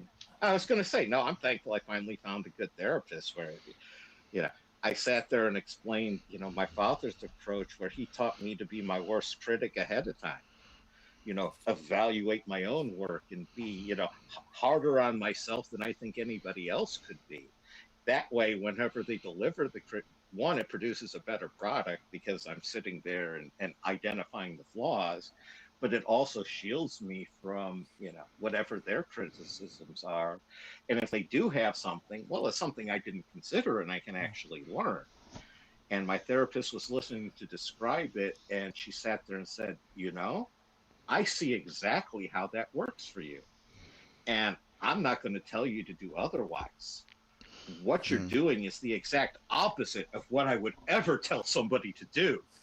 It's like your typical person coming in. Honestly, half the time I saw a therapist, I just talked shop with them rather than my actual issues. What? I like psychology. Sue me. Can I just say, when I one of the funniest things that happened was I had this new therapist, and you know, I told her, so I was like, "Ma'am, I'm depressed, right?" And it's like really bad. So she's like, "Okay, you know, well, can you explain to me all the stuff that's going on, and you know, like why you feel this way and blah blah blah, right?" So I gave this lady this long breakdown, Jesus Christ. right? And she I shit you not, she sat there for like a whole minute just staring at me. And she's like, "You're one of those high functioning ones. Give me one moment. Let me go grab my books." See, dude, that happened to you too. Okay, you didn't cry and break down, but just the same. Okay? Like, be proud of who you are, Odin. Do not let these people shame you into being who you are. Again, I would. My therapist, my most recent therapist that actually works for me, was specifically selected for that reason of being able to deal with unusually, autistic type people. So yeah. Yeah, she's So like, Odin is like us. He's autistic too. I knew it from day one. I mean, How many autisms do we have? Everyone, okay? Everyone is autistic on this panel. Sam, I don't see you To lift be to your fair hand. here, I'm No, a, I'm I'm not. a new autistic Okay. person. I've only been autistic for, let's see here, 4 years now. So Oh yeah, same. I'm not So autistic. Oh, come on, Gio. Don't deny it. You're one of us. One of us. One of us. One So of us. you want to know something fun about how I got diagnosed? How I didn't get diagnosed when I was a kid? Because back then they thought that like autism was like it was caused by like parents that were like too, like, I forget what the word is, but like they were like, your parents coddled you too much or whatever. That's what causes autism. Okay, that's retarded. It is. It is. They've since debunked this. And even at the time that I was a kid, they knew that it had been debunked, but it was still the public opinion. And my dad knew that. And they were like, hey, like your kid might, and I did not know this until like literally less than 10 years ago, that my teacher was like, hey, doctor, my last name, your kid might be autistic. You should maybe get him tested for autism. And he was like, no, my kid's not autistic.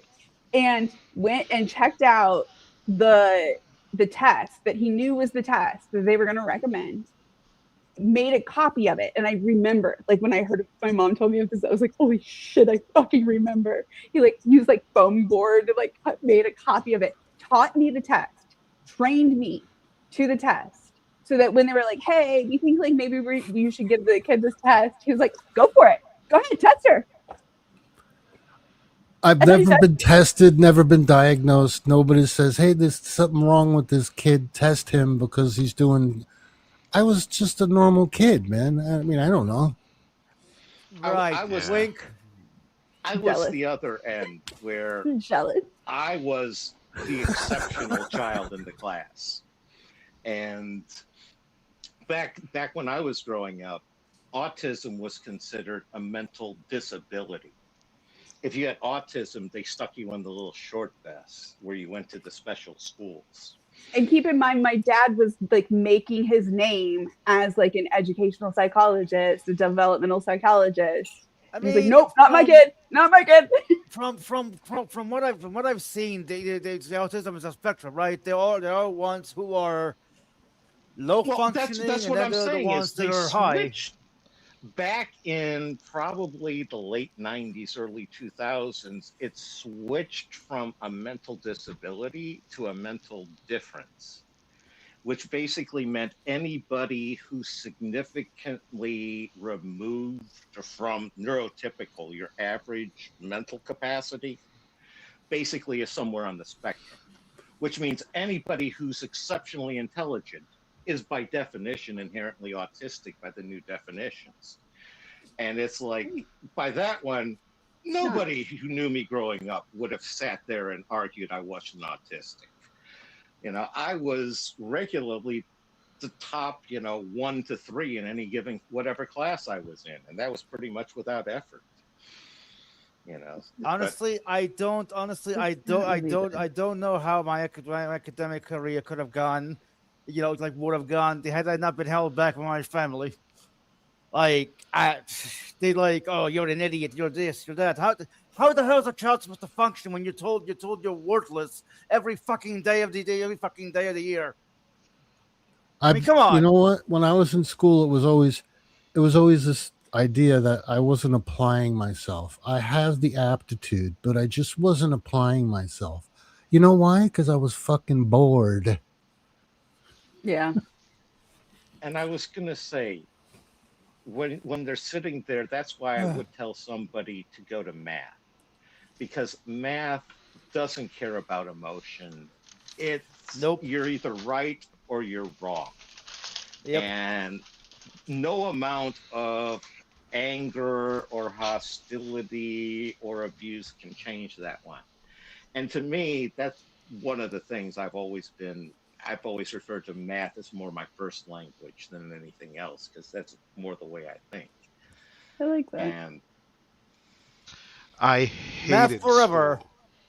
I was a complete and utter B student. I didn't care about most of the subjects. Smart There's people only a usually few do of hate them. school. Yeah, like a few of them I actually really liked. I mean, I got sat down by teachers before and they're like, "Why don't you do better? I know you can do this. I know you because you always get A's in this." And I'll just straight up tell them, I don't really care. I just want to get enough to pass, right? And They don't like it, that. yeah, they don't like that. And like a large part of it was because my parents, they were like,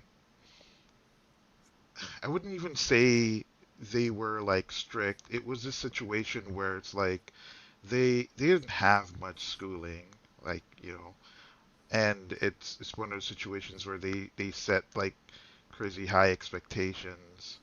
Um, but at the same time, there I didn't really had an issue getting good grades. It was just more so I just kind of wanted the normal aspect of having a parent-child relationship for the most part, and that wasn't necessarily something that they were offering at the time due to their circumstances, which as an adult, like, I understand now, like their life was shit and they did the best they could with very little resources and knowledge, right? It's good that you Um, can recognize that. yeah. So, I don't really like blame them for anything when it comes to that. It is what it is. But yeah, I just did not enjoy school for the most part. I really enjoyed certain subjects and did enough, at least up until time it was time for me to graduate, and because I wanted to get a school ring, and they were offering a school ring to students in the top percentile, and I ended up getting my ring. Oh, I wanted a ring. Nice. Yep, Oh still well, have it never to got the one. had it sized for my right ring finger, and now it can barely fit on my pinky. It's a so you're toe one of those ring guys now. with a pinky ring, is what you're saying. I get it.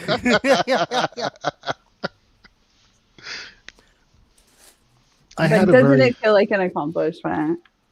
Oh, that ring is it's the only piece of jewelry that I own. I don't like jewelry, and For I never now, until wear you it. get married, eventually. We'll see about that. Um, But she's it, right there. it's Mrs. Wright is right there, right out there. Od, you'll find her. I Or spent guy, I decades don't know. married without a ring. I spent decades married without a ring. You don't need. that Yeah, ring only common-law married. exists as like a weird No, way we did the of whole thing. like reminding me how shit my life was. That's the only reason why I have it.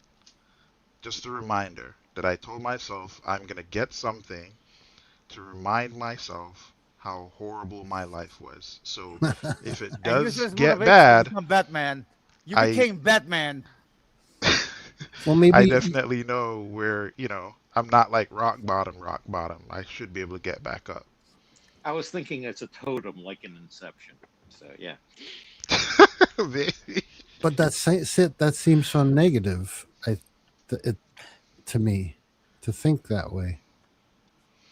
I mean, I don't. It's a form of reinforcement, for myself personally.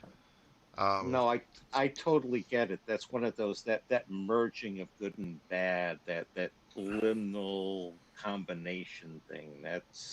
It's an interesting position. It's I mean, can't you turn that around? I mean, the ring, you're saving it because of some hardship, but look oh, at what the outcome of the hardship, it's the right? overcoming the hardship. That might be It's the the thing to focus on. Yeah, it's a motivating object, right? Like if my life is like horrible or whatever right now, This right? is my point with AA and NA, but go on. Yeah, Sorry. no problem.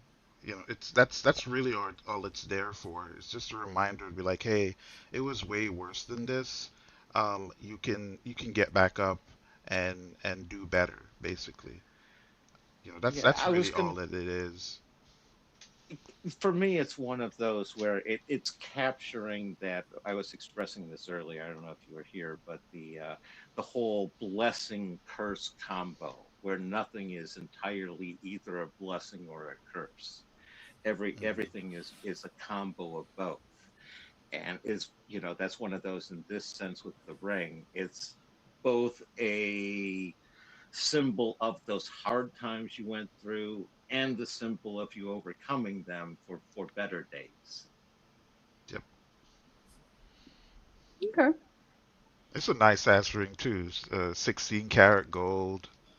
Has a nice Oh, nice. ruby in there.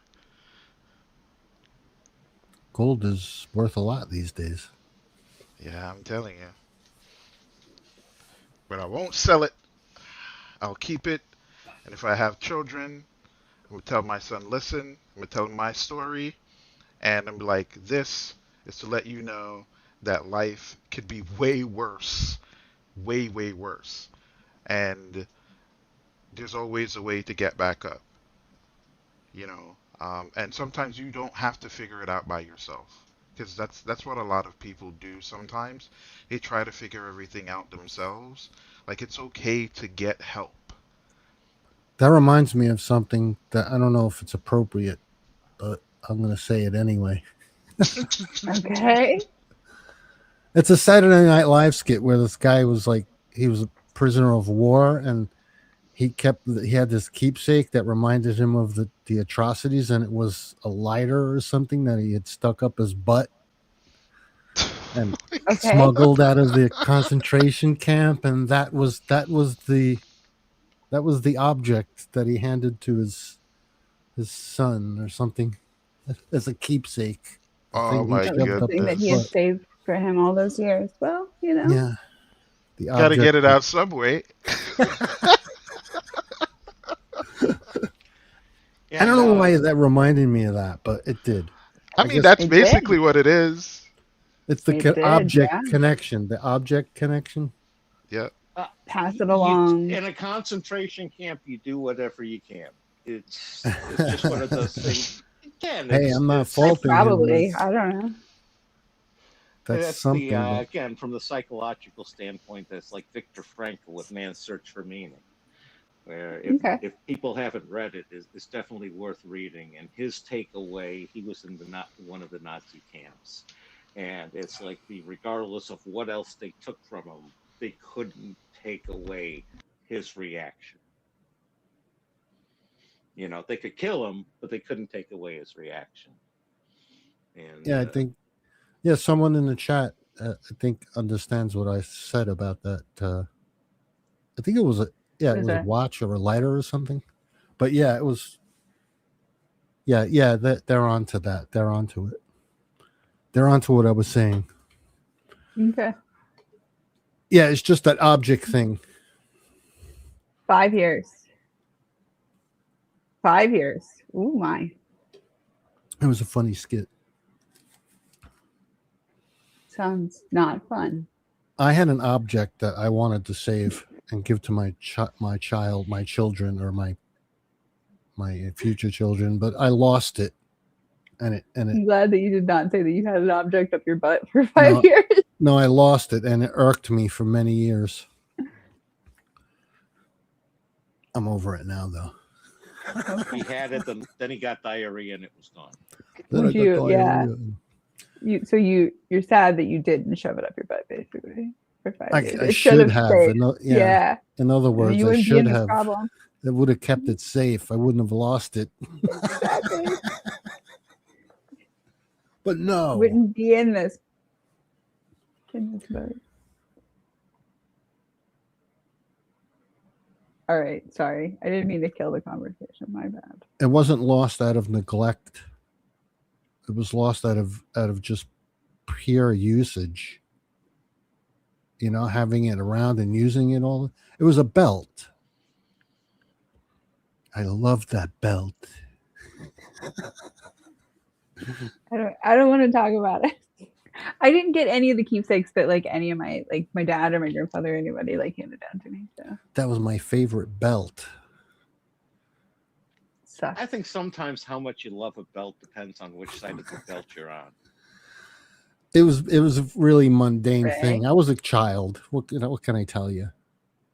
Gio doesn't get it. He was not beat as a child. No, I wasn't beat. Oh, he's not saying like a belt's better than I was the sternly fire talked poker. to, though. It wasn't like you had your choice between the belt or the fire poker, so you went with the belt. You loved the No, belt they much never. more. They never hit me. My parents. My father threatened to break my jaw, though. At 12 years old. That's kind of violent, but That is kind of violent. Yeah, people should not say that to their children, for sure. I think I was like 18 when something like that happened. well, if you were me and you did what I did, I think you would say something close to breaking the Oh, okay. I mean, you're a bad kid. I did. That was only one time. Okay. Yeah. Well, that's one of those things about boys going through puberty. If you're not pushing outside the limits a little bit, figuring out exactly where those rules actually are, well, you're not really a boy going through puberty. Tag. Yeah. Well, yeah. That's exactly what it was, actually.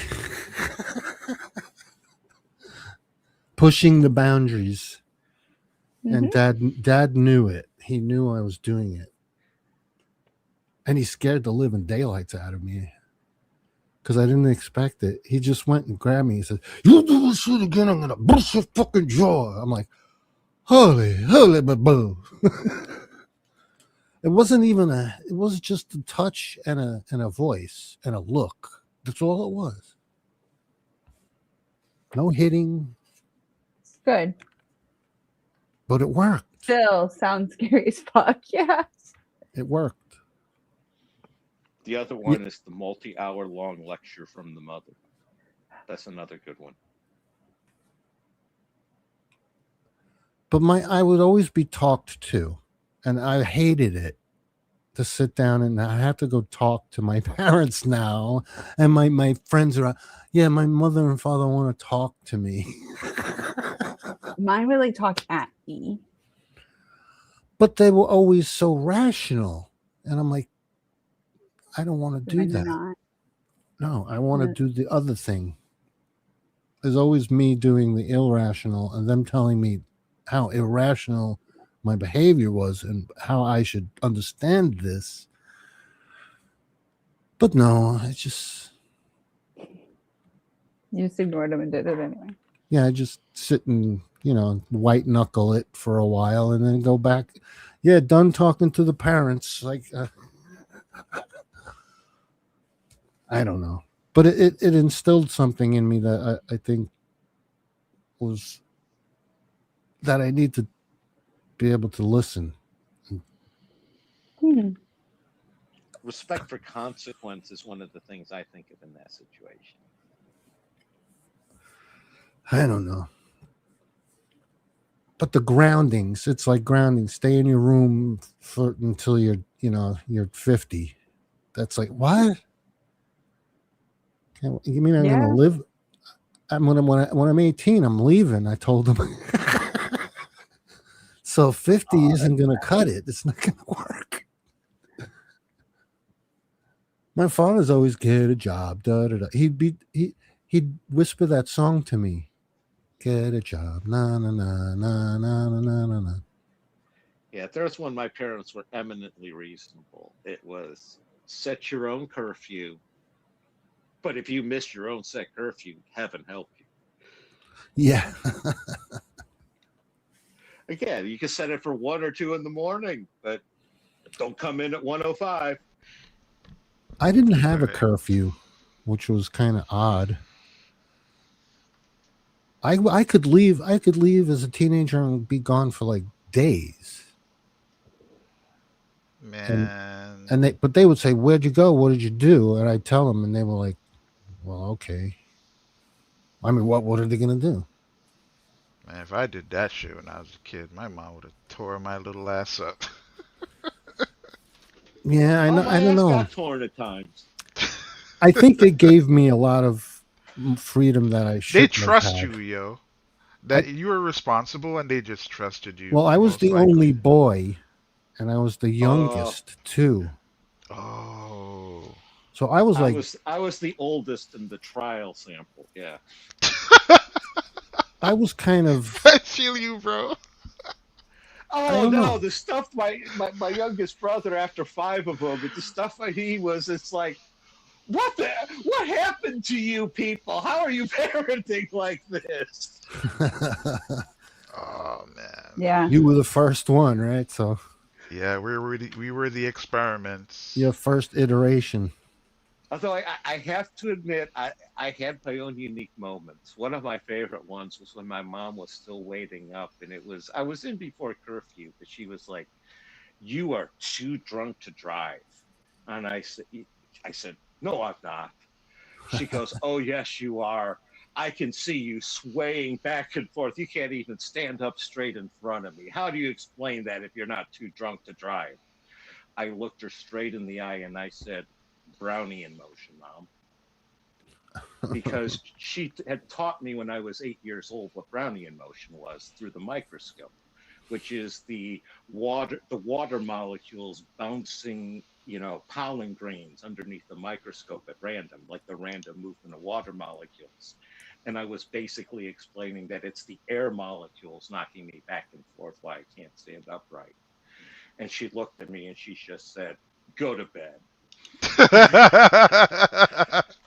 Because I think she realized if I was in a mental state to come up with that as the explanation, I probably wasn't actually too drunk to drive. What? I would say that's evidence that you fucking were. No, I had the mental clarity in order to do it, in order to come up with a logical, fact-based explanation. Now, would I have passed a blood test? Yeah, questionable, but I certainly wasn't driving in a hazardous manner, kind of thing. See the difference? Yeah, but I would still say that if my child gave me that explanation, no. Like if my child is a nerd child, the fact that he came up with some explanation like that absolutely is not evidence that he is fucking not intoxicated. It's probably evidence that he is. Go the fuck to bed. I'll deal with you in the That's what morning. happened. I did go to bed, but I wasn't penalized because she came to the conclusion I wasn't too drunk to drive. A minute the kid starts kid-splaining you, there's something It's going just on not there. worth it. Exactly. That's why you didn't get punished. Is because it was not fucking worth it. You start making up those kid-splaining things that only kids know. Like, get the fuck out of here. Oh Hey, no, it's parents, one of those. you think your parents are that gullible that they would just Right? It wasn't an argument of whether or not I had been drinking and drunk. okay, well, okay. That was above board. We both Okay, but knew that's I had still been. not a reason why you would be fucking swaying in the no, it doesn't still does not fucking calculate or compute. Like that's not it's still a fucking Oh drunk no, man response. it doesn't justify it as a legitimate explanation. But the fact that I'm able to crack a joke in that manner in that situation using something like that is, Shows how I had fucking enough indignant presence of. you were. Well, it shows a bit of clarity, even though you might have been a little tipsy. But that's all that shows. I always had a certain amount of cheekiness, tweakiness about me growing up. So again, I had another one where I was doing the side of the road routine with a cop, and it was the walk the straight line, and I did the walking the straight line, and at the end, I knew he didn't realize it, but I had actually taken some gymnastics when I was probably about 8, 9, 10 years old at the local Jewish center. And I studied some balance beams. So I got to the end and I did one of those jump turnaround mounts where you basically take your feet, you jump in the air, you spin 180 degrees and land back down. So I did that at the end and walked back. And he just said, go home. Well, that's actually a deviation from the test. So that would be marked as a foul.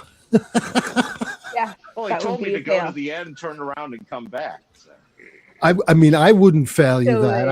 I would use officer's discretion and go, wow, look, he did a jump turn thing or whatever. I'd go with it. It was And say, also I'd the let you plot go of an too. episode of- At the There's least, an I hope he'd episode give of me a Reno second shot 911 saying, that can you do that without the jump turn? You know? But that would be a fail of the test if you did anything outside the deep. For real, yeah. Yeah, well, I wasn't actually did even it. really drunk at the time. Part of the reason he pulled me over is I was trying to find a phone booth with a phone book inside of it back in the day. Well, you were being a smarty pants too. I don't think that. Oh, that was only after the fact. By doing a plie or whatever it was you did. Yeah, I don't know if that's actually the term. That's more ballet. But yeah. I think you would know the term if you were in gymnastics, wouldn't you? You got to remember that was 45 years ago. Yeah. Oh, that was a long And time you were a ago. kid. And typically, like the 4 minutes, like that type of thing that you learn as like a young child, you will have like until the end of your life. That's actually like the last things that fade. Well, So yeah, I do I have absolutely some. would think that you have it. I don't again, if you think I remember everything like that, I just don't think it happened to you. Like I said, I saw that episode of Reno 911 that you're stealing the plot of it from. But go ahead. I've never watched a single part. I've never watched Reno 911 once. Okay. Now, this is what I mean about how my life mimics, fiction so much at the time. Literally, I have no idea. Sure, Jan. It's generally a bad idea Sure, to Jan. mess with cops, even if you're a kid. But If it happened in reality, yeah, you would get taken in. Like that's not like he was it's a kid fail. though. Like That's Yeah. not my experience from back in the 1970s. That I don't think any of this is your experience from back in the 1970s, but go on. It's entertaining anyway.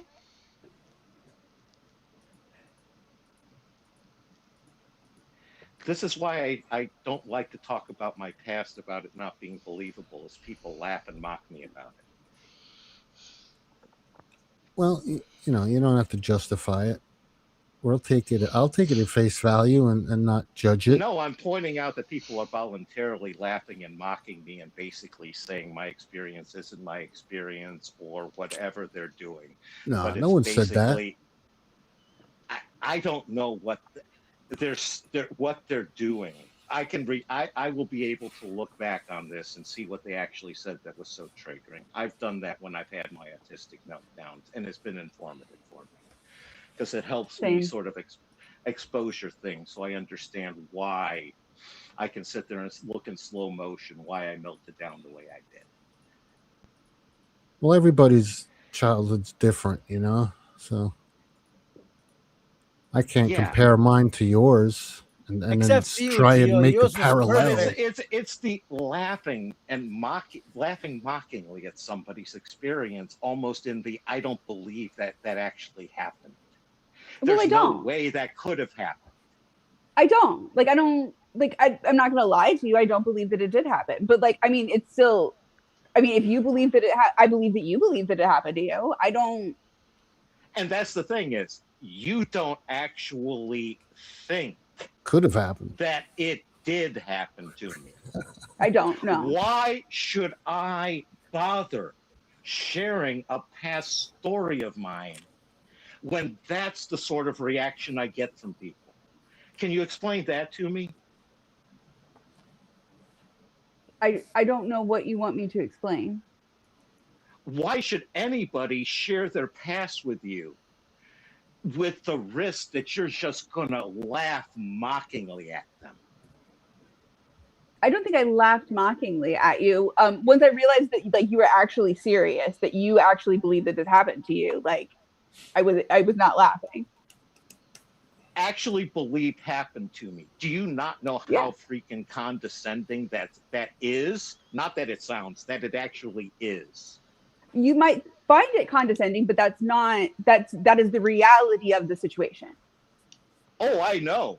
And I'm pointing out just how condescending you are being, that you're self-identifying as being condescending here. This is part of what I called out earlier, how you're willing to attribute motivation to people that you've never met, and you're willing to explain why they do things. This is why I'm changing supremacist. I'm not going to pretend that I believe something that I don't. Is that what you want me to do?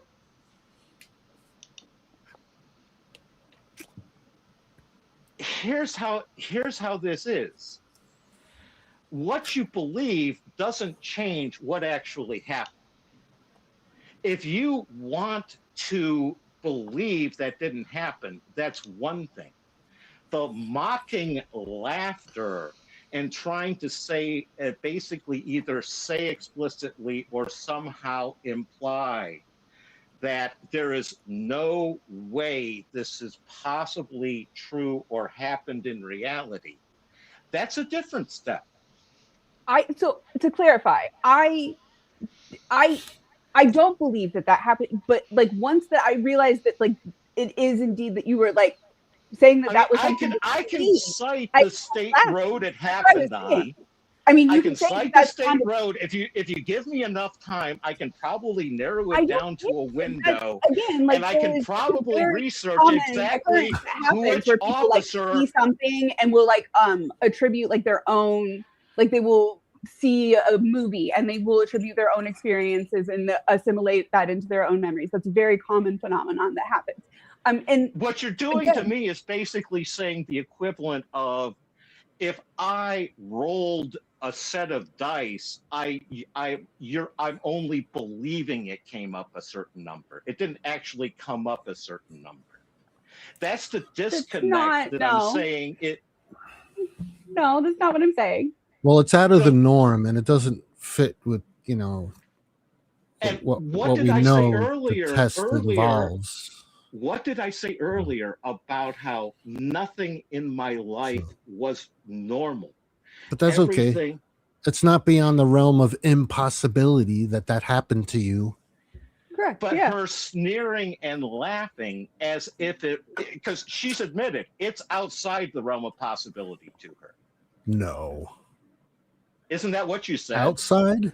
It's not outside the realm of complete possibility. I don't believe that it happened to you, though. Like, I don't believe that it is inside the ability of probability or that it happened. Don't you recognize that's what she's saying? Could have happened. Do you understand what a preponderance of the evidence means? Yeah, all you need is 50%. Anything which is outside of the norm. Yeah, preponderance of the evidence is more than 50%. Yeah. It's what a reasonable person. Why did you snap back no at that? It's not 50%. No, it has to be more than 50%. I said it's more than 50%.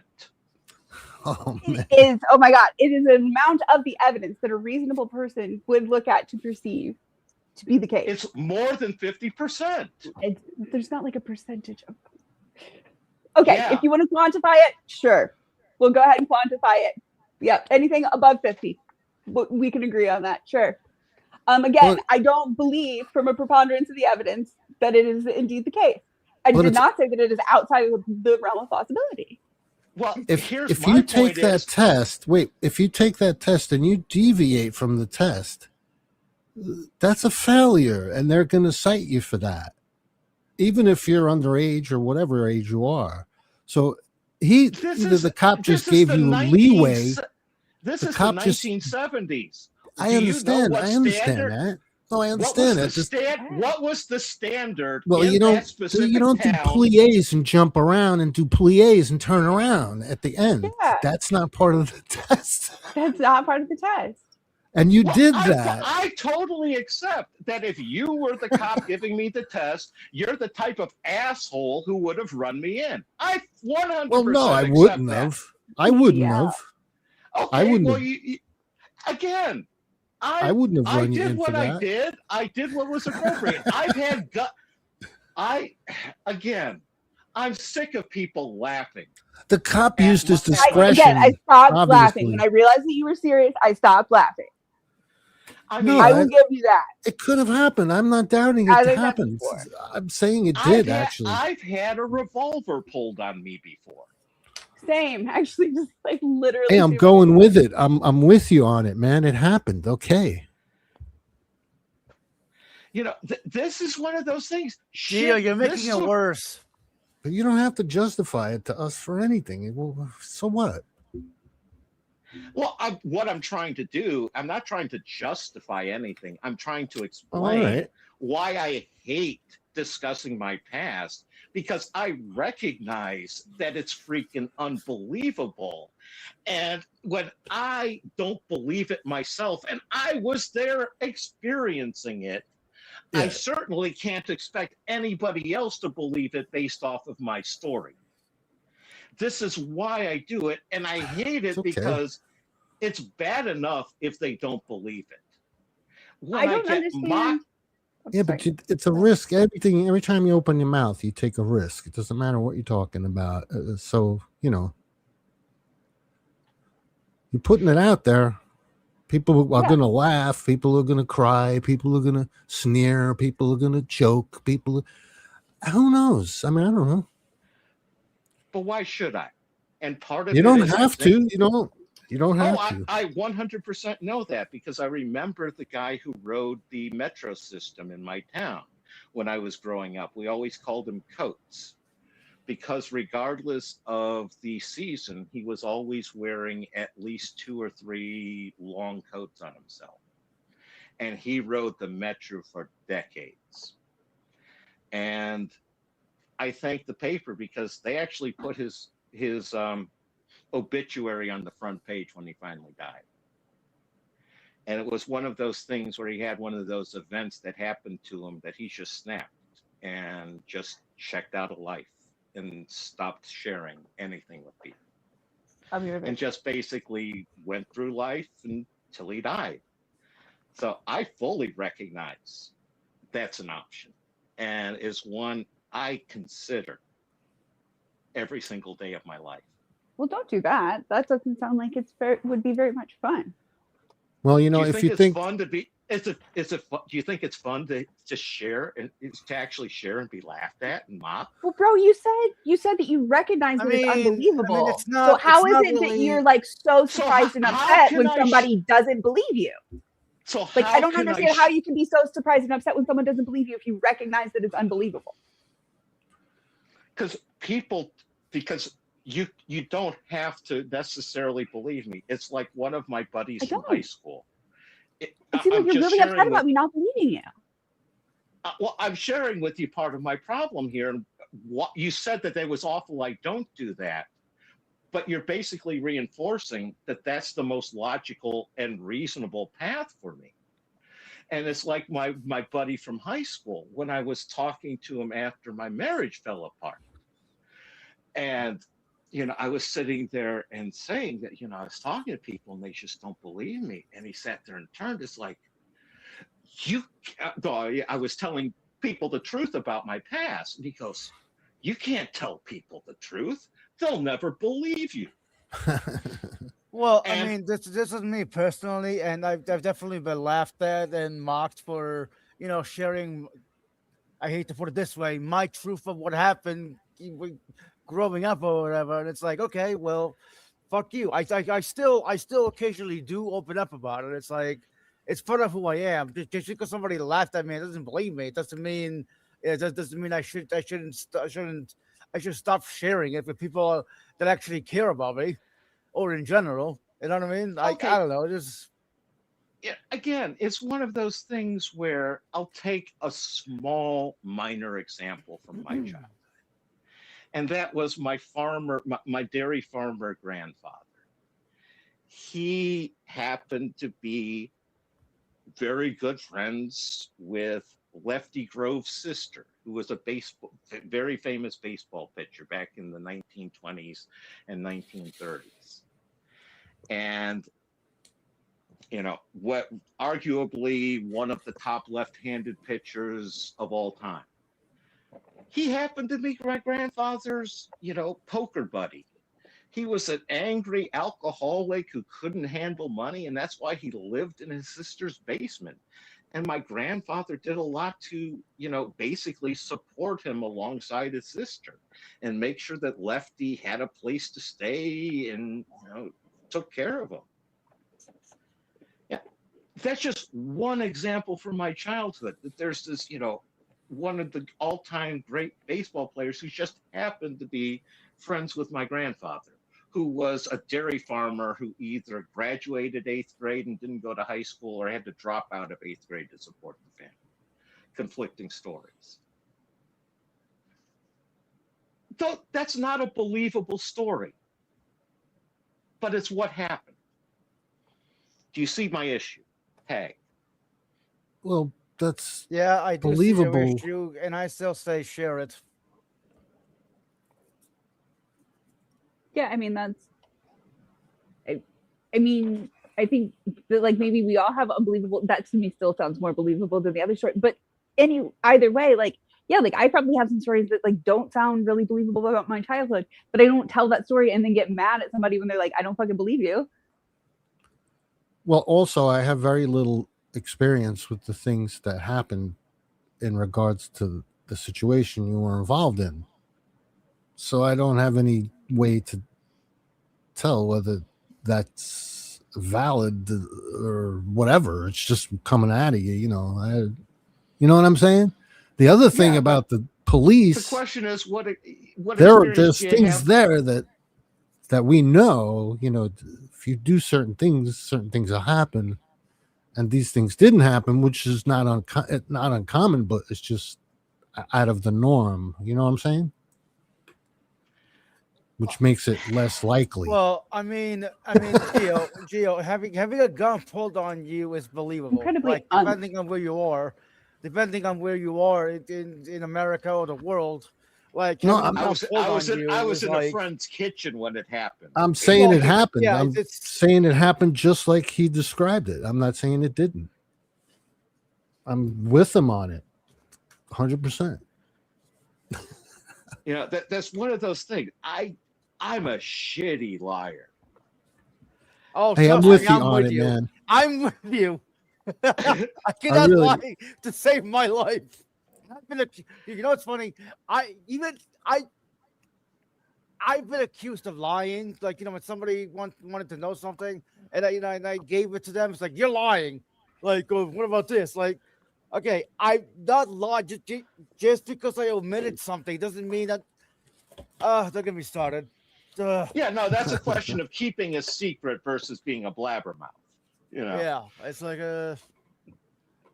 expecting somebody you to share it with everybody's different than But part of it is the question of believable doesn't have anything to do with what actually happened. And to kind of pull this into the meta sense and full circle to some of what we've been talking about, it's like the question of like Jesus. A lot of these people believe that, in this story of, this itinerant, Judean preacher Jesus in the 1st century got nailed to a cross, and yada, yada, yada. We all know that story. Sure. That's not believable. No. Not in the slightest. It's a bunch of bullshit. Well, I mean, okay, I can believe that a guy named Jesus or Jesus or whatever name they used back then got actually nailed to a cross, but 2,000 years ago. I obviously don't believe that he was the son of God, that he had superpowers. Like, exactly. I do think he actually existed. In fact, the name Jesus was actually pretty popular back then, which is really weird. They out of all the 12 Jesuses or whatever, he's the only one we remember. Like, well, he's the only one that we translate as Jesus. The rest of them we just say Josh. Or Jesus, Joshua. I guess. Joshua is the other way that we would translate that.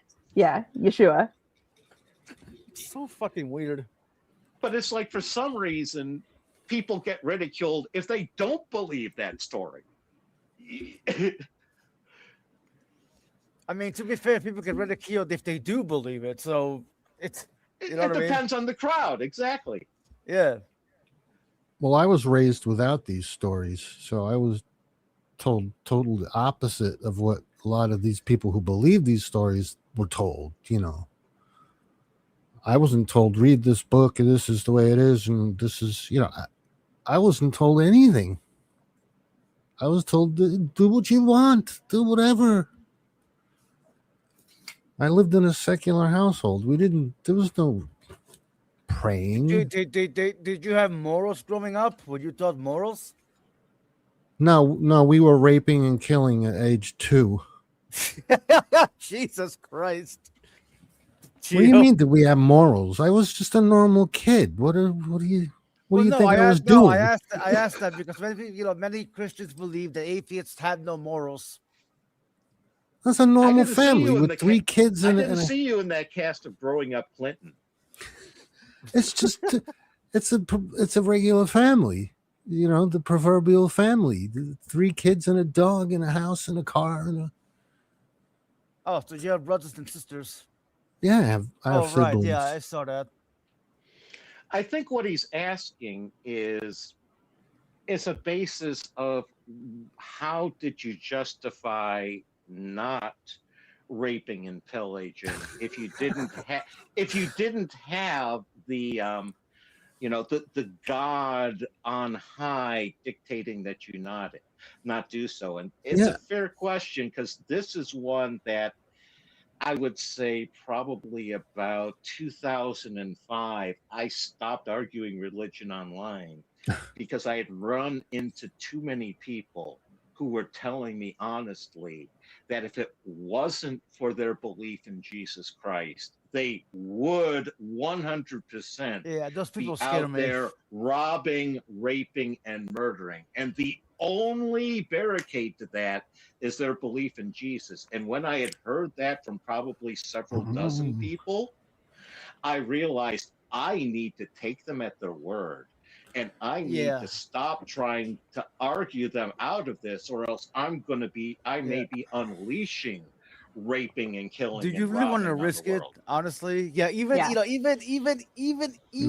even if they didn't do those things, you know what I mean? Do you want to risk it? No.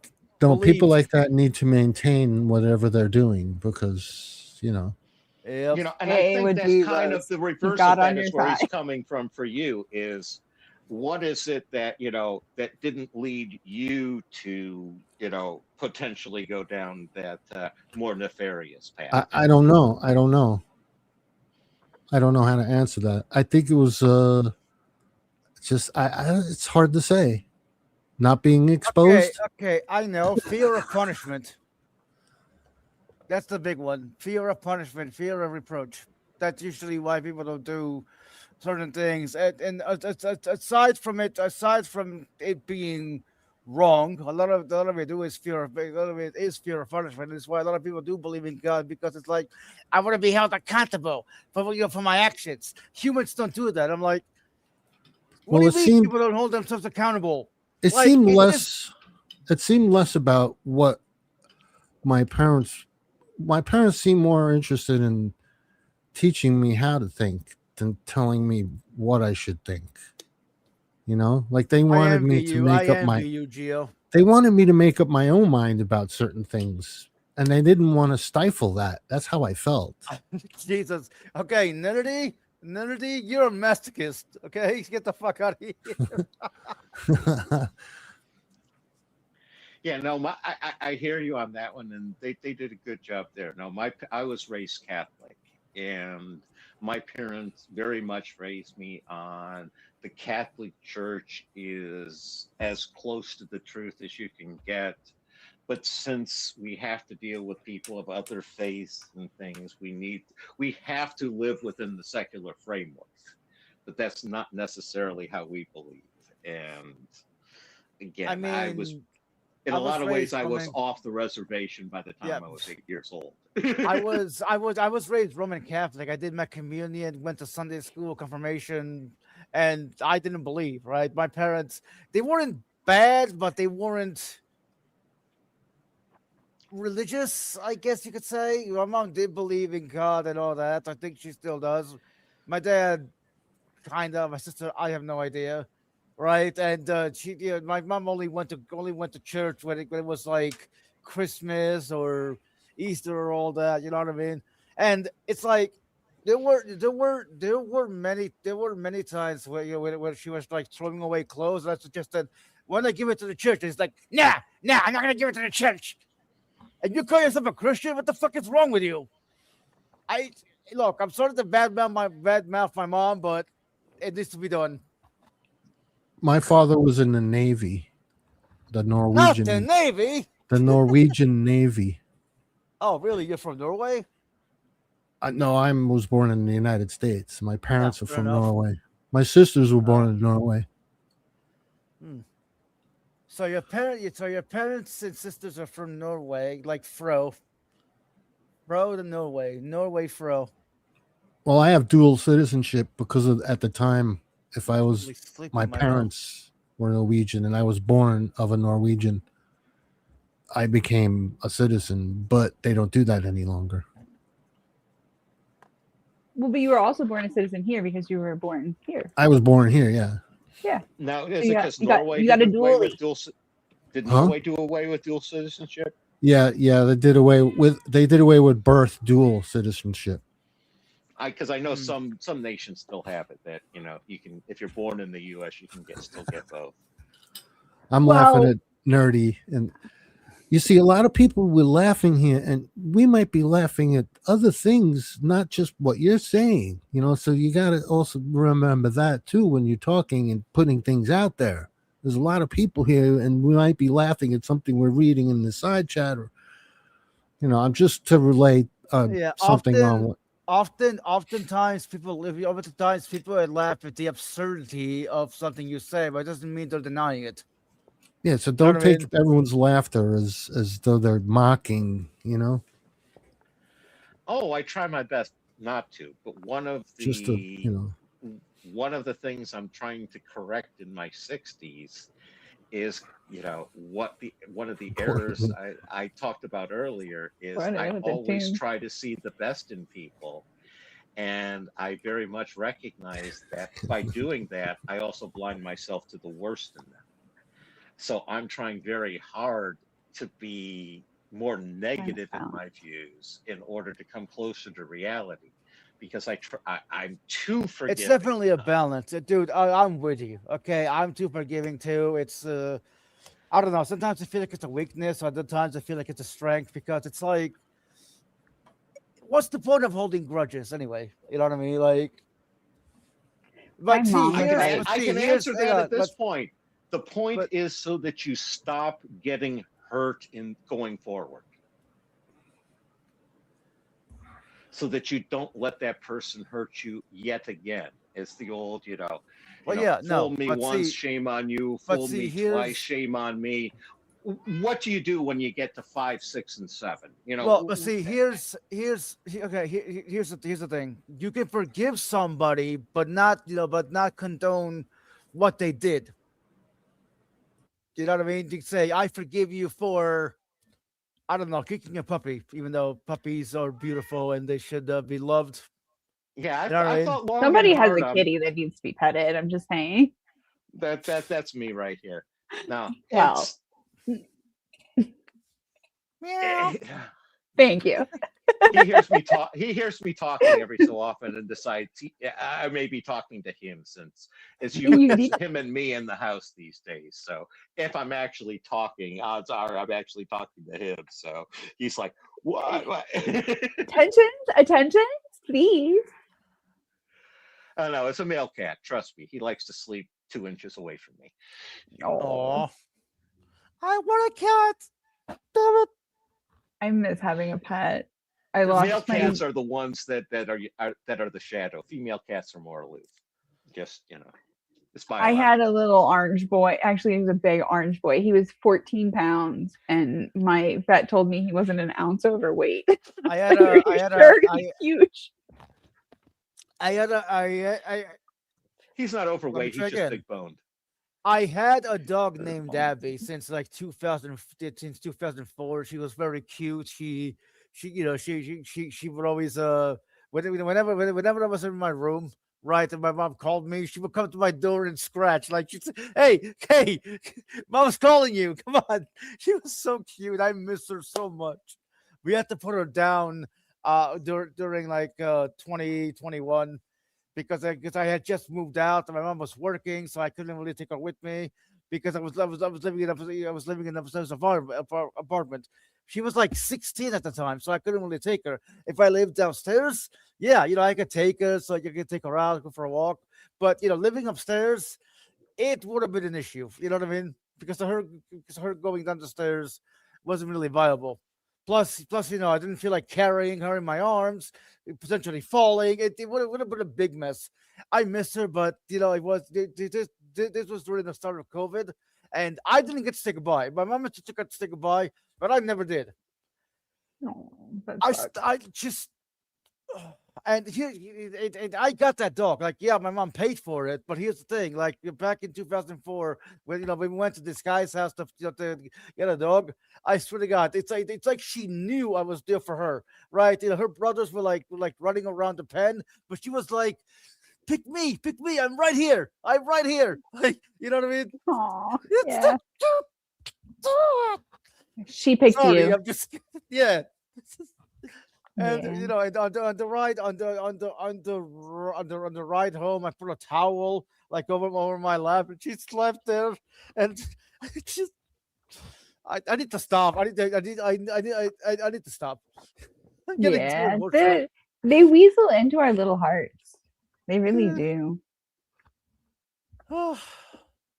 Sorry, I sidetracked the conversation by pointing out that the kitty needed to be needed scritchies. What were you saying before the kitty needed scritchies?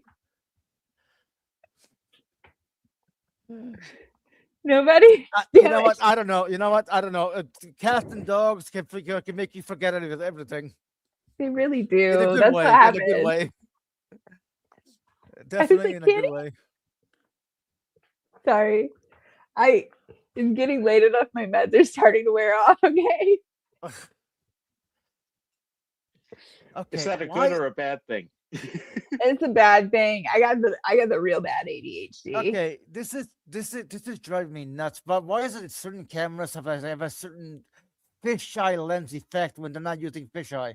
Like your ladder looks bent. I do not. Yeah. God, that fucks me up. It's not.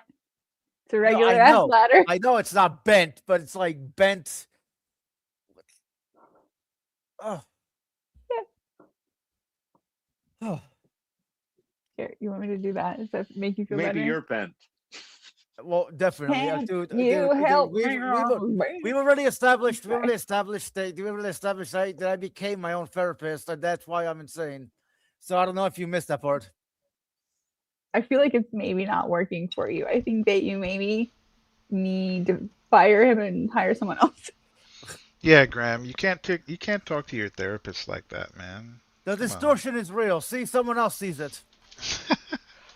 I'm not Well, I crazy. was going to say, Is that the ladder or like mental distortion? If his therapist has done him wrong, he should sue that therapist for a big fat payday.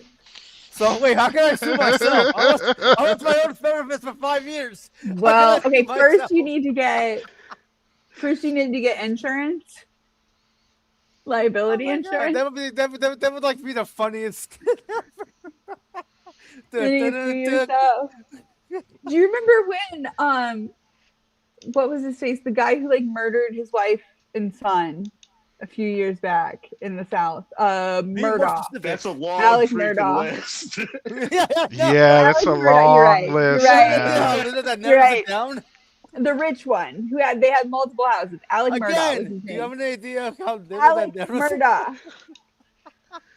But I remember there was this thing where it was like the housekeeper, something happened with the housekeeper, and his response was like, "Oh, hey, just like sue me, and then like I won't fight it, and then it'll like go against my insurance, and then my insurance will pay out." And then it did, but it like paid out to him, and then he like stole like a bunch of the money and shit. So like he fucked somebody over and then fucked him over again on the payout. Like it's so bad. I was just like, That is wow.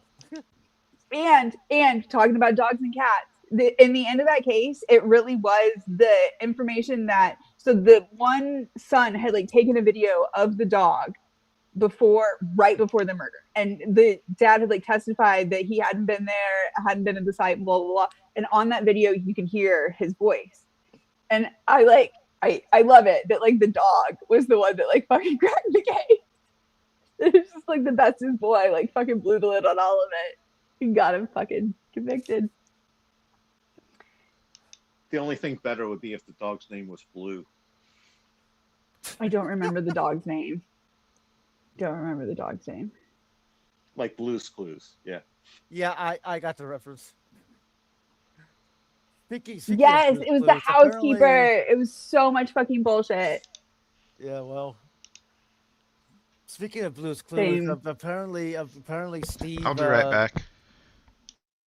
Cool. Welcome back. I mean, no wait. I'm gonna drink some hot chocolate here in a minute, but go ahead. Oh my God! Please, can I have a cup? I'll see if I can like send it over on the midnight. I'm not enough for you. Do you have a transporter pad in your office? I wish I did. It'd be nice. Like, wow. dude, I cannot wait until a teleporter sort of thing, right? Like just teleporting simple items. Like, hey, you know what? I would like a sandwich. Okay, teleported. There you go. Although I guess 3D printers are kind of like teleporters. What do you think about No, okay. Here's the thing. Having like dated someone who lived on a different fucking continent, the amount of times that I would have killed for a goddamn Star Trek transporter. Like, yeah. I'm ready for it. Anytime now. Anytime now, I would not sci-fi. recommend trying 3D printed sandwiches without heavy condiments on them. Tag. Wait, have you tried them before? What about this like 3D but I can't printed imagine meat that shit? they'd be even remotely close without a whole lot of, pickle relish, ketchup, and mustard and stuff. What about this like 3D printed meat shit though, where they like use like meat cells and then they grow more meat from the meat? Are they using human DNA to develop the meat? Ooh, I don't know. Did they? Well, I mean, I don't know. That would I be asked it as a wild. question. You asked it as like, I definitely am against it if they used human DNA to develop the meat. I'm 100%. Well, obviously not. They probably use cow. What DNA about those brain? Oh, the little brain calculators. Those that they use human brains for those. Okay, you know what? Here's what we need. We need a Star Trek teleporter, and we need a replicator. That's what we need. An actual replicator. Wait, like which replicators? Because I've seen way too many Star Trek replicators. Replicators are basically the ones that generate food, weapons, clothing. Star Trek replicator in like the okay. Yeah. So we need transporters and replicators. Oh, yeah, and holodecks. Holodeck. Can't forget those. We're really close to holodeck. Yeah, we are really close. Yes, I agree with that. I'm trading all of those for a time machine to drag me out of this reality into a future one when they've solved all the bullshit problems. That would be kind of cool. Yeah, that would be cool, but I don't know. But there's a lot of people I like here. Hopefully humanity will solve these problems. Like my nieces and nephews are here. And I don't think I can convince all of them to come with. You know what I mean? Yeah. Oh no, that's cool. I'm in a position where, yeah, my nieces and nephews, good riddance to bad rubbish. So. Aww. You forget, of the top 20 people, they all were gone. All those nieces and nephews were part of the team against me. I hate that. For everybody. And I say this as somebody who has not spoken to my mom in 4 years. My mom is alive. I've seen her at my dad's funeral and shit like that. But yeah, like I haven't spoken to my mom in 4 years. And I hate that. Well, And I One also of the like we were things- saying something earlier about forgiveness, and like I do forgive my mom. I'm never gonna like fucking forget. Like, but yeah. Yep, and that was the point I said before. You can forget, you can forgive, but that's fine. It doesn't You know, wash it move on. clean. Yeah. I was going to say, my take on that one is, from my experience here, I recognize what happened with my wife is she was a third generation that basically started getting conditioned, groomed, and broken at age 3. That there's some incident that happens at the various ages, like age 3. It's That's about rough, the yeah. initiation ages traditionally. Age 3, age 7 or 8, when you first hit puberty, and then when you're hitting adulthood. And the same thing happened with my kids. I recognize in retrospect the events that happened when she started doing that at age 3 and at the different ages. And it goes back to her grandmother. So my kids are at least the 4th generation that's happened to that I know of. And, people sit there and say, well, how can you blame the kids when it was the adults that did it? Well, how can I blame my wife when the same thing happened to her? At what point does somebody get a pass? It's a generational / demonic curse is the only best way to describe it. Hey. Yeah, it's once they become the perpetrator, it's like you can understand that they were the victim, but like they, like as an adult, like that's their responsibility to not become the perpetrator, in my opinion.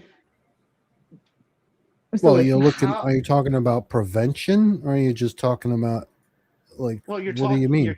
I think she's talking about free will. It's like basically once the time they reach adulthood, they should go against their programming and everything they were raised to do from from almost birth onward.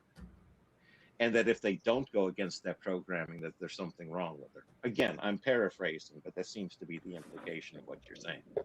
I would say that's an oversimplification of what I'm saying. To the point it's not. Where I disagree with that, but go on. Yeah, no, it's one of those where, trust me, I wrestle long and hard with this, and the signs were there early on. I didn't, in naivete and autism, I didn't recognize what was going on at the time. Yeah. Again, you say it's autism linked? Well, I can't help it that I am autistic. That breeds, it's a curse and a blessing. Especially in like social situations. It's generational though. Well, he's talking about like the social situations and family situations, which when you're autistic, like it can be hard to like pick up all of the nonverbal cues and stuff that everybody else. You don't recognize necessarily when somebody's being genuine or somebody's being fake to you. Yes. Well, if it's generational, it kind of keeps going, right? Well, what happened? You're talking me with the autism. My wife's family, that was the generational curse. Well, what I'm talking about is the behavior, the things that are done because of the behavior is just continues the same thing, right? In her family, the same thing happens over and over. Yeah, it's a cycle. It's a cycle. Yeah. She was programmed that she was going to find some guy to mate with and produce children with, and then program that children to turn against them at the time they hit puberty, just as she and her brother turned against her mother when they hit puberty, just as her father and his siblings turned against their father when they hit puberty. Just as I expect my grandchildren will do to one of their, one of their other spouse. Well, I think you're just saying you recognize these things, right? Is that what you're saying? In retrospect, I recognize that, it in retrospect. And again, it wasn't anything personal to me. I just happened to be the insert dude here. Right. Yeah. And she basically told me that again in the first couple of years of the relationship. And that's one of the things I recognize is they'll tell you the truth in a manner that you don't recognize the implications of it. And in this case, she sat there and said, I never expected to fall in love. I just thought, marriage would be, like a business transaction where I find the guy, we have kids, and kind of that, I can find a guy I can get along with, okay, have kids, and kind of have that be that. I had no idea she was telling me what the future of our relationship was. Tag. Well, I mean, either you're part of the cycle or you're not, right? I guess. If you're part yeah, of it's like essentially marrying into the mob. Either you become part of the mob or, you're going to get discarded and used up by the mob. One of the two. And since I'm not mob material, I get used up. Well, you recognize these things. That means you can change them. You can do something. If you're just living in it and you're just going with the flow, who cares? There's no need to change it, right? Well, yeah, I can change it, but again, I'm in my 60s, man. There's not. I got a lifetime plus stolen from me there. You can't teach an old dog new tricks. Yeah, but you can teach the dog the tricks, but he's only going to perform it for so long. You got to question your return on investment on those tricks. I don't know. I wholly believe in people's ability to change and neuroplasticity. Well, if you can recognize the things, I mean, I'm sure there's a way you can find a resolution to change anything that you might seem like that annoys you or whatever, right? I mean, you have that capacity. There's no changing the fact I lost 40 years. No, not that. Not that. Oh, trust me. I understand completely, right? I lost about, okay, let's see, 3. I understand what it's like to lose time and have it stolen from you when you wanted to do something in the world and people just, you know what? No, you are weak. You're pathetic. The mere fact that you exist and you're different than me means I get to do whatever the fuck you want, and you can't do anything. You are under my rule. Obviously, none of this was verbalized. It was shown through actions. But believe me, if anyone understands losing time, it's me. Oh yeah, no, 100%. And that's one of those situations where all I can sit there and say, it's awful. There's no way to compare better or worse, because I hear your story and I sit there and, again, attempt to compare better or worse to mine, where I thought I was building a lifetime. I thought I was building, a future, something that I could have, a wife, kids, hopefully grandchildren I could sit there and enjoy bouncing on my knee. And I was building for that. I was on schedule with a plan that I created with her in '93. In 2020, we're on the verge of bringing it over the finish line. And all of a sudden, well, thank you very much. This life is ours. You have no place in this life anymore. Go find a different life with no resources. Hey. Yeah. I had someone fuck me over like that. Yeah. I worked for 35 years, like basically toward one eventual goal. And then when I got like within sight of it, my mom, who'd been like my cheerleader the whole fucking time, was like, oh yeah. And then like basically didn't follow through. And basically stole a lot of money from me and fucked me over. And she's the reason why I don't have my own business today. Yay. Preach, girl. Preach.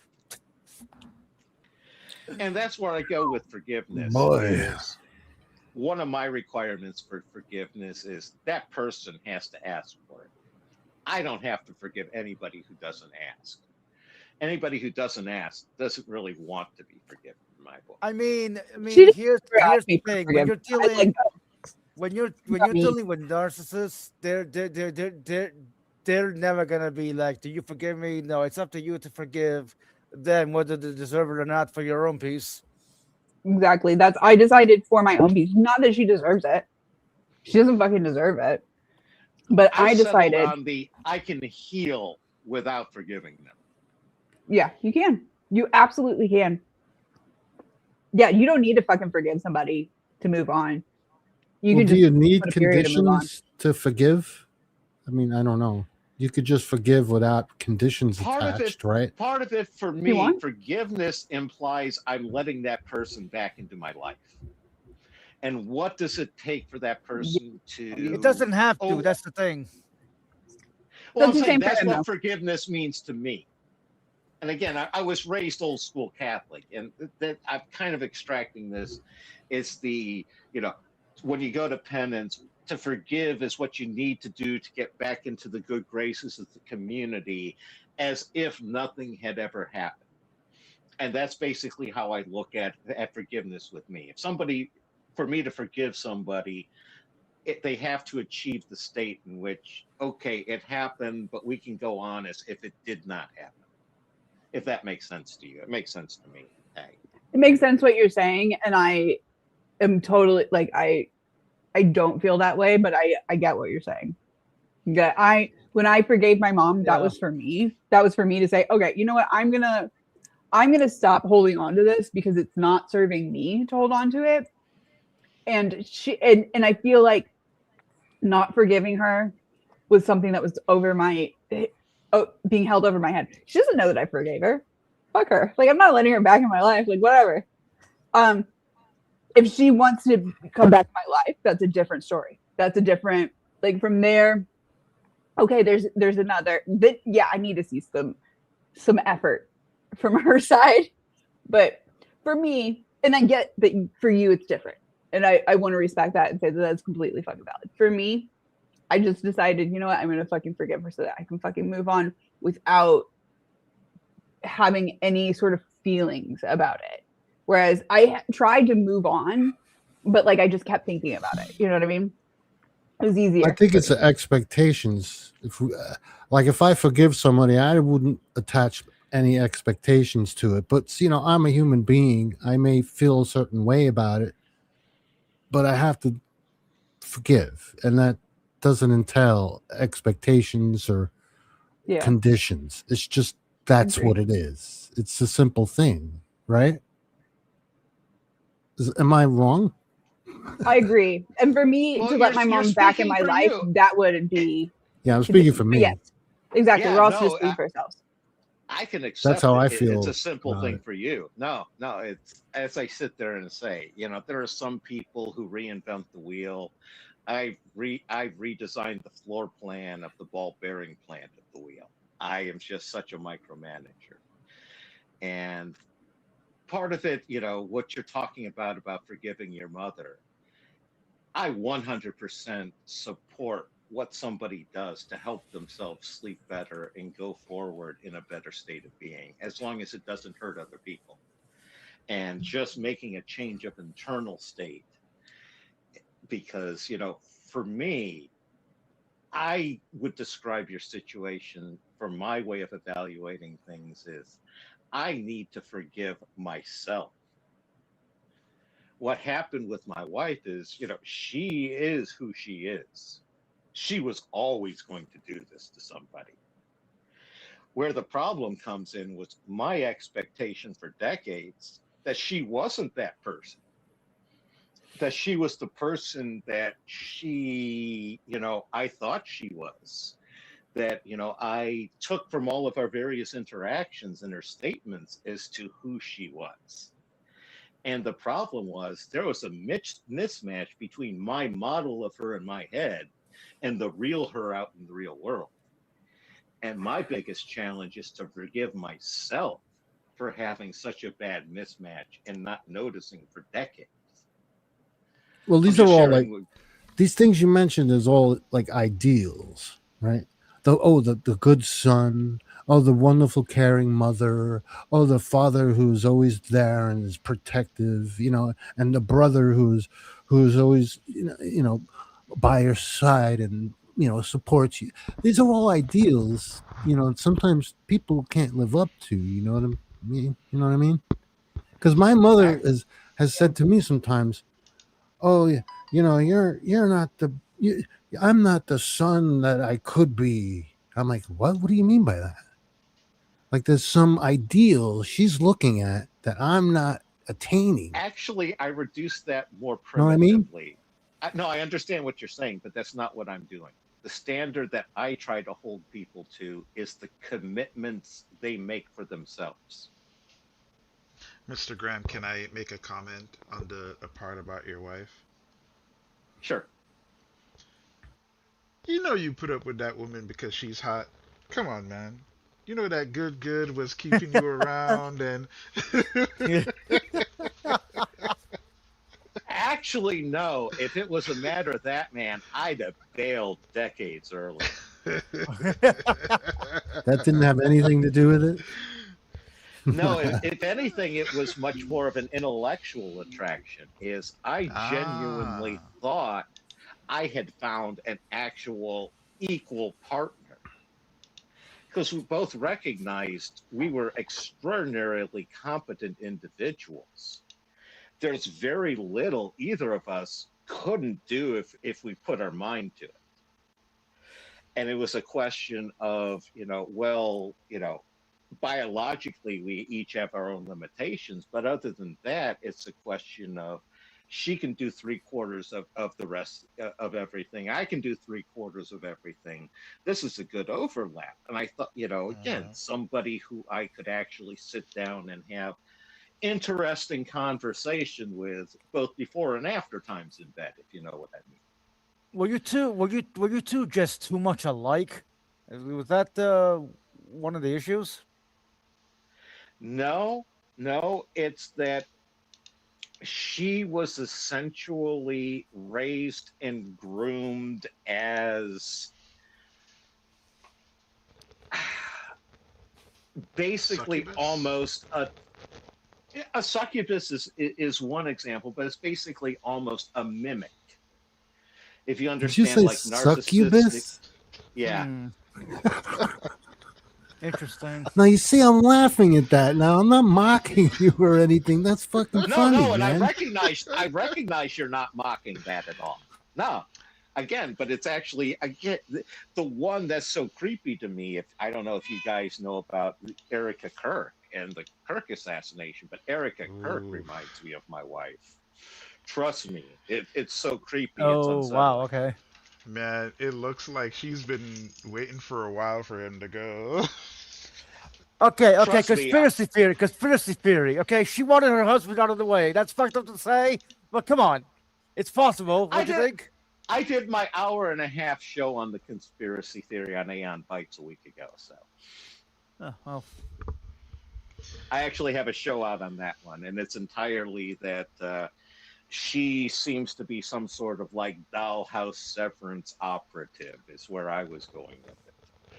That basically she was just, again, similar to what I'm talking about. She was programmed in order to be, be the honeypot for some dude.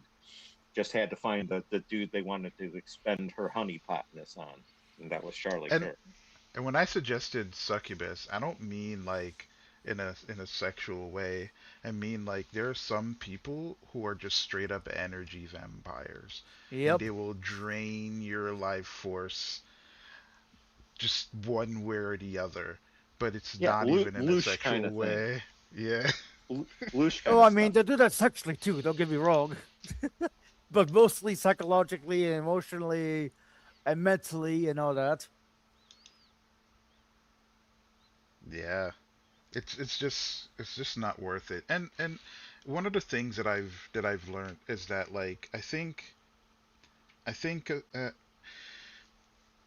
I like people who are smart. Well, I like women that are smart, but women who are intelligent tend to scare me. One of the reasons they tend to scare me is because almost every woman that I've met who's like really intelligent turn out to be very horrible people. And it's like it's like one of those things where you just have to be careful when you deal with them sometimes. That's actually very weird. Well, I mean, it's kind of weird, but at the same time understandable, because if they are that intelligent, they've actually gone through, they've suffered a lot in their life. Because I hate to break this to you, but regular people hate intelligence; they fear it. Like you wouldn't believe how many stories I've read about people who are intelligent just suffering because no one understood them. I mean, I keep forgetting his name, but there was this one guy. Uh, he had like a 300 IQ. Uh, probably I think people know who he is. I just forget his name, but yeah, he was smart, but he just couldn't handle the pressure. Right, a lot of people couldn't understand him. He just felt isolated. It's just it. Look, Yeah, being intelligent intelligence is have both a a blessing. certain it has a certain loneliness to it, right? It does, yeah. Because it's not necessarily about just being competent. I'm not talking about intelligence when it comes to being competent at a specific thing. I'm talking about intelligence in terms of your ability to process Yep. broad data, right? And have like a deep sense of awareness, right? Including self-awareness, right? Intelligent people who are self-aware, those are the people I feel sorry for the most, right? Um, because you're constantly going to be in this perpetual state of examination, right? Yep. And you want people to understand you, and most people, they just aren't, and they're not even going to share their interest. And so sometimes to even participate socially, it takes a lot of energy. And sometimes you have to like wear these masks that essentially kind of dumb down who you really are when you interact with regular normal folks, right? But when you go into a group of other smart people, even if it's a Hi, I'm situation where Bob. you know, it's adversarial, you'll enjoy that experience more because you can finally fully vent and express yourself fully, right? Yep. Without any kind of weird judgment. Like you'll accept the judgment of another person who can perceive whatever that you're spouting out of your brain. But for someone who's, as far as you're concerned, I wouldn't even say not on your same level, they just don't understand your state of existence. I mean, it's not going to hold anything significant to you. I'm So, gonna have to disagree sure.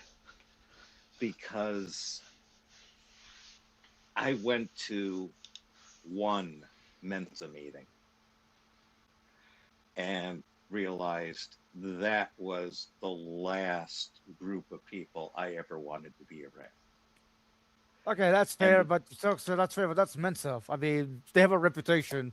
I think Odin was Yeah. talking about again, outside. this is back in the 80s, and one of the biggest things I realized is these are all people who want to be in a group known for being smart. And it's like they hold themselves up as superior to others because of their smartness. And I'm like, that's the last sort of group of people I want to spend time with. A bunch of freaking intellectual snobs.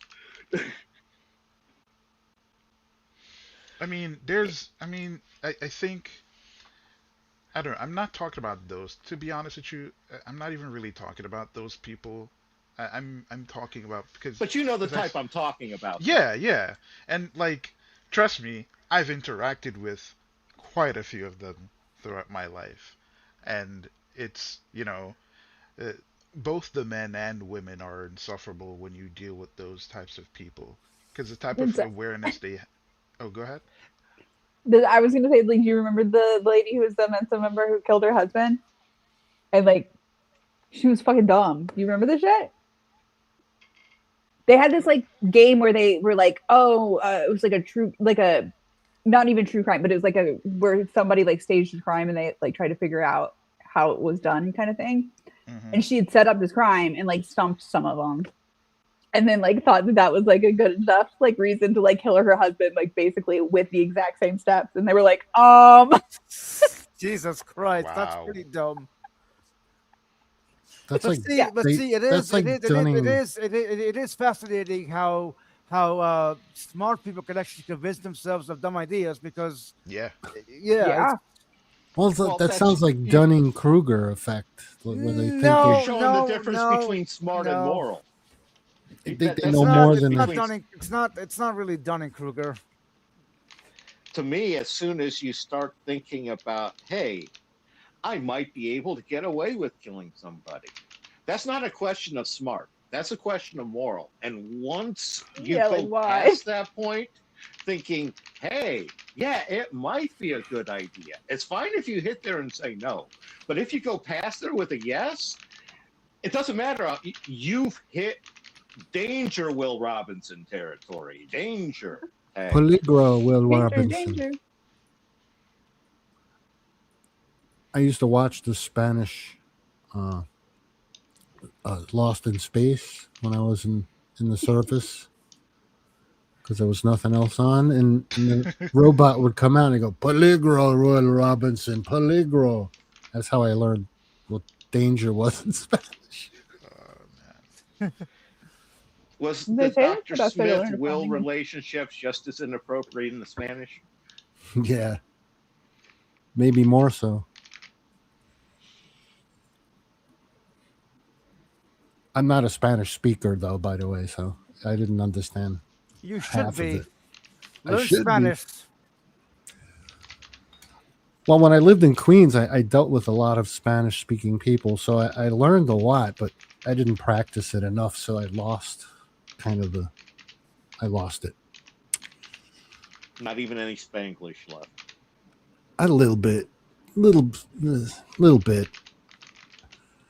Like if people say things to me in Spanish and they're Spanish, I maybe pick up like a half of what they say, and then I can get what they're trying to tell me. But otherwise, I can't converse in Spanish. Yeah.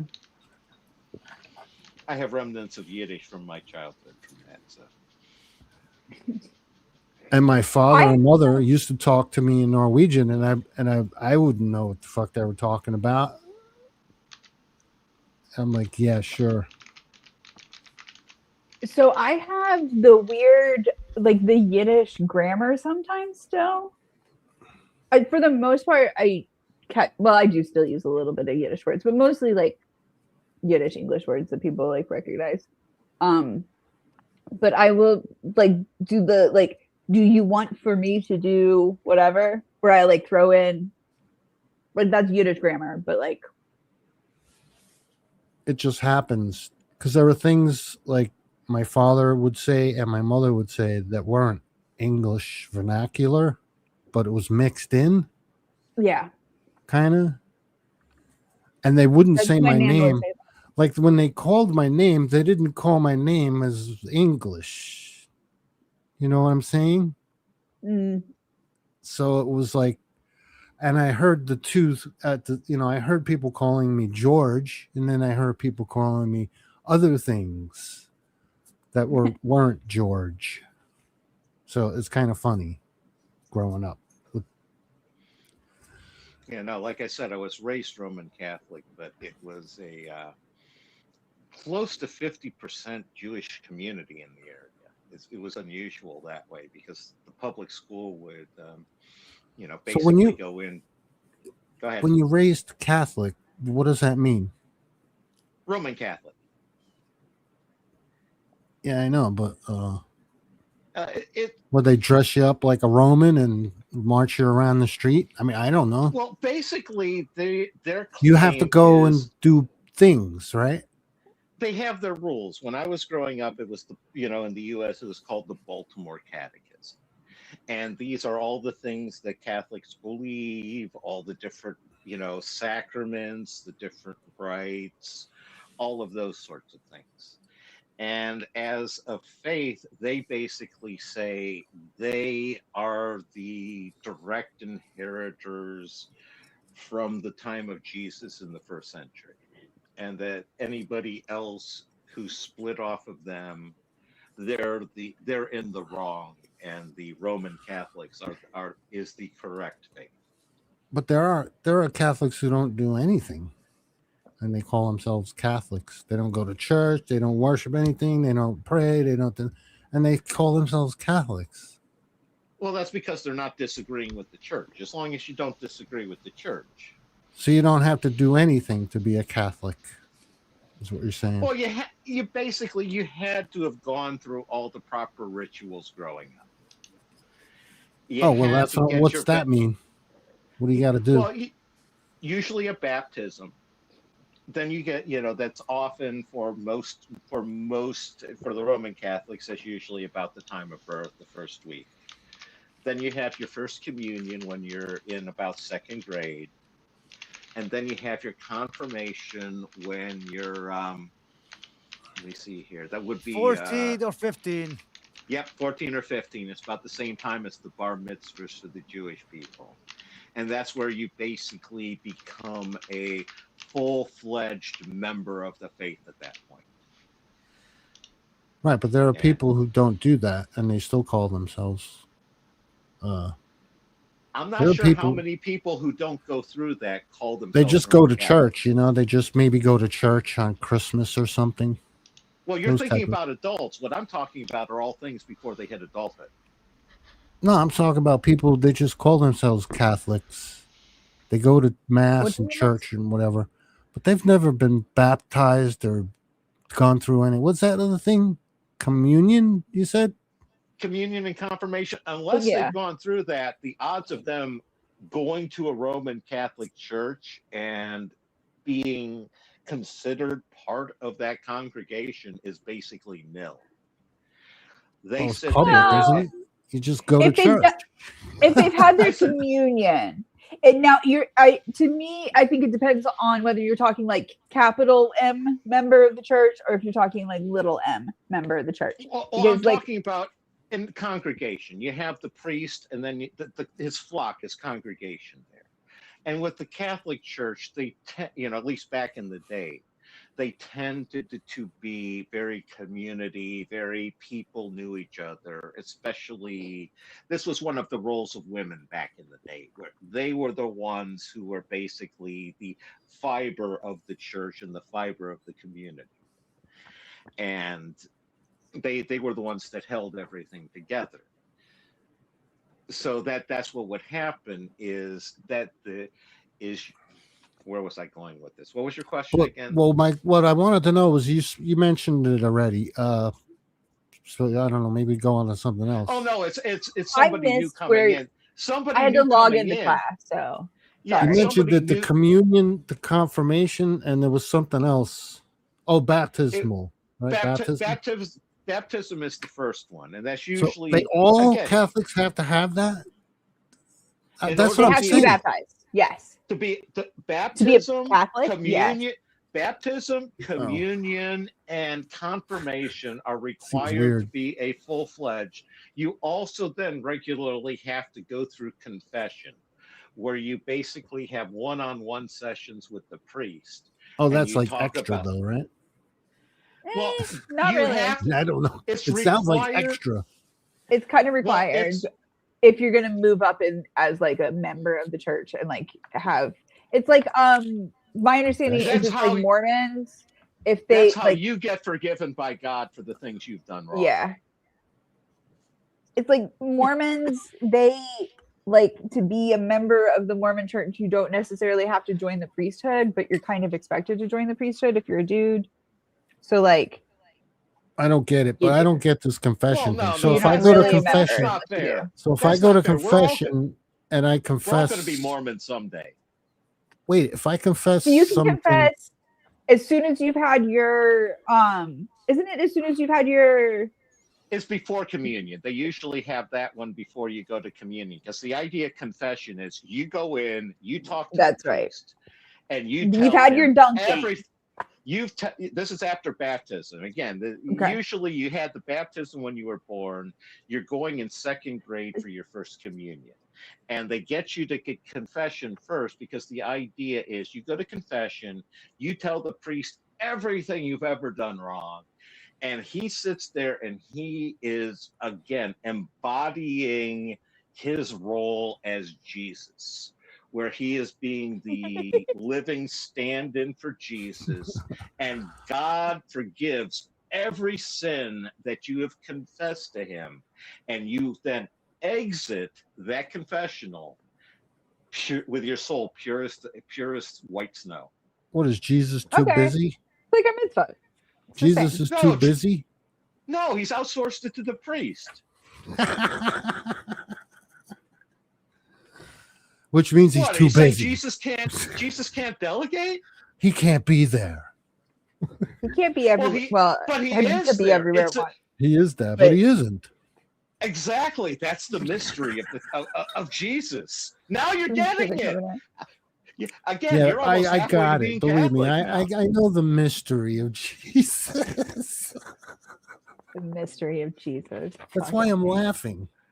Oh, there are so many mysteries to Jesus. Yeah, Much so more than many. just one. Yeah. I'll give you that.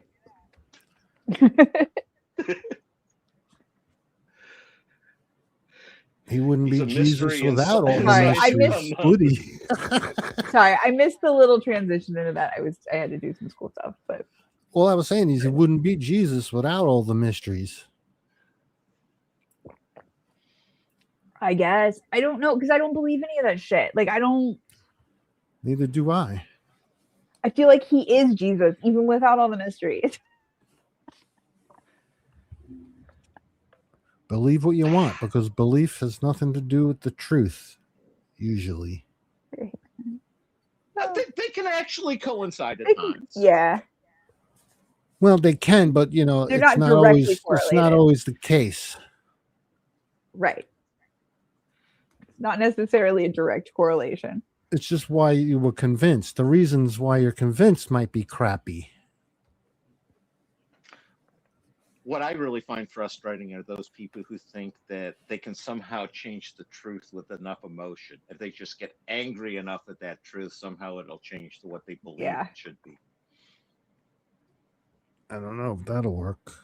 See, now you said this earlier. I don't think this isn't in relation to what you're saying now, but you said something about what you choose to believe. I don't think that we choose what we believe. We don't. I don't believe that either.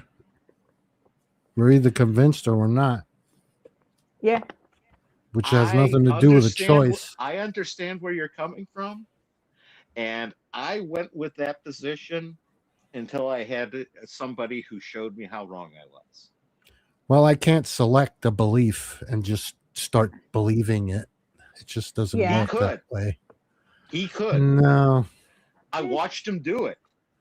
And he explained to me how he had done it in the past. And it's very similar to, again, I'm old. I don't know if you guys know about the burning monks from Vietnam. Back when they had I've heard of those guys. That made a big impression to me as a child, because I was sitting there and it's like, how can they sit there, light themselves on fire, and then just sit there and peacefully burn to death? And again, I am a freak. So I sat there and looked inside myself, and I recognized they basically disconnect their consciousness from their senses, which very much frustrated my parents, because that made physical punishment irrelevant to me. I just sit there and disconnect from my body, and I wouldn't feel what they were doing. So,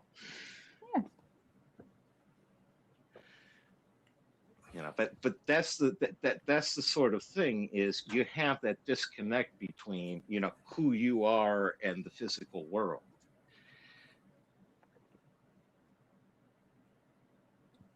I don't know. I still don't believe that we choose what we believe, but I don't. I'd like to choose to believe I'm a millionaire, but will that pan out at the end of the day?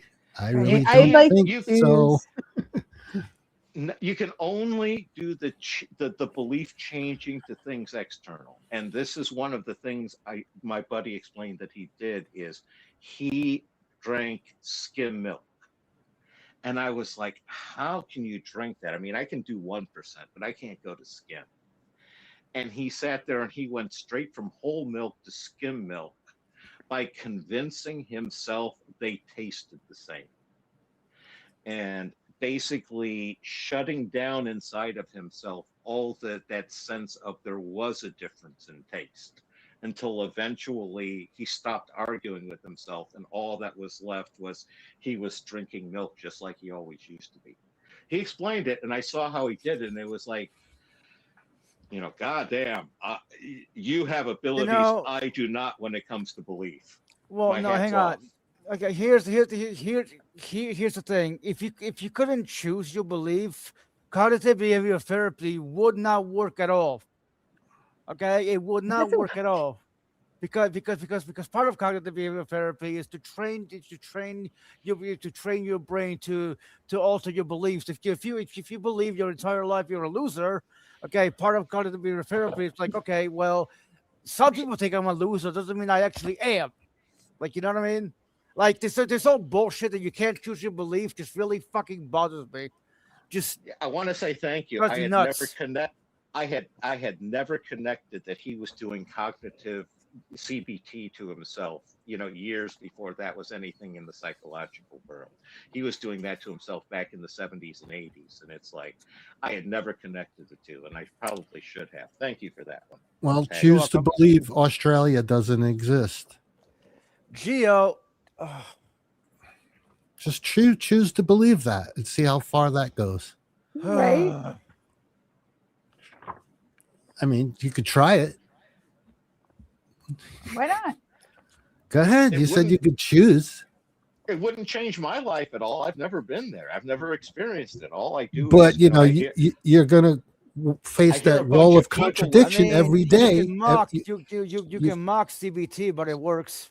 You're going to face that wall of contradiction every day when you come upon people who are from the country, and you come upon all these other things that.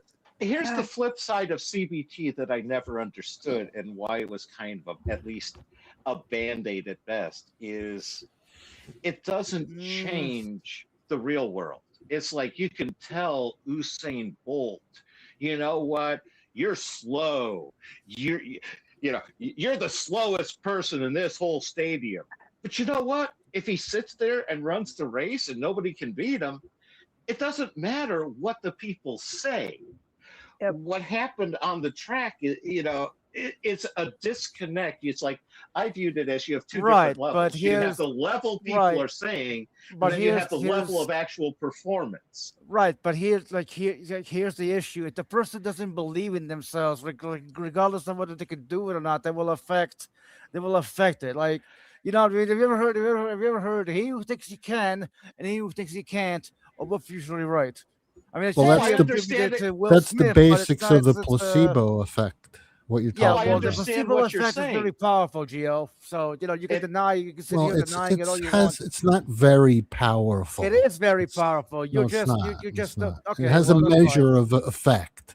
Actually, I'm going to go with very powerful, because my father, who was a doctor, sat there and said that the placebo effect is essentially 2/3 of medicine. I mean, you can sit here and deny it all you want, Gio. That's fine. That's cool. Again, how he explained No it to doctor me, relies on placebo. Yeah, they do. They may not realize they rely on placebo. Listen to the explanation.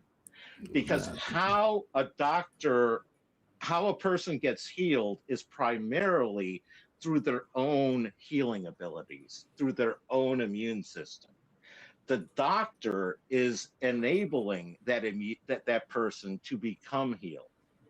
And to a large extent, the immune system becomes more activated based off of the confidence that person has in the doctor and in the recommended treatment for whatever's going wrong with them. Here's and there's a psychological. One third of it is the actual physical, germs, medicine, all that. That third's critical, but 2/3 Well, of once it is you realize that this effect occurs, it still works whether you realize it or not. That's the beauty of the placebo effect. No, that's not true. Yeah, it is No, true. Okay, that's look, not true. it is. Yes, it is people, true, Gio. it's not true because people. It is true. I've looked into this more than you have over the years. Okay, so shut the fuck up. You think Well, that's how that's it's a going to work? What? it can You be think that's how true. that's going to work?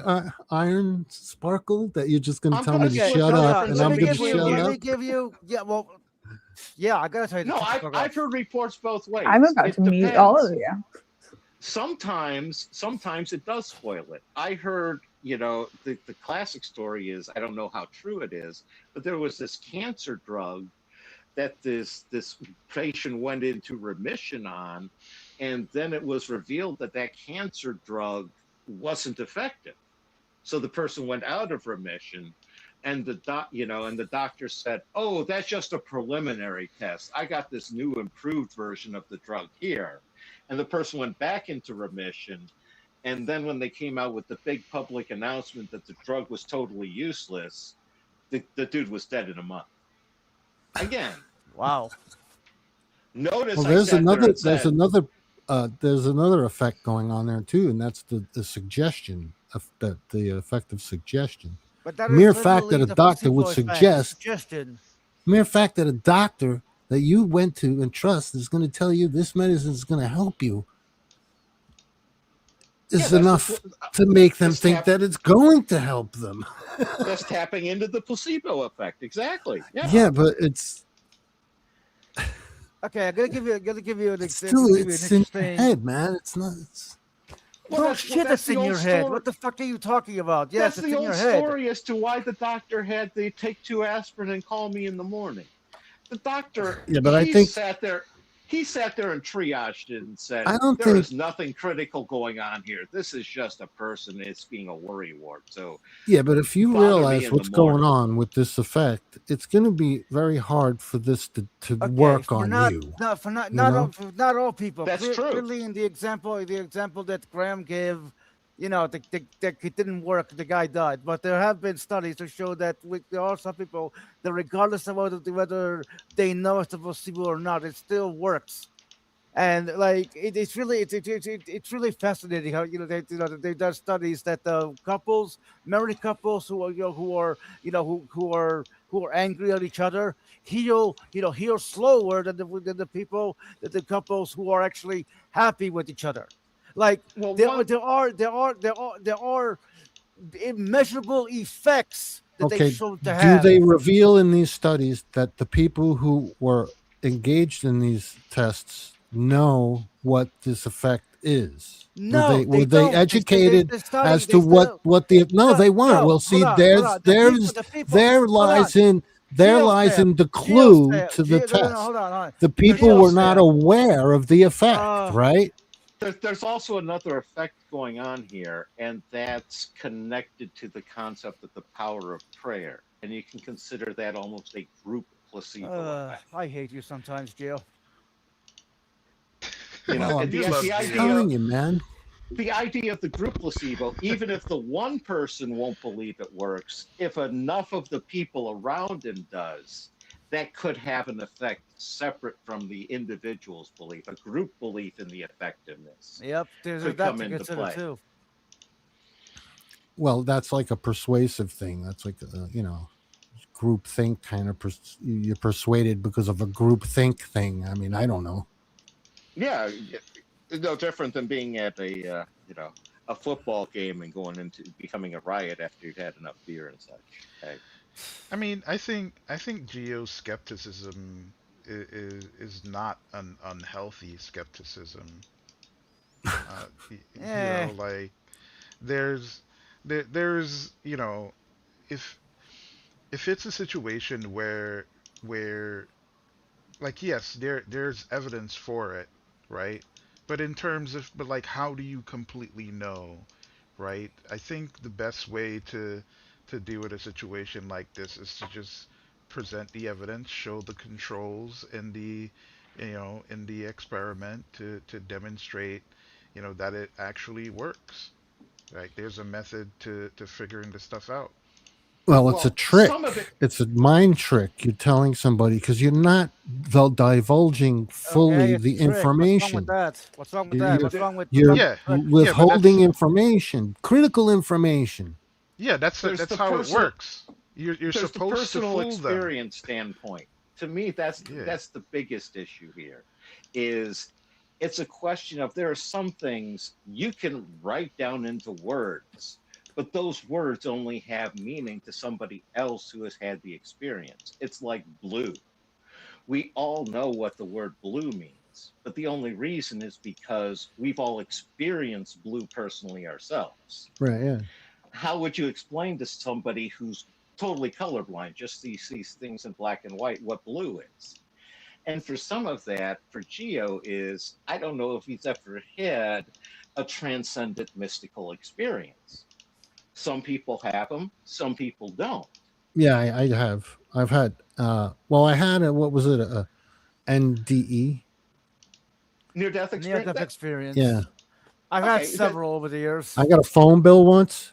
I nearly. I could have. Oh, I swear, NDE all the way. I was in. I was in. Was that back in the day when they were charging you by the text and letter in the I text? swear I had an NDE because I was out of myself. Some of those bills over texting were ridiculous back in the day. You know what? It's a joke. Geo. Look, I'm sorry. I just get passionate about this stuff. Okay. Well, don't be so. Don't be so. Quick to jump on the dog and beat him. Yeah. No. What happened there is he was excited because there isn't that often that you necessarily encounter other people who have had NDEs. I haven't had one. I was making a joke because I don't I believe that. wasn't talking about the MDE. I was talking I don't about like, the believe whole them. thing where you can't choose your belief. It's like, okay, well, you can't choose your belief. Cool, that's cool. Moving on. Like, this shit has fascinated me for a while. Like, whether those studies are wrong or not, it hasn't really changed my experience trying to change my thoughts. Like, see, Doc that's the thing. Sasek- That's the thing. What was Doc, that? Doc Sasek, Here's an voluntarism example that and some of you, that one of my involuntarism buddies. Oh, go ahead. Sorry. Yeah, I'm Odin, just repeat saying. that. I was just saying these two states, like, to me, it seems like for some people, it's one thing, right? Where for other people, it's the Oh, boy. other, and for some people, it's both. Like, think of it like this, right? You can look at a statistic and ask, how much people on the planet has an inner voice, right, of any sort, right? And it'll give you a number that's probably surprising. It's way higher than we thought, right? And it's like, okay, like how do you even track something like that? Right? Like, what's the sample size? Like, it's good to ask those questions, um, but there is a method to find out this information, ultimately. And I think just like even that, like the idea of people not having an inner voice. When I first learned about that, that scared me because it implies to me that there's not much self-reflection going on. And Yeah, then that when is you look at disturbing. right, and when you look at the actual numbers in terms of like people who actually engage in like proper self-reflection, the number is really, really, really low. It's like, how do you function? Go to like it just Yeah. like it's like an I can automaton. understand somebody being able to self-reflect without having an inner voice because they can see the consequences of their actions. Part of it is they just don't need a third party critiquing them over it. Well, but how do you self-reflect if you don't have an inner voice? Like it just No, you can self-reflect without having an inner voice. Like you can do it. They aren't they're those The states flip are side is that mutually inner voice can exclusive. also become a demon to you too. If it gets detached from reality, it can become your torture. Yeah, there well, are that's true, extremes for but that too. Yeah. it just doesn't mean that having a inner voice is a bad thing. I don't think that's what you were saying, but No, I forget. I don't know if it's even that they think that 50% of the people have an inner voice. An you want to know. interesting You want to one. know. You want to know. My daughter suffers from antanphasia, which is she can't produce images in her mind. Now, see that is weird to me because I do think that the brain actually functions like that. Like before Not really. language wasn't before. Hang on, before language was installed. Like, how do you think our ancestors like navigated the world? You know what I mean? To me, that I think just it's like seems 40% of people that can't like produce images in their mind. well. But what do you mean by an inner voice? I mean, I talk to myself. Is that what you mean? I mean, can you hear yourself in I your head? I have questions about this as well because I would say I have an inner voice that is not my own voice. And I think for most people it is like at least your voice or like the same gender as you, where I would say like mine is more of a gender neutral voice. And I noticed when I lived in the UK that it had more of a neutral accent than I did. I was like, wow, my inner voice does not have my same accent. This is fucking weird. Here's another I have Dude, look terrifying at Gio's statistic. face. I have a bizarre non I sequitur never I'd heard of like that to in my ask life. after. I'm sorry. I never had heard of it before either. And I was just like, that is weird. Like, I realized it one day. I was just like, that's I fucking have weird. a bizarre non sequitur, but we'll let other people ask first. What people? Well, no, I was gonna say here's an interesting and terrifying. What's the word I'm looking for? Statistics I get like 95% of all people believe they're self-aware, but only 10 to 15 actually are. Mhm. You can look it up. That's a terrifying number. Yeah, it bro. is. It is. It That's- is. I would See, old see. D I knows. didn't give the number because I'm like, you know what? I'm not gonna throw this shit out there. They gotta have to find out themselves. I know, right? Those are the people walking around that with breakfast on their face. Oh my god. Come on, Gio. Yeah, I had a The thing is, friend. I know that I'm not self-aware. I Like, had a you know what I mean? friend. I had a friend who was so I tried to keep it. not self-aware that you could tell what he ate for breakfast, lunch, and dinner just by looking at him. But okay, Be nice, okay. But hold on. You said you know that you're not self-aware, which means you are self-aware enough to know that you're not. See how self-aware this works? Stop turning me into a pretzel, would you? Nope. He's like pretzeling everything. Yep. Deal with that. Got to keep it simple. You mean kiss? Keep it simple, stupid? Well, you can eliminate the stupid. Just keep it. Okay. Keep it simple, simple. Okay, Keep two it simple. simples. I don't know what you mean by that kiss thing. I don't know what that is. Kiss literally means keep it simple, stupid. Oh, okay. Kiss. I get it now. I got it. Rock band from the 70s. I'm pro acronyms. An acronym, yeah. Keep it simple, Billy. Okay. That's what it is. Sammy is gone to sleep. It must happen that he Yes. actually no, hold on. Yeah, he gave me controls. Like, I've got, what do you need? Oh, I no, I have controls too. So you're not the only one with power. We're fine. Yeah. What? Oh, and No, I I'm have saying the we're fine. controls We don't too. need So that. I have the controls. You have the controls. He has the controls. Yes. I don't have the Wow, controls. I'm Sammy just kidding. didn't give the black guy any controls. Okay, Sammy. Oh, You're not we're Samuel. gonna have to go to HR and have a Pointing. meeting. Pointing my finger at somebody. Gio's like, it ain't me. Now, I don't have control. do we have an Arab or a Jew in the house? Because if so, Sammy passed them open. We can go with an anti-Semitism too. I mean, I'm just saying though, Although you I've did call helped me a Nazi earlier, so. I helped him meet his diversity quota. I'm just saying. Well, how are we supposed to know you're black? I don't know. I know Look you're at black. my but avatar. I mean, yeah. Anything's possible when you sound white on the I mean, what's the telephone. giveaway? Hey, you guys calling me an Oreo? What's the giveaway here? Oh, it's like Well, back in the day, the Sammy voice sounds Davis black. Jr. Back in the day, Sammy Davis Jr. was the most employable man in America, where he clicked, disabled and black and Jewish all at the same time. There you go. Because that's not offensive. I'm sorry, I'm I'm an in idiot. love with myself. I thought you were gonna say you're in love with a stripper. I'm like, Well, okay, that bro. too. I'm in love with a stripper. Hasn't South Park showed Each it's their own. okay as long as you're equally offensive to everyone?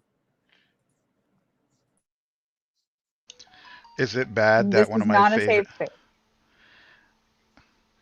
It, is it bad that one of my favorite episodes of South Park? It's not my favorite, but it's one of my favorites. Is the one with Randy when he was on Jeopardy. No, it's not bad. I love that episode too. They got away with saying the word like what 39 times. Yeah, It they was used. the way they did it. It was the way they did it. It was like, okay, you can do this. God, I love that episode. Yeah, I have a lot of respect on the meta commentary in it. Randy basically like essentially going woke. It was just so weird, dude. I don't know if people are watching it this year, but they're still going strong with the meta commentary and such. Yeah. Yeah. They got into a lot of trouble with the Trump episode a few weeks ago. Or was it a month ago? Like I don't know. It was just funny. And again, I would have thought that people would be more upset over how they're portraying J.D. Vance and how they're portraying Trump.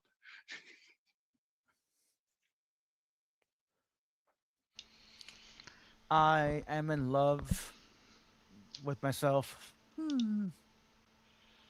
I mean, come on. I have to be in love with myself. If I'm in love with no one else is, so I have to love myself. Absolutely. Yeah. As long as you don't always like yourself. If you're always liking yourself, you might be running into problems.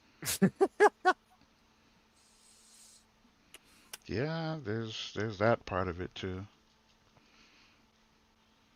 But yeah, midnight. Those when I looked at those statistics, man, it bothered me a lot, and I'm like I can partly understand why the world is just so screwed up on so many levels, from top to bottom. Yep.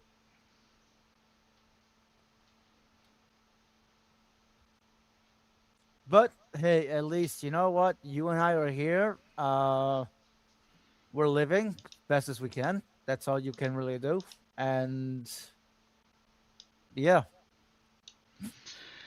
Yeah, living is overrated. Death is peace. Yeah, yeah. Death is peace to you because you go to heaven. The rest of us are fucked. Come on, be honest. Be honest. Hey, I didn't say it, bro. You said it. Heaven sounds like peace, man. It's the problem of coming back around for another spin on the wheel that I'm not looking forward to. Yeah, reincarnation. That's. I mean, I want to ride dinosaurs, so that's my motivation. Okay, now Odin, you Huh? obviously you watched The Matrix, right? Yeah. Remember how the architects built the first Matrix to be a paradise, but the human Yeah. mind rejected it. So Yep. do you think that that could happen once you get to heaven and you spend some time there? You're gonna be like, no, this is wrong. This is, or you know what I mean? Like, what do you think? I mean, so so so there's a lot of misconceptions as far as I can tell, like from the scripture, like where some people think that like you'll lose your free will, or like I you'll mean, I'm not you'll even talking largely. about that. I'm just talking about Oh, like, like in the movie The Matrix, right? At one point, nah, the bro. architect. Free food, free bear, portals to travel the Well, I mean, okay. universe. Well, see, here's the thing. In the Matrix movie, like the architect literally made it a heaven, but the human mind rejected it. Like I'm asking you, Yeah. do you think that that could happen? Like, let's say heaven exists. You die So right now, I you get to heaven. That's a good question. I would say no, mainly because part of the process of becoming a Christian is that you're kind of conditioning yourself to exist within that world, right? If the core Hmm. purpose of that world is, let's say, self-sacrificial love, right? And you condition your brain to operate that way, right? Fundamentally, when you do get resurrected, um, the quote unquote code, the virus in you that gives you the propensity to sin is going to disappear once you take on some of the nature of Christ. So you will still be you, it's just that your propensity to sin will disappear, and the world that would put you in a situation where you would want to sin would no longer exist because everything is perfect and you know you can enjoy life and ride dinosaurs. That is an interesting. I obviously don't believe in heaven, but I guess, in a way, you're right that you are conditioning yourself to be like, you know what, I'm gonna like heaven. Whereas in the Matrix, the architect just straight up put those motherfuckers in it with no Yeah, warning. he didn't condition them to accept it, so of course they're gonna reject it. You know, it's the same thing with the nightmare world. People rejected that too when they did the Yep. hell, the hellish world. And for me, I sit there and look at that and I start thinking Gödel's theorem that regardless of, what set of axioms you start with, there are going to be statements that you can't prove with those axioms. So you're Hmm. always going to need yet another level. And it's the idea of there's always another level and another level. And that's where I kind of see things with the whole heaven and reincarnation is we're multidimensional beings. And we do have an eternal part of us that extends, from the beginning of time to the end. But we also have, the part that's here in this incarnation that we're developing here. And the Yep. whole video game, analogy I think is pretty good. That in essence, what we're doing here is that eternal us is playing, has stepped into the game and is playing an avatar here, and we're building up a life and a physical avatar. And when this avatar crashes, part of the game is we what's left of that in the spiritual realms just basically it goes to heaven and continues that game existence in the game afterlife, while the eternal us goes Well, on to another one. I mean, That's sort of my view. part of part of part of what really scares me is dying and my consciousness being reborn into someone else with a different personality, a different view, a different genetics. I know it Well, sounds mystical or whatever, but I'm it's you, saying, it's still you, but in a well, different in a different time and a different set of parents and a different genetics, but it's still you going in there. It's the idea, the well, it's Buddhist a idea, piece. the fate. It's a piece of the Yeah. universe to go in there. But here's the thing: like who I am and who you are will never again exist in the universe. We are unique, and it just are. The But odds of us appearing again. that's the same true for us 5 minutes ago. It's the whole universe. It's basically this rolling, Ouroboros wave sort of thing, where it's Well, yeah, constantly it's being recreated and all that. And you're just talking, a higher, further level on everything from my perspective, at least. well. I mean, energy is always changing form. I agree with that. Obviously, it's always changing form. We're always changing, but I'm talking about like this. I don't know. I don't know how to explain it. Yeah, if people have read Castaneda, that's one of the places that it has a pretty good analogy. Is the idea of our eternal life is like a string, and each of our individual lifetimes are like pearls on that string, and we kind of move from one to the next, and it's that sort of idea. And what'll happen is to tie into the belief thing is as part of the game, you're developing what you expect that afterlife to be, what sort of reward system should be. And in essence, that's kind of what you expect is what you get for that lifetime. And my understanding of judgment afterwards, it's not God or any it's not God that's judging you. It's far worse than that. It's you judging you. You have to go through a replay of your entire life, only you get to experience from everybody else's perspective. You get to feel all the good and all the pain that you caused everybody you ever interacted with. And then after you go through that, then you get to pass judgment as to how your life was. And from my perspective, that's far worse than God just sitting there and giving a thumbs up or thumbs down on me. I'm going to tag. It's also a bunch of bullshit, but yeah. Yep, Gio, it's a bunch of bullshit. That's my perspective. Geo ain't buying none of this shit. No, I ain't buying that. Not for a minute. And that's why I asked if you ever had any mystical experiences, because if you have had an NDE, I can't even define what a mystical experience is, let alone say I had one. one of the short cases is the boundaries between you and everything else breaks down. Again, psychedelics are pretty good at that. If you've ever, Yeah, I've taken plenty of psychedelics. Again, then you may have encountered a mystical experience in there. Well, then I don't know what that is because I don't experience anything that I would consider mystical because I don't know what that is. Well, that's what I was trying to explain. It's where it breaks down. Normally, people What is it? Affirms, it's where the division. Whatever I between experience is mystical. It's where the boundaries between you and everything else. How would I know it's mystical or not? That's what I'm trying to say. How would I distinguish mystical from non-mystical? It just doesn't make any sense. Here's an example of something that does happen to some people. If all of a sudden you are hearing the thoughts in somebody else's head, and you're hearing their words right before they're saying them. You just made a great leap. I'm telling you what some people have How did I all of a sudden become clairvoyant? That's what happened to those people. You asked how you could tell. Oh, come on. If all of a sudden you became clairvoyant and had that happen, well, then I don't you think would be having a mystical I don't experience. think all of a sudden I would become clairvoyant. I would think it's something else. I would not go to clairvoyancy as the first option.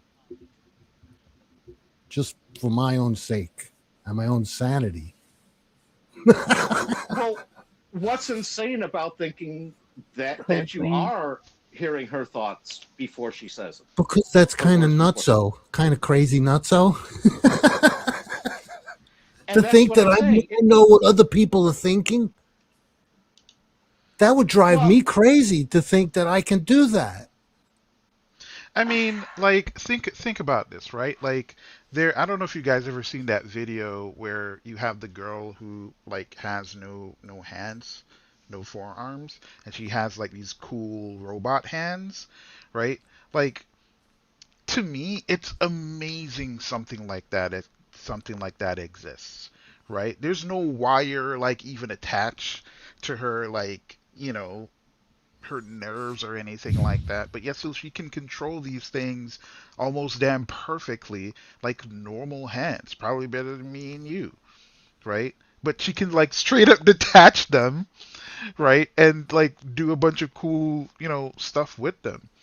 So it's if someone from even the 1980s or something like that were to see something like that, it would be a miracle, And so I wouldn't be surprised if one day we could put probes in people's minds and essentially visualize their dreams and read their thoughts to an extent. We're getting kind of close to that, where they can kind of come up with a fuzzy sort of picture of generally what it is that you're thinking of, as long as you're one of those people who can imagine an image in your mind. Again, and there are things like the Monroe Institute with Farsight and remote viewing that the CIA are well known to have invested in. And, did they? Yeah. Well, I can't pinpoint in my own psyche anything that I could distinguish as supernatural or miracle like in my life. Here's the question. Why are you saying that it can't happen for other people because it hasn't happened No, I'm for just you? saying for me, I haven't experienced anything like that. And mystical, I don't know what that means. I mean, people can describe it, and people have described it in so many different ways that I really don't know what it means. You know I what I can mean? explain one of the ones that I had back during COVID. And as to a large extent, it's a certain amount of synesthesia where you start getting sensations that are different than what your normal senses would be giving you. And for Right. me, it was driving through neighborhoods, and I could literally feel the economy sinking driving through there as the lack of activity in the stores. I was feeling that literally on a visceral physical level. And that is a mystical type experience. No, I think I'm not, you made a leap. You made a leap from you felt something to mystical experience without any real investigation, right? no, I've had other mystical experiences. I was just giving you one of my recent ones. I've had mystical Oh, so experiences you've since. made this leap before, I guess. From an experience to mystical with and nothing in the middle, right? That's what you're doing. I don't know why you have such an issue with the term mystical. Because it's vague and it's nebulous. Yeah. I gave you an explanation of it, and No, you you've gave me a blown past it a description few. of what you think it is. It's not an explanation. I explained it's a breakdown of the boundary between Yeah, the I self understand. That's and what you other. think it is. But if I ask Minnow, what's her explanation for it? I'm sure it's not going to be the same as yours. Yeah, I mean, I would have to come up with one, but yeah. Yeah, you'd have to come up with something and it's not going to be the same as yours. So there's no verification. There's no way to verify How is any it? of it. How? And basically, I feel like I'm in a situation again. I intentionally choosing the word "feel" there. Like I'm Yeah. trying to discuss the color blue with people who have never experienced the color blue, and they're basically sitting there and saying, "Well, that can't exist because I've never experienced it." Well, you're describing this as being calming. That makes no sense to them. I'm just saying this is kind of what I'm equating my experience to being here. Can you understand where I'm coming from there? I don't know. It seems like I don't know. Not really. I'm saying you're not sensitive to mystical or spiritual experiences, so you never had it. It basically it's almost like you're spiritual blind. No, well, this is what I'm saying. Okay, let me give you an example. Okay, let's say I go outside, right, and I see I don't know, a big purple blob on my driveway, right? Never seen it before. I immediately go, this must be some mystical thing. I've never seen it before. That was unicorn poop. Well, whatever it is, I'm jumping from there it is without even and just right to mystical experience. From there's the object, there's the thing of contention to boom. Oh, it's mystical. How With does that nothing make it in between. mystical? There's As no middle ground. There's nothing. Nothing just boom. How does that work? Is that how it works? what you're describing to me are those are mental psychic processes that I can't relate to. I don't know what's going on in It's you. called jumping to conclusions without facts. That's what it's called. So you take every little thing that you think has some mystical experience. Boom! It's automatically a mystical experience. We've broken down one you dismissed that we had facts for. And let's go back to the Well, example. I'm saying that the facts, you have to gather the facts. Let's go back to the example of you So hearing the how do you thoughts. gather the facts to point to what you're Here's claiming an it is? example. Here's So an example. where are the facts? Bro, We're going to the screaming we're going- is not necessary, bro. It But the is when I keep facts, you getting see, there's no interrupted. facts in the middle. It's really not. I'm There's no going to facts. 100% drop if I cannot speak. I will give you as long as you want. You Wait a tell minute. me tag so I can speak without Hang getting on. interrupted till I say tag. I am muting myself until you say tag. Now I am muting. Wait, it's the leap I'm talking about. You know, there's got to be information in between. There's the thing of contention. Now we need to find out what it is. Is it a mystical experience? That's just one option, right? Now, are we going to jump right to mystical? Or are we going to go into, are we going to maybe think, oh, maybe this blue stuff fell from an airline that was emptying out its toilets? It's not mystical. No, it's an airplane dropped its poop on our garage, on our fucking driveway, right? That's not mystical. That's not some unicorn poop. You see what I mean? You can't go from, oh, there's the blue stuff to, oh, it's mystical without any investigation. It's just a Well, I think clear that- leap.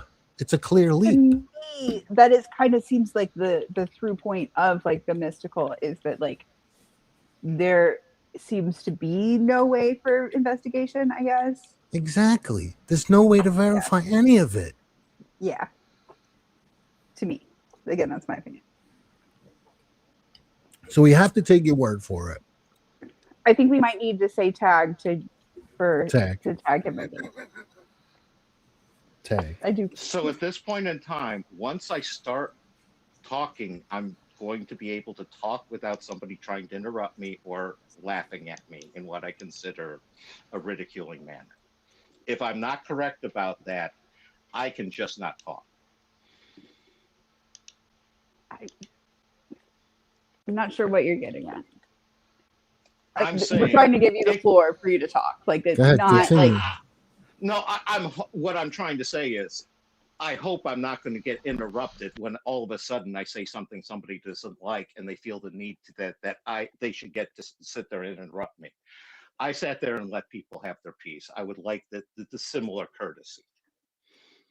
okay, this is not a safe space. Like I'm not gonna kick people for interrupting. No, but I'm going to call them out as being rude and going against what they personally agreed to, unless they're right now speaking up and saying that's not the understanding going forward until I basically say my piece. They're allowed to interrupt, but I'm going to call them out as rude and narcissistic for doing so. That's all. These fair ground rules? Yeah, well, if I interrupted you and you, I'm sorry. It wasn't intentional. Well, at what point, which interruption do I sit there and finally accept that, it is intentional? It's like somebody says they're accidentally stepping on my feet when I'm dancing. At what point in which stomp on my foot do I get to sit there and say, this is just too much. I can't go forward. See what I'm saying? That's on you, bud. Yeah, you'll have to bow out at some point. And that's what I'm saying. I will do so, and I'll call it out that I'm being mistreated, and et cetera, et cetera. Yeah. Well, you understand the nature of these hangs, right? These hangouts and these streams. You're free right? to do that. So, if you understand the nature of the streams, then what's the problem? So what you're saying is I should have to deal with what I consider narcissistic abuse. Just to hang out. Yeah. Bro, you chose to be in here. Like if You're you calling are it not that. okay with like the rules of the room, I'm not like calling you it also that. It's objective, and that's the thing is objective is no, what you were can calling point it. It's to. not objectively that. No, No, it's not that. It's not objective. That's what you're calling it, but objectively, no, it's not. I see my ability to speak without interruption was a farce and a canard on you guys' fault, and you're not actually able to live up with that. The objective evidence shows that to be true by how you've just treated me over the last minute. Correct? Okay. Everybody gets interrupted. I didn't agree to jack shit. Like, you're talking to Geo Sam on like whatever y'all like. You again kept floating an agreement. Did I Nobody follow agreed to my your shit. word after I said again, I was I going was to mute talking. myself and bow out? Yeah, bow out. We're not giving you any special treatment. Exactly. You got to contend with the bullshit like everyone else does. You floated an agreement. Nobody agreed to it. You can either stay or leave. No, okay. Now that I understand the ground rules, I can sit here and I can throw with the down with the narcissist as much as I want. You guys want to play by narcissist rules? I can play by narcissist fucking rules. You have been. No, I haven't. If you think I have been playing by narcissist rules, you clearly do not know what narcissist rules. Well, you don't think you're able. You don't think you're able I to can say? absolutely run by narcissist rules, Geo. I can absolutely do by narcissist rules. Yeah, you have I've been. analyzed them very, very well the last several So you've been able to say what you wanted. I here? know exactly what sort of person you are. If you are sitting there and saying narcissism is acceptable, you are an evil monster, Geo. And I'm glad that you're outing yourself as an evil monster. Go ahead. I'm going to be quiet for a few seconds so you people can show what evil monsters you are. Go ahead. Thank you. Show everyone what sort of contemptuous, evil, narcissistic really the monsters name you are. calling is highly unnecessary. What are you doing? Oh, no, these are the rules narcissists play by. You sat there and said that these are the rules that you would play by. That means this is necessary. You're being a narcissist by sitting there and playing both sides. Sitting there and saying, this is not a safe zone. There are no rules. By saying, that's unnecessary. No, there's nothing unnecessary at this point. That's the rules you set, wasn't it? Them Sammy's rules that he set. This is his channel. Not my I'm rules. cool. Sammy rules. and I are cool. I know That's Sammy cool. would support everything I'm doing right now. Okay, And if he doesn't, cool. he and I can sit here and we can talk about it. I support everything that you're doing. Like, I don't think you understand that, like, oh no, it's not me who doesn't understand here. You're the one who freaking doesn't understand here. And almost every word out of your mouth shows that you're the one who doesn't understand, not me. What happened to you that made you so broken that you can't understand? What the hell happened to you to break you this badly? I'm curious. What happened? I don't know. I feel like I'm doing pretty good. Oh, no, you're clearly a broken narcissist. You've demonstrated that countless times. What happened? Okay. Were you sexually abused as a child? Did a What priest about get their what hands on you? exactly makes you think that I'm a narcissist? Like, Your are you talking actions about show you for local what you are. narcissism, or like, are you talking about like NPD? People are as they behave. I judge That you doesn't based answer my off of your question. actions. The fact Don't that answer your my words question. and actions don't match is clue Not one that answering you're my not question. that you're a narcissist. That's the first thing. That's is you not a judge symptom the of words and their narcissism. actions. If the words and actions don't match, you may have a narcissist.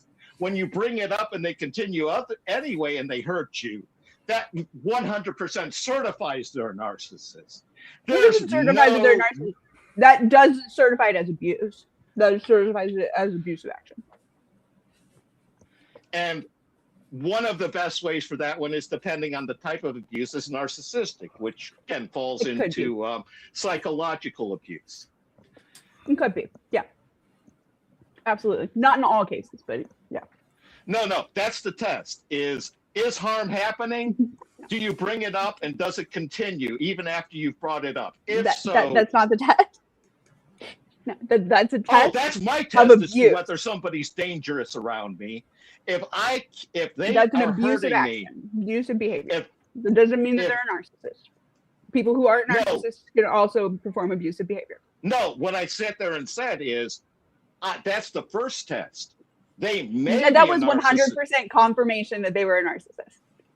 No, it's You said that 100% confirmation that they may be a narcissist. You really need to listen when I slide in. How could it be qualifiers like may. 100% confirmation that it may be a narcissist? That doesn't make you can't have confirmation that 100% confirmation that someone may be a narcissist. Here's how it works, and you're once again laughing in a mocking manner when, if you understood statistics, it's very easy.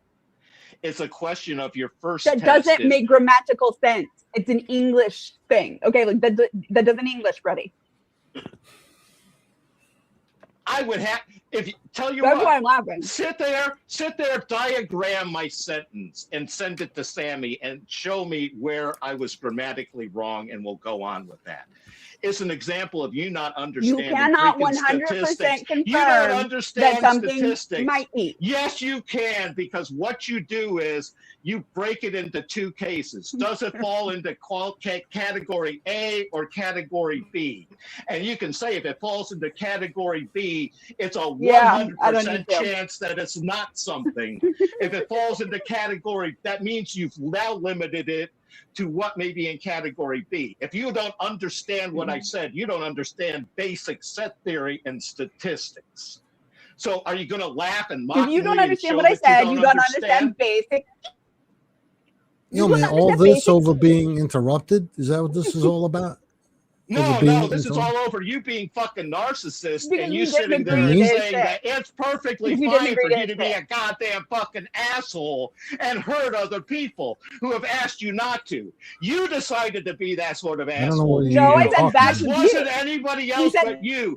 You need to look in the fucking mirror and see what kind of person you are. I hope you go back, Gio, and look over how you mistreated me here. Because I sure as hell am going to go back and try to figure out just exactly how evil and how the two of you have twisted the knife, taking your turns. The two of you are like something out of fucking Hotel California. Look at how they stab it with the steely knife, but they just won't kill the grand clawing beast. Okay. You just won't kill me. You just are torturing me instead. That's just how you you think that we're trying to fucking kill you and torture you. Okay, buddy, there's a button there. There's a little red button at the bottom. About that. And you can just leave. I've learned about narcissism. If this is hurting you, yes, it is. But I'm also learning. You know what? Learning is more important than hurting to me. That's how much I want to learn. I want to learn so much. I'm willing to be tortured by the likes of the two of you. The monsters that you are, I'm willing to suffer through. Monster, huh? No, I'm not fucking joking. I am not even remotely joking as to what monsters these people are. They are truly evil. Okay. Seriously, if you cannot stop yelling, I will keep you won't mute me because Sammy says you won't. You can't even live by those rules. If you can't fucking stop screaming, monster. You will get muted. Absolutely. What volume am I allowed at? Is this an acceptable volume? Screaming. Is this an acceptable volume? Yes, thank you. Then I will talk at this volume when I decide to. Perfectly acceptable.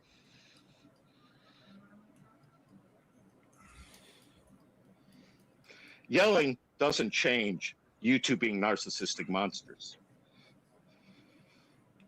Apparently we're narcissistic monsters because we didn't agree to his stuff. I don't like. No, you were narcissistic because we said that chose to be not. If someone asks you to stop doing something and you continue to do it, that's abuse, but it's not necessarily narcissistic abuse. Is what started this most recent one. Oh, I consider. I also think that like maybe there's some in between like the colloquial term of narcissism versus like MPD and like an actual. This is continuous. This is continuous ongoing abuse. I don't consider it. Bro, this is not abuse, okay? And if you think that it's fucking abuse, then leave. Seriously. Okay, stop denying my experience. What do you need to do in an abusive situation? What should you do in an abusive situation? What should you do in an abusive situation? You're probably the sort of person who blames the rape victim. If you think this is an abusive situation, it is your responsibility to leave. For their outfits. You blame rape victims for their outfits, don't you? We've asked you to leave. Like, I don't. You've been invited to leave. I don't like. This is not akin to blaming rape victims. And again, you keep like it's pulling exactly in like that. trying to How call can me a you not- Nazi, like trying to How say can that you I'm not understand that it's the same denying thing as cunning you're folks, blaming okay? the victim? Because you are You're being because you total are being a Darvo. fucking You exposed bullshitter. that in You're the fucking text. full of shit because you are trying to claim the victimhood of other groups that you are not a member of. When this is not related This to is that all whatsoever. You are trying to identity steal their fucking politics. victimhood. Woke No, this is identity you trying to politics steal rears victimhood its from like monstrous actual head. victims. Oh, This is you gee, trying to your steal victimhood narcissism from has actual gone victims. full group now, hasn't it?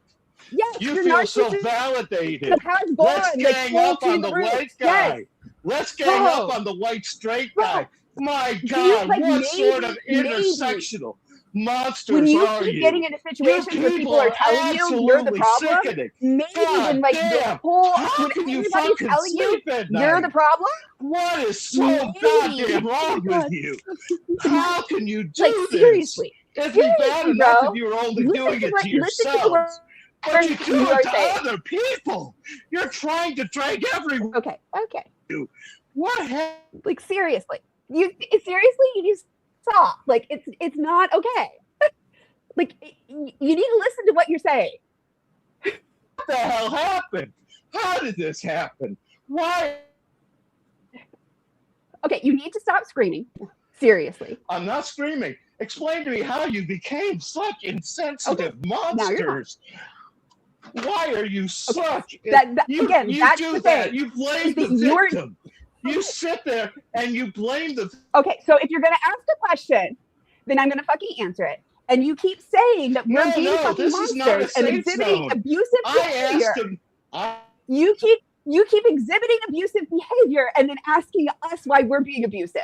But you're the one exhibiting the abusive behavior. Interrupt. You established the principle that expecting to not be interrupted was not part of your no safe zone and what I call the all narcissist zone. Didn't expect God to be interrupted. I asked you to Well, we stop try. fucking screaming. We try not to interrupt people, but it happens. And that's what's happening here. I'm interrupting whenever I feel it's appropriate. And I shouldn't be Go for it. silenced for interrupting. You are somehow inconsistently saying I was in the wrong for You're able to interrupting say anything you want to Because you say. kept screaming.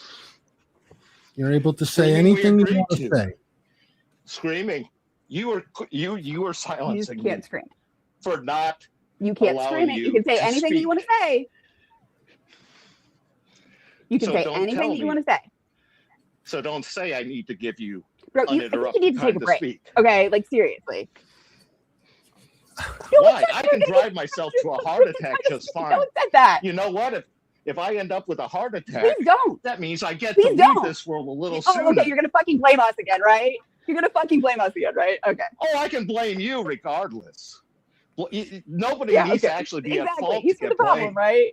You see the problem, right? There is a little red button Yeah, I see at the that bottom you're of the the problem. window. I see that your narcissism is the problem. I see you being an evil monster is the problem. I see very Okay. clearly. Absolutely. You're the one who's calling people names. I'm calling the truth out. I'm the one. You just don't like like what technically, I'm it is seeing. me. I am letting him fucking do this shit because, like, I feel like Sammy would let him do this shit. No, I'm what just trying Sammy to would like do let him is fucking see it. What Sammy would do is Sammy would try to step in and be a moderating force. But unfortunately, you did. don't see I tried moderating to. force. I did. Like that's you were doing this bullshit with Gio, and then I did try to step in to be a moderating force, and then you fucking turned it back on me. No. Like you see the fucking Hell problem. no. Hell no. You jumped in on Gio's side and ganged up Oh, on okay, me. got it. It went Oh, from I figured Gio. it out. It went from I figured Gio it trying to out. rape me on You his don't come own here. to it being a gang rape. What do you mean rope? I'm You not can't. You have roping to anybody. understand Yeah, like oh, self-reflection. that was a whatsoever. gang rape if I've ever seen That's one just intellectually.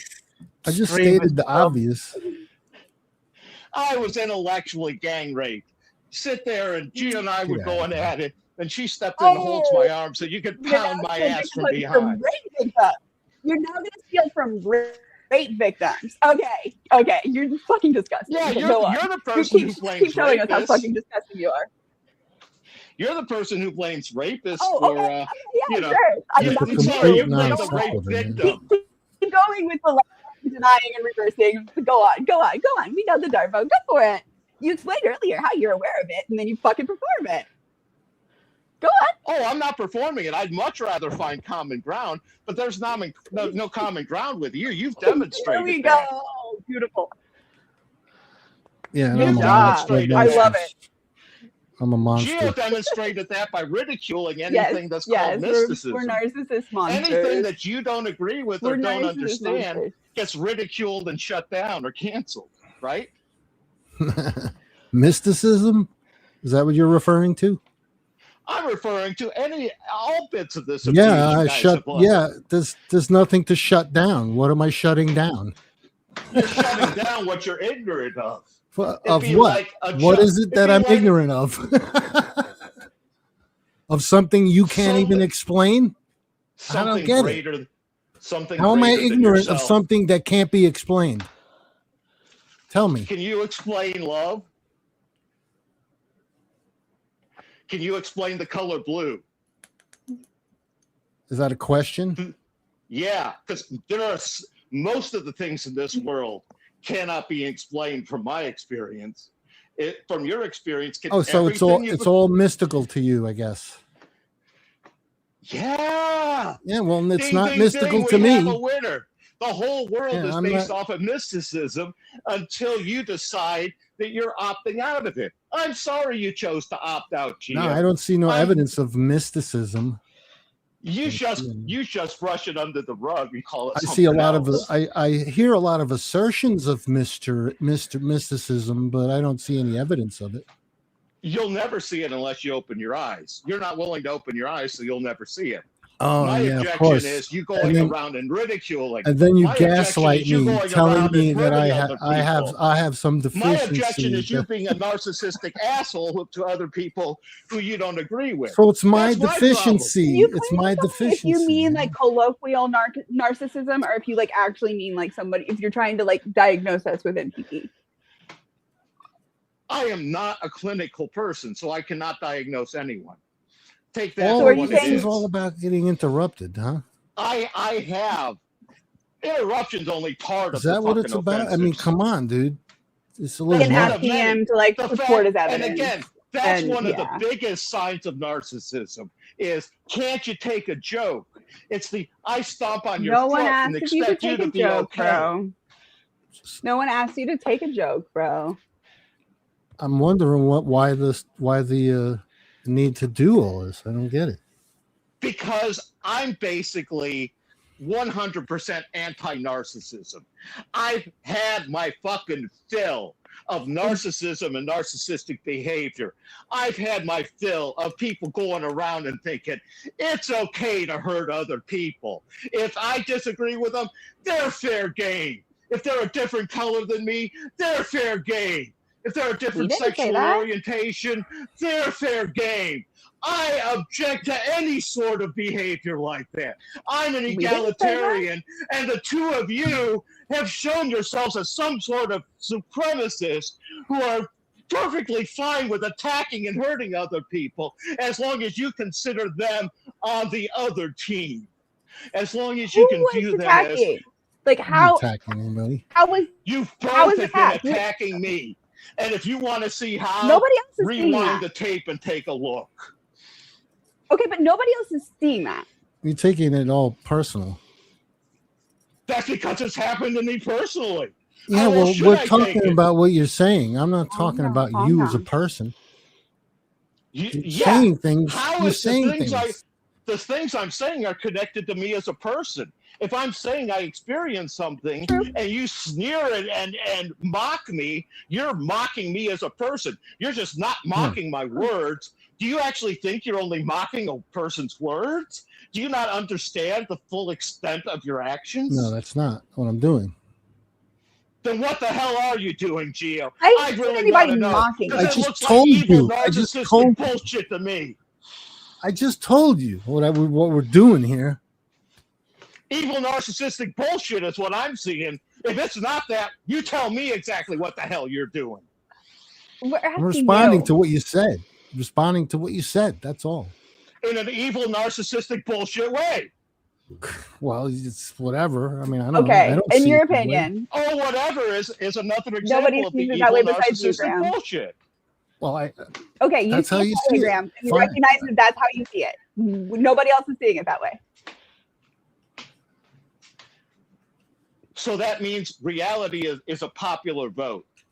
As long as 2 out of No. 3 people can vote that I'm not actually being tortured, No, that means no, my no, pain's irrelevant. That's what you're No, saying. what we're saying is, like, can you recognize that, like, we are both coming at this from a place where, like, that's not our reality? Yeah, and similar to how people in a concentration camp do not share the same reality with the guards, do they? You can admit that's true. Concentration camp prisoners do not share that same reality. This is the second time that you're calling me a Nazi, but okay, go on. We don't need these analogies. It's really kind of pointless. It's not, yeah, it's irrelevant. Saying what is important to another person is pointless and irrelevant is narcissistic, dismissive, and demeaning, and Why is it important invalidating to of you? their personal In the experience. scope of what we're talking you about, people cannot you're talking about recognize is that? just a non sequitur, dude. It just We're just doesn't saying fit. it's beyond the scope of the conversation. It's not even part of what we're talking about. It's not beyond the scope of my conversation. So why are you trying to limit my conversation to your limited narcissistic viewpoints? Because You're I'm not telling limiting your you, none of conversation. this is irrelevant to me. And you Okay. sitting there, and every It's pretty time you irrelevant to say, Not a limited and every viewpoint. time you sit there and say it should be irrelevant to me, you are being narcissistic, dismissive, and demeaning. You I saying never it's said not that it relevant should be to you irrelevant is, to you. I asked you why it was relevant to you. I said that and at I've this point, it explained, seems I'm relevant to you. against narcissistic behavior. You are exhibiting narcissistic behavior. And I can point out objectively what in your behavior is the problem. Well, Okay. maybe, you should work on pointing out your own narcissistic tendencies and not I'm my worry own so much fucking about worst others. enemy. How dare you, Darvo Geo? Well, you, I hey, examine myself. That's well, your maybe, fucking yeah, defense. well, maybe you should Instead do of more. looking in the hitting the mirror, Darvo button it's the, all oh, night. Geo can't Like, possibly you've be been at hitting fault. the Darvo I gotta button sit here the and whole turn it stream. back on the gram. What a freaking Darvo. Hey, what do you Bro, want? You want a you red have been carpet? hitting He the wants a Darvo red button carpet. the whole time. No, Like, this He is wants a I red not. want carpet. you to act like a decent, honest human being with integrity. Well, That's what I want what from you everyone. like, And the what two you of you like, are and not what capable. what you like, and what really happens, and what actually occurs may be two different things. You're right. And that's what I said. You asked me what I would like. I told you what I would like. You asked me what I want. That's what I want. At this point in time, I don't expect that from the two of you. I expect evil, narcissistic bullshit from the two of you. So you see, Gio, I can separate it all we're of trying those to get at different here? categories. Well, I don't know. I think you have expectations that are not going to be met here. Well, it's going to be met because I'm expecting the two of you to be evil, narcissistic monsters. Well, there you And go. You're So 100% I mean, hitting my you've already expectations. come to the conclusion ahead of time. So whatever we do No. is I gave both of you plenty of chances. This is like running chances. experiments. Yeah. Oh, life's you an gave us experiment. chances. He gave us chances, Minnow. He gave us chances. Every time you speak, it's a chance. Just like every time I speak. Yeah, great. That's the Do you game think of we life. gave you a chance? Do you think we gave you a chance? Absolutely. Yeah, By great. whatever rules of Great. whatever game you play, you gave me a chance. No, it's your game. You're the one making chances or whatever it's supposed to be. Oh no! Stop. That's kidding your yourself, game. I'm Gia. not playing any chance game. No, you're just playing total narcissistic evil game. No, I'm just There's no responding to what chance you're whether you're saying. Okay, do you get that, like, There's no calling chance people whether you're evil is like a narcissistic little bit Dude, fucking man. There's no narcissistic? Like, chance do you whether you're not going to misbehave. get? There's no chance Do you whether not you're going get to that? mistreat people. Just I'd There's like no to have an actual chance whether you're going to conversation. Can I have your abuse people. attention for one There's second? no chance whether you're going to actually do the responsible thing. There's no chance you're going to be honest. There's no chance. I get how you use chance, Gio. I see how that works for you. You're a real chance kind of guy, aren't you? Tag. do you see how like this behavior that you're exhibiting is like the narcissistic abuse that is happening on the stream? Like that's It's kind of the like name projection. calling and the and the name calling and the Name calling calling people has evil nothing to and do like with narcissistic abuse. I can sit here and I can call you guys, necrofelchers. And are you offended by being called a necrofelcher? No. but Do you you know don't think what a as a Jew that I would be necrofelcher is? offended by being compared to a Nazi? No, you don't why think should that would be offensive, like, or that would be hurtful to me? You don't think know what that? that is. Like, Not if you understood. it's Not a if you native understood. term, apparently. Not if you understood the history of Nazism. No, there were plenty of good, decent Nazis who never did a darn thing to hurt a Jewish person or any other person. I would not assume you are an evil person just because you happen to be a member of the Nazi Party. This is something you bring it to this, not me. You hold me accountable to your standard. And when I do something by your standard that has a totally different meaning to me, you get offended. Everyone in this hang is accountable for what they do, not just you. Many people don't think they should be like narcissists, like the two of you. You think you should be able to hurt people and they should just walk away. You know what? If you can't stand how much we're hurting you, you can leave. We can keep torturing you as much as we want, and that's perfectly fine because you can just click that button and leave it every time. So the problem isn't us torturing you and stabbing you like Hotel California. The problem is you don't click the leave button. That's pretty much what you've explained to me, right? Hey, dude, if you feel, I don't feel that way. So I don't. This isn't about feeling. Feeling is something inside you, Gio. I'm talking about something objective. What outside you? I'm telling you, that's what I'm seeing happening in this stream. That's what I'm seeing happening. I'm not questioning how you're feeling. You probably feel peachy over the fact you get to torture somebody. No, I don't even see it that way. I don't know. I'm not inside you. I don't know how much you enjoy hurting people. I don't know how much you enjoy twisting the knife. I don't know how much you enjoy laughing mockingly at people. I don't have your value judgment. I can state that I don't enjoy any of those at all. And I'm really sickened at the very concept that there are people like you who do enjoy it. I don't know what broken you guys to enjoy hurting other people like this. Well, I don't know what you're referring to, so. And again, narcissism is that feigned ignorance. Well, I don't know what I don't know what you're so offended about. Hour. What are you so offended? What was so? Here's my impersonation of Gio. What was so egregious? I don't know anything I've done in this hour. Yeah, what was so memory's egregious? Been wiped clean. It's like I've been to confession and my soul's been wiped clean. Tell me what it was. I have told you.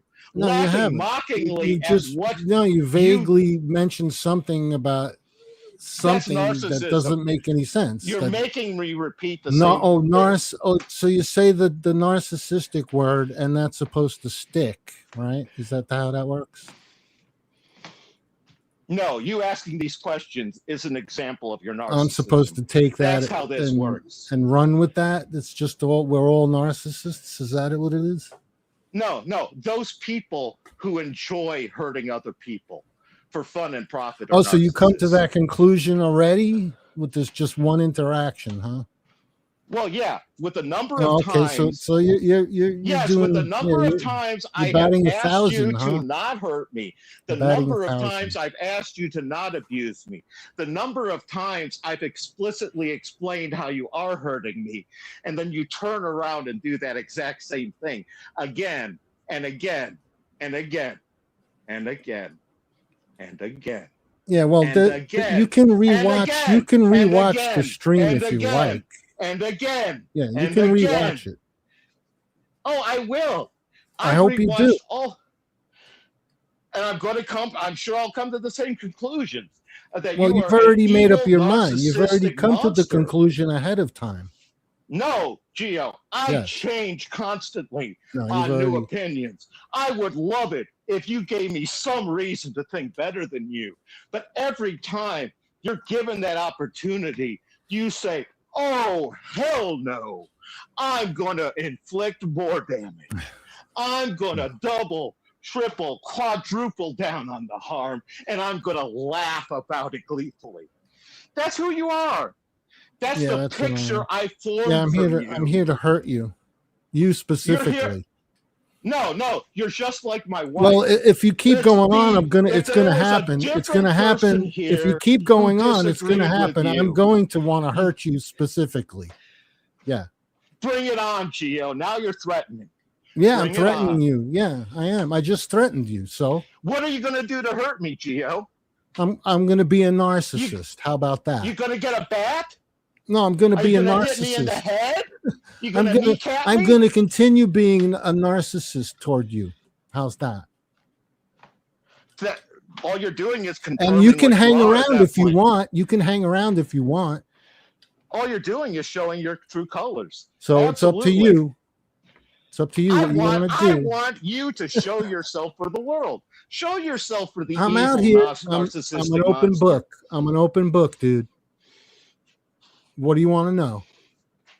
I've been an open book ever since I've been on YouTube. What prevents you from being a decent, honest human being with integrity? Well, And that's a loaded question, and I don't answer loaded questions. You said you were an open book. Again, we see narcissism at work here. Ask me anything. Oh, except that question you asked. Yeah, except What? loaded questions that assume something that What a isn't freaking true. narcissistic I'm not monster, going to answer Gio. that. You have no integrity. You make offers you don't live behind. Well, if write you checks ask you loaded can't questions, cash. I'm not going to answer loaded questions. You shouldn't say you're an open book. Ask me anything, then, should you? You're the one who wrote the check you weren't willing to cash. Own that. Look in the mirror and own that. So you're going to ask loaded. Go ahead, ask another loaded question. No, I want the answer to that loaded question. Well, I'm not going to answer that. I already told you that. Then admit it that you were blowing smoke up my ass. No, when you I said, don't I'm an answer open book loaded ass. questions because they are loaded. I caught you in your lack of They integrity. assume here. something that is not Gio, true. So I am not going to This answer is showing your lack of integrity here. You No, said, it actually displays my it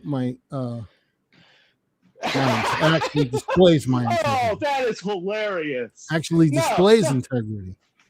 That the fact that I won't answer your loaded question You displays contradicted integrity. yourself in 2 consecutive sentences. Oh It yeah, doesn't how come so? much more How conclusive so? than that. How so? Ask me anything, I won't answer that question.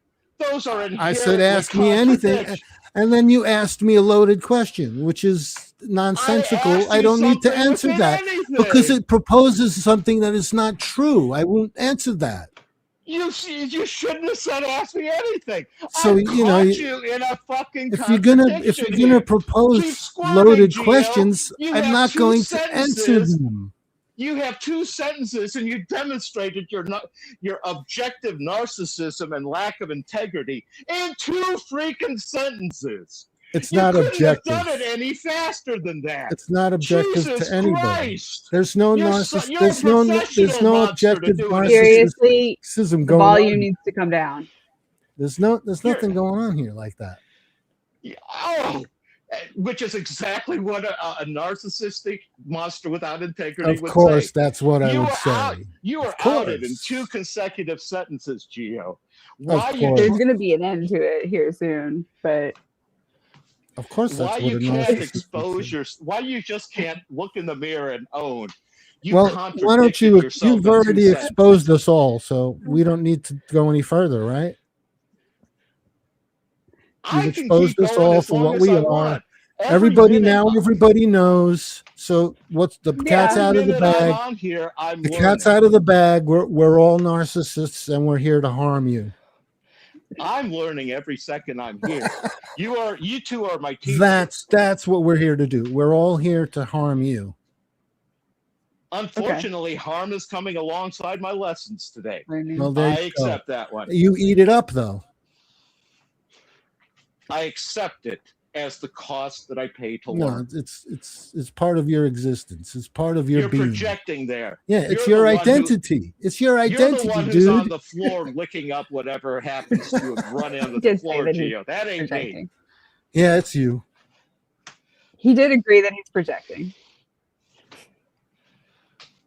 Now, if you want to just have a regular Yeah, conversation, I just don't see the point of this, I guess. we could do that. I don't think you're capable of having a regular conversation, Gio. Midnight, I are really you still don't. there? Sure. Midnight, did you I don't fall think you're asleep? capable of having a decent, legitimate, honest conversation with anyone, Gio. No. I think you're capable of interacting with a fellow narcissist. I think you're capable of mixing it up with a non-narcissist, but I don't think you're even remotely capable of a decent, honest conversation.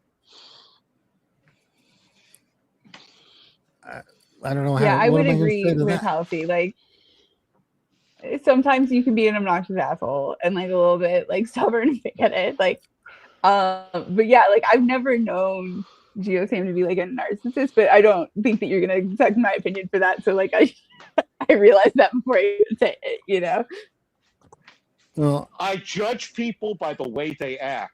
So if they're, and secondary comes their words, and they get doubly condemned if the words do not match the action. Well, if you call me a narcissist, what am I supposed to do with that? Huh? Yeah. If somebody came at me and genuinely wanted an honest answer to that, what I would sit there and say is, you know, if somebody said to me that I was being a narcissist, I'd say, I'm sorry you came to that conclusion. What is it that I did that made you think that? And how can, and wait, Hey, I'm not done. Hey, man, I think I'm we not said done. that. The I other think we part already said that. And this is the most important back. And what Come can on, man. I do I had enough to of this. I avoid had this enough of it. misconfusion I had in the enough of it, future? man. I feel like I'm talking Then to a drop, 12-year-old Gio. now. Go ahead and drop, It's really, Gio. it's really If you- bad. if It's I really will bad. not miss you You're not, sitting you're, here you're and not making your hurting and case We're not abusing really me. like invested enough into it where we need to You're like not feel the making your need to case. fucking. You're not making your case any better, dude. We're adults. I'm not trying to make a case. Yeah, you're That's making exactly it what the worse. thing is. It's getting just worse and worse and At worse. this point, I'm in pure self-defense mode. No, you're I'm digging a defending hole. myself You're just ag- digging a hole. You won't That's part stop of the digging, dude. problem. That's You're a just side not. effect from me wailing against the people who are hurting me. Keep digging a hole. You're just going deeper and deeper into this, whatever Trust that me. is. I don't know. I would much rather Like be if in a being hole around than us be is with the hurting two of you. leave. You don't get to tell me Like, to okay, leave. then leave. You don't get to dictate to me. Well, what are you going to hang around?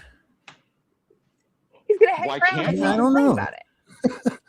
Why can't I don't get it either. Well, you're hurting you, right? You say I mean, we're you hurting can't. you. You're hurting us, but like you can't. I'm sorry if my opinion or my truths are hurting you. I'm trying to hurt people the least I possibly can. I'm doubly sorry. Well, that why the would you things hang around think are then? perfectly appropriate are hurtful to me and other decent, honest people with integrity. I wouldn't hang around if I felt that way. I would just leave. So, because you I think shouldn't that's the do it, definition that he's going with. you're as well, but he's saying projecting he's out not gonna onto clinically other people diagnose that they should be clarify how you are, Gio.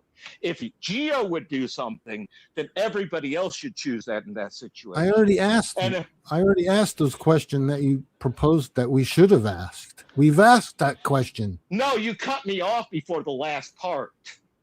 Come on, dude. We asked that question And you cut me off before the a answer long finished. time ago. You were Long the time ass- ago.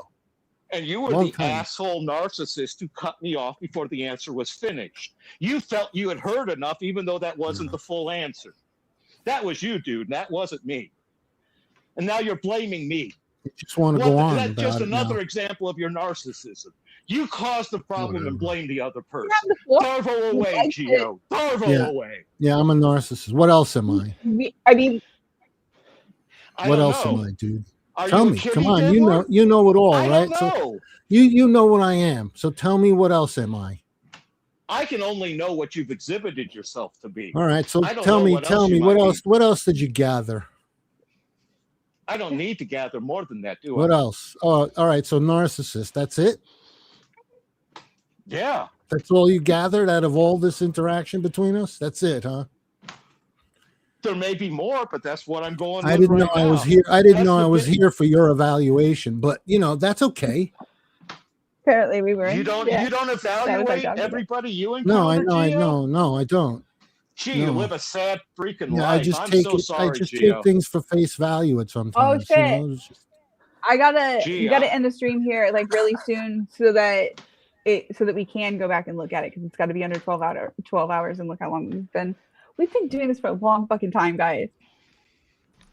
So I just want to give you guys a heads up. We can't, but we're coming up on 12 hours, and if I don't cut it at 12 hours, we won't be able to look back over it, either one of us, and we won't be able to learn from it. All right. Thank you guys for having me join. As usual, Sammy left. Okay. Midnight. Yeah. We'll talk later.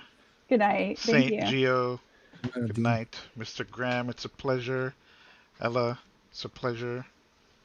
Enjoy this evening, y'all. And I'm going to sit here and say, I learned a lot about narcissism. It's something that I'm learning more and more on every day. And I'm sorry that I'm genuinely, honestly sorry that you people see the actions that you do that are hurtful to others as being acceptable. I genuinely regret that the actions you see as acceptable are hurtful to others. Tag. No, what actions? It's still Again, I on think this that it's what not- actions bit. The actions. If you were hurt by the actions that doing it, that Gio. doesn't Keep necessarily piling. mean that the actions were hurtful, though. Like, do you get what we're saying with that? Like, it's not. Got nothing. I'm the one who gets to measure whether I'm hurt or not. You can say whether Correct. you intended for me to hurt.